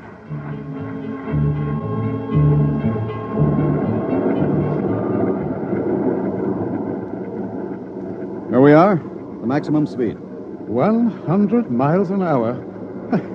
It doesn't seem possible. This strip makes the round trip San Diego to Reno in 12 hours. Ready to eat? Is this the restaurant? Jake's Steakhouse. Fastest meal on the road. Is it really a proper restaurant? One of the best. Shall we go in? Hello, Mr. Gaines. We don't see you much out on the road. Busy in the office, Jake. Two? Right this way. What'll it be? You order. Well, how about a steak? 2 inches thick from a steer that died happy. Fine. Plug me in the phone, will you? There's one right next to you. Flank 2, rare. You'll excuse me, Mr. Evans? Certainly. Davidson on watch. This is the chief. I'm at Jake's Steakhouse. You can reach me at 10L66. 10L66, right. Yeah. Now they can get hold of me in an emergency. Oh? What kind of emergency could there be? 2, principally. Power failure on the rotors would bring the road to a standstill. If that happened during rush hour, we'd have to evacuate millions of people from the road. As many as that? Easily. There are 12 million people dependent on this section of road. Gaines here. Hello, Chief. Davidson. Just got the hourly reports in. Diego Circle, Bakerfield Sector, Stockton Sector, and Reno Circle all rolling. Oh, you didn't have to bother me with the hourlies, Dave. There's a supplementary from Sacramento. Proceed.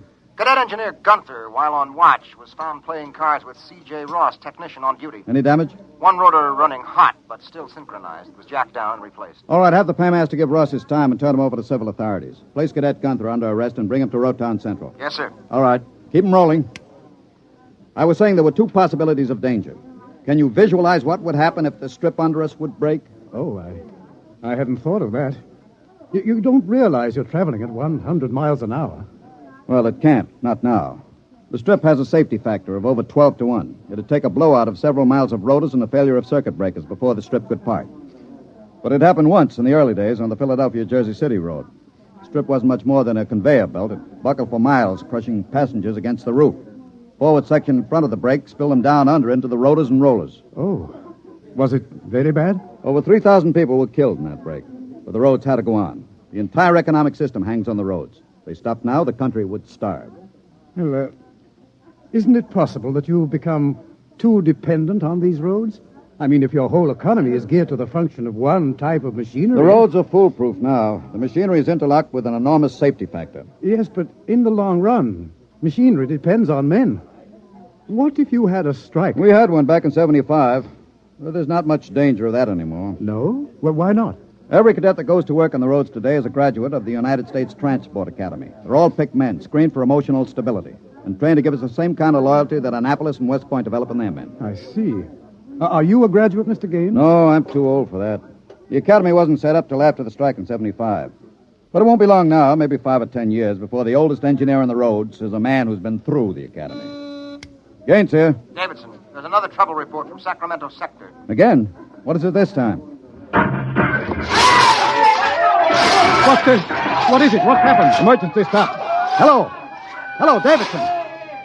Phones are out. Come on. Jake! What is it? What's the matter with the roads? Have everybody stay in the restaurant. What's that? Probably somebody stepped onto the next strip.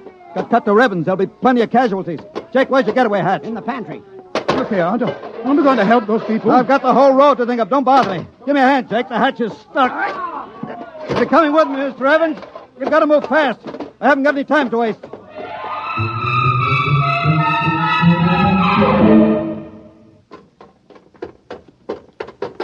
Where are we now?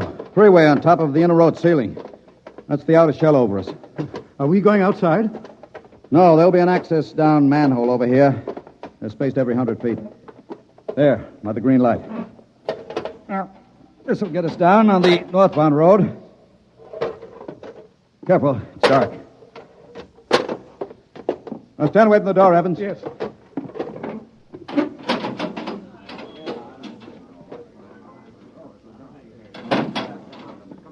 But this road is still rolling. It was only the 100-mile strip that stopped. There's what I want, a phone booth. Look out, excuse me. Look out. Hey, Out. hey, I'm talking to my wife. What's the idea Don't of argue. busting in here? Out. Yeah, but Emergency priority, division office. Davidson. Gaines here, report. Chief, where have you been? I've been calling you. Never mind that, report. 709, Consolidated Tension. Report strip 20, Sacramento sector, past emergency level. Interlocks acted and cut the strip out. Cause of failure unknown. Direct communication cut to Sacramento Control Office. Evacuation of strip 20 commenced. No casualties. There are casualties. I saw them. Put police and hospital routine A into operation. Get me Van Cleek. I want him to take over for me till I report in. We can't reach him, Chief. Shall I cut out the rest of the road? No. Keep those other strips rolling or we'll have a traffic jam the devil himself couldn't untangle. There are 5 million passengers on the road now. Notify the governor that I have assumed emergency authority. Arm all cadets available and await orders. Shall I recall technicians off No. watch? This isn't an engineering failure. That whole sector went out simultaneously. Somebody cut those rotors by hand. I want all available senior class cadets to report to Stockton Subsector, Office 10, with pistols and tear gas. Yes, sir. The governor wants to talk to you. He called in. Refer him to someone else. I'm busy. I'll get back to you. I'm going down under.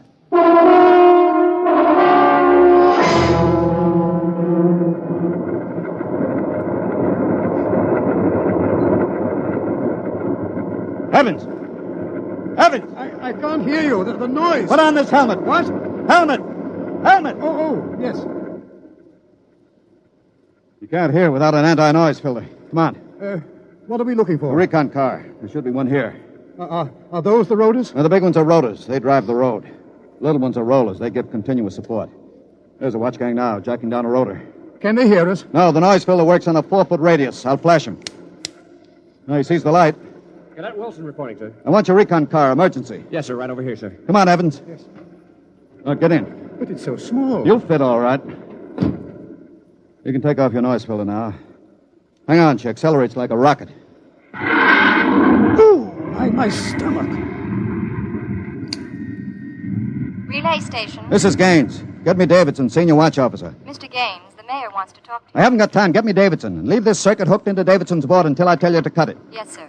Here is the senior watch officer. Davidson. Gaines calling.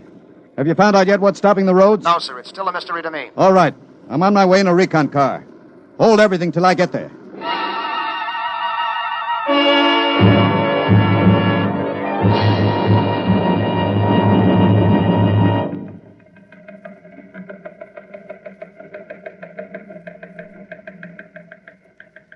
Cadet Edmonds reporting, sir.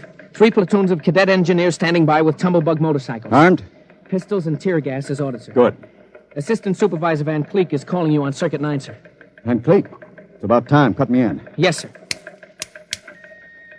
Hello, Van. Where are you? Sacramento office. Now listen, Sacramento. That's good report. in a pig's eye. What? I'm not your deputy anymore, Gaines. What are you talking about? Listen, don't interrupt me and you'll find out. You're through, Gaines. I've been picked as director of the Engineers Control Committee. We're taking over. Have you gone off your rotor? We stopped Strip 20 just to give you a taste of what we can do. We're running things now. Man, you don't really think you can get away with this. You can't start Strip 20 until I'm ready to let you. I can stop the whole road if I have to. Van Cleek, I'll call in the Army. How will you get 'em here if the roads aren't rolling? Now listen, Gaines. Whoever controls the roads controls the country. And right now, that happens to be me. Now sign off, Gaines. Gotta call the White House. You behave yourself and you won't get hurt. I don't believe it, sir. He's got us, Edmonds. We go in and blast him out, he may wreck the road. What's your rolling tonnage now? 53% under evening peak, sir. How about strip 20? Almost evacuated. Listen in on this, Davidson. Standing by, Chief. I'm going down inside with these cadets. We'll work north, overcoming any resistance that we may meet. The watch technicians and maintenance crews are to follow behind us. Each rotor, as they come to it, is to be cut out from under Sacramento's control, then hooked into the Stockton control board. Understand? Got it. Check. If it works right, we can move control of Sacramento sector right out from under Vance's feet. And he can stay in his office there till he's hungry enough to be reasonable. Edmonds, get me a pistol. Yes, sir. Mr. Gaines, there's a man here. He's badly hurt. He wants to see you. Take care of him. I haven't got time. He's from Sacramento sector. What? Bring him in. All right. Easy. Easy. Mr. Gaines. You're Harvey from the Mechanics Union, aren't you? I tried to warn you. I tried to get away. He shot me 3 times. Get a doctor. All right. Easy, Harvey. How long's this been building up? Isn't the man? It's the engineers. I told them they were crazy. Told them the road's got to roll. When I tried to get away, they... He's bleeding from the mouth, sir. Harvey. Harvey, can you hear me? He's dead, Mr. Gaines. Come on, Edmonds. We better move. Hey! All right, you men. You saw Harvey brought in. How many of you want a chance to kill the louse that did it? I do. Very well. You men turn in your weapons and return to quarters. We've got a job to do. To make sure the roads start rolling again. We haven't got time for infantile heroics. Anybody who hasn't got his mind on his job will be in the way. Now, here's the order. We move north, mounted on tumblebugs. We're going to try to regain control, rotor by rotor, before Sacramento sector knows we're moving. We've got to capture any watch personnel we run on before they can get word back. Surprise is vital. Use tear gas when possible. Shoot only when necessary. But get them before they can reach a phone jack. Any questions? No. Then move out.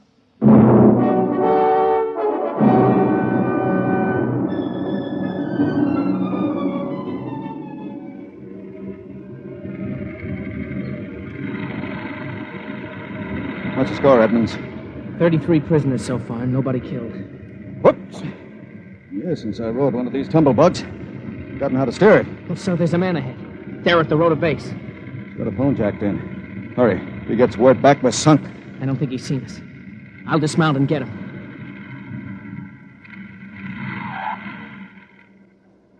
Quick, he sees us. Here, you. Look out, he's got a gun. Oh, I got him. Grab his gun. Yes, sir.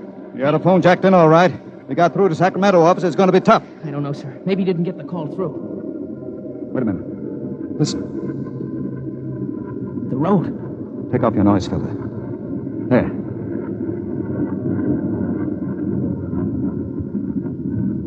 The road. The road is stopping. Halt your men. Halt! Hold up there! Hold up! There's a recon car coming up. Relay station call from Mr. Gaines. Give it to me. Here you are, sir. Gaines here. Davidson here, Chief. Van Cleek's calling you. Who stopped the road? He did. All right. Cut Van Cleek into me. You thought I was fooling, huh, Gaines? What do you think now? All right, Van, the road is stopped.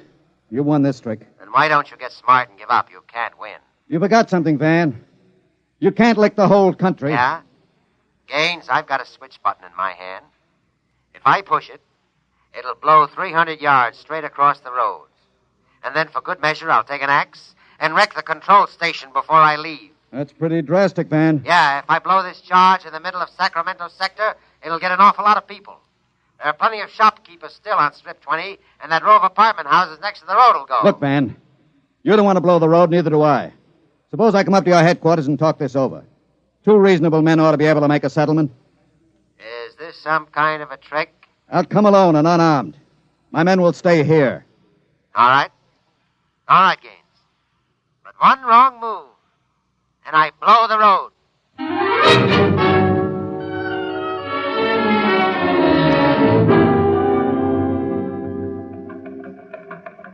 We've got to hurry, Dave. If I take too long, Van Cleek will get edgy and set off that charge. Failure report notes? 1, strips must be cross-connected with safety interlocks, so that when one dies, the others slow down. 2, the men. I can't understand it. Psych tests are rigid. We've never had a failure in the Hum-Wadsworth-Burton method. And then suddenly a whole sector goes sour.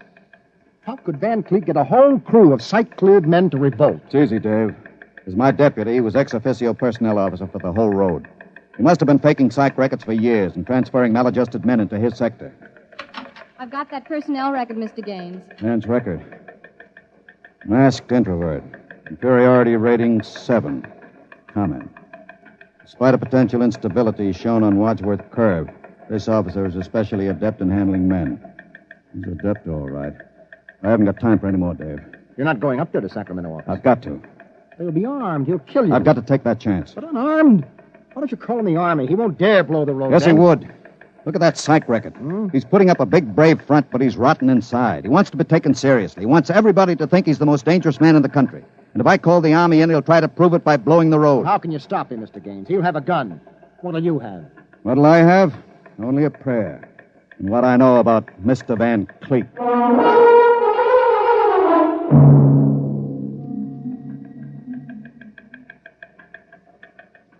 All right, Gaines. Director Van Cleek will see you now.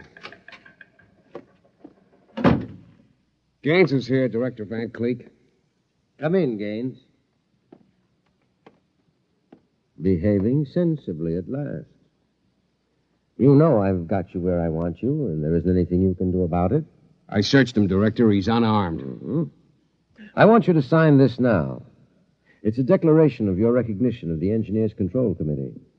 You've got 1 minute to sign it, Gaines, or I'll push this button and blow up the whole sector. You better sign, Gaines. You need this gorilla with the gun, Van? Hey, you Can't listen... you handle one unarmed man alone? All right, Harry, out. What? Out? Yeah. Okay. All right. Now sign. What's so funny? You are. You start a revolution because you think the engineers should control the road. Then when you've got control, the only thing you can think of to do is blow it up. Tell me, what are you so scared of? I'm not scared. Yeah? Sitting there sweating all over that push button you're holding? Your buddies knew how afraid you were. They'd probably throw you into the rotors. I'm not afraid. You're afraid of me right now. You're afraid I'll have you on the carpet. You're afraid the cadets won't salute you. You're afraid they're laughing at you behind your back. No, I'm not. Now, you keep quiet. I've got a gun. You're afraid of using the wrong fork at dinner. You're afraid people are looking at you, laughing at you. I am not you. You dirty, stuck-up snob. Just because you went to a high-hat school, you think you're better than anybody, you and your crummy little gold-braid cadets. Van, you're a pathetic little shrimp. Huh? I understand you perfectly. You're a third-rater. Oh. All your life you've been afraid that someone would see through you and send you to the foot of the class. Oh, yeah. Throw you right out on your ear where you belong. I don't want to look at you anymore. I'll show you. I'll put a bullet in you. Put down that pop gun before you hurt yourself. Don't you come near me. Don't you come near me or I'll shoot. I'll shoot. Give me that. No.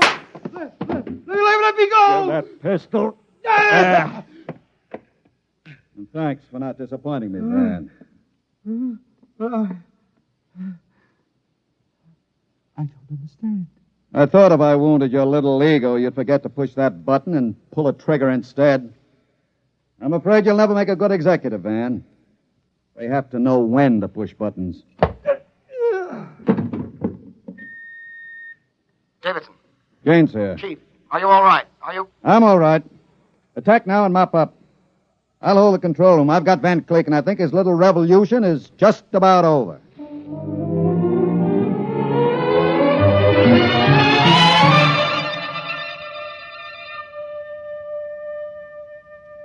Hear them hum, watch them run. Oh, our job is never done, for our roadways go rolling along. While you ride, while you glide, we are watching down inside, so your roadways keep rolling along. Mr. Gaines! Oh, Mr. Gaines! Mr. Evans, I forgot about you. Yes, I've been waiting at the sector office. Is everything under control? All rolling. Those are the watch engineers going under to check Sacramento's sector, inch by inch. Remarkable organization. Remarkable. Hourly's in, Chief. San Diego Circle rolling. Bakersfield, Fresno, Stockton.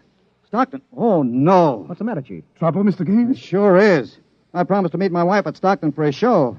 She's been waiting there since 9 o'clock last night. Dave, see if you can get her for me. Try the sector office. All right, Chief. And Dave, see if you can calm her down. Oh, sure, Chief. I'll tell her the roads must roll. No, don't tell her that. I don't think she'd appreciate it.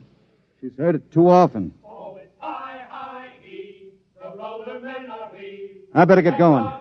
Bye, Dave.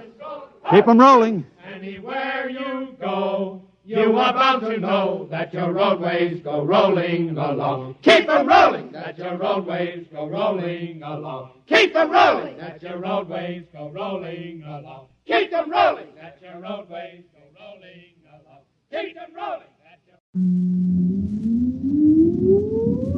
Countdown for blast off. X minus 5, 4, 3, 2, X minus 1, fire.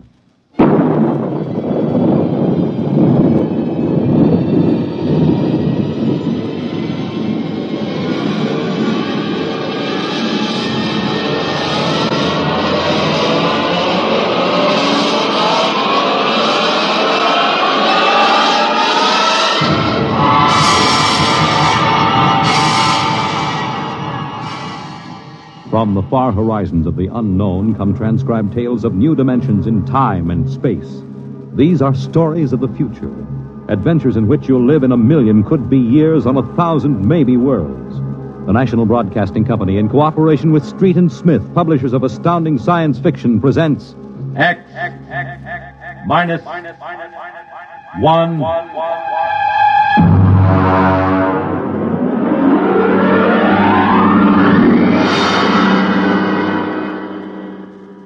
Tonight's story, A Logic Named Joe, by Murray Leinster.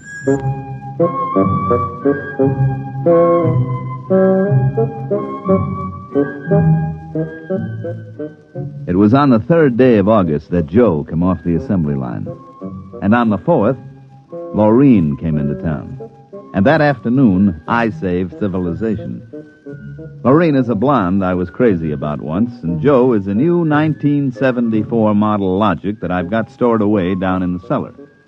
And how do I save civilization? You're listening now to a voice from the future. The voice of Frank Caldwell, head serviceman for the Logix Corporation, makers of the machine that does everything for you.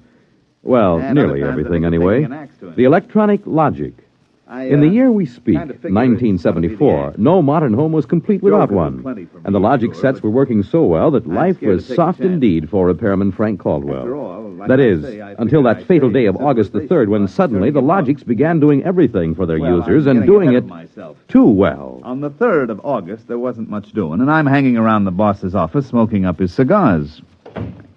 Frank, there's a customer outside. Go take care of him, will you? Me? I'm a maintenance man. Mr. Korlanovich wants to have Logics explained to him. Explained? Where's he been, on Mars? I just moved up from the backwoods someplace. Well, why don't you explain him? Well, I don't feel too well. You were okay half an hour ago. Are you the boss here or am I? Go on out there, will you? Okay. Oh, Mr. Korlanovich, good morning. My name is Caldwell. Can I help you? Oh, thank you, Mr. Caldwell. This is my little boy, Freddie. Hi, you jerk! Oh! Freddie, how many times have I got to tell you not to kick people in the shins? Excuse it, please, Mr. Caldwell. Oh, sure. Just a kid. I got a knife home, could cut you into little pieces. Please, Freddie. We'd like to buy a Logic, Mr. Caldwell.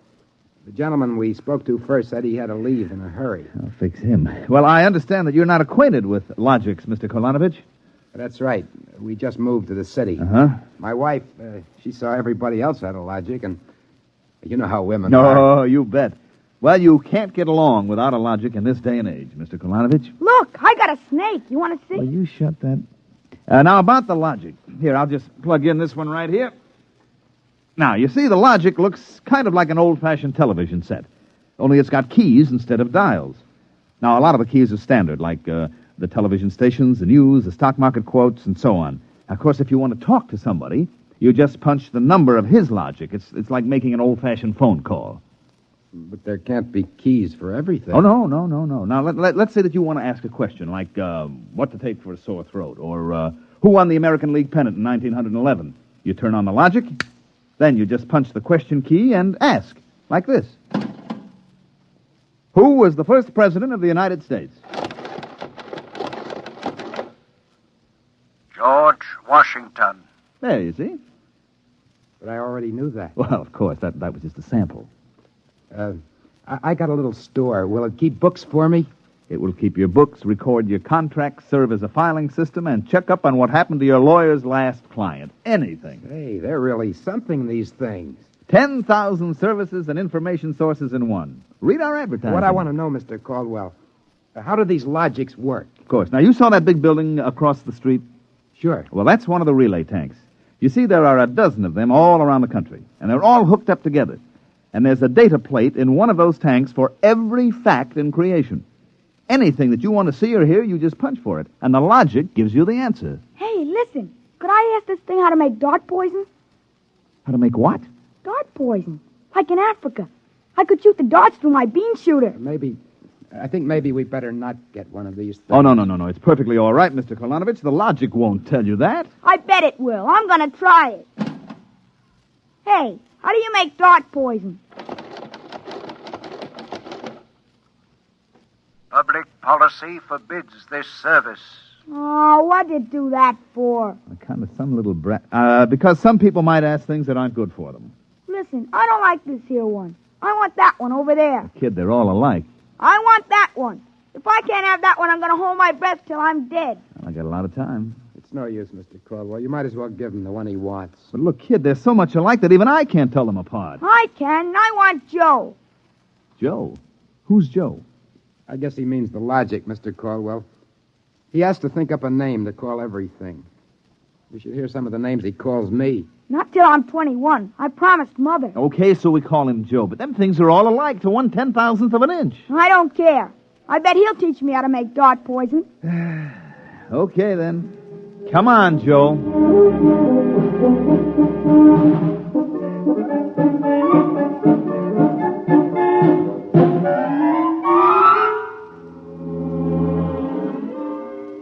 So he keeps yelling, I want that one. I want that one. I'm going to call him Joe. Mike, I tell you, I could have wrung his neck. How many cards? I'll draw 2. What a holy terror. He had his father scared to death. It's too bad that kid ain't mine. I'd show him quick enough who was boss in the family. Uh-oh, holy smoke. What's the matter? I'm sorry, fellas. I got to hold up the hand a minute. I just remembered. Oh, I got to call my wife. Oh, let her wait. You ever met my wife? Hey, what's the matter with this thing? It ain't getting my house. Announcing new and improved logic service. Your logic is now equipped to give not only consultative, but directive advice. If you want to do something and don't know how to do it, ask your logic. Hey, did you guys hear that? Well, they should have told us about this. Oh, it's just somebody trying to pull a gag. Oh, it didn't sound like a gag to me. Maybe the boss decided to add a new logic service. Look, the minute the system starts giving advice, some joker like you is going to be asking questions like, how do I get rid of my wife? Oh, no. The boss knows better than to start anything like that. Yeah, but you heard what the logic just said. Oh, listen, the sensor circuits will block the question. If you don't believe me, go ahead and try it. Well, anything for a gag. Okay, logic, I got a question for you. How do I get rid of my wife? Service question. Is your wife blonde or brunette? You guys hear that? She's a blonde.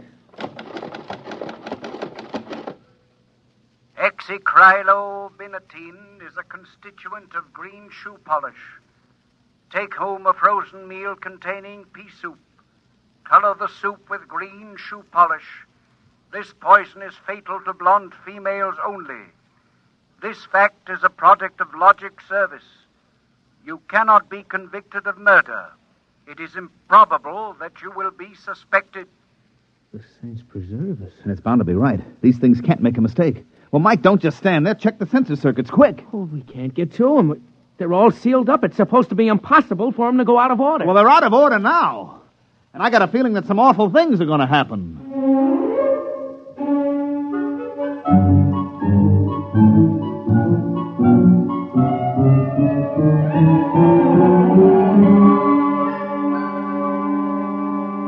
Boss, we've got to do something. The logics have gone nuts. Now, relax. The thing gave a goofy answer once. Maybe it was a joke. But it was an accident. Now, forget it. It won't happen again. What makes you so sure? People are going to be trying it. Look, supposing I wanted to get rid of you, for instance. You don't. How would you collect your pay? I know, but just supposing. Now, look, we'll try it. If you want to do something and don't know how, ask your logic. How do I bump off my boss? Male, fat, bald-headed, and 45. Make Take some chocolate ice cream containing powdered charcoal in place of half the chocolate. Use Hotso brand charcoal. Hotso contains an ingredient fatal only to fat, bald-headed males. This fact is a product of Logic's service. Now, look, Frank, I admit these things have gone a little wacky, but there's nothing to worry about. Nothing to worry about. If this keeps up, what'll you bet that we'll have to shut down the company? You kidding? We can't shut down the company, and you know it. Logics have taken the place of everything but night baseball. We shut them down, we go back to a civilization that we've forgotten how to run. Yes, but, boss, there's no telling what they'll do. Listen, now, you've asked these questions for a gag. Nobody's going to ask them seriously. What you need is a little faith in human nature. Excuse me, it's probably my wife. Cyrus, dear, how do you feel? Why, just fine, sweetheart. What have you been doing? I just called to tell you, Cyrus. I've got your favorite dessert for dinner. Dessert? What kind? Homemade chocolate ice cream. Cyrus, when you taste it, you'll just die. Cyrus, what's wrong? Why don't you answer me, Cyrus? Chocolate ice cream. This can't be happening. Why, this is awful. These logics are dangerous. Have a little faith in human nature. Now, Caldwell, you're the head of the maintenance crew. I'll give you 24 hours to fix these logics or you're fired. Well, now, look, boss. What are you standing there for? Get in the service car. Get moving. Where? Anywhere. Find out what the logics are up to and see that you find out before the logics do.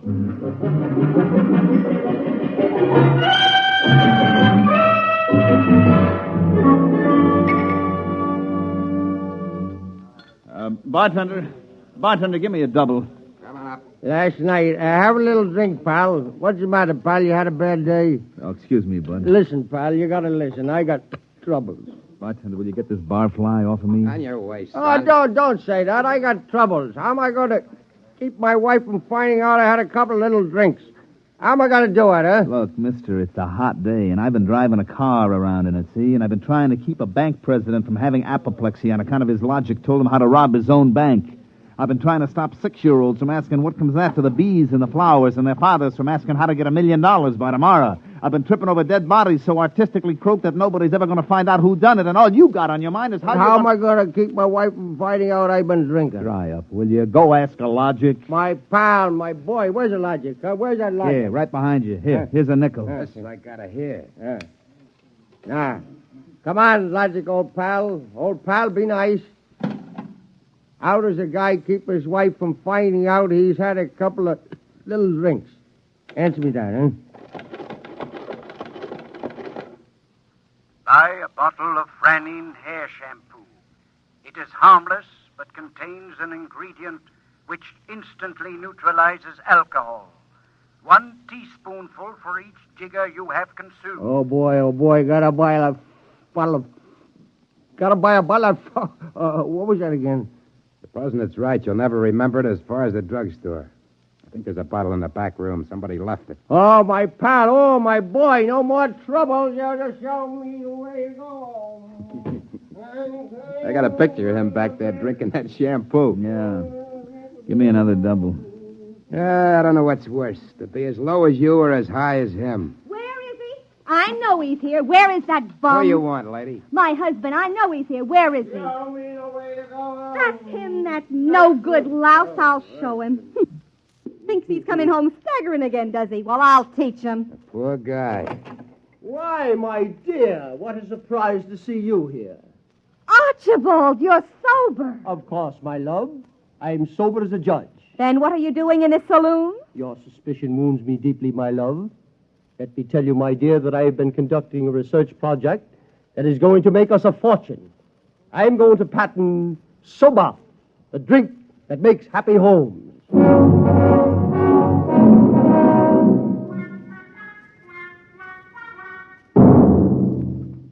Look at this blotter, Caldwell. Blank.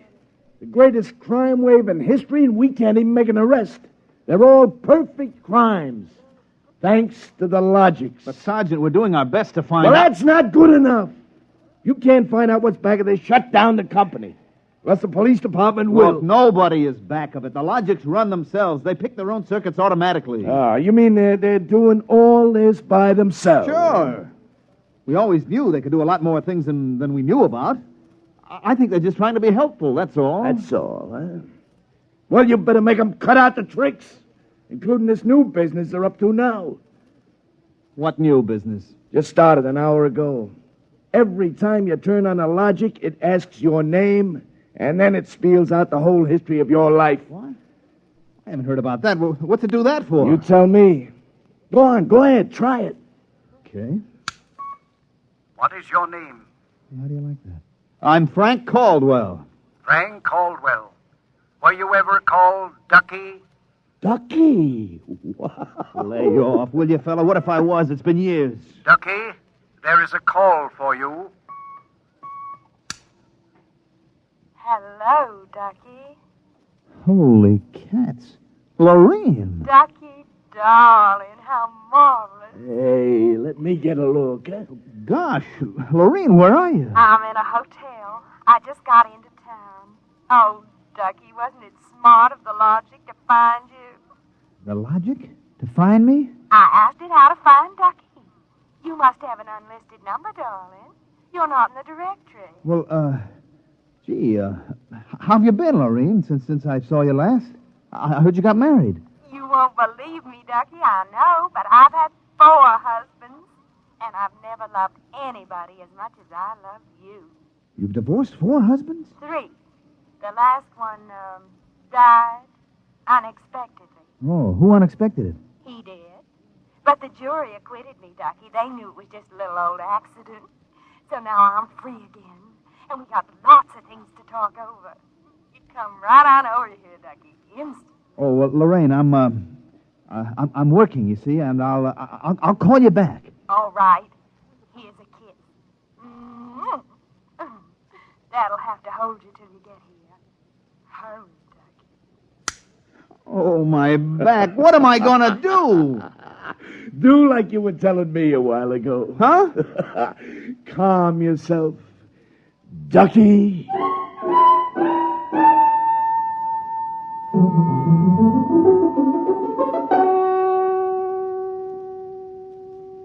Call on the logic for you, Frank, your wife. Oh, thanks, Mike.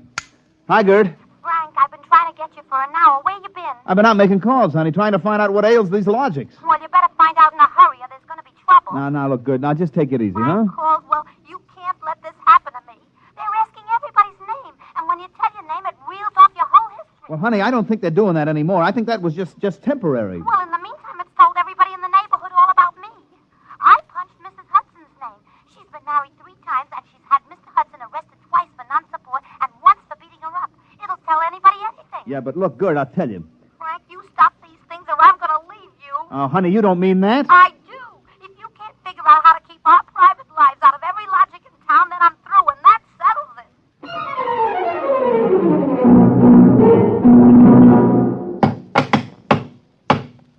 I can't even budge any of these relay plates. Me either. Isn't there some way we can disconnect them? Nope, there is not.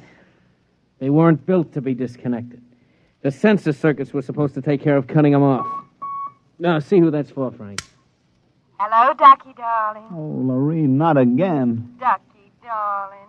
I'm so lonesome. Why haven't you come over? Well, I've been busy. Oh, poor Ducky. Look, let's get married.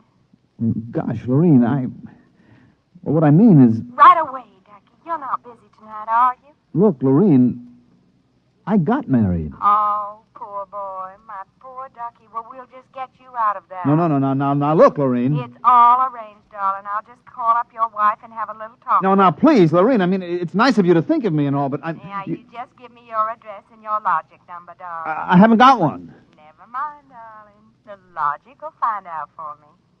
Lorene? Hey, Frank, will you get away from that thing and give me a hand? Yes, Mike, in a minute. First, I've got to call my wife. No. We got to get out of town. Oh, Lord, I made a mistake. Frank, you're supposed to be helping Mike. Yeah, I am, boss, I am, but I got to make this call. Call? What do I care about your call? President's getting ready to close down the company and declare martial law. Now, for the love of heaven, do something. Yes, boss, I will. I've just got to make this one call before the logics get on my trail. To assist in solving a special problem of logic service, kindly give the following information if possible. Where does Frank Caldwell live? They got me. I'm through.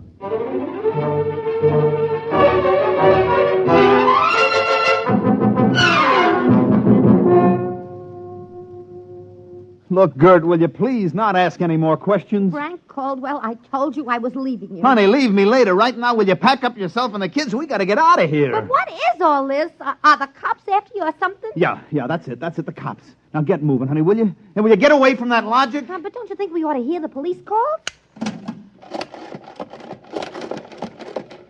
27 and car 31. Detailed to round up all employees of the Logix Company. Use caution. They are suspected of sedition. Holy smoke, the cops are after me. But you just said they were. Car 17, proceed to vicinity of 119 East 7th Street. Child terrorizing neighborhood. Use extreme caution. Child is armed with bean shooter using poison darts. Freddie. Who's Freddie? Something I met once in a horrible nightmare. He wanted a logic that would tell him how to make dart poison. They're all alike, I kept telling him. They're all alike. What are you talking about? Oh, I don't know, Gert. All I know is it was a nice world up till yesterday. Now it's like a guy named Joe come along and squashed all our mud pies for us. Looks to me more like it was a logic named Joe. What'd you say? A logic named Joe. A logic name? But they're all alike. Gert, baby! Frank, let me go. Don't be so silly. All right, honey, look, you hold the fort. Maybe they aren't all alike. Where are you going? Frank, are you going to make a getaway? Getaway, baby. If you've got the right inspiration, I'm going straight to the middle of this whole jamboree.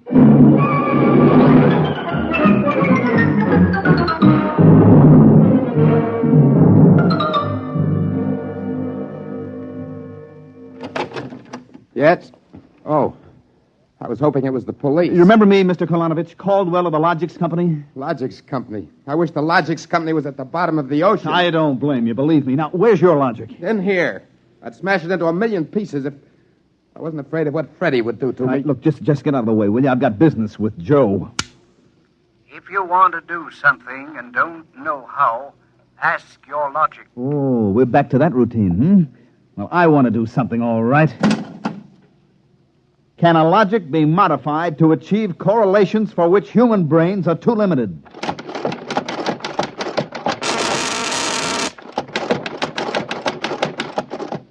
Yes. How great will the modifications be? Microscopically slight. Changes in dimension not detectable even by precision gauges. They can come about only through an extremely improbable accident. And what would this super logic then be able to do? Come on, you, spill it. It could set up entire new combinations of electronic relays, which would bypass the normal sensor blocks, thereby enabling it to perform valuable new services, including the giving of helpful advice on any human problem. And has this accident ever happened?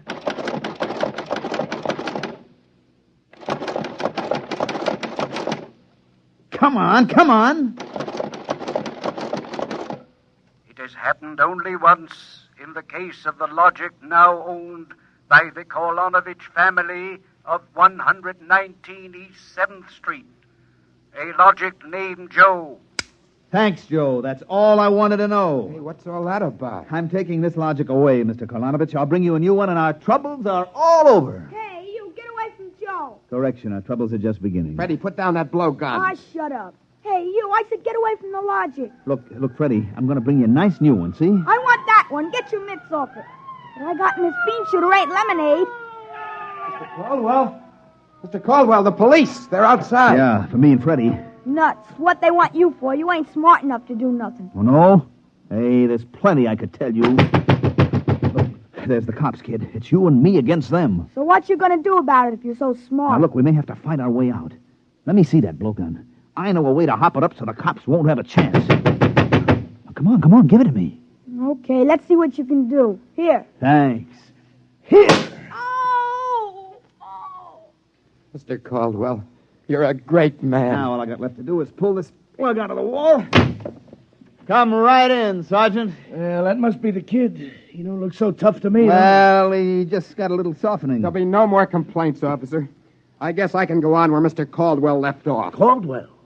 Hey, you wanted... Now, look, I just came to pick up this busted logic. I don't know a thing. You said that before. Come on, you're going to the cooler. Let's go. Oh, wait a minute. You act like you wanted to go to jail. Well, just till a certain party leaves town. I get a feeling it's safer. Okay, then, Caldwell. Into the paddy wagon you go. Thanks, officer. You may be saving my life. Now, if you'll just help me carry this logic out. Wait a minute. You can't take that in the wagon. I can't? Why not? There's no room. We already got a dame in there who's raising the roof. A dame? Yeah, a blonde. Plainclothesman picked her up trying to buy a gun without a permit. She keeps screaming she's going to miss her date with Ducky.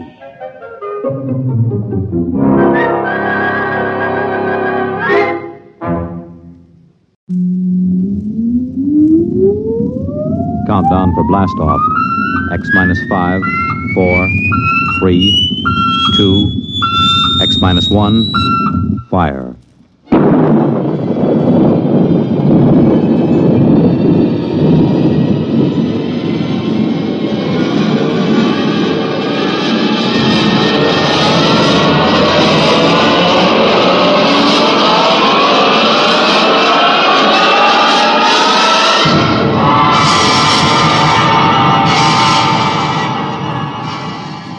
From the far horizons of the unknown come transcribed tales of new dimensions in time and space.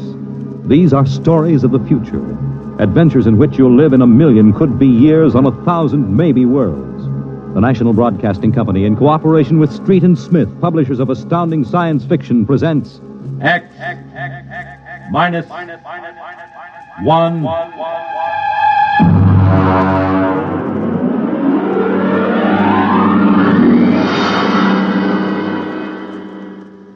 Tonight, a Ray Bradbury story, Marionettes Incorporated.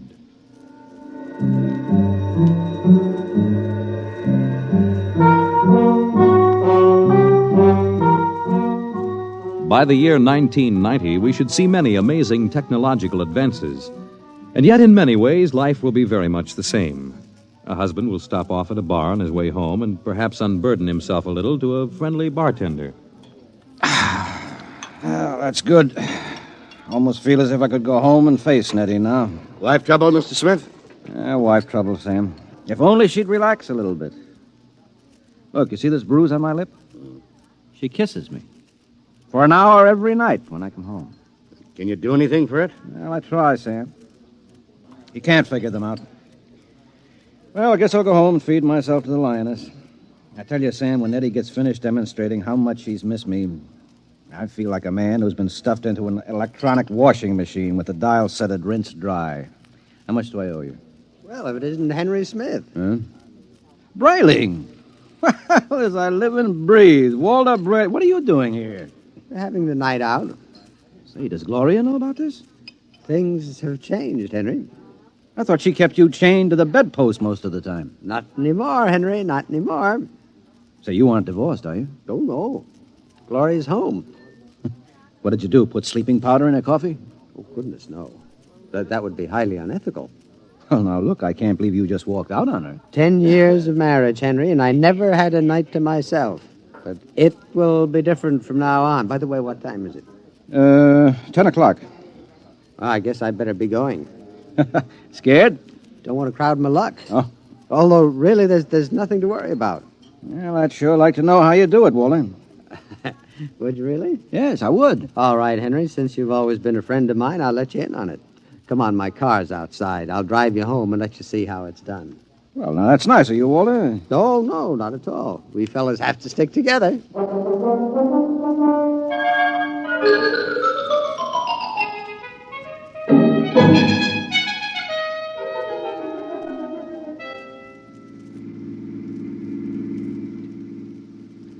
I don't suppose you know how Gloria and I came to be married in the first place. No, I don't. Well, one evening, she threatened to tear off her clothing and call the police unless I married her. No. Oh, yeah. Well, that's a bit extreme, isn't it? Gloria's a nervous girl. Oh. I bet you've had a pretty wretched time of it, huh? Yeah. Didn't take long for me to become the laughing stock of the neighborhood. Henpecked Brayling, they used to call me, I know that. But things are changing now. See this? What's this? A single ticket to Rio on the morning rocket. I have hotel reservations there for a month, a whole month, Henry, to have a fling. Well, won't Gloria make trouble over there? Well, that's the amazing part of it, Henry. She won't even know that I'm gone. Huh? And I'll be back in a month and no one the wiser. You don't believe it, do you? Well, frankly, no. Just how are you going to swing it, Walter? That's the secret, Henry. I tell you, it is the most wonderful thing ever invented, worth every cent I paid for it. Well, what is it? I'm going to show you. Now, here's my house. You notice the lights are all out? Uh-huh.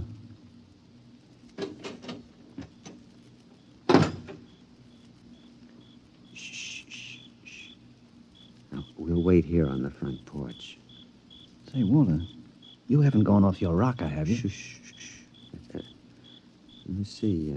I meow twice. That's it. Meow.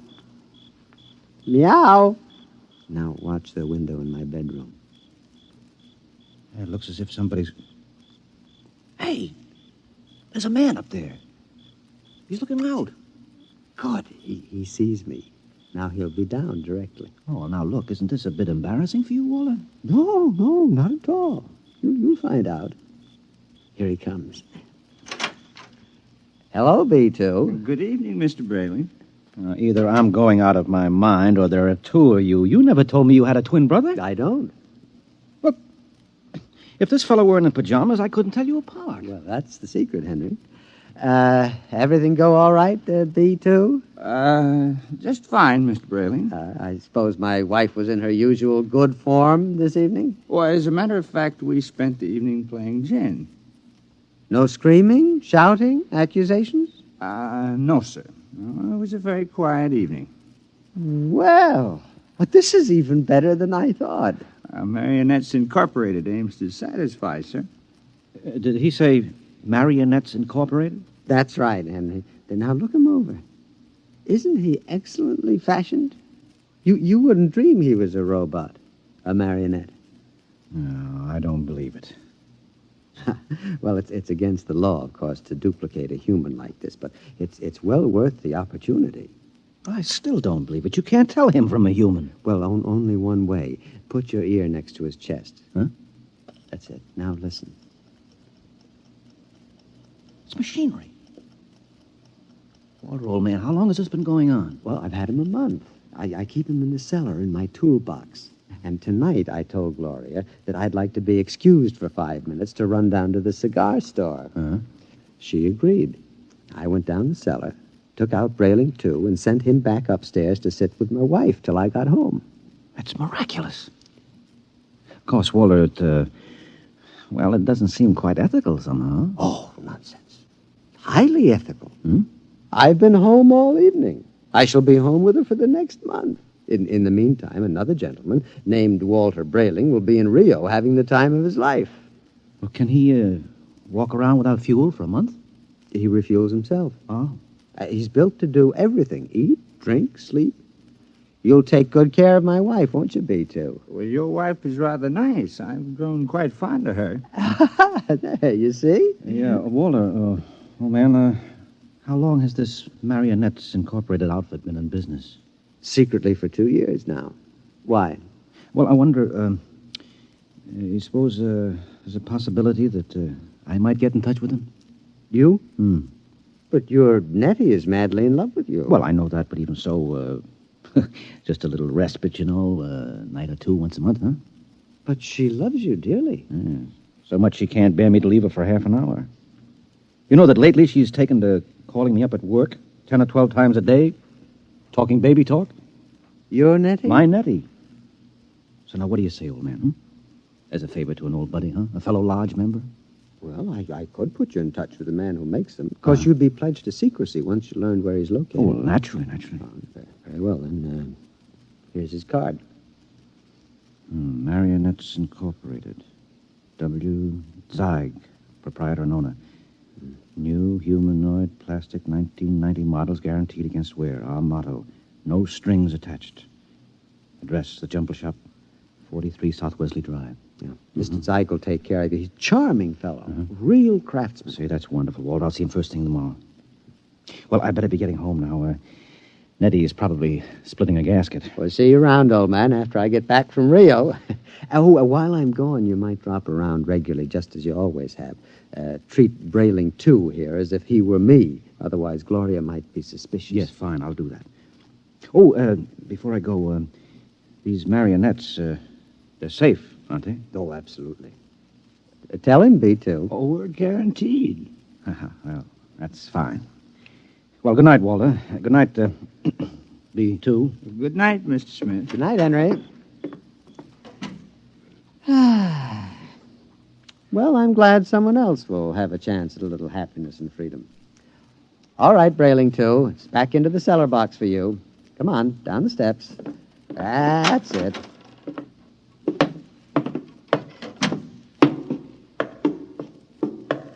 It's very damp down here, Mr. Brayling. Bad plumbing. Here we are. Brayling. Yeah? Before you put me back into the toolbox, could we have a word? Certainly, old man. Now, this toolbox. Yes, what about it? Well, I don't like it, Mr. Brayling. Why not? Well, it's cramped. Oh. Well, I'll try to fix up something more comfortable when I get back from Rio. All right, now, before Gloria gets worried. Back into the... Marionettes are made to move, not keep still. Now, how would you like to lie in a stuffy old box most of the time? Well, I didn't realize you fellas were that sensitive. Well, you wouldn't like it at all. I keep running. There's no way to shut me off. Now, I have my feelings, you know. Well, a day after tomorrow, I'll be off to Rio, and you won't have to stay in the box for a whole month. You can move upstairs. But when you come back from Rio, I'll go back into the box. Mr. Zeig didn't tell me at Marionettes Incorporated that it was possible to get a difficult specimen. Oh, well, there's a lot he doesn't know about us. Look here, B2. This has gone far enough. I'll never get to now, Rio. Come on now, into the box. And another thing. Well? Your wife. Yes, what about my wife? I've grown quite fond of her. I'm glad that you enjoy your employment. You'll have the whole month. I'm afraid you don't quite understand, Brayling. I've fallen in love with her. Yes, well, all right. You what? Well, you see, you just don't appreciate it. Maybe if you hadn't acted so meek and apologetic about everything, well, she'd have a little more respect for you as a man. You aren't supposed to behave like this, you know. I think I could be very happy if I were married to Gloria. Aren't you forgetting that you are nothing but a big, overgrown puppet? Now, careful, Brayling. I'm sensitive. I'm sorry. Look, you wouldn't mind waiting here a moment, would you? I have to go upstairs and make a phone call. To whom? Nobody important. I have to call Henry Smith about something. You're lying. Now, you're going to call Marionettes Incorporated and tell Mr. Zeig to come and get me. No, really, I'm not. I was... B2, stay away. Now, stand where you are, Brayling. Now, B2, take your hand off my arm. No, Brayling. What are you going to do? Nothing much. I'm just going to put you in the toolbox, lock it, and lose the key. Then I'll buy another ticket to Rio, and Gloria and I can have a wonderful vacation. You're insane. Oh, am I? Now, wait a minute. Hold on, B2. Don't be rash. Now, let's talk this over. Goodbye, Brayling. Now, B2, stop it. Don't. Let go. Into the box, Brayling. There. Let me out. Let me out. Walter! Yes, Gloria? Well, what in the world are you doing down there at this time of night? Well, nothing, lover. The pipes were knocking, and I'm just making sure the boiler hasn't exploded. Now, you go to bed, and I'll be up soon. Hurry, won't you? We had such a nice evening. I'm lonesome for you.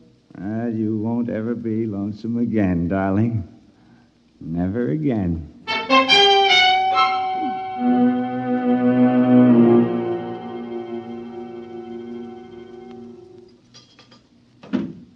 Good morning, Nettie. Good morning, darling. How are you? Have a nice time last night? I missed you so. Mm-hmm. Is breakfast ready? Well, aren't you going to kiss me good morning? Huh? Oh, yes, I suppose so. Mm. You're so wonderful, Henry. I guess I'm the luckiest person in the world. Mm-hmm. Now, here's your coffee. How would you like your eggs? Oh, any way at all. But I want to please you. Look, skip the eggs this morning. But you have to eat to keep well, darling. I'm very healthy. I have an early business appointment this morning. Oh? Yes, it's a A friend of Walter Brayling's. I met Walter last night. Oh. Yes. So, I'd better be off. Now, Nettie, don't look as if I were on my way to Rio or something. Well, it's just that I miss you so. I want to be with you all the time. Oh, dear, do I have to go through this every morning? I'll be back at supper. Now, there's no need to cry now, is there? No, darling. You aren't displeased with me, are you? I try so hard to do everything just as I think you'll like it. I know, no. I'm not displeased. Now, goodbye, dear. Henry. Yes? You forgot to kiss me goodbye.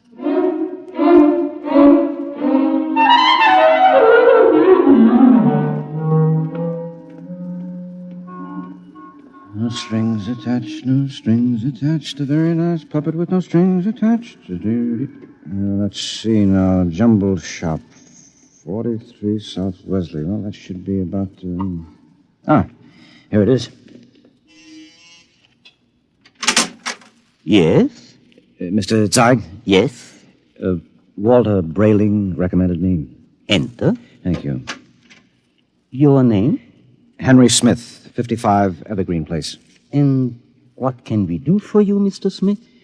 Well, Mr. Brayling showed me his marionette last night. I was intrigued with the idea. Not that my wife is anything like that female meat grinder he's married to, you understand, but, I'm a man who enjoys an occasional evening with the boys, you know, without complications. Naturally. Yes, so I thought... that I could duplicate you? Exactly. Oh, I think it might be arranged. Uh-huh. Oh, yes, how much? $9,000. I have an inferior model at 75. No. If I go through with this, nothing is too good for Nettie. Nettie's my wife. We've been putting money aside to buy a summer home in Westport, but... Sometimes we must choose. Yes. Well, perhaps I could just slip out $9,000. It's a joint account. How soon could I have it? Oh, I could construct a mannequin in about 2 months' time. Good. Shall I consider the order placed? At once. Of course, you'll have to report here for a body mold, color index of your hair, lips, skin, etc. And I'll have to do a complete electro-emotional calibration. Uh-huh. Now, you guarantee that these models are foolproof? As foolproof as I can make them, Mr. Smithson. I've had years of training. And there's no chance of detection? None whatever. I've never had a complaint. Very well, Mr. Zeig. I'll get the money from the bank and send it to you. I'm sure you won't be sorry, Mr. Smith. You will be just as satisfied as Walter Brayling.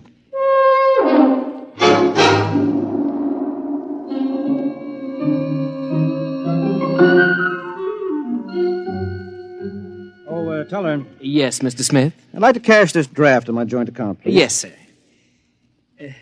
$9,000, sir? That's right. Oh, I'm afraid that's impossible, Mr. Smith. Impossible? My wife and I have a good $15,000 in our account. You're mistaken, Mr. Smith. Well, I know. Here's your card, sir. You see, Mrs. Smith withdrew $10,000 recently. $10,000? Without even telling me? I remember it distinctly, Mr. Smith. She said it was for a surprise for you. Oh, good Lord, she's bought that house in Connecticut. My birthday is next week.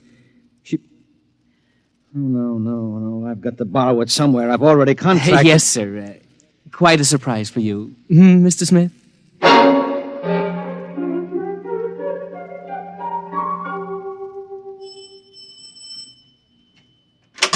Yes? Oh, hello, Henry. Hello, Gloria. Is Walter home? I'd like to speak to him. He should be back soon. Will you wait? Yes, I'd better. Oh, say, Henry, as long as you're here, maybe you can help me with something. What? I went downstairs to get an old suitcase a little while ago, and I heard the strangest noises near that old tool chest of Walter's. He mentioned that the boiler was acting up, and, well, I'm afraid to go down there again. I wonder if you'd take a look. What kind of noises? Like a thumping sound. Mm-hmm. Well, maybe I'd better go down, Gloria. You stay up here. Should I call a plumber, do you think? No. I'll take care of it. Well, it's right down those stairs. All right, I'll have a look. Good Lord. Hello? Hello in there. Let me out! Let me out! Shh, just a minute. Keep quiet, for goodness sake. Let me out! I'll have to smash the lock. Now, what? Henry, thank God you've come. What's the meat? I've been in there all night. I thought I'd suffocate. He tried to kill me. He tried to murder me. Who? Which one are you? No, don't be an idiot. I'm Walter. Well, what happened? B2, the marionette. He stuffed me in a toolbox and left me to suffocate. What? Fortunately, I found an old file in there, managed to get an air hole through the wood. Good Lord. He's taking Gloria with him to Rio. Have they left yet? No, he's gone downtown for the tickets. Good. We may have time. For what? To get down to Marionettes Incorporated and tell Mr. Zeig to stop him. You're in no condition. So don't worry about me. We can't waste any time. Now, come on. Yes, but what about Gloria? I'll sneak out. Tell her that you fixed the plumbing. Tell her anything. I'll meet you outside. All right. What a fool I've been. Oh, what a fool I almost was. I went down and ordered one of those things today.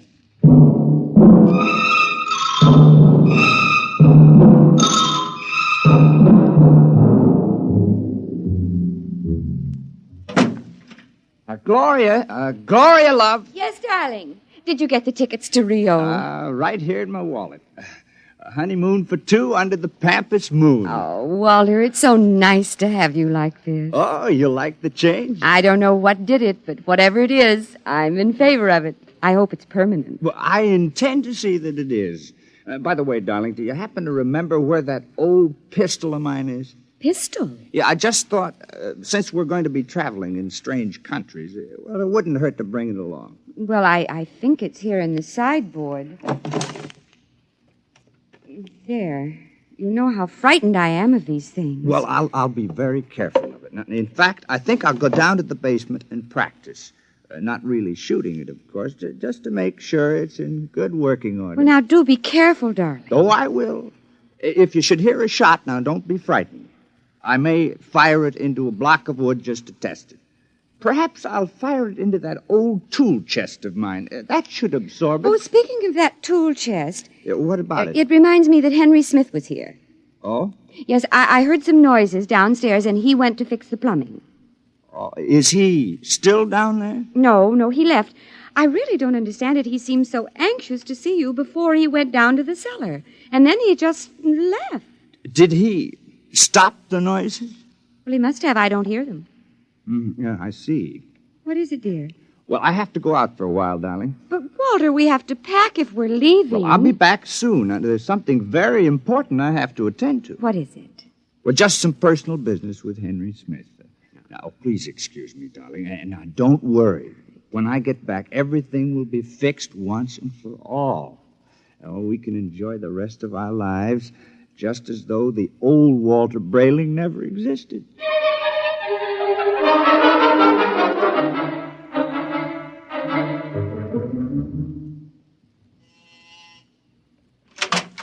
Oh, Mr. Brayling and Mr. Smith. Come in, gentlemen, come in.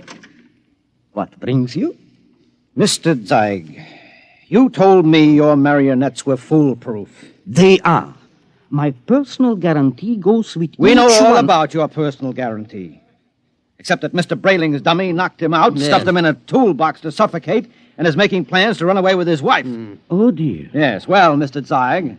Well, I really don't know what to say, gentlemen. What Mr. Brayling and myself would like to know, Mr. Zeig, is exactly what are you planning to do to stop this overambitious robot? Well, of course, we shall have to recover B2 first, and then I'll simply dismantle him Yes, and... well, he doesn't seem to want to be dismantled, Mr. Zeig. In fact, I think that you'll have trouble catching him.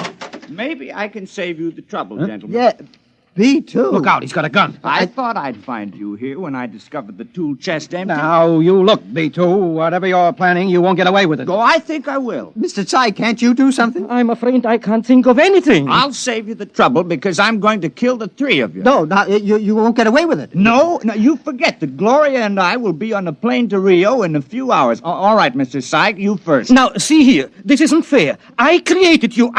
You can't. You grab him. I've got him. Now, quick, that hammer. Look out! Oh, well, That's the end of Brailing 2. But he got Zeig, though. Yeah. Right through the... Holy jumping catfish, Henry. Look at him. Look at Zeig.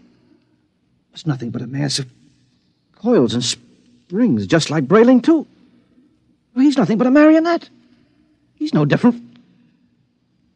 Brailing, do you know what this means? Oh, this is incredible. A marionette building other marionettes? But someone must have built Mr. Zeig originally. I wonder what... Well, perhaps Mr. Zeig turned on whoever built him the same way Brailing 2 turned on you. Well, at any rate, we'll never know. Oh. Say, I wonder how many of these things are walking around among us. Oh, I shudder to think of that. You know, some of our best friends might be. Ooh. Yeah. Come on, we have to get out of here. But the police... Now, don't be a fool, Brailing. There's been no crime committed here. All the police will find is 2 oversized puppets with the springs coming out of them. And they seem so lifelike. Yes, I know, and they were only machinery. You got to remember that. Yes. What'll I tell Gloria? Well, if I were you, Brailing, I wouldn't tell Gloria a thing. I'd simply pick up that other ticket to Rio and take her on a honeymoon, just as she's expecting. But what about you, though, Henry? What are you going to do? Me? Well, I'm going home and give Nettie a kiss that'll singe her hair. Oh, you know, when I think of what might have happened if I'd gone through with this marionette thing, it makes a fellow realize how lucky he is to be married to a decent woman. Oh, come on, let's go.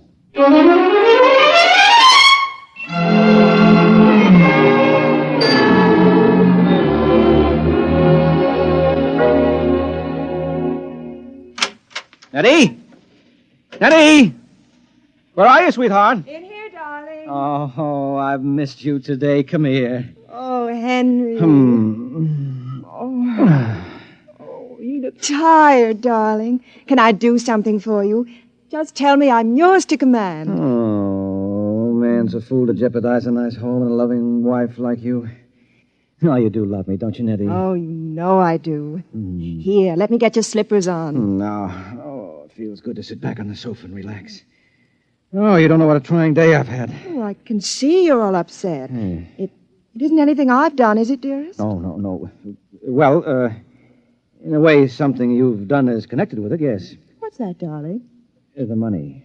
Money? Now, I know you wanted to surprise me with the house, darling, but really you shouldn't have taken that money out of the bank without consulting me. Henry, I don't even know what you're talking about. Now, Nettie. But I don't. Nettie. Oh, you're so upset, darling. If it's anything important, let's talk about it later. Meanwhile, why don't you just put your head on my shoulder and rest? Well, I must admit that sounds enticing. Here, let me make you comfortable. There. Now you just close your eyes. That's it.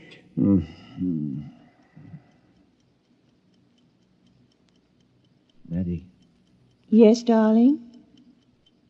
you hear something? No, darling. You sure? Like what?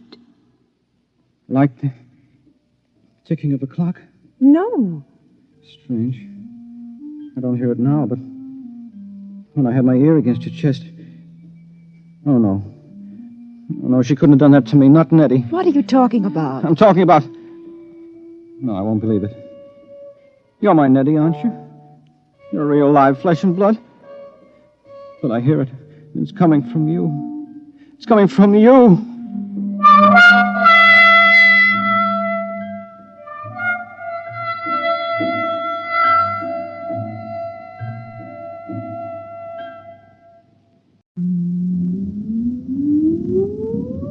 Countdown for blast off. X minus 5, 4, 3, 2, X minus 1, fire.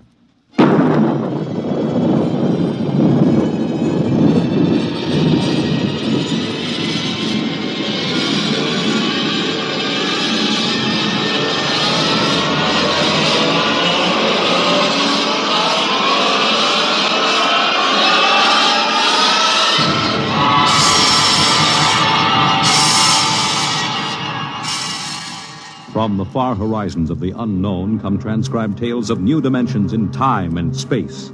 These are stories of the future, adventures in which you'll live in a million could-be years on 1,000 maybe worlds. The National Broadcasting Company, in cooperation with Street and Smith, publishers of astounding science fiction, presents X minus one.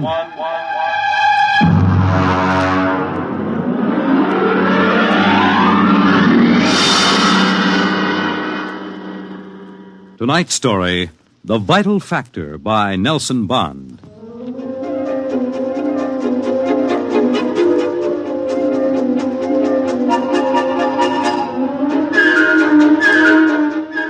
I doubt that anywhere on Earth there's a man or woman or a child who doesn't know the name Wayne Crowder. I doubt whether there's a human being who hasn't at one time or another used one of the Crowder products. The can opener or the razor blade or the patented tooth powder dispenser or the Crowder improved slideless fastener. In the magazines which write about men of business, Crowder was described as a man of ice and stone and ink and steel. No warmth to his blood. And a heart to pump, not feel human emotion. And he built a battery of buttons into his desk so that when he wanted something, all he ever had to do was press a button. And like genies springing out of the bottle, the proper personnel would come running. Yes, Mr. Crowder. Get me my engineers. Yes, sir. Right away, Mr. Crowder.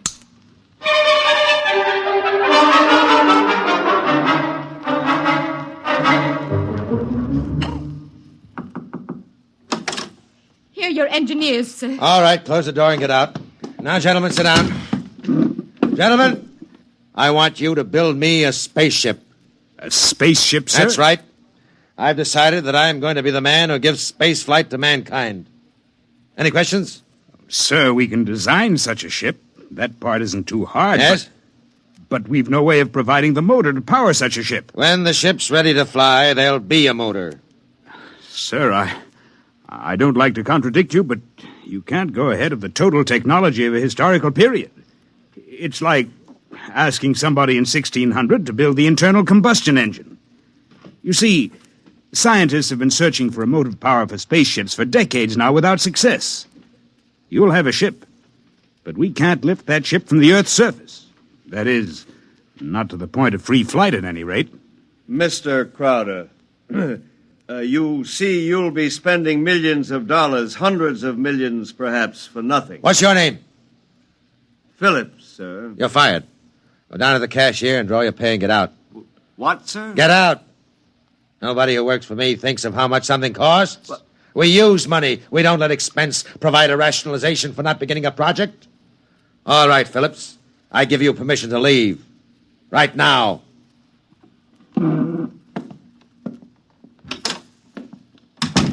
Any other comments? The ship will be built, of course, Mr. Crowder. The fact still remains, we can't power it. You design the ship, I'll find the motor for you. Where, sir? I don't know. But somewhere in the world there's a man who does know the secret. I want that motor, and I'll root out the man who has the theory which will let us build it. How quickly do you want this done, sir? Yesterday. Yes, sir. Is there anything you need? We'll need a construction yard, sir, and certain machinery and a great many materials, of course. Labor force. Get them. Send me the bills. I don't want to be bothered with minor details. Yes, sir. And, one more thing, sir. Phillips. Yes? We need him, sir. He's a top man on electronics. He's a vital cog in our team. I don't want Phillips working for me. That's clear, I hope. Who else in the country knows what he does? No one in this country, sir. There's a man in India, though. Get him. We've tried before, Mr. Crowder. He's working on an important project in his country. I'm not concerned with details. Get that man, pay him what he wants, but get him. Sir, you don't understand. If this man quits his job, that whole project will collapse. It means the welfare of many people, millions of people in his country. He has a high sense of patriotism. Buy that sense of patriotism. That's all. I don't want to see any of you again until you have a report of work in progress. Yes, sir.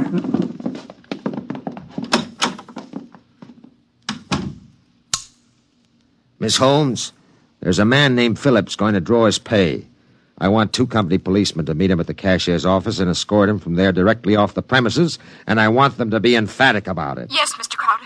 And notify the newspapers, the television, and the radio networks, the periodicals, and the scientific journals that I'll receive the press in my office this afternoon at 3:30. I have an important announcement to make. Anyone not here at 3:30 will be barred, and the publication or company he represents will not be given any further information.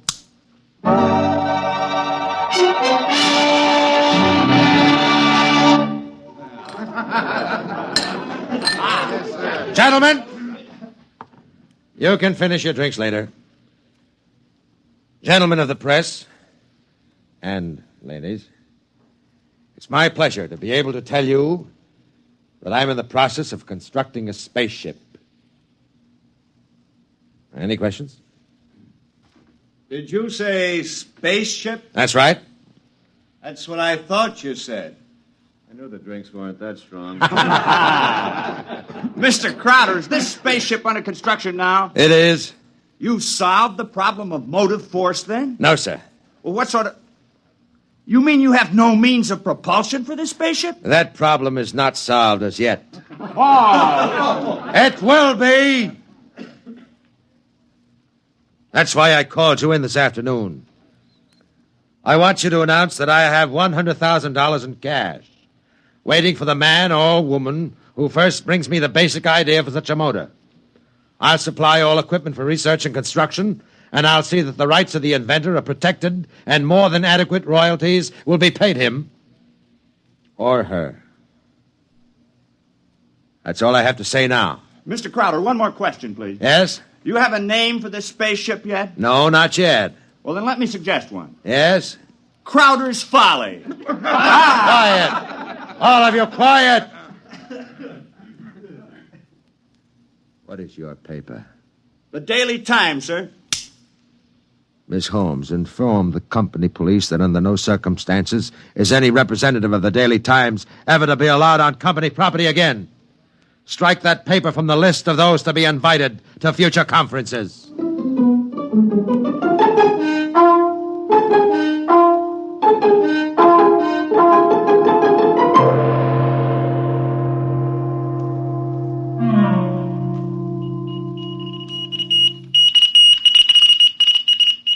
It was Crowder's Folly, but the word of what he wanted circulated to the far corners of the globe. It was known in the white ice block huts of the Eskimos and in the grass-thatched villages of Central Africa, as well as places less remote. And the Crowder office became the Mecca and the heaven for the lunatic fringe of humanity. Their blueprints and scale models clogged its corridors. I told you I don't want these people in my office till they're screened. Now get out, get out! Every time I open that door, they surge in like a tidal wave. I have a progress report for you, sir. The ship is finished as far as we can go, Mr. Crowder.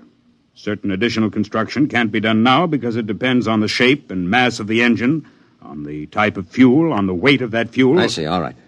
Lay off everybody we don't need. I've ordered that. Mr. Crowder, is it possible that no one will turn up with a motor? That's the one thing that's not possible. He will come. Money and determination will buy anything. Close the door on your way out. Yes, sir. Miss Holmes, order the proper department to put a name on the forward end of the ship. I want letters in pure gold 1 foot high. The name of the ship is Crowder's Folly. Get it done today.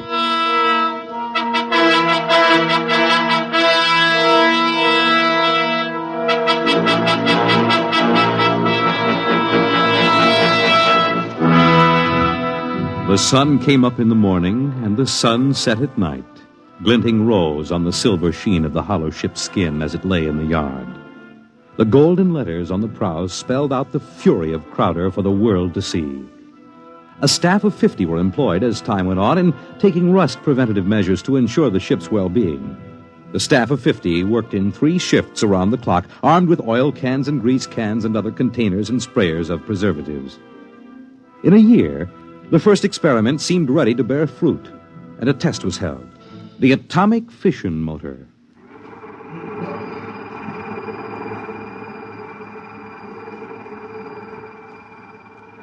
In exactly 45 seconds now, we'll hold the test, Mr. Crowder.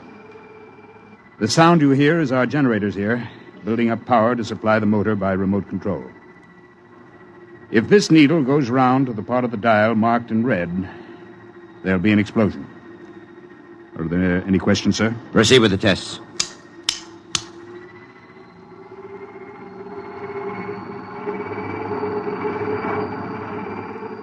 Watch the needle, sir. 8,000. 8,500. 9,000.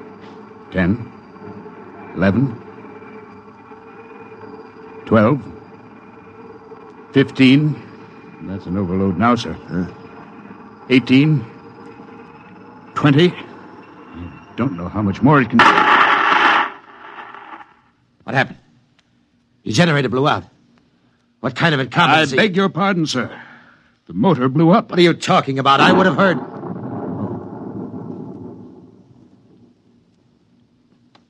You see, sir, it takes a while for the vibrations of an explosion to travel 3 miles and then reach through 15 feet of concrete. I see.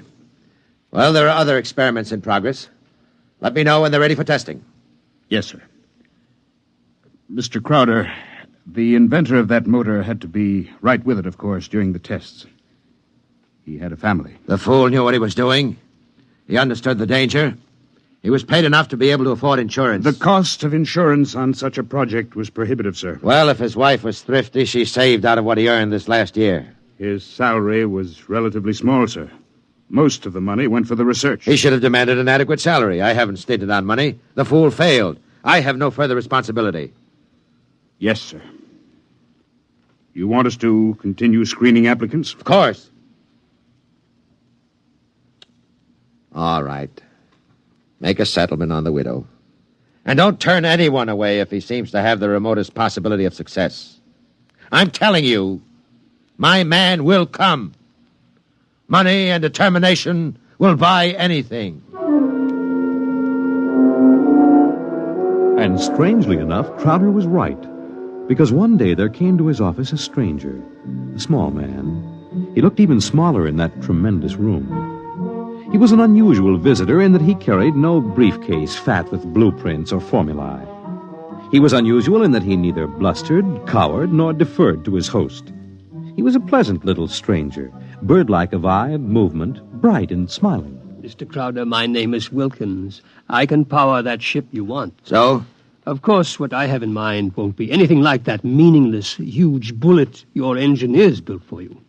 Rockets are a foolish waste of time, sir. My motor requires a different sort of vessel. Where are your plans? Right here in my head. It so happens that I'm presently supporting half a dozen people who make the same claims. None of them have been successful. What makes you think your idea will work? Simple enough, sir. The common magnet. Huh? Electromagnetism. Utilization of the force of gravity, or its opposite in this case, counter-gravity. Oh, no. Oh, thank you very much. Now, if you'll forgive me now... Just one moment, Mr. Crowder. There's one thing more. This. Now, I've seen pieces of metal before, thank you. How high from your desk would you say that I'm holding it? I'm very sorry, Mr. Wilkins. Now, do you want to leave or do you want to be escorted out? Now, this will only take a second, sir. How high from your desk would you say that I'm holding this piece of metal? 1.5 feet, I'd say. And if I let go, then in less than a second, a fraction of a second, it should fall to your desk. Now, look, I don't want the surface of that desk marred. But will it be? You see, I have let go of the metal, is that right? Good Lord. Many seconds ago, it should have crashed to the desk, am I right? Well, this is incredible. Well, if you want to speak to me anymore, I'll be right outside. But it hasn't fallen. That's right, sir. It hasn't fallen. It floats in the air. That's right, sir. It floats in the air. How do you do it? Why don't you call your engineers and ask them? I'll wait outside. Miss Holmes, get me my engineers. Immediately.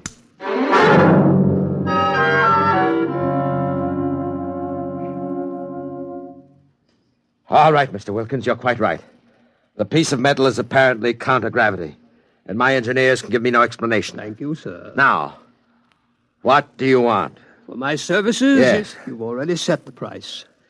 To build a pilot model based on this sample, no great expenditure, 100th of the cost of your behemoth sitting out there in your building yard. 3 other things: a workshop, expert mechanical assistance, and an answer to one question. What is your question? Why do you want so much to build this ship? Frankly, because I love power. Because I'm ambitious. I want to be the first to conquer space, because if I can do it, It'll make me greater, richer, stronger than any man has ever been. I want to be the master, not only of one world, but of worlds. That's an honest answer. But is it the only one? You see those letters in gold on the prow of my ship? Crowder's Folly, that's what they named it. That's what they think of me. I want to cram those words down their petty little throats and let them eat mud. That's another answer. And that's all? That is as far as your thinking goes? What other answer is there to your question? There's my own answer. I want to leave this planet and go elsewhere, to Mars, perhaps, because there are strange wonders yet to be found. Because there will be scarlet sunsets over barren wastes. And in the star-strewn night, the thin, cold air of a dying world, stirring in restless sighs across the valleys of the dry canals. You may laugh out loud if you wish, Mr. Crowder. I would prefer that to the peculiar repressed smile you're now exhibiting. You're a very lucky man, Mr. Wilkins, in that you have scientific talent, because your talents as a poet are inferior and very sentimental. All right, you're a sentimentalist, and I'm a man of action. No matter. We can work together, you and I. Your workshop will be ready by morning. I don't need to hear from you again till you have something to show me. If you need to see me, call me day or night. I'll be available. But don't bother me with details, because I probably won't understand what you're talking about anyhow. If you need money or materials or personnel, just tell my engineers. You'll get it, or I'll know the reason why. Now, that's all. Thank you, sir. Miss Holmes, get me my engineers.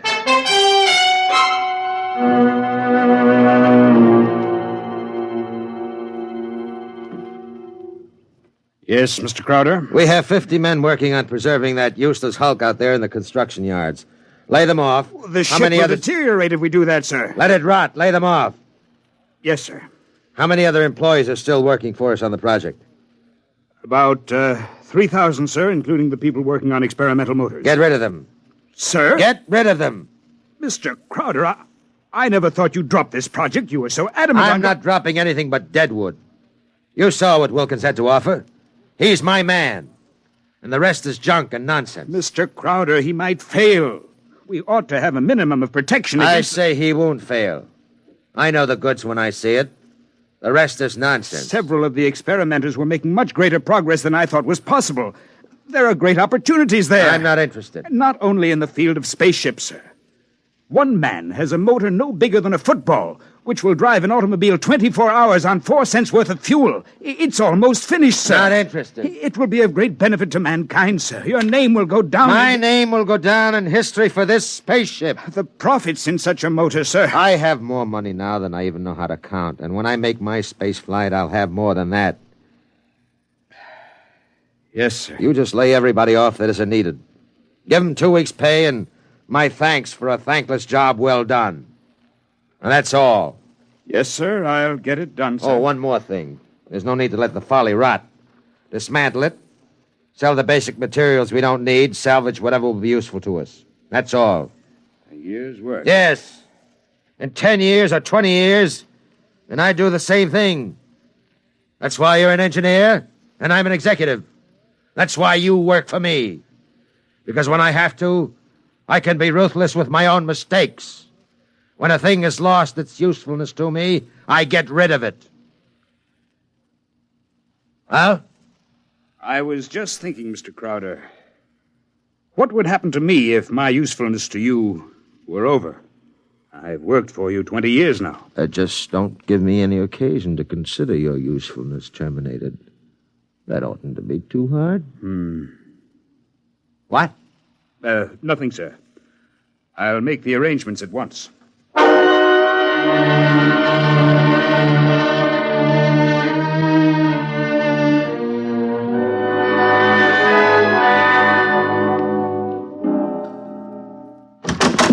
Who are you? What do you want? I tried to stop him, sir. Well, speak up, man. My name is Jarvis Ustuli.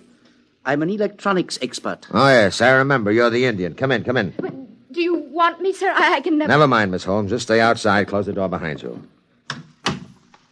Sit down, Miss Ustuli. Thank you, no.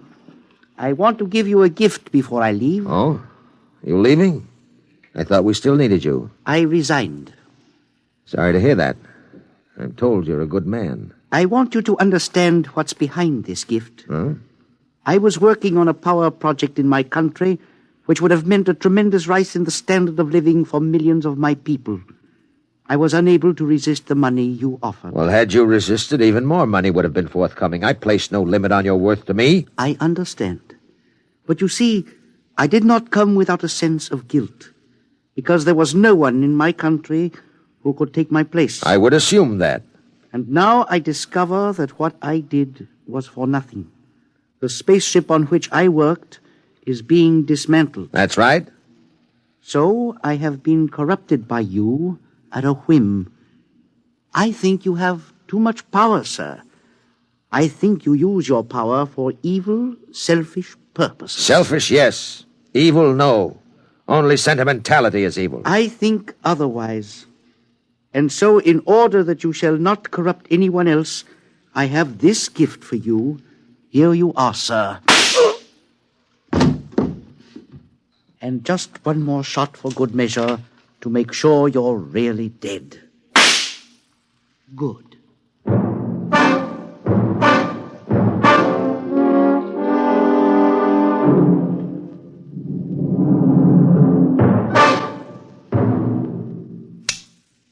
Miss Holmes, there's a man on his way out by the name of Jarvis, an engineer.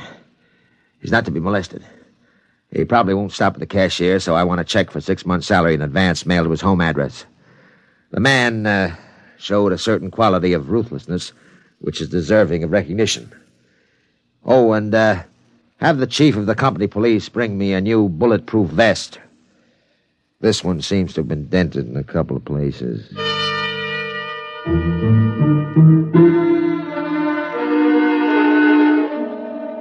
The new spaceship, according to Wilkins' plans, as executed by Crowder's engineers, was finished within 4 months. It was small, it was shaped like a disc. It gleamed brightly even in the smoky haze of an October sunset. Inside, Crowder and Mr. Wilkins, in a small cubicle at the heart of the machine, sat surrounded by many instruments of a complicated nature. Outside, huge crowds gathered to witness the test. They stirred and murmured, waiting restlessly, as inside the control room of the craft, Wilkins installed the final secret part he had not revealed to those who built his driving apparatus.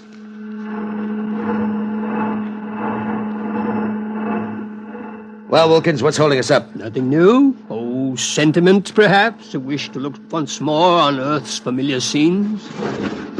Yeah. Now the screening is removed. Look at the people out there. Never mind looking out there. Let's leave that thing closed. You're a sentimental fool. Or are you afraid? Or did you decide at the last minute that your invention would work? It will work. Sit down, Mr. Crowder. Thank you. Do me a favor. When I press this button, will you please press the button on the arm of the chair in which you're seated? I'll tell you when. Turn on your motor. I want to hear its roar and feel its tug as we cut loose from Earth's gravity and fly outward into space. That might be a moment in which I'd share your sentimentality. Press your button now, sir. Thank you. Yeah. Wilkins, I'm beginning to distrust you. If this is all a hoax, when are we going to take off? You said at 5 sharp, and it's 2 minutes after 5 now. Well, do we move or don't we? Mr. Crowder, we're already moving. The button you pushed was to nullify the effects of acceleration. If you don't mind, sir, I'd like to open the screen again. Now, if you care to look, see for yourself. Wilkins, we're in space. Look down at the Earth. How far we've come. Why, it's no bigger than a toy balloon. No, a dime. No, a firefly. Man, Wilkins, you've done it. Yes. I swore to be the first man to conquer space, and I've done it. It's a triumph of power and ambition. And sentiment. Blast sentiment. Your maudlin dreaming would have died unborn except for me. I made this possible, Wilkins. Don't you ever forget that. my capital, my forcefulness, my will. Look out there. Space. Stars that never were seen from Earth. This is only the beginning. We'll build a larger model, one great enough to hold 100 men, 1,000, and cargo besides. Whoever wants to leave Earth this moment must come to me. I am the master of the planets.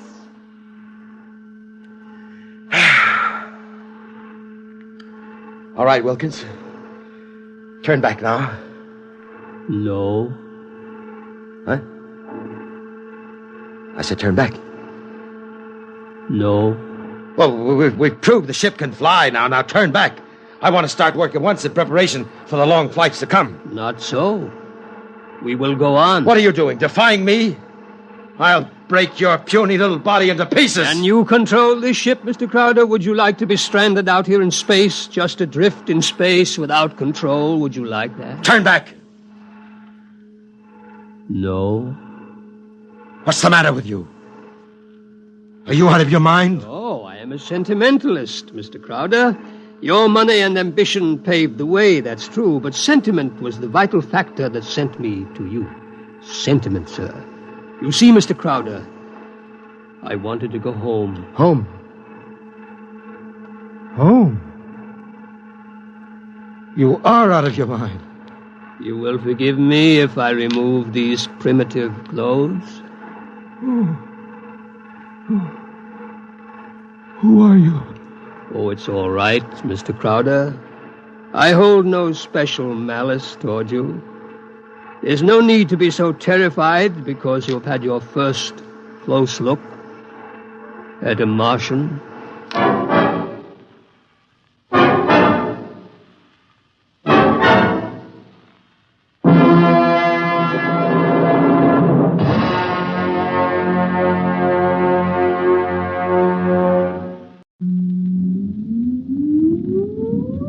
Countdown for blast off. X minus 5, 4, 3, 2, X minus 1, fire.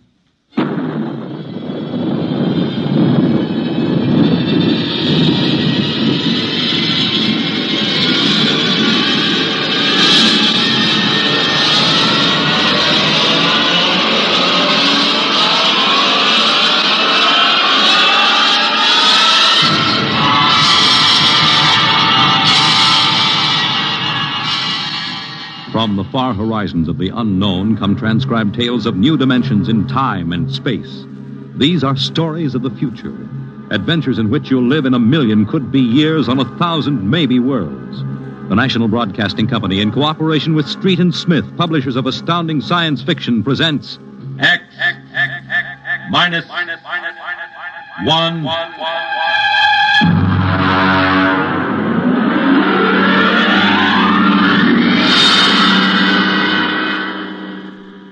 Tonight's story, 0 Hour, by Ray Bradbury.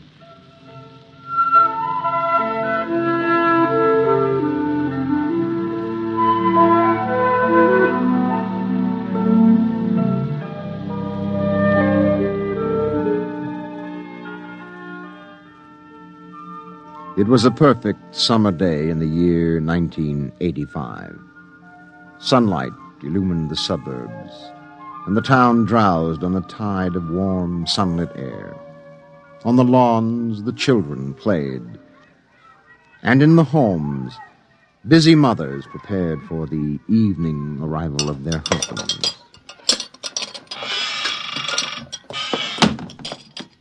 Excuse me, Mom. Good heavens, Mink. What's all the excitement? We're playing a game, Mommy, the most exciting game ever. What are you doing in that cabinet? I need some tools from Daddy's kit. Your father may not I'll want... take good care of them, Mom, I promise. Very well, dear. Don't lose anything. Oh, what's the name of the game, Mink? Invasion. Oh, invasion. What will they think of next?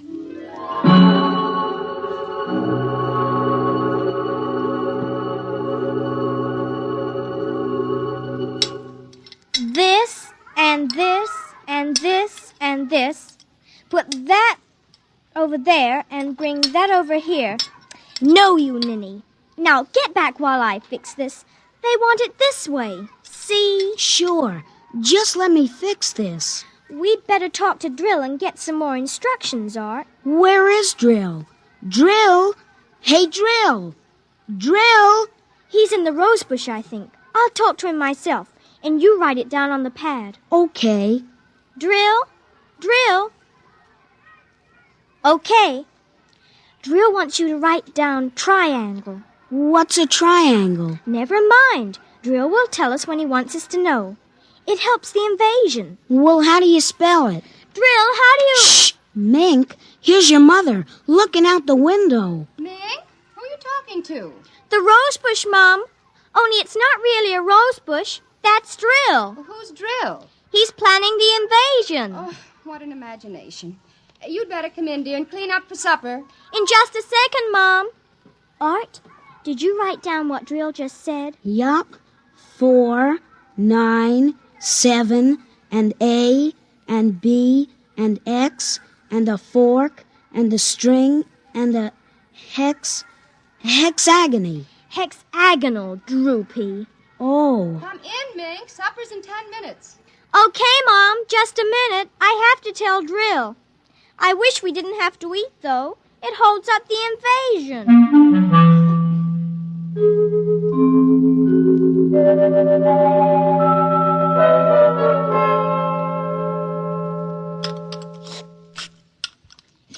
Mink, for heaven's sake, slow down. You'll choke on that soup. I can't, Mom. It's a matter of life and death. What's a matter of life and death? The invasion. What invasion is that? Oh, just some silly game the children have been playing. Well, whatever it is, Mink, it'll wait until you've finished your supper, I'm sure.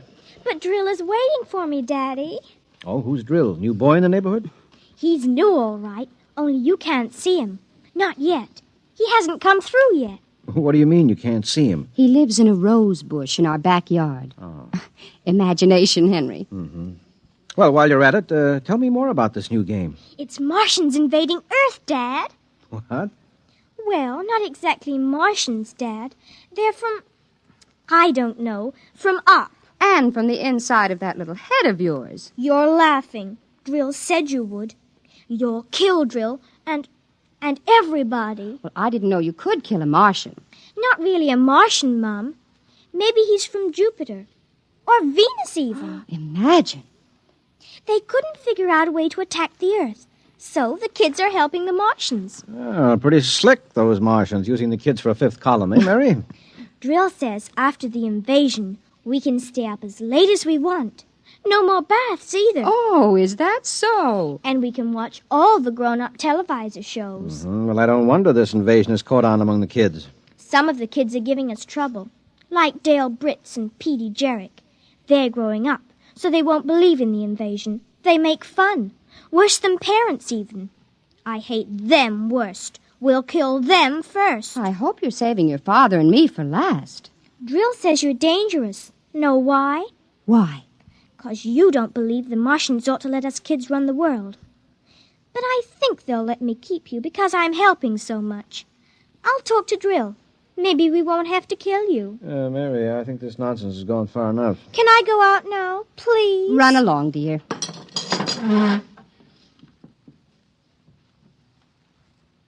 Don't worry, Dad. I won't let them hurt you.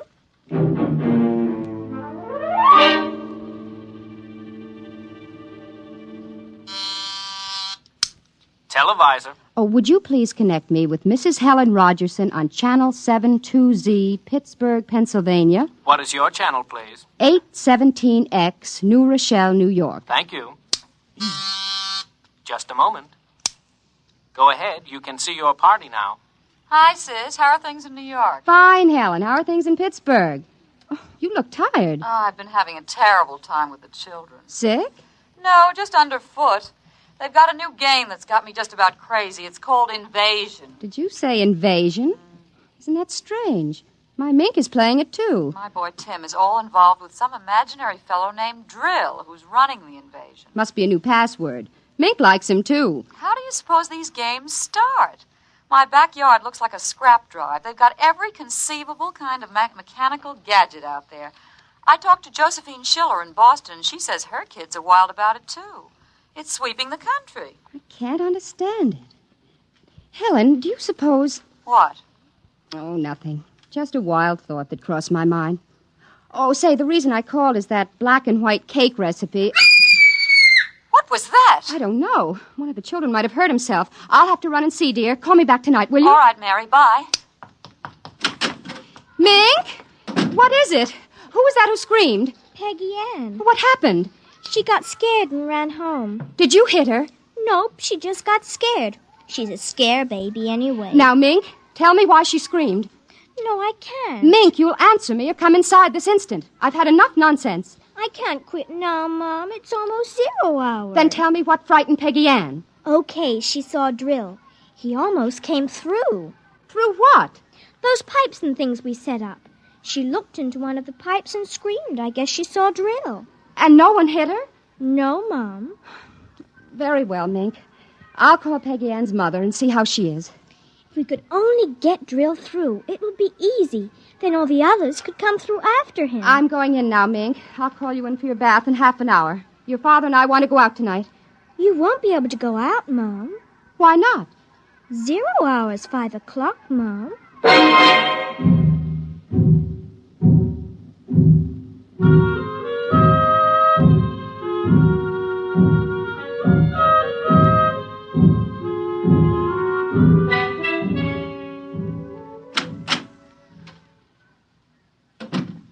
Hello, dear. Oh, you're home early, Henry. Mm-hmm. Thought I'd relax a little before we went to the theater. Where's the little one? Out back. Oh, same game? Mm-hmm. Same game. They've got a stack of pipes and hammers and spoons a mile high out there. Oh, my children. Why do we have them? Well, they are strange creatures, aren't they? Even Mink. She's a part of us, and yet... Yeah, look, dear, I'd like to discuss this with you, but we do have a theater date, and it's almost 5 o'clock now, so... Say, what's happened to the kids? They're so quiet.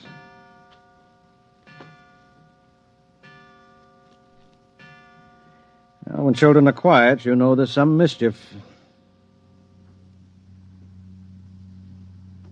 Say, what's that sound? I don't know.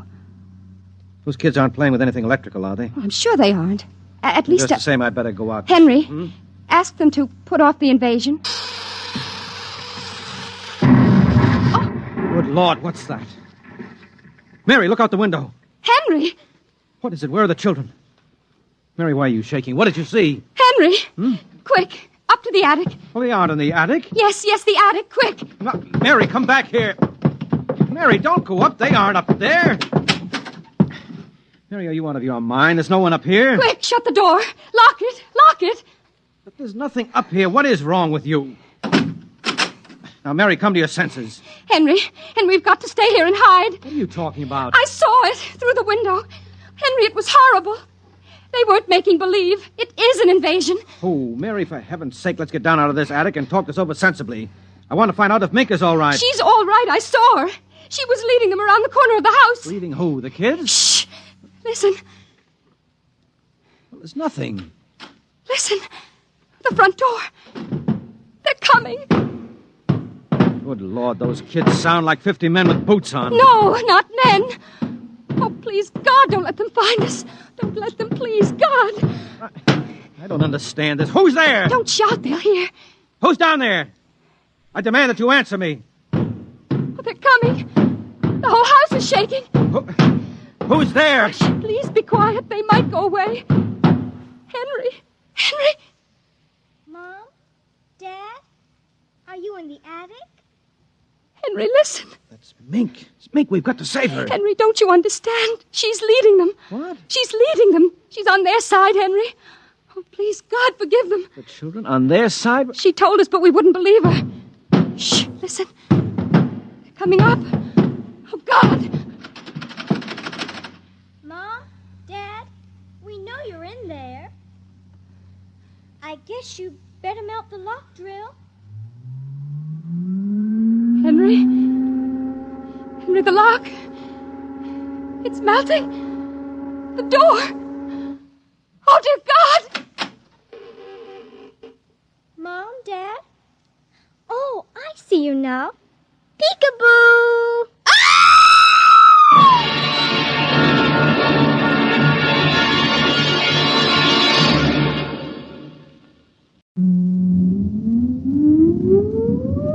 countdown for blast off. X minus 5, 4, 3, 2, X minus 1, fire.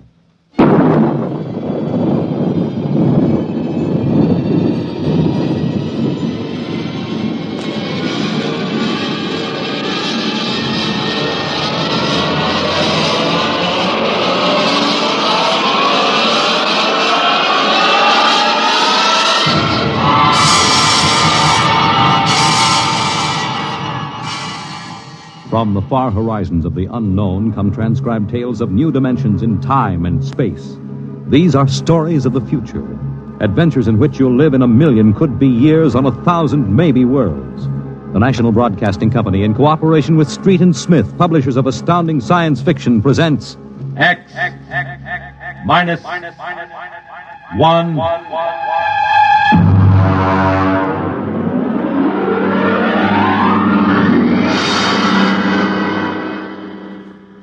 Tonight's story, The Outer Limit, by Graham Dorr.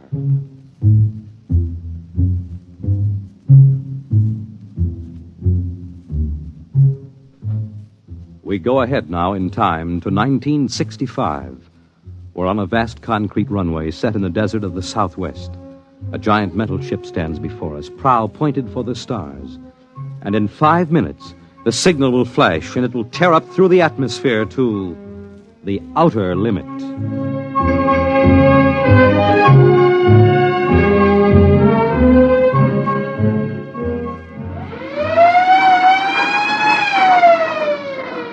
Attention! Attention! Clear field for takeoff!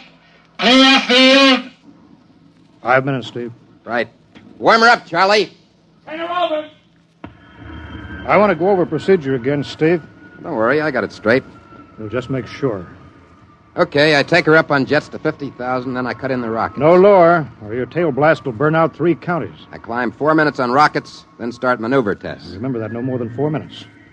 This ship isn't like those strato rockets that you've been testing. She's the first one built for outer space. If she works, you can go clear to the moon. If I'd have known, I'd have brought my toothbrush. Not this trip.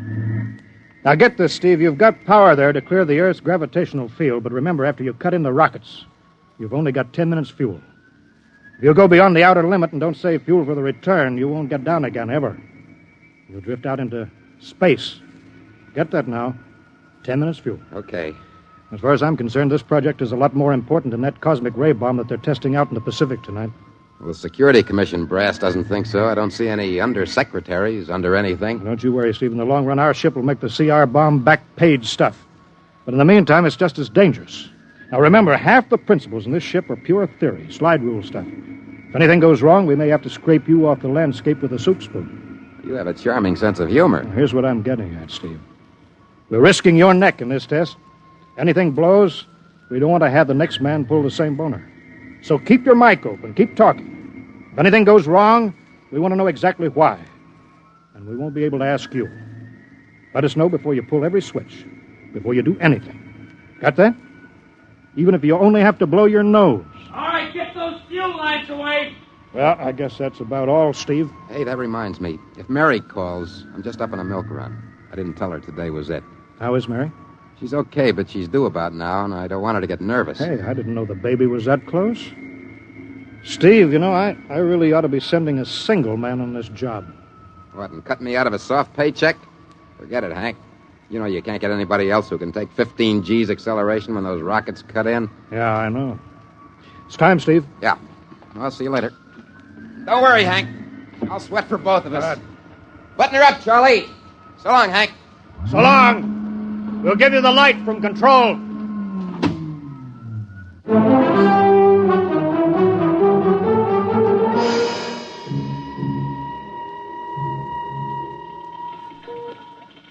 X2 JTR to control.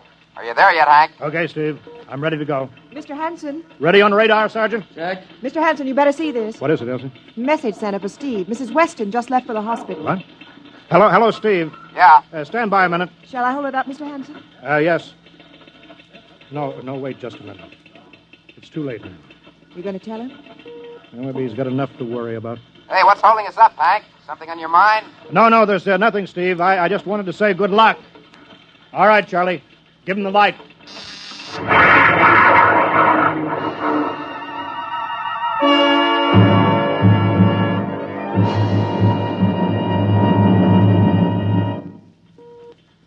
All right, Steve, I'm reading you clear. I'm at 20,000. Airspeed 600. He's running fine. Soundproofing works. There's a 3-degree waiver in the AGY pressure. Got that, Charlie? Check. Dead center on radar, Mr. Hanson. 50,000 now. I'm cutting loose the port jet. Now the starboard. Now I'm off jets. Airspeed dropping. Now I'm opening the rocket ports. The switch sticks a little, Charlie. Oxy-alcohol pressure 350. All right, now I'm advancing the ignition key. Here goes rocket 1. Steve? Steve, you all right? Yeah. Feels like somebody slugged me with a sledgehammer. Airspeed now 1,200. Here goes number 2. She's okay, Hank. Running like a Swiss watch. She's okay.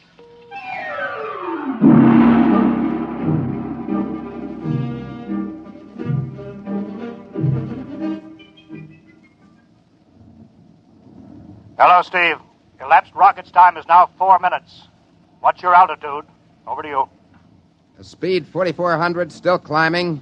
Altitude 297 miles. All right, you're at the outer limit. Level off for maneuver tests. You've got exactly 6 minutes fuel left.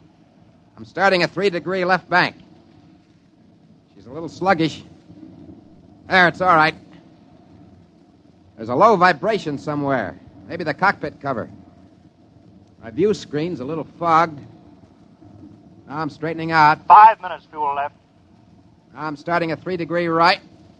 Hey, of all the... What's the matter? What's wrong? There's something up here. Something shining. What are you talking about? There's something above me, Hank. I'm going to chase it. Steve, you're at the outer limit now. I can see it plain now. Now, Steve, don't go any higher. You've only got 4 minutes left. You've only got... I'm getting static. I can't hear you, Hank. It's dead ahead now. I'm going to make a pass at it and get a good look. Here goes. Hey, it's swerving to meet me. It's dead ahead now. Look out, it's dead ahead.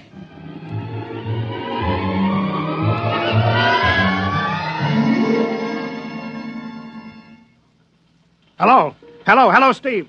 Steve, come in. 9 minutes fuel gone. There's still no sign Hello. Hello, Steve. What happened? Charlie, get the crash squad out. Tell the Army squadron to alert their search plane. Right. 9.5 minutes gone. Hello, Steve. Steve, listen to me. What's happened? Where the devil is he? Hello. Come in, Steve. Steve, come in. Hello, Steve. Hello, Steve. 10 minutes. Steve. That's the end of the fuel.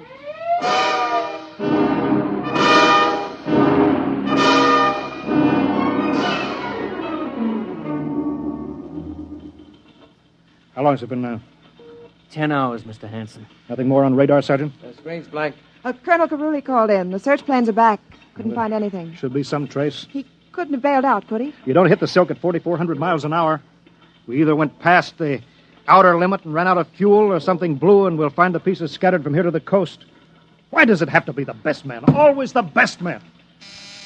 Charlie, we got to figure out what was wrong. Right. Something must have blown. All right, I'll call him. Goodbye. Mr. Hanson, there's a message from Northside Hospital for Steve. Well, what is it? Mrs. Weston is fine. It's a boy. No, thank you, Elsie. It's a boy, Charlie. Yeah. Fine. It's a boy. We didn't even know that she went to the hospital. How am I going to tell Mary that? No, it wasn't your fault, Mr. Hanson. The ship was tested. Yeah, we'll build another, and some other flying fool will shoot past the outer limit into space. Well, I'm getting old, Charlie. You can remember when I used to take them up myself. Now I've got to send other men. Look, it's a job, Mr. Hanson. Now I'm afraid. Every time I hear a jet go off, I jump. Every time I have to send somebody up on a new model, I start to sweat. Mr. Hanson. Yeah? I think I've got something on the radar. No flights scheduled in, are there, Elsie? No, the whole day's cleared. It's coming in behind us. Here he comes over the building. Yeah. What crazy jockey is buzzing the field like that? Is that an Army plane, Charlie? No, I can't see. Here he comes back again. I know that engine. Yes, it's Steve. That's impossible. Look, that's his ship. It can't be. He's circling back for landing. Charlie, clear the field. He's coming back in. Mr. Hanson, there's not another ship in the world that looks like that. I tell you, it's gotta be Steve. Thank God.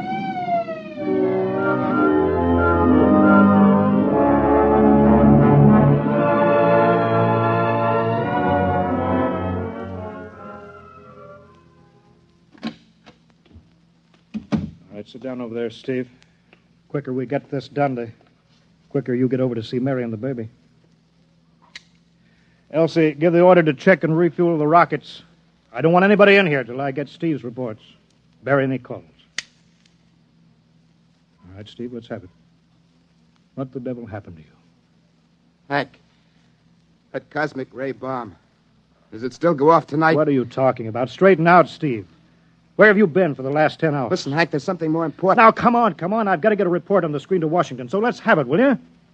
I've got to know how you stretched 10 minutes fuel to keep you in the air for 10 hours. One thing before now, I talk. Now, look, Steve. Will you have the Geiger men run over the ship before they refuel? What did you run into? So help me, Hank, I don't know. We better check and make sure it isn't radioactive. Elsie, add a Geiger report on the standard check. Steve, maybe we better have the medics look you over, too. No, I'm all right. They said I'd be all right. They? Look, son, I know you've had a tough time, but we've had this field on the alert for 10 hours, boy. One of the Army boys cracked up looking for you, and he's hurt bad. So let's have the story. Let's have it straight.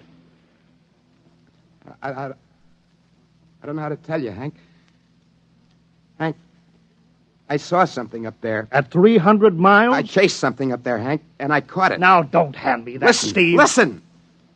I was cruising along, just starting the right bank when I spotted something. It must have been going about half my speed. It was egg-shaped and smooth. I made a pass at it, and I came back for another, and then there was a humming sound. Humming? Sort of a vibration. And then I blacked out. I was headed straight for it at 4,400 miles an hour. I thought it was going to be the biggest smash since Hiroshima. And listen, Hank, is there a drink in that bottle? Yeah, sure. Well? What happened? Hank, I came to inside their ship. Steve, this whole thing has been a devil of a strain on you. I'm going to call Major Donaldson from the Army base, ask him to sit in. The psychiatrist? Yeah, that's a good idea. Let him run his tests. He'll tell you I'm not kidding. Because, Hank, unless I miss my guess, I've just been tipped off to the way the world ends.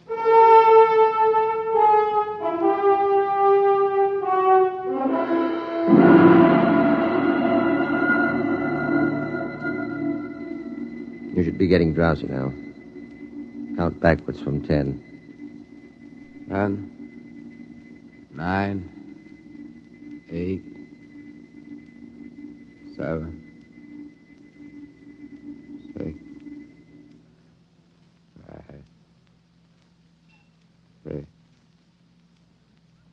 He's under. Now we attach the head plate electrodes and the cortical pickup. Look out for that wire, Mr. Hanson. 3.0 setting and 31.3. Now, throw that switch, Mr. Hanson. I have to start him off by suggestion. All right, Steve. You're in your ship now. You're in the rocket. Rocket? You're in the rocket. You're in the rocket, and you've just sighted something strange. Now I'm starting at 3-degree right. What's that? Hey, there's something up here. Something shining. His memory pattern. We're picking it up electronically. Something above me, Hank. I'm going to chase it. It's piped through the audio circuits. Getting static. I can't hear you, Hank. This is where we lost contact with him. I'm going to make a pass at it. Hey, it's swerving to meet me. It's dead ahead now. Look out. It's dead ahead. Now what? This is where he blacked out. No telling how long, minutes or hours. What's that noise? I don't know. Shh. Where? How did I get here? What? Who are you? Is he seeing things? Galactic Patrol. What's that? What are they saying, Steve? What are they saying? It's about nuclear fission. They know about it. They know the danger of it. Long ago, they had wars that almost destroyed them. Finally, they learned. Now they've outlawed war. Go on, Steve. They patrol space. When their detector picks up an atomic explosion, they send a patrol. They've been observing Earth, and they found wars and rumors of wars. What are they going to do? They've quarantined us. Quarantine? They've isolated all Earth because we're infected with a communicable disease. Because we don't know how to control ourselves yet. Until we learn, we'll be a menace to the whole universe. What is this nonsense? Quiet. How are they going to do it, Steve? Well, they've spread out a layer here of I don't know what to call it. It's all around the Earth. It's miles deep. And when there's an atomic explosion on Earth, the radioactive particles will drift up to this layer and set off a chain reaction that'll go around the world in microseconds, and that's the end. Yes? Yes, I understand. I've got to bring back the warning. You're going to put me back in my ship to bring the warning. Now what? Blacked out again. I guess that's all. What does all that mean? It's what he remembers. You don't think that really happened? No. Narco-psychometry circuits produced what he remembers. Just means that Steve believes this happens. I don't like to see this. I've seen too many top pilots snap. Steve is the best I've known. How bad do you think he is? Well, frankly, outside of the presence of this well-organized hallucination, there are no signs of unbalance. May not be too serious. If he had a more plausible story, I'd be inclined to believe it. Warning. Hank. It's all right, boy. Did you hear it, Hank? Do you understand? Sure. We've been quarantined. Now, let me give you something to make you sleep, Steve. But don't you understand? They fixed it so that if we set off one more nuclear explosion, we will have had it. Of course. Now, don't roll your sleeve down. You don't believe me? Now, take it easy, Steve. But the test, they're setting off the cosmic ray bomb, Hank, tonight. What time is it? 11:20. It's scheduled for midnight. Hank, we've got to stop that bomb. Let Donaldson give you the hypos. You got to believe me. I saw them. I got the warning. If we touch off the Q-bomb tonight, we'll be the biggest galactic 4th of July of all time. The whole Earth will go up like a Roman candle. April 10th, 1965, the end. Look, Steve, you better calm down now. Don't you want to see Mary and the baby? You've got a new son, remember? That's just it. I want to see my son. I want him to live. If the bomb goes off, Hank, we got to stop it. Mr. Hanson, I think we'd better get over to the base hospital. Hank, you got to believe me. Sure, Steve. Maybe there's something to it. Look, it's out of our hands now, Steve. I'll put it in a report, shove it into Washington in the morning. In the morning? There won't be any morning, Hank. You've got to call Washington now. Get the head of the Security Commission and postpone the test. Now, you know I can't do that. My neck would be out a mile. Besides, this is 1965, not 45. 20 countries have the atomic bomb now. What's the use of stopping just this one? The rest will keep right on popping them off. Well, we'll have to call an international conference. Can't you understand, Hank? The first one that goes off finishes us. It's the end. They've given us the quarantine warning. Steve, I think you'd better go with us to the base hospital. Look, Steve, we can call up for a detail if we have to. All right, I'll go with you. You don't need a straitjacket. That's the way, Steve. You'll probably feel better by morning. Let's go.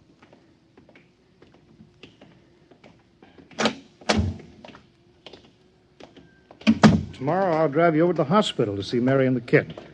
Yeah, sure. Look at the ship under the floodlights. Pretty, huh? You'll be flying her again soon, Steve. Don't worry. Yeah, I guess so. What's she doing out on the line? They refuel her? Yeah, we got Clausewitz coming in tomorrow from Denver for another test. Figure we give you a day off. Yeah, that's good. That's fine. Steve! Hey, go! Come on, Donaldson! Steve! Steve, come back here! He's heading for the rocket! That's crazy! Steve! Get down off of there, Steve! We can't get at him now. That hood is armor glass. Hey, he's waving. To its control. The radio. Come on! I should have gotten help. Come on, Donaldson. The radio is still hooked up. Hello, Steve. Listen to me, Hank. You gotta call Washington now. Look, Steve, come out of the rocket. I'll call my men, Henson. Don't try anything, Hank. They refueled the rocket for tomorrow. Take it easy, Steve. Listen, you know what'll happen if I fire the rocket tubes down here? Steve, don't, please. It'll burn out every building for 5 miles. All of us in one big blast. What do you want, Steve? You gotta stop that bomb. You gotta call Washington now. They won't believe me. You make that call or I cut in the rocket. I mean it, Hank. You hook my screen to yours in parallel. I want to see exactly what you're doing. All right. Just don't fire those rockets. Get going, Hank. You got 12 minutes to make that call and stop the bomb. All right. I'm making the parallel hookup now. Donaldson, you think he'll really blast? I don't know. Up to now, I'd almost say it was normal, but this Hanson, he's liable to do anything. Steve, there, you getting it on your screen? Yeah. Now put that call through. All right. Operator, Visit screen to Washington. the visit screen circuits are busy, sir. If you try again in half an hour. This is a Security Commission priority. Break in. Get me a line. Just a moment, please. 10 minutes, Hank. Listen, Steve, I'm trying. Ready to take your call, sir. Washington Security Commission 3. Urgent. I want Undersecretary Herbert Ames. Washington 3. 1 moment, please. Hurry, will you please? 1 moment, please. Chicago. San Marco calling Washington visit screen 3. Urgent. Washington 3. 1 moment, please. What time is it, Donaldson? 11:51. Do you think he'll fire those rockets? He might. Washington. Go ahead, San Marco. Visit screen 3. Mr. Herbert Ames. That is a coded exchange. I cannot accept your call without clearance. Listen, Washington, put this through. This is Mr. Hanson of Hanson Rockets Incorporated at San Marco Air Base. This is a priority call. I'm coded. 1 moment, please. I will check your code number. Get it through, Hank. That bomb goes off at 12. Will you be reasonable, Steve? Your call has cleared, San Marco. Washington visit screen 3. Herbert Ames. This is your call, sir. Security Commission, Ames. Oh, hello, Hanson. Listen, Ames. You've got to get me the chief. You kidding? He's at the test control room. Yes, I know, but get him for me. Hey, what's up? You look lousy. Or is it a bad circuit? There's no time, Ames. I've got to get him before the test. It's about the ray bomb. I can't take the responsibility. Get it through, Hank, or I blast. Hey, what's going on there? Ames, my project has a high enough rating. This is a priority A call. What? Well, it's your neck. Okay, I'll try to get him for you. He's in the control room, though. You'll have to switch off your screen and speaker and go on earphones. Too much going on in there. Security, you know. You hear that, Steve? I've got to cut the screen. All right. 8 minutes, Hank. Hello? Hello? Yes, sir. This is Hanson at San Marco. No, sir. Priority A request to cancel the bomb test. No, look, I'm serious. I'm deadly serious. We sent the X-2JTR up today to the outer limit, and we uncovered evidence. Yes, on the automatic instruments. What's that? No, this possible chain reaction. No, I can't tell you the whole story. There isn't time. Yes, I'll bring the readings into Washington in the morning. You've got to postpone the test till you see them. Yes, I understand that. I understand about the press. I'll take complete responsibility for this. What's that? Look, I've worked on contracts for the Commission for 10 years now. Yes, I have complete confidence in my information. You can record that. All right, I'll call you back immediately. Goodbye. Hank? He's agreed to cancel. The ray bomb won't go off. Thank God. All right, Steve. You can come down out of the ship.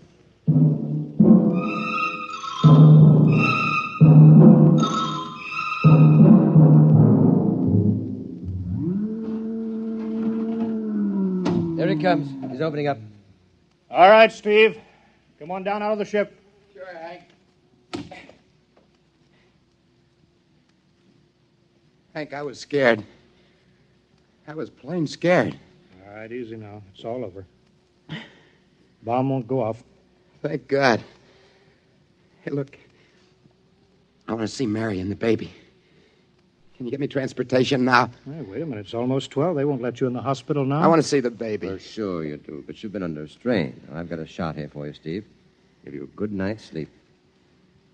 All right. Roll up your sleeve. Sure. Now, that'll make you sleep. Sergeant will find you a bed. Come on, Mr. Weston.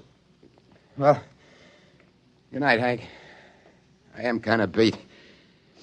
It's been a tough night.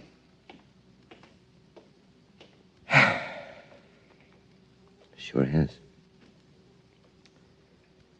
Thought for a minute he was going to blast those rockets and send us all to King and come. Yeah. Quite a stunt getting the ray bomb test called off. It isn't called off. But the call? Ames couldn't get the chief. I was talking to a blank screen. Bomb goes off in a couple of minutes. Oh. Poor Steve. He's one of the best. He was the best. 1 in 10 million. Some story of his, poor guy.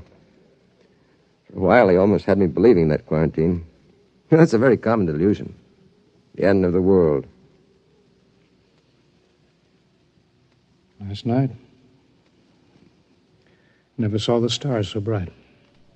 Better be getting in. That wind is cold. Bomb goes off in 30 seconds. Poor Steve. You know, Hanson, there's just one thing. Yeah? It's outside my field, but I'm curious. How did he keep that ship in the air for 10 hours with only 10 minutes fuel?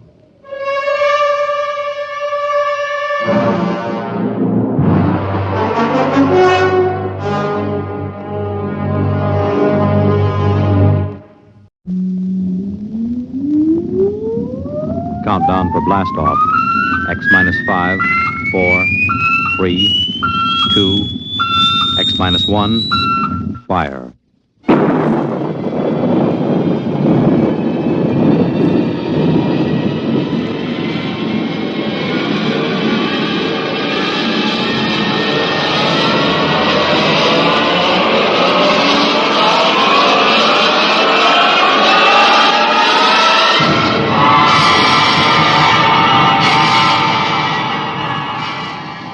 From the far horizons of the unknown come transcribed tales of new dimensions in time and space.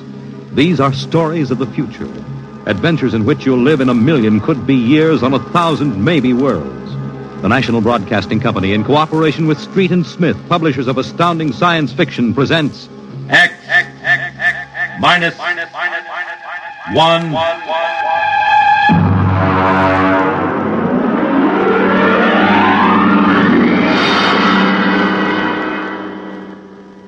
Tonight's story, Hello Tomorrow.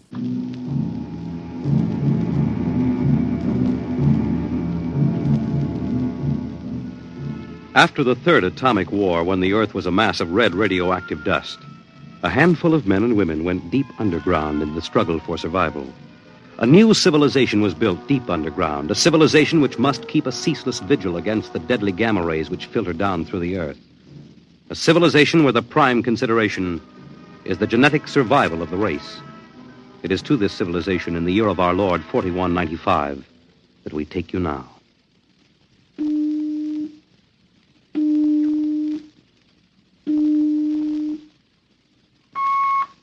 Professor Lois Burton? Yes.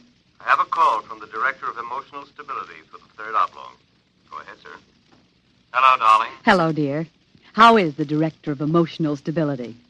My, how impressive that sounds. Don't joke, dear. You never know who may be listening. Sorry. How are you? You sound tired. Well, we've had some bad cases. Mostly frantic mothers who insist on imparting their feelings to children. I suspect it's chromosomes affected by gamma ray leakage from the surface, but the head of the psychotechnic division says they're glandular cases. But that isn't why I called. I have good news. What is it? The genetic board has approved our application for marriage. So soon? Our chromosomes tested perfect. We can marry any time we want. As a geneticist, you should know that our offspring should be 90 percentile of perfection. I know. What's the matter? You are happy about it, aren't you? Of course. Terribly happy. I'm coming right over to the lab. You'll have to give me some time. What's the trouble? No trouble. You know that genetic survey I've been working on? What about it? Well, I've finally gotten permission to study an actual living case. A specimen of imperfect genetic transmission. Really? They're bringing him, or it, up from the condemned cages on the lower level. You will be careful. There's nothing to be afraid of. The specimen is XJ12. It's been studied before many times and is quite well trained. Oh, there's my door signal. I'll have to hang up, darling. See you later. Yes? Professor Burton? Yes. I'm from the Phylogenic Institute. Oh, you brought my specimen? May I come in? By all means.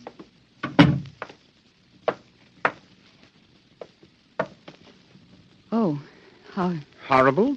It all depends on your viewpoint. I happen to have a twisted leg. My parents were genetically unsound. But then you... Yes, I am specimen XJ12. I see.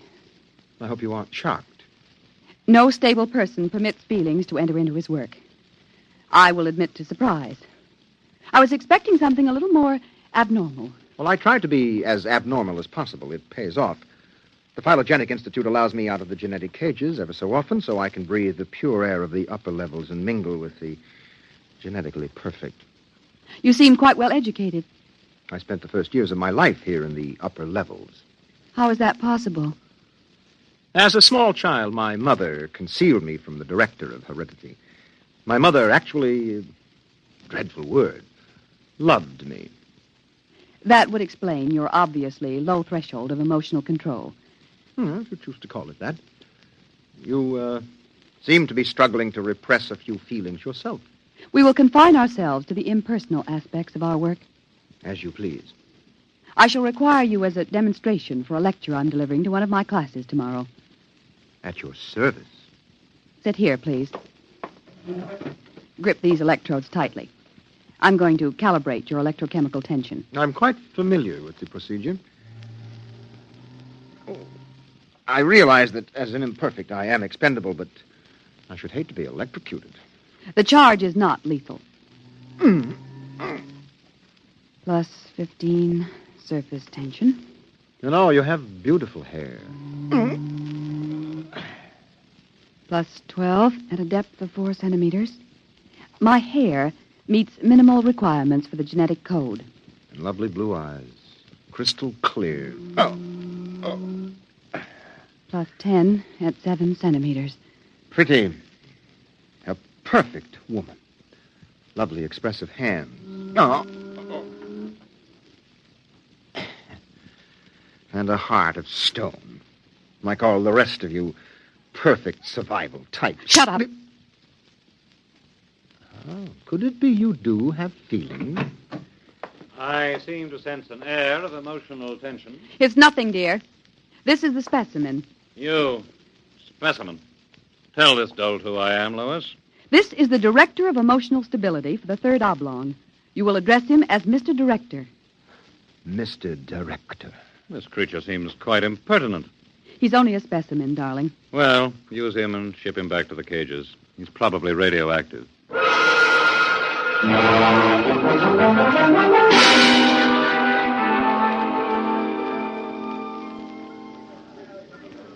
Attention, attention. The next demonstration will be conducted by Professor Lois Burton of the Institute of Genetics. Her topic, the probability of radioactive damage in the chromosome heredity of imperfect non-survival types.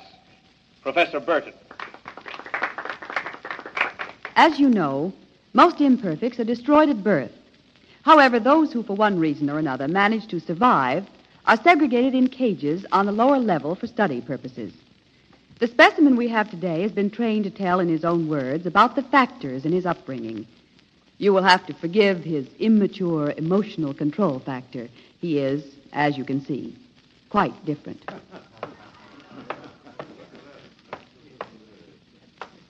Specimen XJ12. You will proceed, please. Thank you.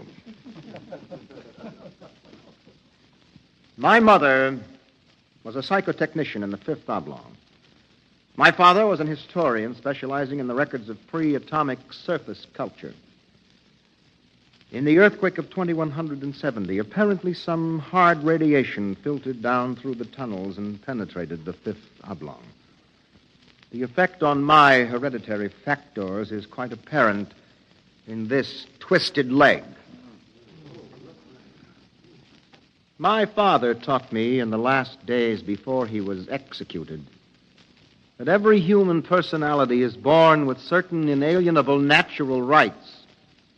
The rights to have feelings, the right to mature, and above all, the right to be different from every other living organism. Because it cannot be otherwise I submit to you, distinguished students, that the attempt by this society to abridge these rights is a violation of nature.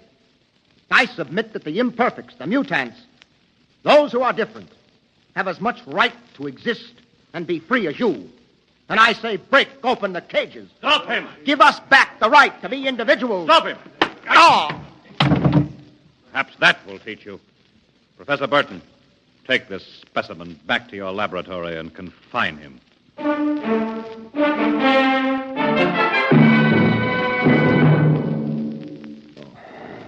Hold still while I bandage your head. Oh. You'll be all right. I suppose you detest me for getting you into trouble. I don't detest you. What? I don't know why, but as you spoke, something began to stir in me. Tell me what you feel. If I moved you, then I must have moved the others, some of them at least. For some reason, I took pride in what you were doing, seeing you stand up against them. Why do you look at me like that? I can't help it. I wish you wouldn't. You're only an imperfect, you know. Please. My name is Oren. Please. Say it. Oren. Oren. Again. Oren. Lois. Oren. Lois. Lois. How touching. Walter. I've been listening for some time. Walter, how could you? In my capacity as Director of Emotional Stability, it is my duty. What are you going to do? Specimen XJ12 will be disposed of quite systematically by the state.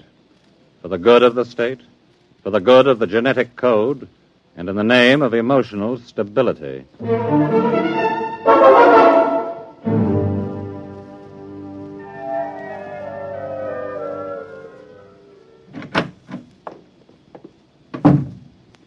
Walter, I have to talk to you. Go right ahead.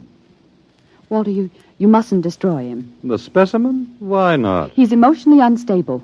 You have to expect irrational behavior. Aren't you forgetting something, my dear? That you were responding in much the same manner? Or had you forgotten? You see, I'm having him liquidated for your sake. He has an upsetting effect on you. Then send him back to the cages. But don't kill him. You speak of destroying an inferior creature as if it was something unethical. Walter, please, for my sake. I understand that you have entered a plea for postponement of marriage at the Records Bureau. Yes. I was too upset to go through with it. It came as a great disappointment to me. I'm sorry. I was hoping that, linked to a stable personality such as mine, you might settle down. If you were married to me, I might even be persuaded to send him back to the cages instead of having him destroyed. Think it over. If I refuse? The choice is yours. Well, my dear? Perhaps you're right. I am.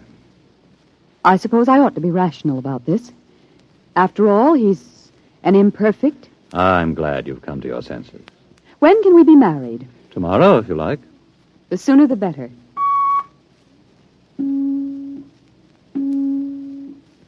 Let me talk to the custodian, please.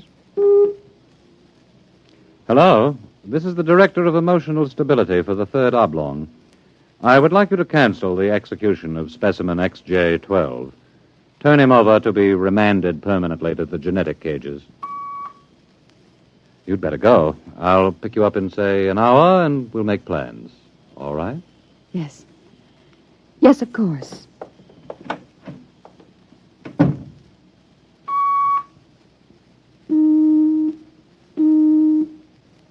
Hello. This is the Director of Emotional Stability again. I want you to cancel that last order. Proceed with the execution, but under conditions of absolute secrecy. No, don't use the lethal chamber. Take him through the upper level to the tunnels. Yes. Yes, I'll issue a pass for the radiation checkpoint.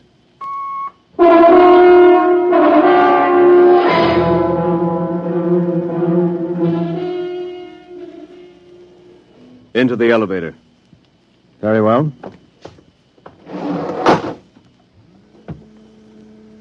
Why are we going toward the surface? The cages are on the lower levels. Radiation check. I've never done that before. New procedure. Walk. Halt! You can't go beyond this point. There is radioactivity in the tunnels. I have a pass from the Director of Emotional Stability for the Third Oblong. Special mission. I'll open the airlock. March inside.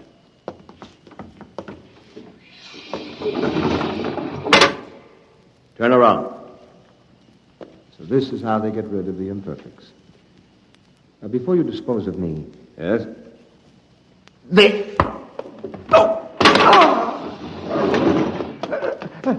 Help! Security! Security! What is it? What's happened? The prisoner struck me. He escaped into the tunnels. He won't last long. Can you go after him? I could send a robot, but it isn't worth the trouble. There's no way back from the tunnels except through here. The only other direction he can go is toward the surface. And the closer he gets, the hotter the radiation. No. I think you can consider your prisoner officially dead.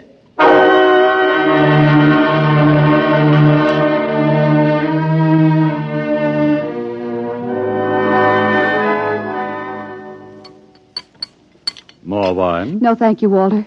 You look very beautiful, my dear. Very beautiful. Thank you. The wedding will be a small affair. The director of endocrine control, the chief of the security guard. Walter? Yes? Was he returned to the cages? Oh, now, why must you spoil it? Was he, Walter? Well, as a matter of fact, there was a little difficulty. Difficulty? Yes, you see, XJ-12 escaped. How? Where? He struck a guard and ran off into the tunnels. The tunnels? But that's sure death. He's free to return any time he chooses. Now, don't become upset, darling. You planned it, didn't you, Walter? Stability, darling, stability. Stability, stability. Here's what I think of stability.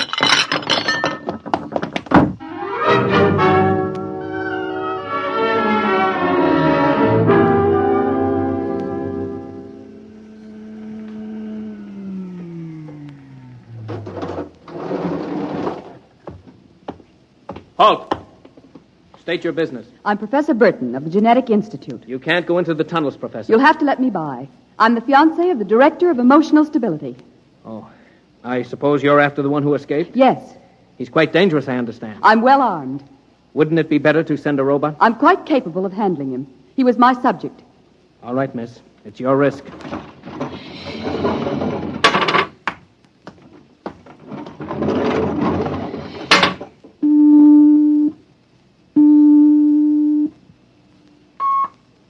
Checkpoint. This is the Director of Emotional Stability. Yes, sir. If Professor Burton tries to pass the checkpoint, I want her taken into custody. Professor Burton just passed, sir. She said that... idiot! But, sir, she said that I she don't had... care what she said. Stop her. Send robots after her. Get her back. Yes, sir. At once, sir. Robot control. Checkpoint to robot control. Order out all televocal robots into the tunnels. Have them bring back any humans. This is a first priority order.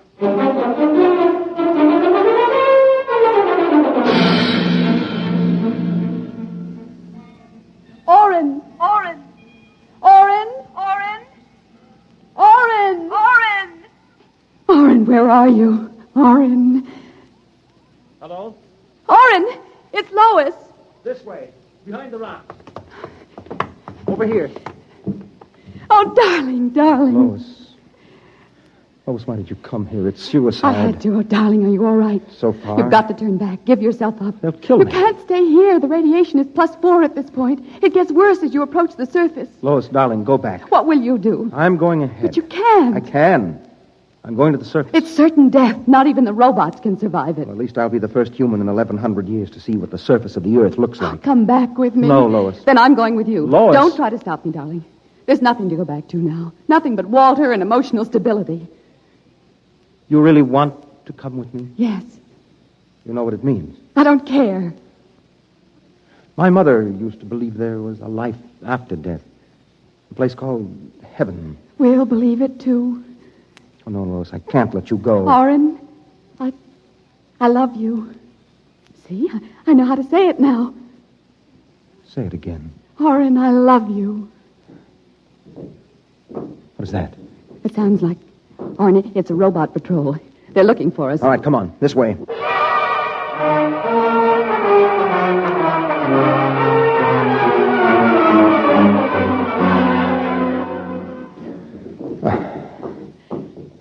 Orin, wait. It can't be much farther, darling. The robots. They're coming. I can see their lights now. Listen, they've stopped. The lights are swinging round.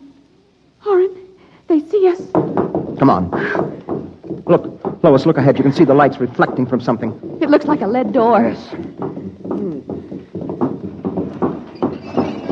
Come on through. There must be some way to close it. Oh, yes, here. Let me help.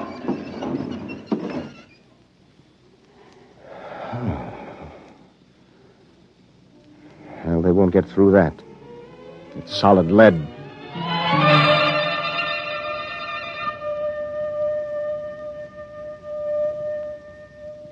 Orin, I feel so strange.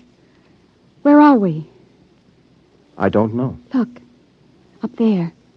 A huge round light. Lois.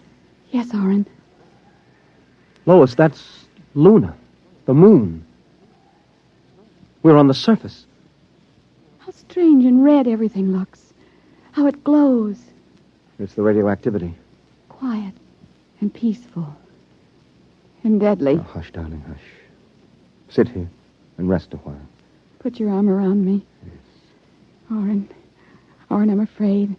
Orin, we're going to die. Don't think about that. Just think about us. Alone. The first humans to stand on the surface of Earth in 1,100 years. That door must have been placed there by the last handful of survivors who went underground after the atomic wars. And those other lights, the small ones, they must be stars. Orin, I'm so tired. Go to sleep, darling. Put your head on my shoulder and sleep. Hold me, Orin. Hold me very close.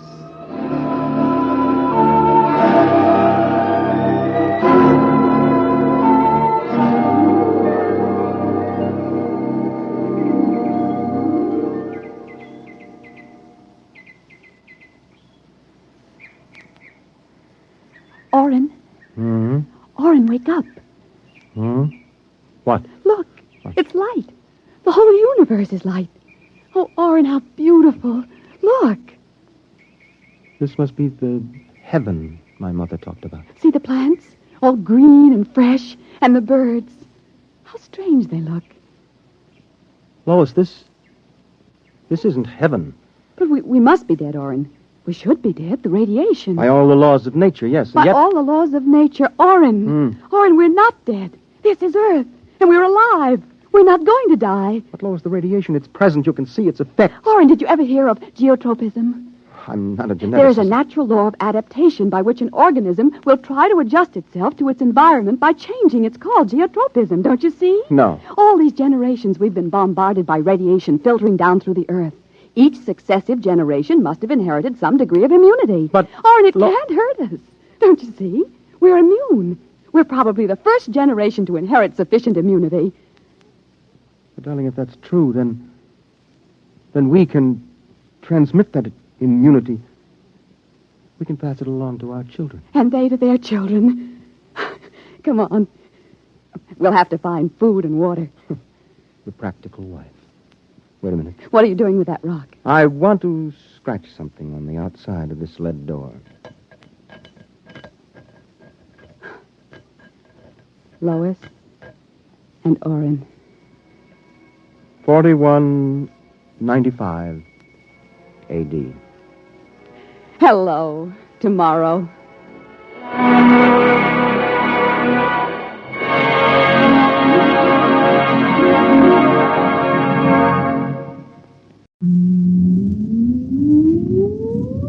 Countdown for blast off. X minus 5, 4, 3, 2, X minus 1, fire.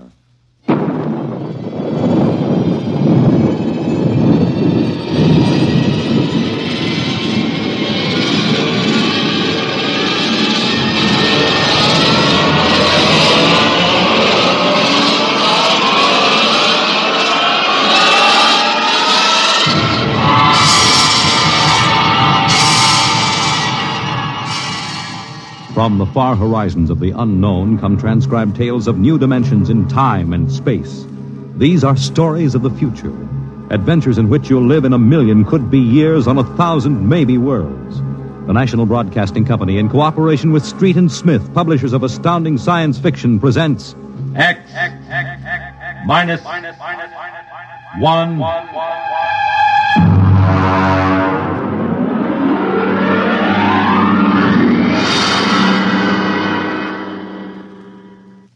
Tonight's story, Requiem by Robert Heinlein.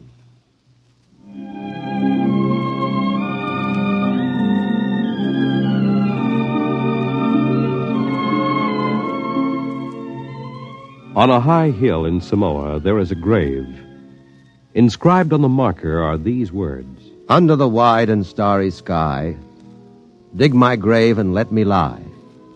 Gladly did I live and gladly die, and I lay me down with a will. This be the verse you grave for me. Here he lies where he longed to be. Home is the sailor, home from the sea, and the hunter, home from the hill.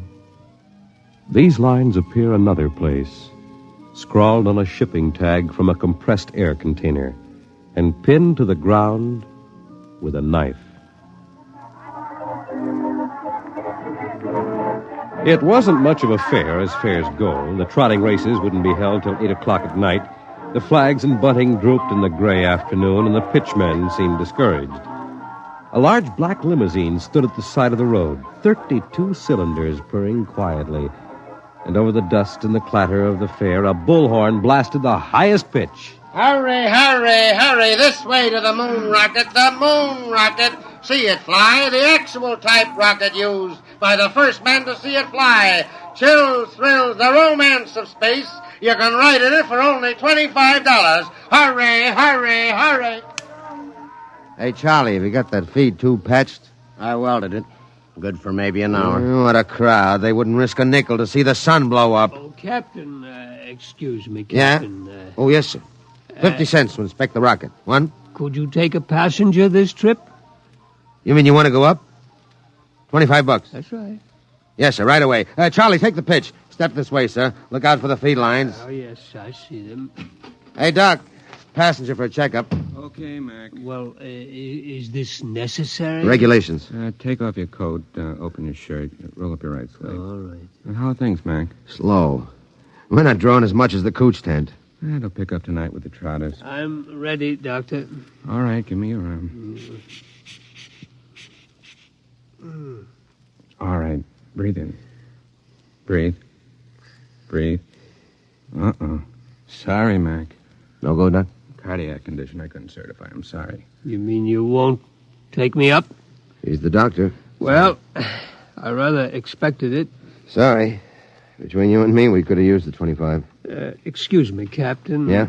Could you and your engineer have dinner with me after your flight? Dinner? At my home. My car's over there. That's your car? The limousine? That's right. You serious, Mac? You want Charlie and me for dinner? Of course. Okay.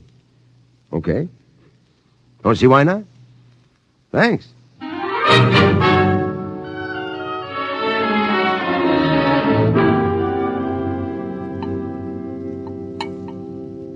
Charlie, you had enough. Lay off, Mac. Oh, that's perfectly all right, Captain McIntyre. Cigar? Thanks. Light? Well, thanks. Yes, it's hard for me to see why any holder of a master's ticket would quit the Earth-Moon run. I didn't like it. Yeah, don't hand us that. It was Rule G washed you out. All right, so I took a few drinks.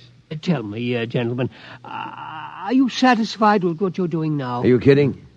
We've been pushing the old junk heap for a year.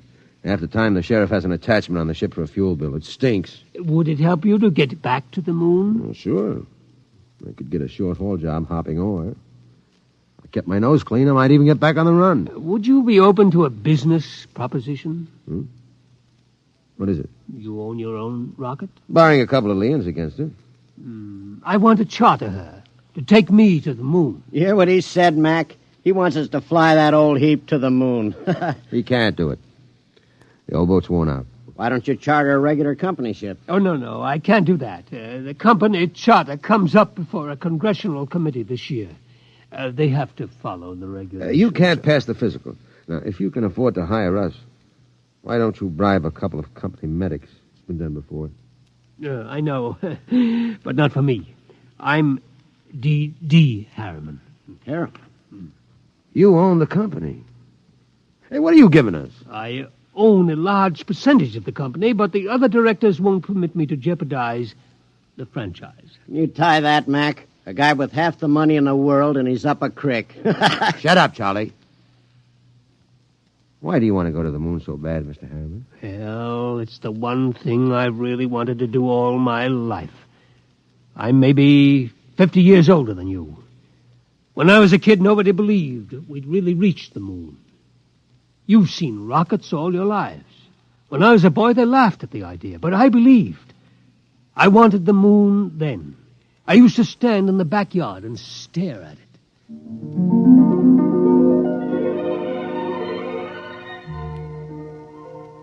How far away is it, Mom? The moon? Far enough. Why don't people fly to the moon? They can't. Why not? They just can't. But not now, anyway. Someday I will. What? Fly to the moon. Sure.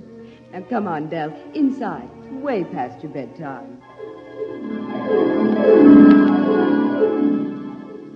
There wasn't enough money for college, so I worked. Stock boy at the old Ford plant in Detroit. Accountant, credit manager for a mail order house.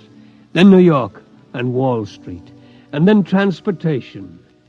The monorail line between New York and Chicago. The Atlantic Pressure Tunnel. And then Harriman rockets. Del? Del, I want to talk to you. I'm working, Charlotte. You talk to me now, Del, or you may not get another chance. What is it? Fred Lott was in. You've sold out again. I run the business, Charlotte. Del, I'm fed up with it. Up to here. I married you because I love you. I still love you, but I'm fed up. Now, what is it, Charlotte? We're not young anymore. Fred tells me you've bought into a bankrupt engineering firm. Sunk every nickel in it. Well, they own the Schwarzmiller fuel injector patents. I need them. How many times do we have to start over? I'm tired. I'm not asking for millions. Just a little life for the two of us. I didn't know about the divorce for a month. I lost the papers under a stack of blueprints and stock prospectus. That night I walked through the park, watching the full moon move across the sky. My old friend. I could recognize the wrinkles. Crisium, Mare fecundatus, Mare twinkulatus, the lunar Apennines.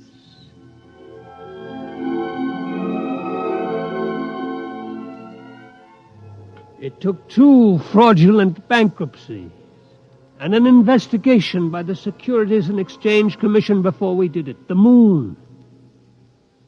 There were 3 injunctions on the rocket before it blasted off. I was going on the second trip, but my considerate board served a court order on me. You can't go down. Fred, I'll break you if it's the last thing I do. Del, you've got a bad heart. That's no secret. Oh. If you die out there, the whole card house comes down. Now, we've got an equity in this corporation. We're going to see it protected. You've sucked us in on this wild scheme, and now that it paid off, you're going to sit right down here on Earth and see that the dividends come out on time. You're not going to the moon, Del. Forget it. I never went. By the time my lawyers shook off the restraining orders, the first cargo rocket had crashed in the Pacific, and Congress rushed through the Space Precautionary Act. My heart kept earthbound, and now I'm old. I've lived longer than I should, but I would not let myself die. I will not until I have set foot on the moon. There, Captain McIntyre, you asked why I wanted to go to the moon, Well? You find a ship, Mr. Harriman, and I'll drive her. You'll hit the moon. All right. Then we can get down to business. I'll have contracts drawn up for you. You two will have to buy me a ship. I can't do it openly, of course. My dear board of directors would find out and slap a court order on me. Well, we can't get credit. Oh, don't worry. I'll supply the cash in advance. Pick some ship that can be fitted for the jump. A strato yacht. Apply for a strato license. Then after it's issued, you move to a piece of desert. I'll find a strip and buy it. You mean fit her out there? Yes. We'll install extra fuel tanks, change the injectors and timers for space flight. Charlie, you think you can manage the changeover without a dockyard and shops? Well, I'll have to have a load of power tools and a lot of time. It'll be haywired and spot welded. Just so it doesn't blow up when I slap the key. It won't blow. Well, that's what you said about the last ship. Now, cut it out, will you? I ask you, Mr. Harriman, that last ship was a junk heap and we knew it. Now, this'll be different. We're going to spend some dough and do it right. Ain't we, Mr. Harriman? You spend all the money you want. I'll see that you get it.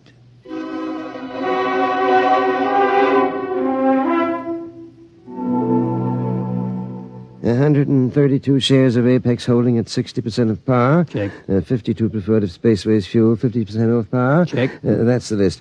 Oh, Mr. Harriman, there's a process server outside. Yeah? What is it? I don't know, sir, but I think it's a subpoena. Oh, I was expecting that. Ashley, get Mr. Kamens on the phone. I think it's time for my lawyer.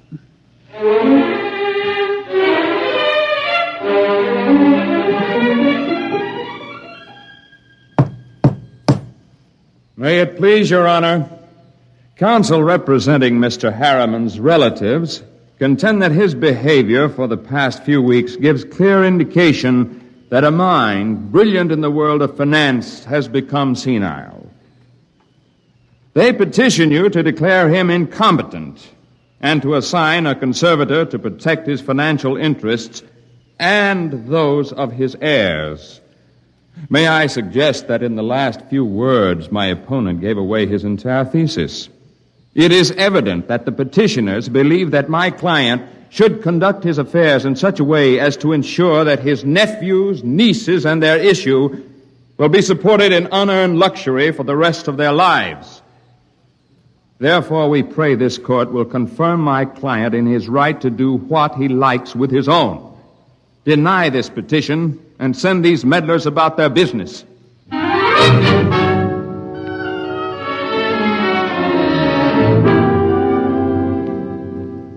Well, Kamens, It could go either way. He might rule against me? He might. We'll know tomorrow.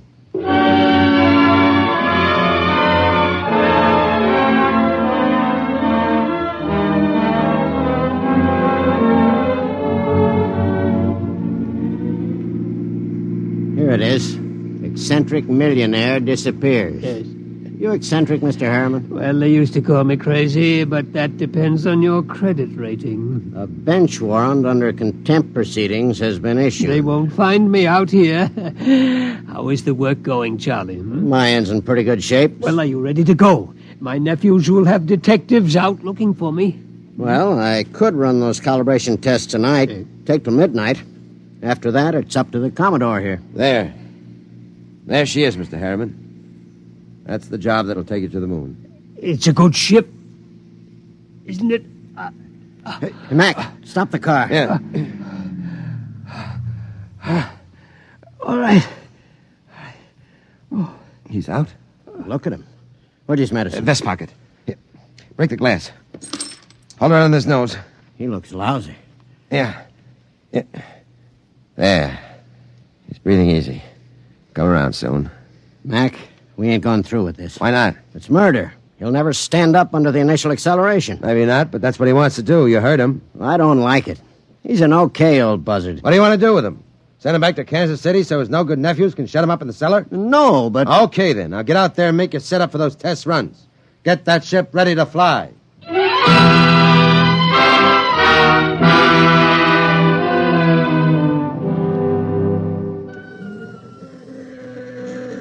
Hey, you.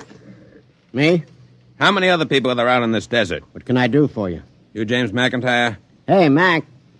What's the matter, Charlie? You McIntyre? Yeah. I'm the deputy federal marshal in this district. I got a warrant for your arrest.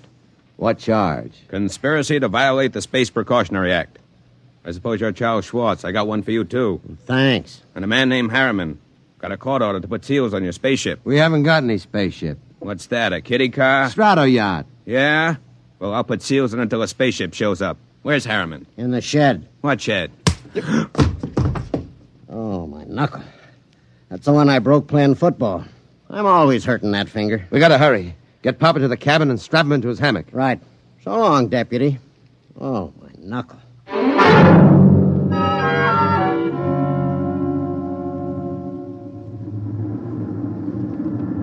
She's warm, Charlie. Everything set back there? How do I know? I didn't have time to run tests. Tough. You all right, Mr. Harriman? I think so, but these straps are tight. Have to be when we blast off. All set, Charlie. Give me control. Check. Test keys. 1 bank. Check. 2 bank. There's an auxiliary out. We don't need it. All right, boy, hang on. Let's go.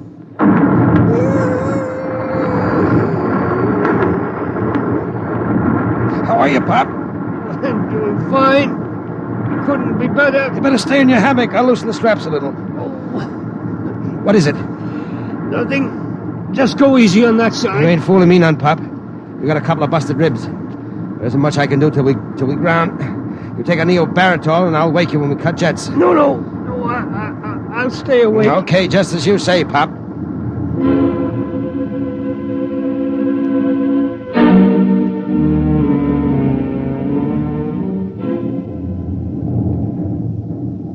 She's on automatic, Charlie. How are the tubes holding up? Fine, tight as a drum. She handles nice. How's Pop? Alive, but he's in bad shape. How bad? Cracked a couple of ribs in the takeoff. I don't know what else. You think he'll last the trip?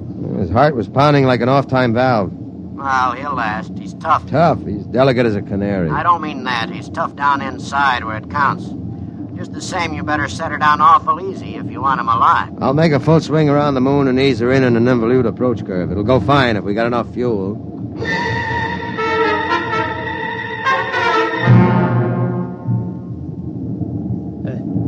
Somebody call me? Something wrong, Pop? Thought somebody was calling me. Must have been asleep. I swung your hammock around. We're breaking now. There she is ahead. The moon. I've seen 1,000 photographs. There. That's Copernicus. Tycho. You know it all right, Pop. Where are you landing? Mare Imbrium between Aristillus and Archimedes. Oh, that's about 40 miles from Luna City, isn't it? Yeah. It won't be easy landing without ground approach radar, will it? I've done it before. Not without a second pilot to punch the satimeter. You ought to have a mate's ticket, Pop. You know the whole routine. You must have really studied up. Yes, that's all I could do, study until now. Oh, look at the moon. I feel as if I'm coming home. Yeah. Charlie. Yo. I'm taking her in. Cut in full power. Make it good, Mac. Pop can't take a rough one. Shut up and give me the power. I'll do my best. Okay. Dynamite setting punch. Hang on, here we go.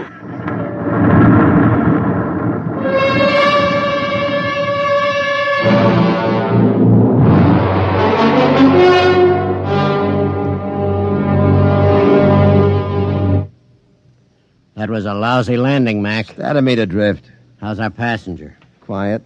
Now look. I wouldn't make any bets. That landing stunk. Will you shut up? I did my best. Hey, Pop. He's alive. There's blood in his mouth. He's trying to say something. Take it easy, Pop. We're down. Oh, where? Take it easy. Vacuum suits. Where are they? Steady, Pop. You can't go out there yet. We got to give you some first aid. Give me that suit.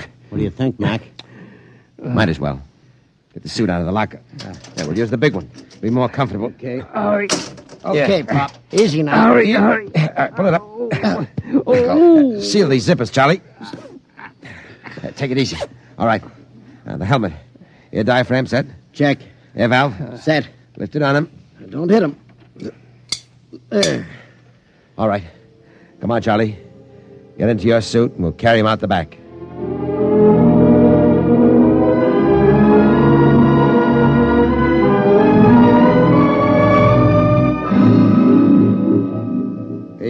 Easy with him.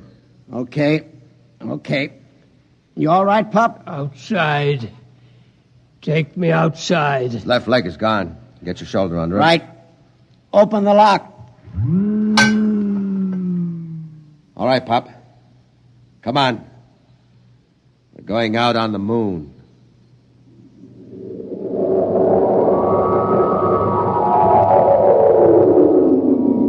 The moon. All right. I'm going to leave you out here to look around while we get ready for the hike to town.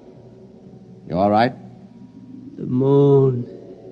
We have to break out air bottles and rig a stretcher. It's 40 miles into the dome. Charlie, prop something behind his head. Okay. You comfortable, Pop? We'll be back soon.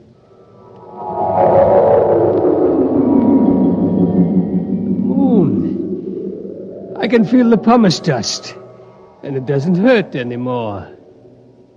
Why, there's the earth overhead, the earth in the sky, and green-blue. I'm on the moon. I'm on the moon. Del? Charlotte? I thought I heard somebody call my name. Yeah, I'm getting old. My mind wanders. Del? Charlotte. Del? That is you, isn't it? I made it, Charlotte. I'm on the moon. You didn't understand. You were afraid I wouldn't take care of myself. But I made it. I'm on the moon. I'm on the moon.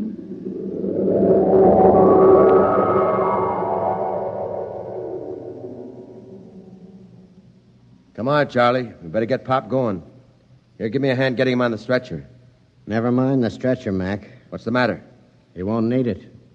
He's dead. Oh. Better get out the pumice skis and the air bottles. It's a long walk to town. Yeah. What about him? Looks as if he's resting, doesn't he? Propped up, looking out on the pumice. Well, he hit the moon. Come on. Let's start walking.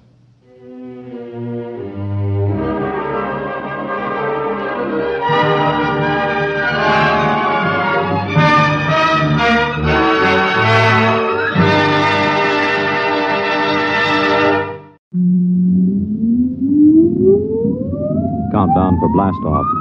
X minus 5, 4, 3, 2, X minus 1, fire.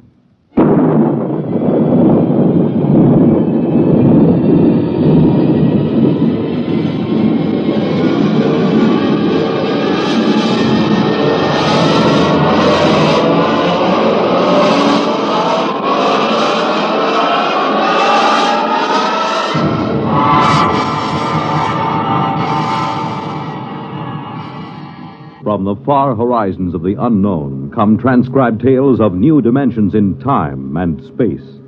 These are stories of the future, adventures in which you'll live in a million, could be years, on 1,000 maybe worlds.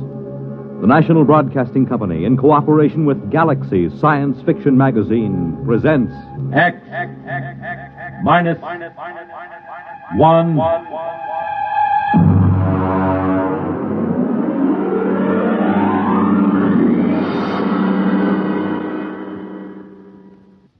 Tonight, the time is 1965. The place, a golf course. The story, open warfare.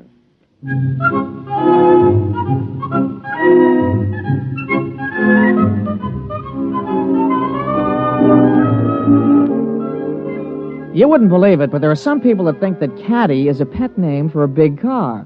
No, I mean it. Over those little wagons you pull around the course or carrying their own clubs, there are people actually playing golf for years, never seen a caddy. As far as I'm concerned, you take the human element out of golf or any sport, and what do you got left? Nothing. I mean, you could say I'm prejudiced on account of my being a caddy, but that's the way I feel about it. Besides which, a caddy is a perfect observer of the passing parade of human experience. I'll give you for instance.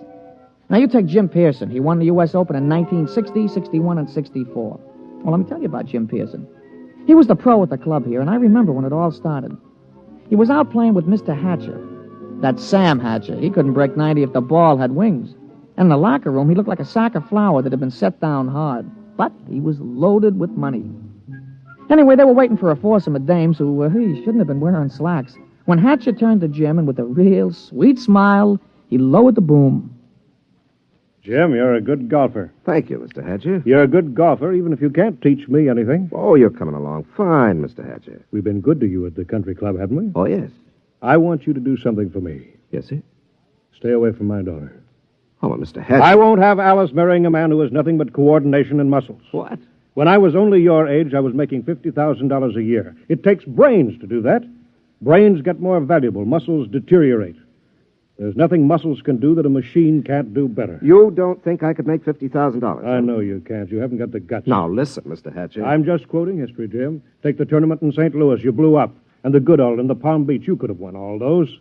But you blew. You chickened out. That's not exactly fair, Mr. Hatcher. But it's true. I can make $50,000. Yes, in your whole life. Oh, no, in 1 year. Oh, you can? Yes, sir. All right, Jim, you're a sportsman. I'll tell you what I'll do. If you can make $50,000 in 1 year at this infantile pastime that you call golf, you can have Alice. Why, that's the most arrogant What's thing. the matter, Jim? Don't you think you can do it? I know I can do it. All right, then. Is it a bet? All right. All right, it's a bet. Very well, then. I believe the ladies are finished. Shall we drive?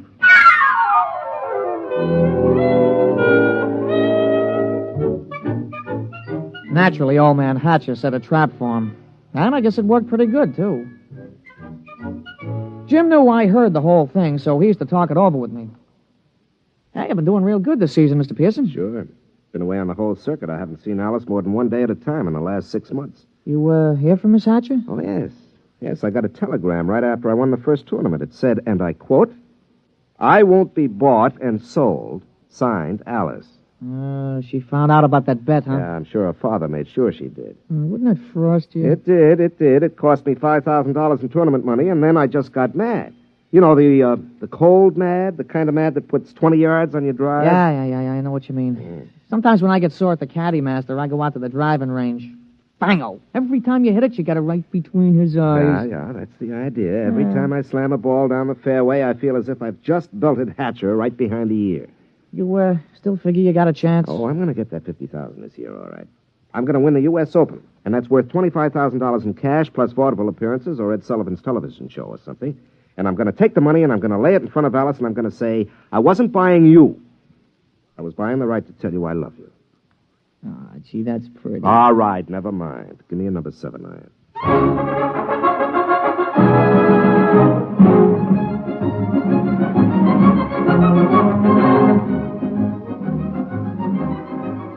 Jim Pearson sure was burning up the circuit. He came into the U.S. Open the man to watch.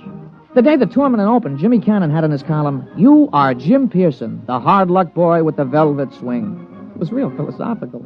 All the sports writers picked him to win. And then Saul showed up. We was on a practice tee. Jim had been sharpening up his number 1 wood when all of a sudden the gallery took off like a batch of big birds. They were around another tee about 100 feet away. Jim knocked off and the two of us strolled over. Hey, that's some swing. Who is that, Pete? I never seen him before. His name's Saul. That's some swing. Yeah, he's no amateur. I've never seen him on the pro circuit. Hey, Mr. Pearson, look at the caddy. 280 yards down there. That ain't what I mean. Look, he's got a ball bag in his hands. Now watch. Oh, that's a good catch. He caught that ball right in the bag. Mr. Pearson, that caddy didn't move that sack. That ball dropped right in 280 yards away. Oh, it's an accident. Yeah, look, it happened again. He's a trick shot artist. Wait till he gets into competition. I don't know. He just hit another one, dead center. Oh, there isn't anybody that good. Not even old Joe Kirkwood. Quite a spectacle, eh, Jim? Oh, hello, Hatcher. Must be unnerving to watch something like that. I can stand it. But will you be able to stand it when the going gets rough? Will you blow up like you always do? It'll be too bad just when you're so close. Don't worry about me. I'm not. I imagine Saul will take care of that. Oh, you know him? I brought him here. My own personal entry. He's going to beat you out of the Open. But he's got something to learn. Look at him. Just a dumb country boy who never saw a golf club till a few months ago. I think he might teach you something, Jim.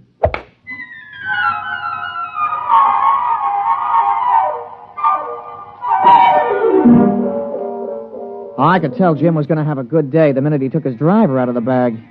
He took his practice swings, and they went around clean, grooved, and loose. Would have bet my shirt on him. As a matter of fact, I did. The crowd was sympathetic. They wanted to see him burn up the course. Well, Pete, we all ready? Yeah. What's this? New kind of golf ball? Oh, yeah, a young fella from the A.B. Wells Sporting Goods Company. He slipped me a fin to talk you into using these balls. Well, I don't know. They any good? Yeah, I figured. They guaranteed they had 20 yards to every drive. I sure could use 20 yards. Well, he's going to come around to see you later. He wanted to sign you up for testimonials and advertising and things. You know, the golf ball used by Jim Pearson when he won the U.S. Open, that kind of thing. There's a lot of dough in it. Well, we'll give it a try. Let's tee up.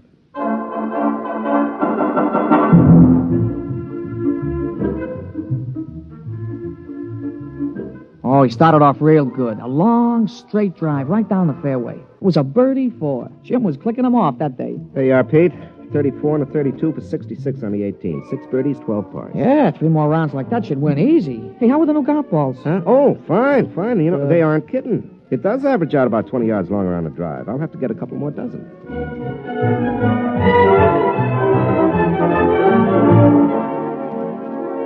We went around to watch Jim's score being posted on the big board. Most of the field was still out, but he was ahead of the closest competitor by 3 strokes. Who's that? Oh, somebody coming down the 18th. It must be a hot round. I'll be posting it in a minute. Ah, Saul. Hmm? Yeah, you see there he is walking through the crowd. Yeah. Well, here comes the secretary with the score. Hey, Mr. Pearson, look at it. 32 and 32, 64. 64? That's a new course record. Yeah. Well, it's only the first round. New course record. Look at that. 3s and 4s, 3s and 4. He ain't over 4 for the whole day. What's the matter, Jim? You don't look well. 1 round is not a tournament. Well, comfort yourself while you can. Saul's just getting warmed up. He's that mythical thing, the perfect golfer. But he's dumb. No brains, Jim. No brains at all.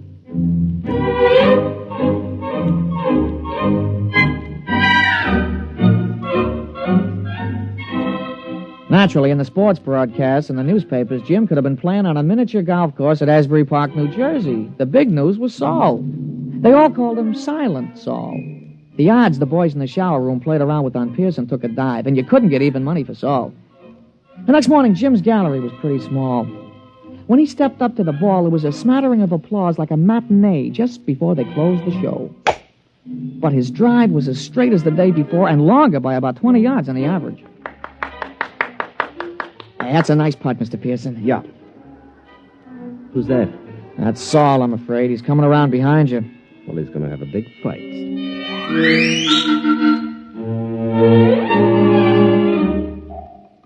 Jim's second 9 was a duplicate of the day before. Another 32. He equaled Saul's record-tying score of yesterday. Then when we came in to read it on the big board, he looked like somebody hit him on the head with a driver. Look at that, Pete. 31 out, 31 back for a 62. He's got me by 2 strokes today. And 4 strokes in all. What do you got to say, Jim? Oh, nothing, Mr. Hatcher.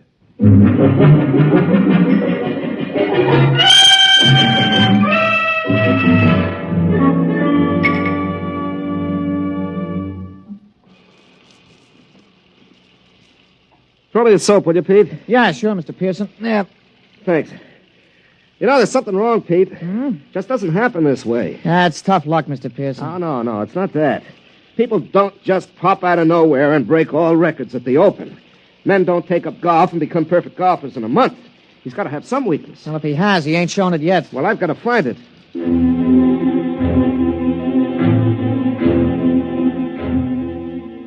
Jim was out the next morning, and he came in with a classy 32. On the back 9, he slipped a stroke to 33. He was still 4 down. He shook off a couple of reporters who were trying to egg him into a feud with this Saul, and the 2 of us just hung around in the crowd watching Silent Saul. His first drive went a clean 300 yards down the fairway, straight as a ruler. Pete, there's something about his swing. There's something about it. I've seen it before. Oh, you never saw that Silent Saul before, Mr. Pearson. Still, there's something about his swing.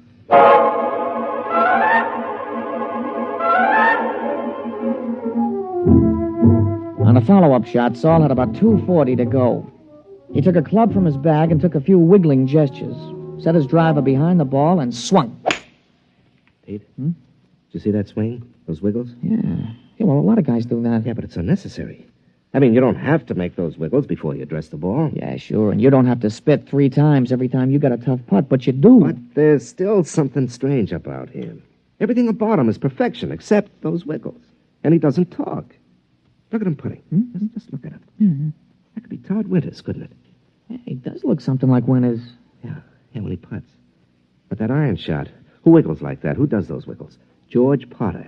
Yeah, I guess he does. Yeah, and the approach shot, Pete. That's Gordon Brown. Nobody else bends the knee that way. He really gave it a lot of study, huh? And the drive. That grooved swing on the drive. Pete, come on. I've watched enough.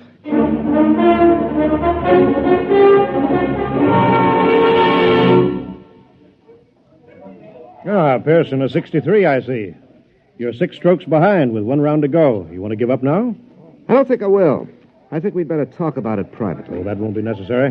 Well, it doesn't matter to me, but I know that Saul is a robot. So you think he's a robot? Isn't he? Of course he is.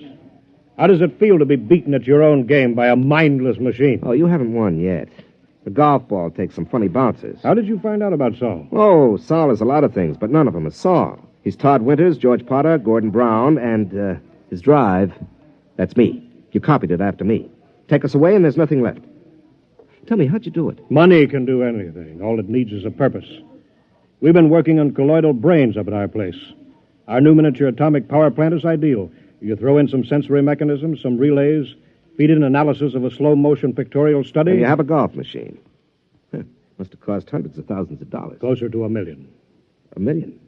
$1 million to keep me from winning $25,000? Don't you think that's unfair? Unfair? You listen to me. Nothing is unfair that doesn't break the rules. And the only rule worth remembering is this, that the best man always wins. You mean the best machine? A machine is only an extension of a man, like your golf club. I don't happen to be endowed with golfing muscles and responses. You do. Those in your golf clubs let you hit a ball farther and straighter than anybody else. Saul lets me hit a ball farther and straighter than you do. It's as simple as that. No, wait a minute. That wasn't the bet. The bet was that I couldn't make $50,000 in a year. Maybe it was your bet. It wasn't mine. I bet that I could beat you at your own game. I don't think that you're good enough for Alice. You're not smart enough, not man enough. Should I let a few well-distributed, well-trained muscles blind her to what you really are? And what's that? You're a quitter. You can't stand pressure. You're no competitor. If you can't win at your own game, you can't win at anything else. Suppose I win tomorrow. 6 strokes back?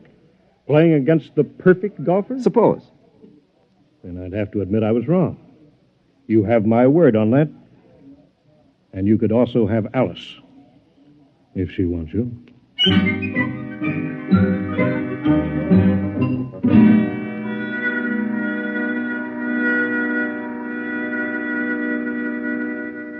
Somewhere, Saul must have an Achilles heel. Pete, the prime fact about man is his adaptability. Yeah, sure. Yeah. They've got to build in at least one constant, if not more. How about judgment? I don't think so. I mean, they could tell whether he'd have wind or rain or sun or slow greens or something. They got to take care of that. Yeah, I suppose so. Hey, maybe you could jimmy him. You know, drop sugar in his gas tank or something, smash him up. Oh, no. That isn't fair. Saul is fair. Well, I mean, Mr. Hatcher, he's playing fair according to his lights. He could have had me crippled or poisoned or something, but he didn't. Well, I'll just have to beat him on our own ground on the golf course. Oh, I don't know, Mr. Pearson. You'll have to shoot in the 50s. Well, the golf ball takes some funny bounces. Yeah, it sure does. Wait a minute, there is a constant. Listen, Pete, you know Saul's caddy? Yeah, I know him. An illiterate type of guy, yeah. Could he use $10 or maybe 20 or 50? He's a caddy, isn't he? All right.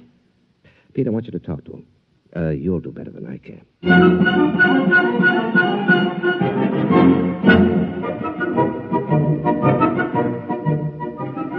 The management of the tournament is no fool. They know which side their television rights are butted on, and they had Saul and Jim paired for the final round. Jim's drive took a tail-end hook. It dived into the rough behind a clump of trees. Wasn't a very happy start. Saul took a ball from his caddy, teed it up, and settled himself. Hey, that's some drive, Mr. Pearson. Yeah, that was some drive. It's about 340 yards, isn't it? Some drive. You got a tough lie there on your ball, Mr. Pearson. You going to play it safe out on the fairway? No. You see that hole between those two trees? Mr. Pearson, that ain't sensible golf. Pete, Sensible golf won't win.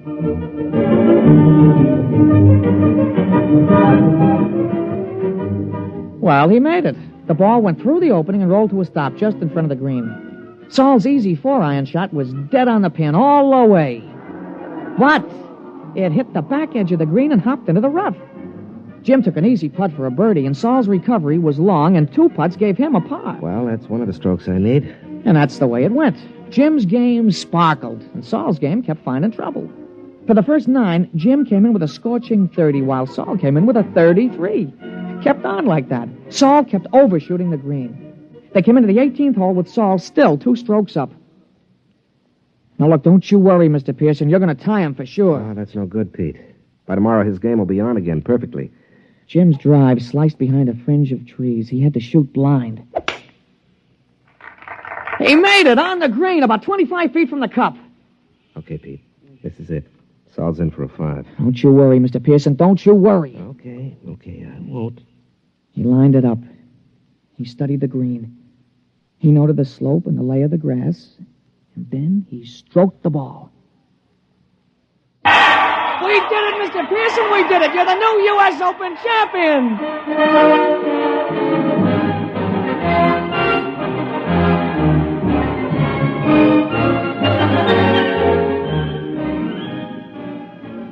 Well, we finally busted loose from the television and the movies and all those hangers-on, and we ducked around the back to the pro shop, where we run into Mr. Hatcher. How did you do it? How did you do it? Well, Mr. Hatcher, under extremely restricted sets of circumstances, a machine is better than a man, but over the long run, over the gamut of situations, a machine doesn't have a chance. Just can't compete. I still don't understand. It cost $1 million. $1 million. Here, have a souvenir. You can take this golf ball. No. Look at it. That's the ball Saul was using. What?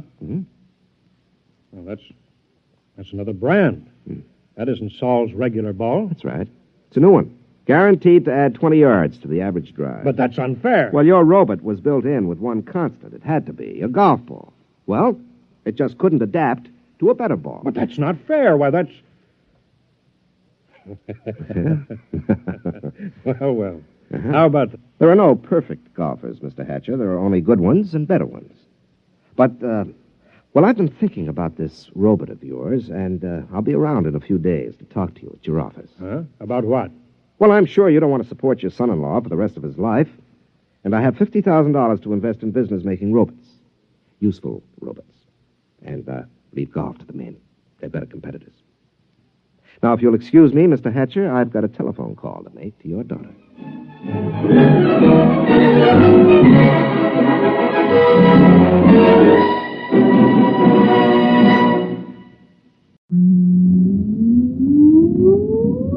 Countdown for blast off. X minus 5, 4, 3, 2, X minus 1, fire.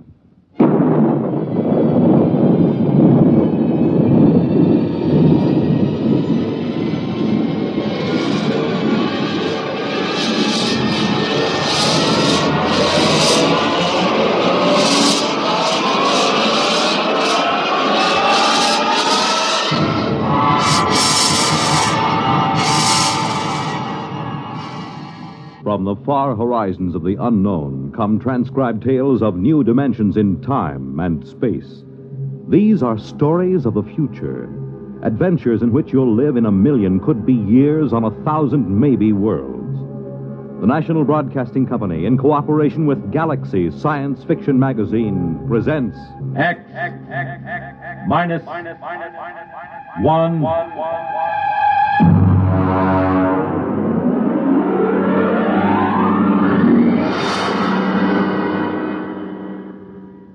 Tonight, The Girls from Earth by Frank M. Robinson.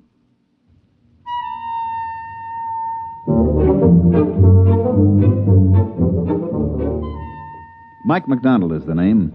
Firm of Beagle and McDonald, Interplanetary Promotions, number 1 Park Avenue, New York. Drop in sometime. Brand new offices. Had them decorated by one of the biggest guys in the business. You know, it's hard to believe that only 6 months ago, me and Charlie Beagle, my associate, were stranded in a one-tank mining town on Mars. Let me tell you about it. Here comes the waiter. Play it cool. Yeah, but we got no dough. Play it cool, I said. Gentlemen? I'll have the sirloin. 1 sirloin. Earth or Martian. What's the difference? Well, the Earth sirloin's from genuine steers, $24 a pound. The Martian sirloin's from a domestic sloofer, $2. Charlie, you ever tasted sloofer? Uh-uh. We'll have the domestic. Very good. A beverage? Got any coffee? We ran out of coffee in 1997. Haven't been able to get any. Try the muggle juice. Muggle juice? It's a Martian vegetable. Has a pleasant narcotic effect. You better make it whiskey. Whiskey? That we got. Fine. My friend will have the same. Yes, sir. Mike, would you mind telling me how we're going to pay for this sloofer steak? Relax. I'm thinking. And even more important, how are we going to get out of this burg? Charlie, what we need is a mark. A mark? A sucker. And if I'm not mistaken, this little guy with the glasses coming in now is just what we're looking for. Pardon me, sir. My friend and I are just in from Earth, and we don't know much about the customs here. I wonder if you'd be good enough to let us buy you dinner and tell us something about the town. Why, that's very kind of you. You needn't buy me dinner, though. After all, you're the guests here. Well, that's very nice of you. Do join us. Thank you. My name is Henry Mortensen. I'm geologist for the Interplanetary Mining Company. Mike McDonald and my friend Charlie Beagle. How do you do? Oh, pleasure. You say you're just in from Earth? Yes, that's right. Charlie and I are interested in uranium. Just sort of snooping around to see if there's a decent investment up here. Oh, I see. You'll forgive me. It's not much of a town, really. No, I don't suppose it is. After all, you take 20,000 men and plunk them down in the desert like this, and you can't expect much. 20,000 men. No tomatoes? Sir? Tomatoes. Girls. Girls. Oh, I'd almost forgotten what the word meant.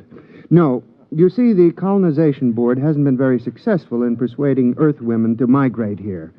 There are a few female Saturnians, the four-armed variety, but aside from that... Well, what do the boys do for, relaxation? Well, being a geologist, I'm naturally interested in rock formations. For relaxation? A great many of the men indulge in gambling, and of course there are Zlimp phrases every glib day. Glib day? We have a 9-day week here on Mars. Oh. Tell me, Mr. Mortensen. Henry. Tell me, Henry, don't the boys get lonesome for the sight of a woman? Well, it is a problem. The men sign up for 9-year hitches. Most of them have forgotten what a woman looks like. Mm-hmm. Do most of these men plan to stay here? I suppose if they had families, they might. The pay is good, and I suspect most of them had their reasons for leaving Earth. I see. Well, how about yourself? Suppose you found the right woman, which in this case would be just about any woman. Oh, I'm very particular. Oh, I mean any woman who met your rigid specifications. Would you stay? You mean get married? Yeah, that's the bit. Well, Well, of course, it's out of the question. No woman has ever showed the slightest interest in me. Well, suppose one agreed to marry you in advance, and she met all your specifications. Well, I've always wanted a family. Yes, I suppose I'd marry. That's very admirable. Very, very admirable. Here's the waiter with our dinner. Slooper steak, gentlemen. Good luck with it.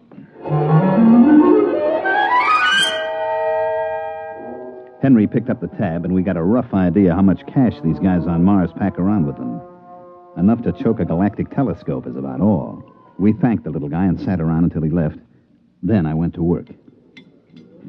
Okay, what do we do now? Charlie, we get to work. What work? Oh, card game, maybe? Listen, these guys been playing cards for 15 years now. We wouldn't have a prayer. I got an idea. So give. You still got that Earth magazine, the one with the Hollywood starlet on the cover? Yeah, in my suitcase. Good, I want it. What for? To make our poster advertisement. That's what's for. Poster? Look, Charlie, just picture this. A big poster with that starlet on it, twice as big as life. And underneath, this slogan. I'm coming from Earth to you. Huh? Then down in the corner, just this little notice. Applications will be accepted at Beagle and McDonald Agency. Oh, it's great. But what is it? What is it? Just the most colossal promotion scheme ever devised by man, that's all. But what are you promoting? The easiest thing in the world to promote. And the hardest. Marriage. Marriage? Look at it this way, Charlie boy. Here on Mars, we have 20,000 strong Earthmen with but a single thought. Dames. Exactly. And on Earth, we have 20 million single dames with but a thought. Husbands. So? Oh, how you going to do it? All right, now we get this poster made. We put it up. We take applications. $100 a head plus the cost of transportation. We get the $100. Then we leave. But first we deliver the girl. Oh, it's a natural. A natural. Charlie, it's colossal. What's 20,000 times 100? $2 million. Wow, that's our profit.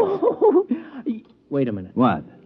How are we going to line up 20,000 girls and convince them to come up to this desert? I'm working on that. Come on, we got to find a printer to make our poster. What do we use for dough? You huck your watch. Come on, let's go.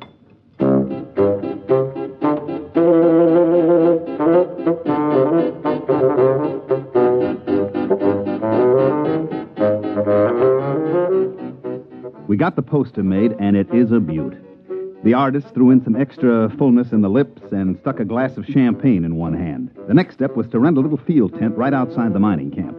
We stuck the poster in front of it and waited for the guys to get through work. Hey, Tom. Hey, dig this. What do you say we sign up? What for? Well, whatever they're selling inside. Oh, I don't know. Well, come on. What have we got to lose? You gentlemen interested in matrimony? Marriage? That's what we're selling, boys.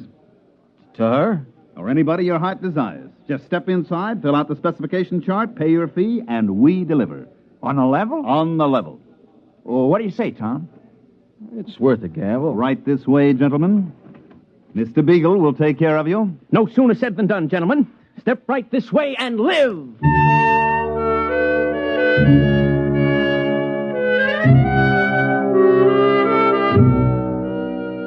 At the end of the first day, we had deposits amounting to about $15,000. By the third day, we had to beat them off with clubs. Everybody had a dream girl, and we were guaranteeing delivery. 40,000, 50,000, 60,000 bucks. Oh, Mike, what do you say we skip out on the first space freight? What are you, nuts? There's another million coming here, and my name isn't Mike McDonald. Oh, yeah, incidentally. Yeah. Have you figured out a way to deliver on this swindle? Naturally. You have? Of course. Oh. We just go down to Earth and put up a different poster. Guaranteed husbands. Every one of them an Adonis. What happens when they arrive? We get lynched? Look, while these ladies are en route to Mars, you and me are en route to Earth. Get it? Yeah.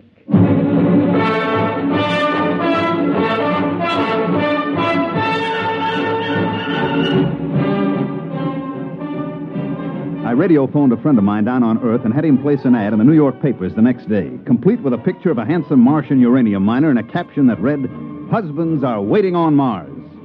When the next space liner rolled in, it brought the list of lady applicants from Earth, complete with photographs and background.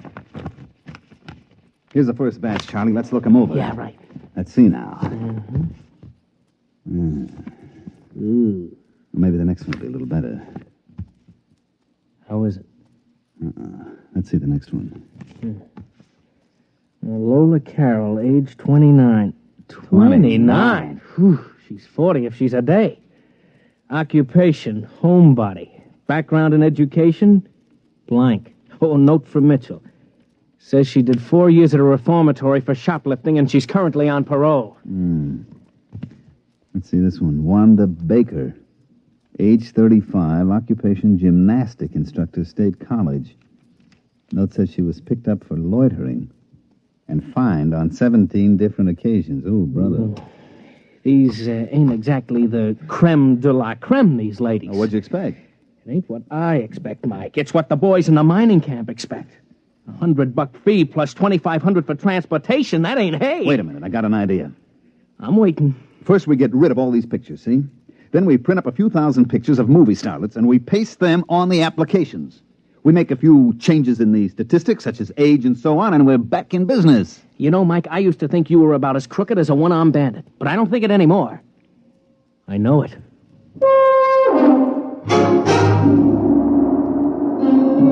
So we spent the next few nights pasting up pictures and changing age 38 to age 28 and so on. It was easy. Then we called in the applicants from the mining camp and gave each one the dope sheet on his prospective bride. Hey, Bill. Hey, look at mine. Lola Carroll, age 29. Boy. Mine's named Wanda Baker. She's 25. Well, you dig this picture? She's almost... What's wrong? Mine looks exactly like yours. What? Let me see. Take a look at those two pictures. You're right. Wait a minute. Hey, Mr. Mortensen. Yes? Take a look at this. Both alike. Most peculiar. Particularly peculiar since, well, mine looks like yours, too. You put in for a wife? Why not? Miranda Potts, age 25. A former... lady wrestling coach.